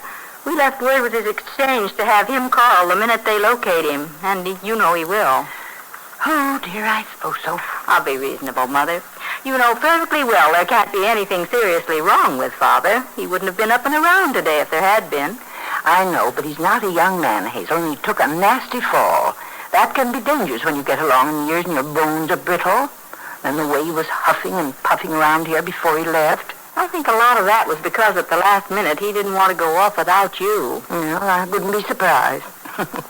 Your father can be an awful baby at times, Hazel. No doubt about that. He'd be the last man to admit it, though. Well, can you imagine not having any more sense than to get on a motor scooter? Of all things. If I did anything as silly as that, I wouldn't hear the last of it to my dying day. Well, you won't have... Oh, there they are. I'll answer it, Hazel. Now, don't hurry, Mother. If that's Henry, I'm going to give him... Hello? Is that you, Paul? Well, how's your father? And why didn't you call me sooner? I was beginning to get worried that something was the matter. Oh, no, everything's fine, Mom. We've been out to dinner. We just got home. Dr. Thompson went with us. Really? Well, I tried to call you from a phone booth in the restaurant once, but your line was busy. I see. No, the doctor said there wasn't a thing wrong. Dad's been on top of the world. He and the doctor had a great time at dinner, taking each other apart. Okay, Mom. No, Joan's here with us. Oh, just a minute. Dad wants to talk to you. Here. Yeah. She's a little put out we didn't call sooner. Hello, Fanny, my dear. Huh? Oh, well, Paul tried at the restaurant, but he couldn't get you. We called the minute we got home. Oh, pretty well. No bones broken. No, but I still have considerable pain. Yeah, the doctor said I had quite a shock. Oh, well, I had to keep up my end at dinner, Fanny. I didn't want to be a wet blanket. Yes. All right, my dear. Yeah, good night. I will. Goodbye. Is Grandmother sore, Grandfather? If you mean by sore, was she perturbed, then the answer is yes. I'm the one who is sore, using the word in its pure sense. The result of abrasions and contusion. Okay, Grandfather. Well, I think I'll go up to bed, Paul. All right. I'll be turning in before too long. Good night. Good night. Good night, Grandfather. Good night, my dear. Oh, thanks for going to Fisherman's Wharf. It was a lot of fun. Yes, yes. I'll see you in the morning, Uncle Paul. Fine. Wake me up. I will. Huh? Did she call you Uncle Paul? Yeah, she calls me that every once in a while now. Never heard her do that before. What's she up to now? She's not up to anything, Dad. She calls me that because she feels like it and for no other reason, I'm sure. Trying to get around you in some way, more than likely. Dad, must you be so suspicious of Joan? You don't give her a chance to show you what wonderful qualities she's got. When I see them, I'll be very happy to recognize them. Honestly, Dad, for a man who's been around children as much as you, I'm amazed. He's really amazed at how little understanding you have sometimes. Very well, Paul. But your understanding, as you prefer to think of it, is simply indulgence. Overindulgence.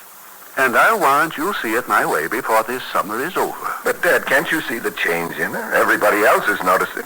Claudia and Nicky are delighted. Well, she seems happier, of course. Why shouldn't she? She's down here, away from her parents and the restraints that parents impose. She comes and goes at will. She does nothing of the sort. She never steps foot out of this house, and I don't know where she is. And where has she gone? To a few movies. Yes, with a grease monkey. All right, he's a grease monkey, but he's earning a good, honest living, and he's a good, honest kid. Kid? Well, I thought you said he was 21 or 2. And that's another thing. He's too old for Joan. Well, I'd rather have some sensible fellow of his age taking her out than one of these show-off, smart alecky kids who don't know anything. They're out to find out everything they can just to show what devils they are. Do you know where this Ken took Joan the other night? To a church social. That's the way they spent the evening. Joan said she had a wonderful time. Now, you can't tell me that a boy who does that isn't pretty darn good. Very well, Paul, very well. All I maintain is that Joan belongs with her parents. Then, if something happens, they're responsible. If Joan gets involved in an unpleasant situation this summer, you're going to be a very sorry man. And you'll have no one to blame but yourself because you engineered the whole thing. I accept full and complete responsibility because I have the utmost confidence in Joan. She's got all the fine qualities to make a wonderful woman, and nothing is going to shake my faith in her. She just needs a chance, that's all. Yes, have it your own way. Hi!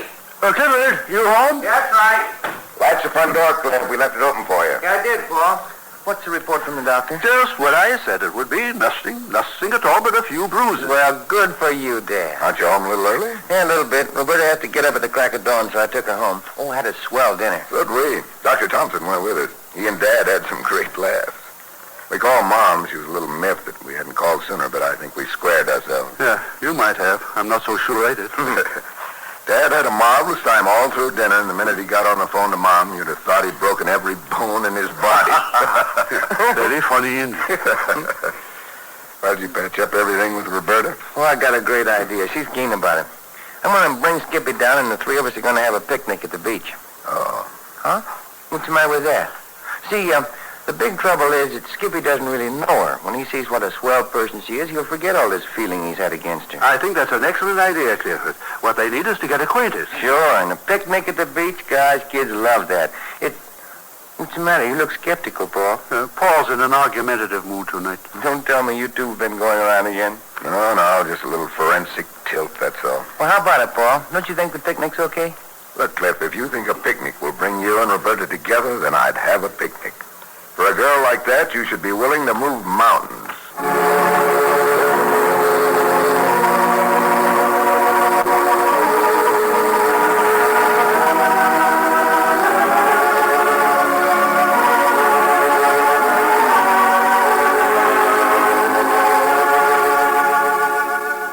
You've just heard Chapter 5, Book 71 of One Man's Family, written, produced, and transcribed under the direction of Carlton E. Morse.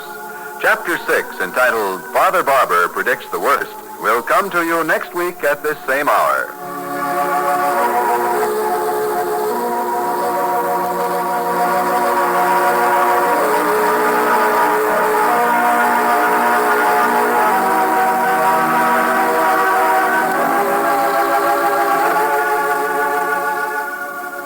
One Man's Family comes to you from California.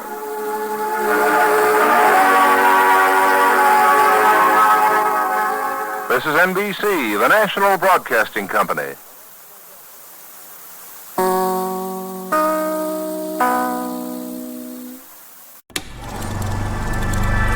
You are now tuned into Then Radio. If you enjoy our videos, we ask that you consider joining our Patreon to support our channel. Don't forget to like and subscribe so that you never miss a new video. We hope you enjoyed today's episode, and as always, thank you for watching.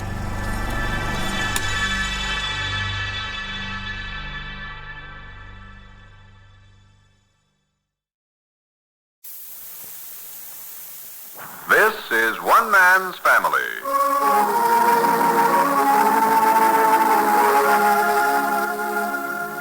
One Man's Family is dedicated to the mothers and fathers of the younger generation and to their bewildering offspring.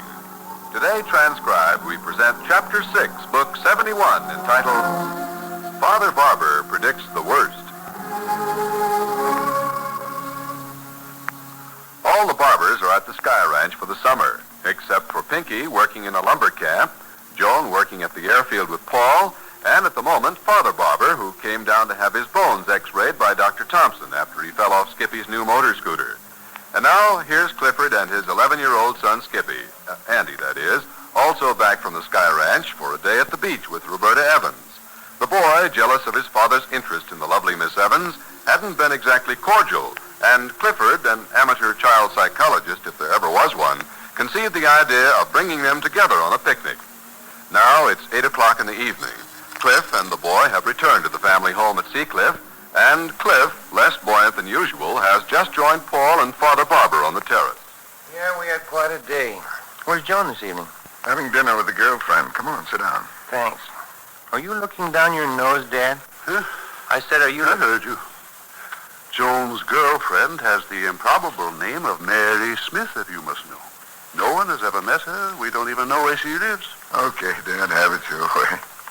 How'd the picnic go, Cliff? I want to hear all about it. Some picnic. Started off well enough. Roberta had fried chicken. If I were responsible for a young girl Joan's age, and goodness knows that's a responsibility, I'd check up on it when she steps out with a girl named Mary Smith. Suppose there's no such person as Mary Smith, huh? Suppose Mary Smith turns out to be that greasy young man... You mean grease monkey, Dad? What a name for a human being.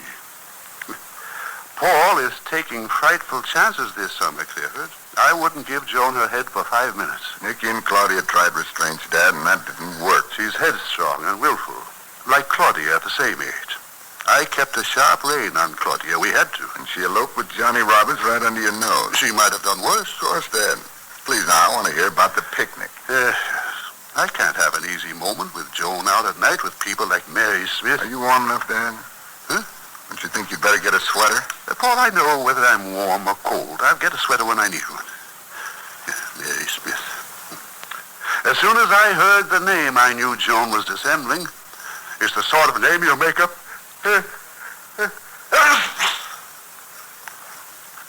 It's the first name that occurs to you when you...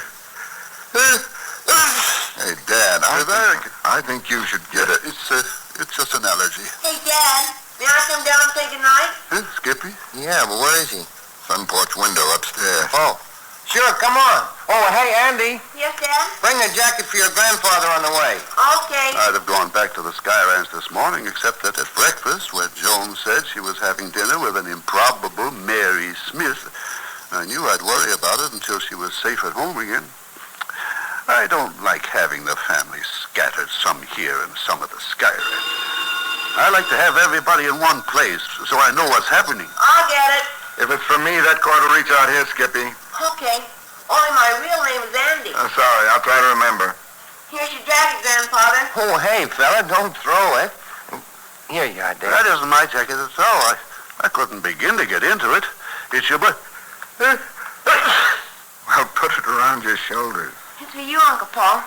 Who is it? He didn't say. Oh, here, son. Snuggle down here. You warm enough in that robe? Sure, Dad. It's heavy. Hello. See my new robe, Grandfather? Huh? Hey, hold it, fella. This Paul Barber. Who is this, please? Arthur? Oh, yes, Ken. It's the grease monkey, Ken Arthur, Dad. Ken, Joan isn't here. She's having dinner with, Mary Smith. With a girl named Mary Smith. You know Mary? Oh, you do, huh? Oh, works in transportation. Transportation, indeed. I see. Yes, they're having dinner together, but she should be along any time. What's that? You pick her up at Mary's? Oh, good enough. Oh, fine. Not too late, huh? Bye. There, you satisfied, Dad? She wasn't with Ken, and there is a girl named Mary Smith. She works at the airport. This jacket won't do it all. I'll go get my own. Grease monkey. Mary Smith. I still have my own opinion. Paul, he acts terribly unreasonable sometimes. Oh, he's all right, Cliff. Caught a little cold this morning, won't admit it. Well, stand up, Andy, and let me look at you, huh? Grandfather wouldn't admit he was hurt when he fell off my motor scooter either. Hey, your grandfather's a man with a hot, fierce pride. Never underestimate him. He's as sound as a dollar. Here, turn around. Hey, you're pretty snappy. My dad bought me a new robe and new pajamas and a lot of new clothes. Yeah, very smart. You got a little sunburn, too, didn't you? Yeah. I'd rather stay at Sky Ranch and ride my scooter than go to any old beach picnics. See, these are new slippers, too. Woolly bedroom slippers. See? Handsome. Dad, are we going to read a chapter from Treasure Island? Oh, tonight? Well, aren't we? Sure, I'll be right up. King, I'll go up and get ready. That's an idea. Don't be too long. Night, Uncle Paul. Good night, Andy. See you in a little while, Dad. Okay, Andy. Well, I better get up and start looking for Treasure Island. I suppose we still have a copy around someplace. Oh, I think so. I'll come in with you. Oh, I better bring the phone along. You know, Paul, Andy talked a mile a minute all the way down here this morning. Go ahead, Paul. He's starved for exactly the sort of relationship we've got now. I hope we can keep it. We might as well look here in the library first. Yeah, sounds logical. No kidding, Paul. It was pretty revealing talk. I found out plenty about the missing 11 years. I can imagine juvenile books are on that upper shelf. Mom's got them all arranged. Might be there, except Treasure Island really belongs to everybody. Just what sort of revelations did Skippy make? All sorts of things. How I acted, what I did and didn't do. Well, just remember, when you listen to Skippy, you're seeing those last years through the eyes of a child. What's that mean? Well, if Skip comes to you with a story today, you'll listen to it with reservations, knowing the tendency of an 11-year-old to exaggerate. Yeah, I suppose so. Well, so it'll be with anything out of the past, a little garbled and twisted to meet the limitations of an immature mind. Well, all I know is I've got 11 years to make up, and I'm going to get at it. The picnic wasn't a smash hit, I gather. It didn't go the way I thought it would. Oh, Roberta was swell, gay, friendly. Had the sort of a lunch a boy ought to like. Bought him a little sailboat, which he left down at the beach, deliberately. No, it was a bust. Just lousy, Paul. What did the boy do? Nothing, just sat, gave us yes and no and and maybe. Oh, here we are. Oliver Twist, Huckleberry Finn, The Wind in the Willows. You mean he wouldn't talk to Roberta? Oh, he didn't mean to be rude, Paul. He just froze up, that's all. Oh, that's too bad. On the way down, I told him, I said, Roberta was a close friend of mine. I made it clear I hadn't any immediate plans for getting married, but, well, I said she was important to me and that I wanted my son to be friends with her. You went over his head, maybe. Well, something went sour. It was a complete 100% bust. What are you going to do about it? What do you think? What can I do? I've ignored my son for 11 years. It's his turn now. Besides, he's a swell kid, isn't he? He's a good boy, Cliff. Bet your life he is. I had to get a knock on the head to see it, but he's an elegant kid. Oh, here we are. Treasure Island by Robert Louis Stevenson. Have you talked this over with Roberta? Oh, we skirted around it. I'll have to lay it on the line, I guess. Why don't you just let it cook a while? That isn't fair to her. Nonsense. If you're the man she wants, she'll wait. If I can help... Oh, no, you don't. You've got Joan on your hands. I'm not going to load you down with my problems, too. Oh, I thrive on them. You'd let me help, wouldn't you? If you get some blazing inspiration, sure. Okay, just keep your shirt on. I don't promise a blazing inspiration, but there's something to do. Joan and I are coming up to the ranch tomorrow. Oh, just a moment. Yes? Joan? Oh, yes. You're where? I'm married. Uh-huh. Well, all right, Joan. How late will you and Ken be? Oh? I was just telling Cliff we'd come to the ranch over the weekend. We might leave here rather early. Well, Joan, you're your own boss, you know. You got your key? Thanks for calling me about it. I'll see you later. Trouble? I hope not, Cliff. But if I didn't have considerable faith... Oh, well, I have. It is trouble, huh? Actually not, but Dad's uneasy about Joan, and maybe that's upset me. Well, when did this Ken Arthur turn up, anyhow? Yeah, I'm not going to load you down with my qualms. You've got your own. You having breakfast with us in the morning? No, I think we'll dig out of here for the Sky Ranch at the crack of dawn. Well, I'll get the lights and go upstairs with you. Cliff, walk gently with Roberta for a little, huh? She's good for you. She'd be good for anybody.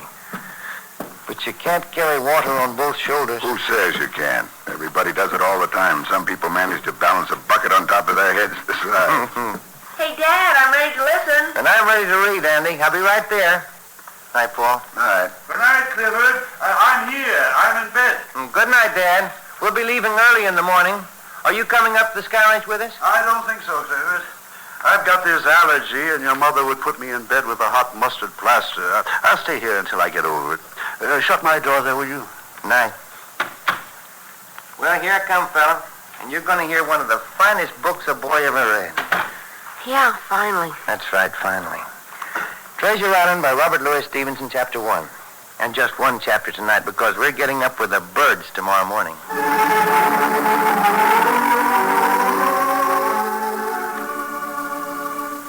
There. I guess we're all set, Andy. Oh, boy, 4:30 in the morning. Yeah. We're sure gonna get an early start. It's still dark out. Yeah, but it'll be nice driving. We'll get up there in time to have breakfast in the patio beside the swimming pool. I like it way early like this. After I'm up. You hungry? Not now, but I will be. Oh, me too. Now, let's see. We got everything? I got all my stuff. We've made our beds and picked up our dirty clothes. I got my toothbrush and pajamas. Okay, then. Oh, let's be quiet when we get out in the hall so we won't wake your grandfather. Sure. Right, come on. Go ahead. Hey, Dad. There's the light on in Grandfather's room. Well, I wonder if he really is sick. I better take a peek in. Why, Dad, what are you doing awake so early? Come in, Clifford. Come in. What's the matter? That cold bothering you? No. Been awake all night. Oh, morning, young man. Morning, Grandfather. Well, we're starting for the Sky Ranch. We were trying to go out without waking you, and then Andy here saw the light under your door. Yes. Been awake most of the night. Seems to me I've heard somebody going up and down this hall off and on since 1 o'clock in the morning. Well, it wasn't Skippy or me. We slept right through. Yeah. Maybe it was Joan. Yeah, Dad probably was. She might have been out kind of late. Yes, that's what I'm afraid of. I don't know what Paul can be thinking of, letting that girl run around the way he does, getting it at all hours. Oh, Dad, Paul knows what he's doing. I doubt that. Paul's too easy on her, and I think she's pulling the wool over his eyes. Well, it's too early in the morning to argue. Why don't you turn out your light and try to get some sleep? Skippy and I have to get started. Oh, could I make you a cup of coffee before you go? No, you run along. No, hand me my robes there, please. I'll get it. You're not going to get up, are you? I'm going up to the 3rd floor and see if everything is all right up there. Paul and Joan are probably still asleep. Well, it won't hurt to look in on their rooms. I swear I heard somebody going up and down this hall all night. Do you want me to go up and see? No, you get on your way. I probably won't go up after all. I've been wanting to investigate what's been going on all night, but I restrained myself. I can wait a little longer. Paul has made it very clear that he wants to handle this in his own way. Yeah. I do think if he had any trouble last night, it'd be wiser to let him handle it alone. Has Joan done something, Dad? Oh, of course not. Your grandfather's a little upset, that's all. And don't you say anything about this when you get up to the Sky Ranch. That's right, Andy. This is none of our business, and it might bother your Uncle Nick and Aunt Claudia. You understand? Sure. I won't say anything. Be sure you don't. Well, we'll shove off. You'll be driving up with Paul and Joan later, I suppose? Yes. I'll walk out to the hall with you. Come on, Skip. We gotta hit the road. Yeah. Back to my good old motor scooter. We'll be staying at the Sky Ranch, Dad. So long. Bye, Grandfather. Goodbye.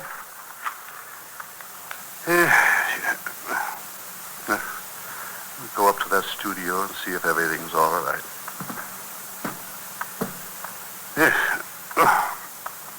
I can't understand why anybody would want to be stuck off way up in an attic like this. All right. House. Yeah. Huh? Yeah. Thank you. Bye. Paul. Yes. Come in, Dad.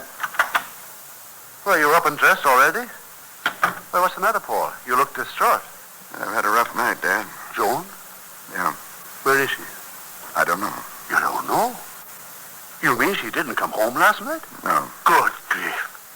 I told you this would happen. I knew that girl was up to no good. I warned Just a minute now. You don't know anything about it. What more do I have to know? You say she didn't come home. She was out with that grease monkey, wasn't she? As far as I know, yes. Ken Arthur. Where? Well, what? So you're jumping to the conclusion that she's done something wrong, is that it? I'm not jumping to any conclusions at all. The facts speak for themselves. She went out with this boy, and you haven't heard from her all night. Isn't that right? Yes. Well, it's happened that just as I predicted it would happen.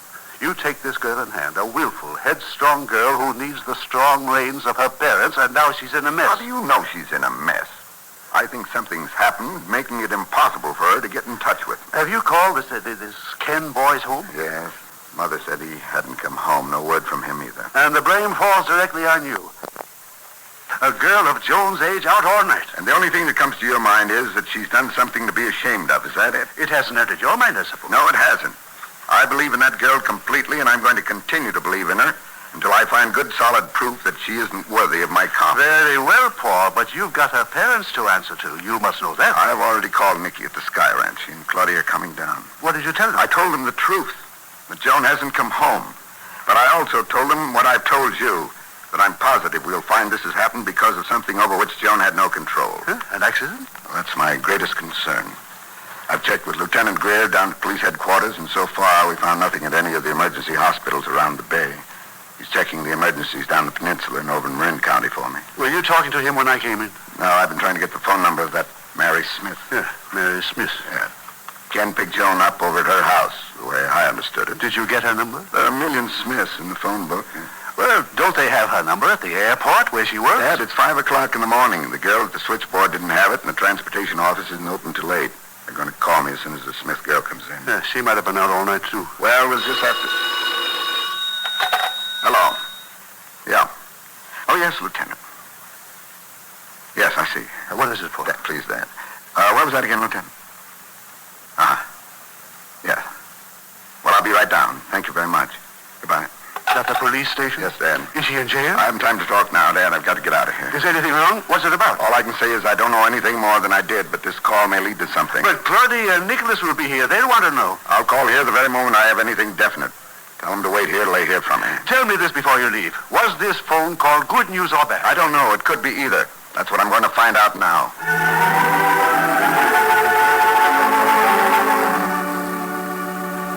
Meanwhile, we pick up Clifford and Skippy just about at the end of their 40-mile skyline ride through the first bleary, fog-drenched light of a San Francisco dawn.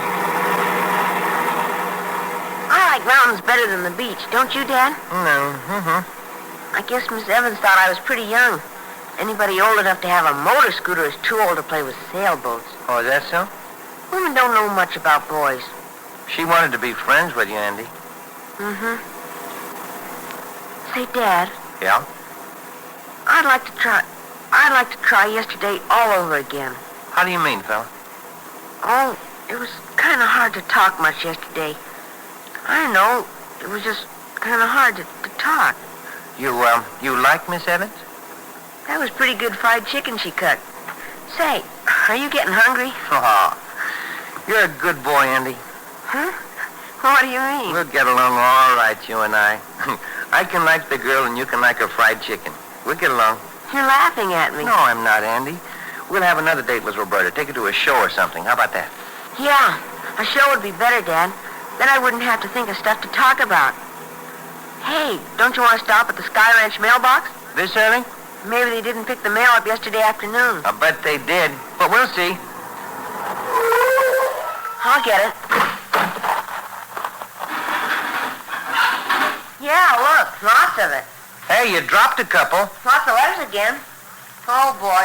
Bills for Uncle Nicky. Your poor uncle's still paying for the improvements on the ranch. All right, come on, get in. Is Uncle Nicky rich? Now, that's a question that a polite kid doesn't ask. Oh, well, he's probably rich. Hey, here's a letter from Pinky. Pinky's going to be quite a correspondent. Who's that one to? To Mr. Daniel Murray, Esquire. Here's a business letter for Uncle Jack. Well, there he is on the porch. Hiya, Jackson. Howdy, Cliff. Hi there, Skippy. Did you get the mail? Just got it. Where is everybody? Most people are still in the hay. After all, it's only 6:45. What What'd you do? Get up with the chickens? I'm hungry. When do we eat? A good question. I'm waiting for Dan and Hazel. We're going to have a dip in the pool and then breakfast. Hey, anything for me? One letter from Time Magazine. Oh, goody. That all? That's all for you. There's lots for other people. Well, Skip, you deliver the mail and I'll put the car up. Okay. Cliff, Paul just phoned. He won't be out this weekend. Oh? Something came up at the airport. Didn't say what. Hey, Dad. Yeah, Andy? Should I deliver the mail on my motor scooter? I think you'll do it faster on foot. Well, get at it, fella. See you in a minute, Jack. Mailman, here comes the mailman. Oh, Uncle Jack. Yes, Andy? Where's Uncle Dan? In his room, I think. Okay. Mailman, here comes the mailman. Special delivery letters. Special delivery. Yes, who is it? Mail for Daniel Murray Esquire. Mailman. Oh, you and Clifford back so early. He's in here, Andy. Andy? Andy, I mean. What have you got? It's from Pinky. Wonderful. Your Uncle Dan's putting up a mirror for me. Come on in. No, thanks. I'm in a hurry to get my good old motor scooter. Mailman, special delivery letters. Mailman. Dan. Yeah, how's this mirror now? Dan, it's from Pinky. Good, good. This mirror straight? Look, in the left-hand corner. William Herbert Murray, second assistant cook, Wilderness Lumber Company, Camp 4. Oh, Dan. He's having the time of his life. Don't worry about him. Say, how about this mirror? Left side. Up or down? Huh? Oh, down a little. There. Now come and read it. Wait till I wash my hands. I wonder if we couldn't get Pinky on the telephone. Why? Oh, Dan, I'd feel much better about him if I could phone him once a week or so. Hazel, the boy wanted to spend the summer on his own. Let him take it the way it comes. I know, but he's homesick and... That's good for him. I think everybody's writing him too often. Let him get homesick. It'll toughen him up. You see, my dear, you'll undo the whole thing if you go soft on me now. A rough, hard, homesick summer will do that boy more good than anything that ever happened to him. It's addressed to you. I opened it. Do you mind? Oh, go ahead. Oh, wait, let's stick my head out the window and call down to Jack. Hey, Jack. Hey, down there. Hi, Dan. You ready? Yeah, we got a Duncan paraphernalia on. We'll be down in a minute. No rush. We'll read our letter and then be right down. Hit the deal. Here it is now, Dan. Read it. Good. Dear Dan. Well? Well, Dan, is it bad news? What is it? Listen to this. Dear Dan, have you got a good big picture of you and Mom I could tack up over my army cot here in the bunkhouse? Oh. I've been away so long, I'm beginning to forget what everybody looks like, and I sure don't want to forget you and Mom. Dan, that's awful. The cook has quit speaking to me since he accidentally bumped into me with a pan of scrambled eggs 2 days ago. And the men just call me kid and don't talk to me much either. What I need now is a big picture of you both. Dan, we haven't one. No, he says, I dream about the Sky Ranch all night, but when I wake up in the morning, it seems a million miles away, and I can't even remember what the swimming pool looks like. I want a picture with both of you in it, and please send it airmail. Is that all? Love to you both, from Pinky. What are we going to do? Poor kid. That's touching, you know. But what are we going to do, Dan? We haven't a good picture. I know. We could have one taken in Redwood City. It's Saturday. We could have it done this morning. Oh, no, wait, Hazel. Oh, Dan, we can't ignore a request like that. Well, look, will you keep it dark, Hazel? Will you not tell anybody about it? Oh, yes, Dan, I promise. Imagine him wanting a picture of me. Oh, Jack! Jack! Hi, when you coming? You go ahead without us, Jack. Something's come up. We've got to have breakfast and drive into Redwood City. Hey, that's too bad. Sky Ranch is going to be practically deserted today now that Nicky and Claudia have to meet Paul in the city.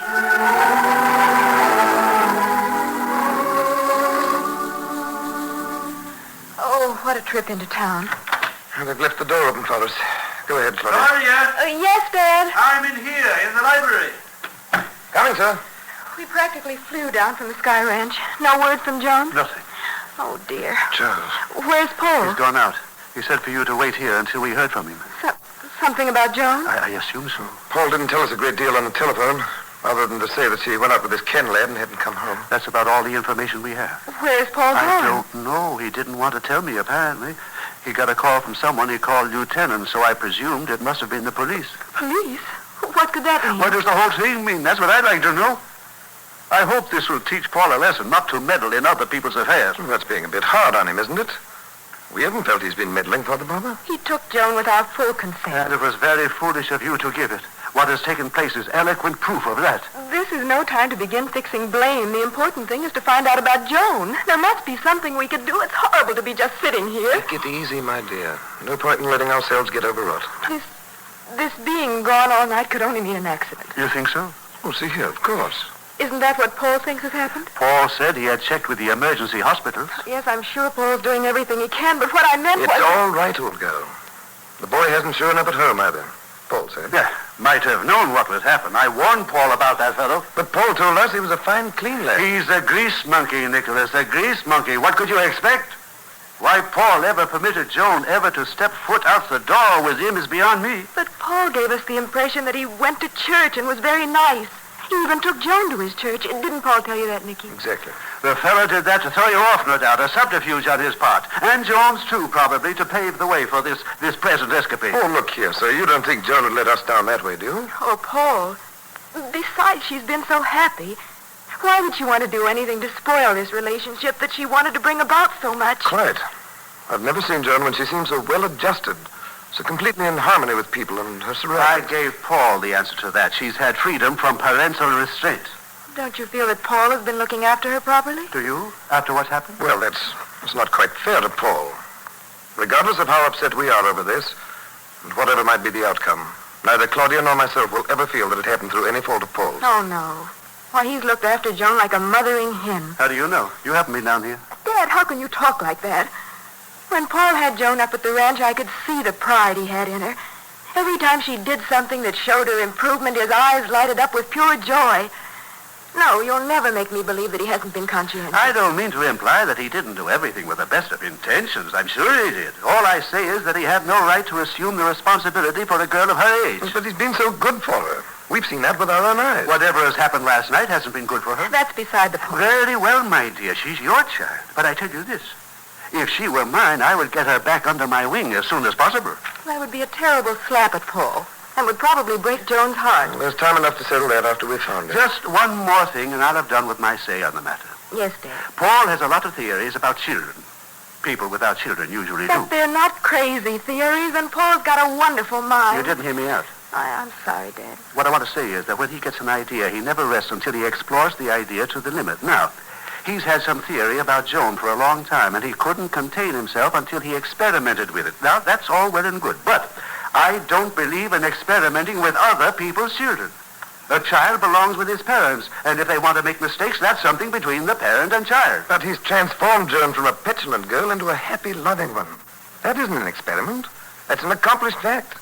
And I, for one, am grateful to him. Maybe my ideas are old-fashioned. I don't... Oh, I've got it. Hello? Yes, Paul. Just a few minutes ago. Oh, don't be silly, darling. Well, that's the way we feel, too. Yes. I see. Well, that's something anyway. You what? Oh, I'm sure, too, Paul. And Nicky feels the same way about it. Yes, we'll wait right here. No, we haven't said a word to anybody. No, just Dad. I agree with you. Well, Nicky and I want you to know we don't blame you one little bit. All right. Goodbye. Any news of her? Not really, no. What do you mean, not really? Well, he simply called to say that what he went out to see about turned out all right. He feels that he's practically eliminated the possibility of an accident, which is a great relief. Is it indeed? Yes, it is, Father Barber. Personally, I prefer the accident theory myself. Dad, how can you? Where's Paul going now? He didn't say, but he said to hold tight in our faith in Joan. That's what he wanted to impress on us. Hang on and don't lose faith in Joan, no matter what. Amen. I go for that hook, line, and sinker.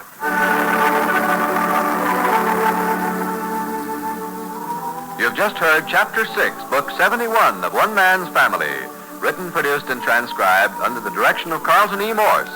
Chapter 7, entitled The Return of Joan Roberts Lacey will come to you next week at this same hour.